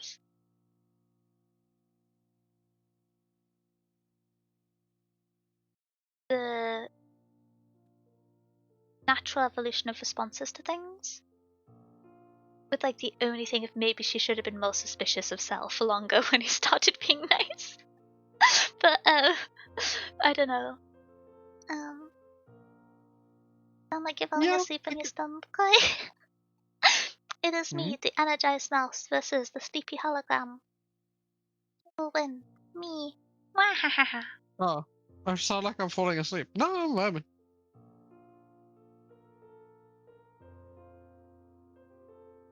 Bye, Toad. Oh, good night, Toad. Sleep well. Get some good dust. I'm vibing. How many people have had I'm some? not falling asleep. You're falling asleep. I'm doing good. I've been drinking Lucozade. That's gonna cause me issues. Uh, but yeah. Did the moon, Jupiter, and what I had for breakfast align so that I just became irrationally emotionally attached to Selwyn Kane, and that helped the last third of the book? Yes.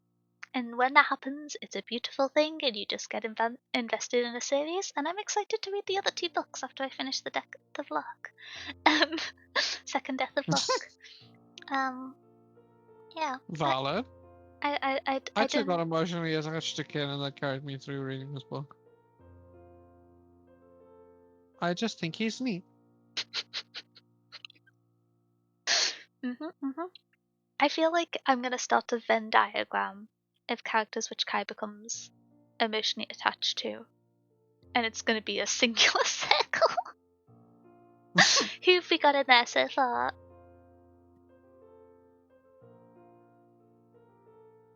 Would you like to answer the question, or would you like me to gently roast? No, I want you to make this. I want you to make this Venn diagram. So we have Selwyn Kane, and we have Kaz Brecker, and then there's a circle, Okay. and then there's another circle, and it's the same circle surrounding both of them.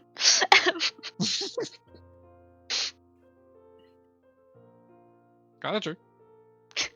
Not wrong. I But do yeah, like both of them. but there may be some overlaps in them. But yeah, I think some of my perspective on things like the pacing of the book, not in relation to the actual story, but the fact it was supposedly over 2 weeks. I think a That's lot of crazy. that will depend on how the sequels go, and I hope they're gonna go well. This was the debut novel.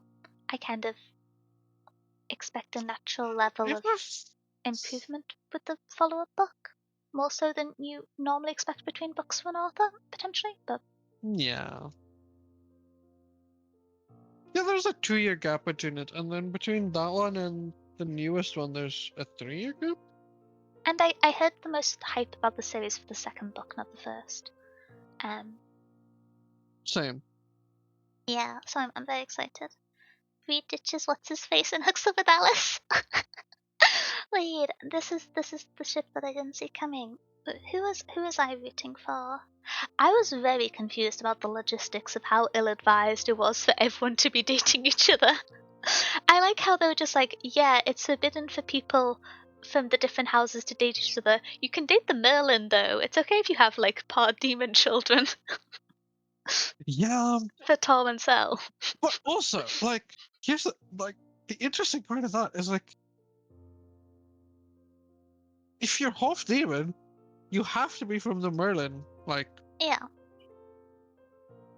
So are they just saying even if you're a descent, a lineage of Arthur or Because what whatever, happened if you had like a you should descendant just of make more Arthur who was Merlins? part demon? How the how the I'm gonna be so for real with this idea. How the heck are there any lineages left if the only person you're allowed to date is Merlins? Just everybody would be a Merlin. No, they're not dating Merlins. Isn't it that they're dating people who aren't part of the 13 families? Except they're not, as seen. As seen throughout Well, the yeah. book. Tor was dating Sel, everyone was dating their own squire or whatever the phrasing is. Yeah, that's kind of weird. Some of them It's were kinda dating weird. their own Kinda weird. sponsor. Also kind of weird. Also kind of weird. I don't know if there was any like open dating between descendants from different houses, but something was going on. But yeah, I don't know. It is a thing. I Which got do be what I it got do some be. like questions about it, but Maybe book 2 is all about like they're the dating lineage one dating. spawn, maybe.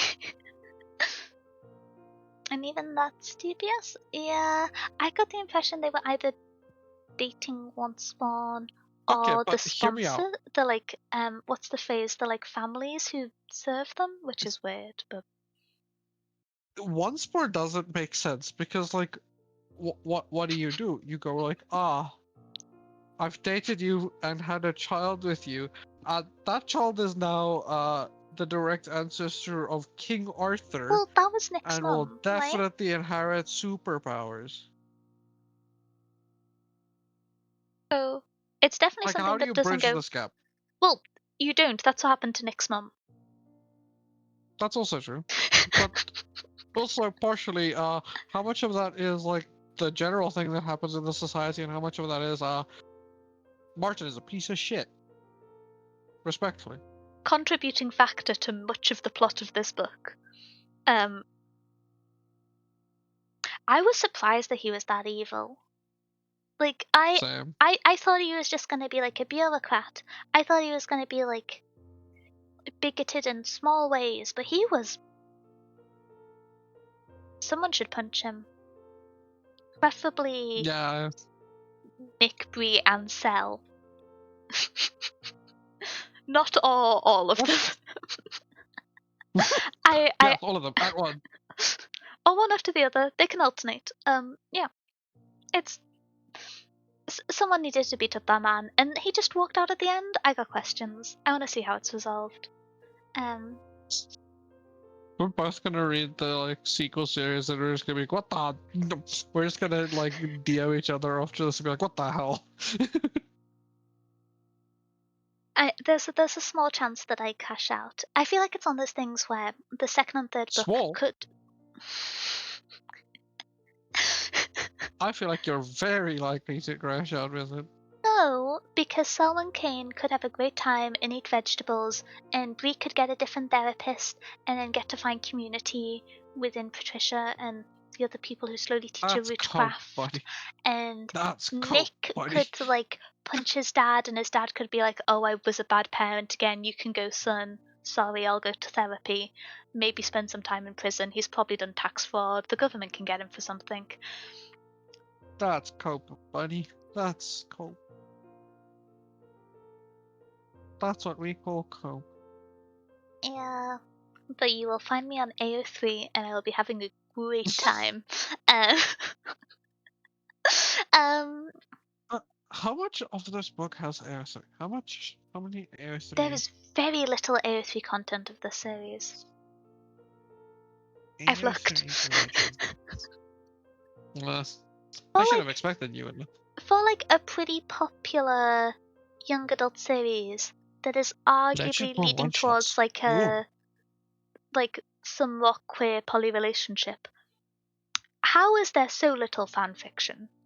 Like, even if there's not much in my niche, how is there so little? Surely Yeah. that's the Yeah. MO. Years ago, people would be destroying leaderboards and I don't know. The internet is not what I once knew. Why is there dragon? Why? I searched Legendborn and I forgot that I would just search titles. But yeah, that very funny that there's some like Dragon Age one.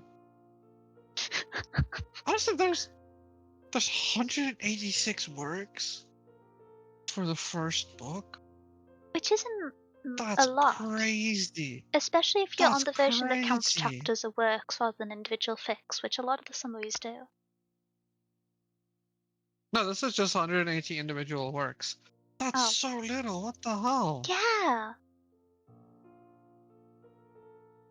But yeah, anyway, we need to teach the youth to write fanfiction again.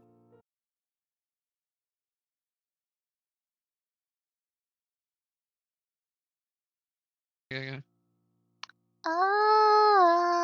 I experience scuff. You experience scuff. We all have technical difficulties. I keep hearing you just go in and out, in and out. Hello, technology. I am the little mouse with the bad internet. Do you have the promise that Selwyn and Nick will get vegetables and a holiday? Probably not. This is what I wish for. I think I'm back on the internet. I disconnected when I said we need to teach the next generation to start writing fanfiction. And on this basis, I would like to start a conspiracy theory because that's the best way to give an idea traction. Okay. Do we have any more notes in the spoiler section? I feel like I was mean to Nick. I am relatively emotionally attached to him, just It's not as valid. much as Bree and Sal when Kane. I wish for the three of them Arthur to kick the heck out of Nick's dad. As do we all, I think. Cloud consensus. Honestly, that's the fan fiction I need. Yeah. Honestly, that's the actual fan fiction I need. The fan is fiction... alternate ending of this book, where instead of letting him go and letting like Nick get captured or some crap, they just beat the heck out of him. What I need is Lancelot to appear to Nick's dad and just be like, I would never appear to you. You are not worthy. You are so innately flawed. Look at you. Valid. Internal like slap. This is what is necessary. I think that's my ramblings. I like that idea. Can it be after or before they all take turns beating the heck out of it? Before, so he's left a broken man before getting punched by his son. Because he has such a superiority complex, and it's based on his ancestors. So his ancestor... yes. Emotional attack, and then a physical one. I like that idea. If you give him a concussion, he might not internalize that he is just a guy with an ego in a fancy house. I like this idea. I support this idea. That's the fanfiction I need. Yeah.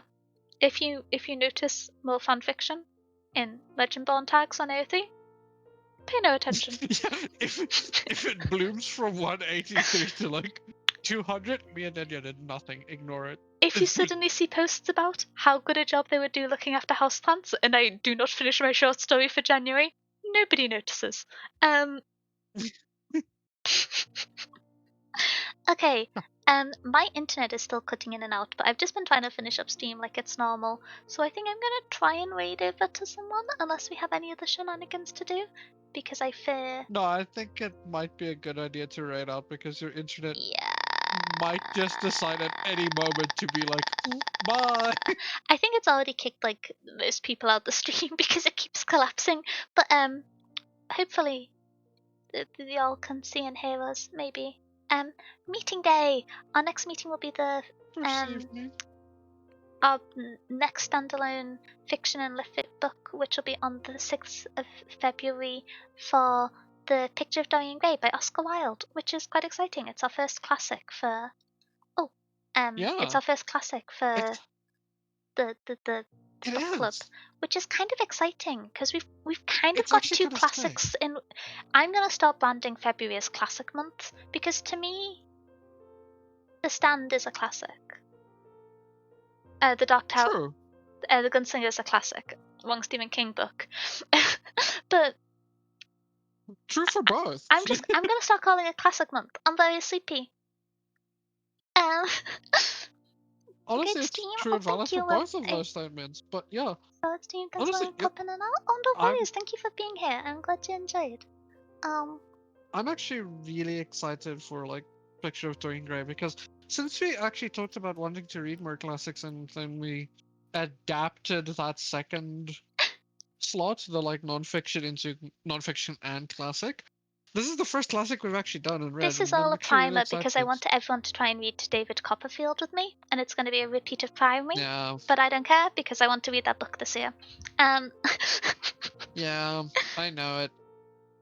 Okay, let us. As long as I get to make us read one Shakespeare, I I promise it'll be the best Shakespeare, which is Much Ado About Nothing, and we can watch the David Tennant production of it on.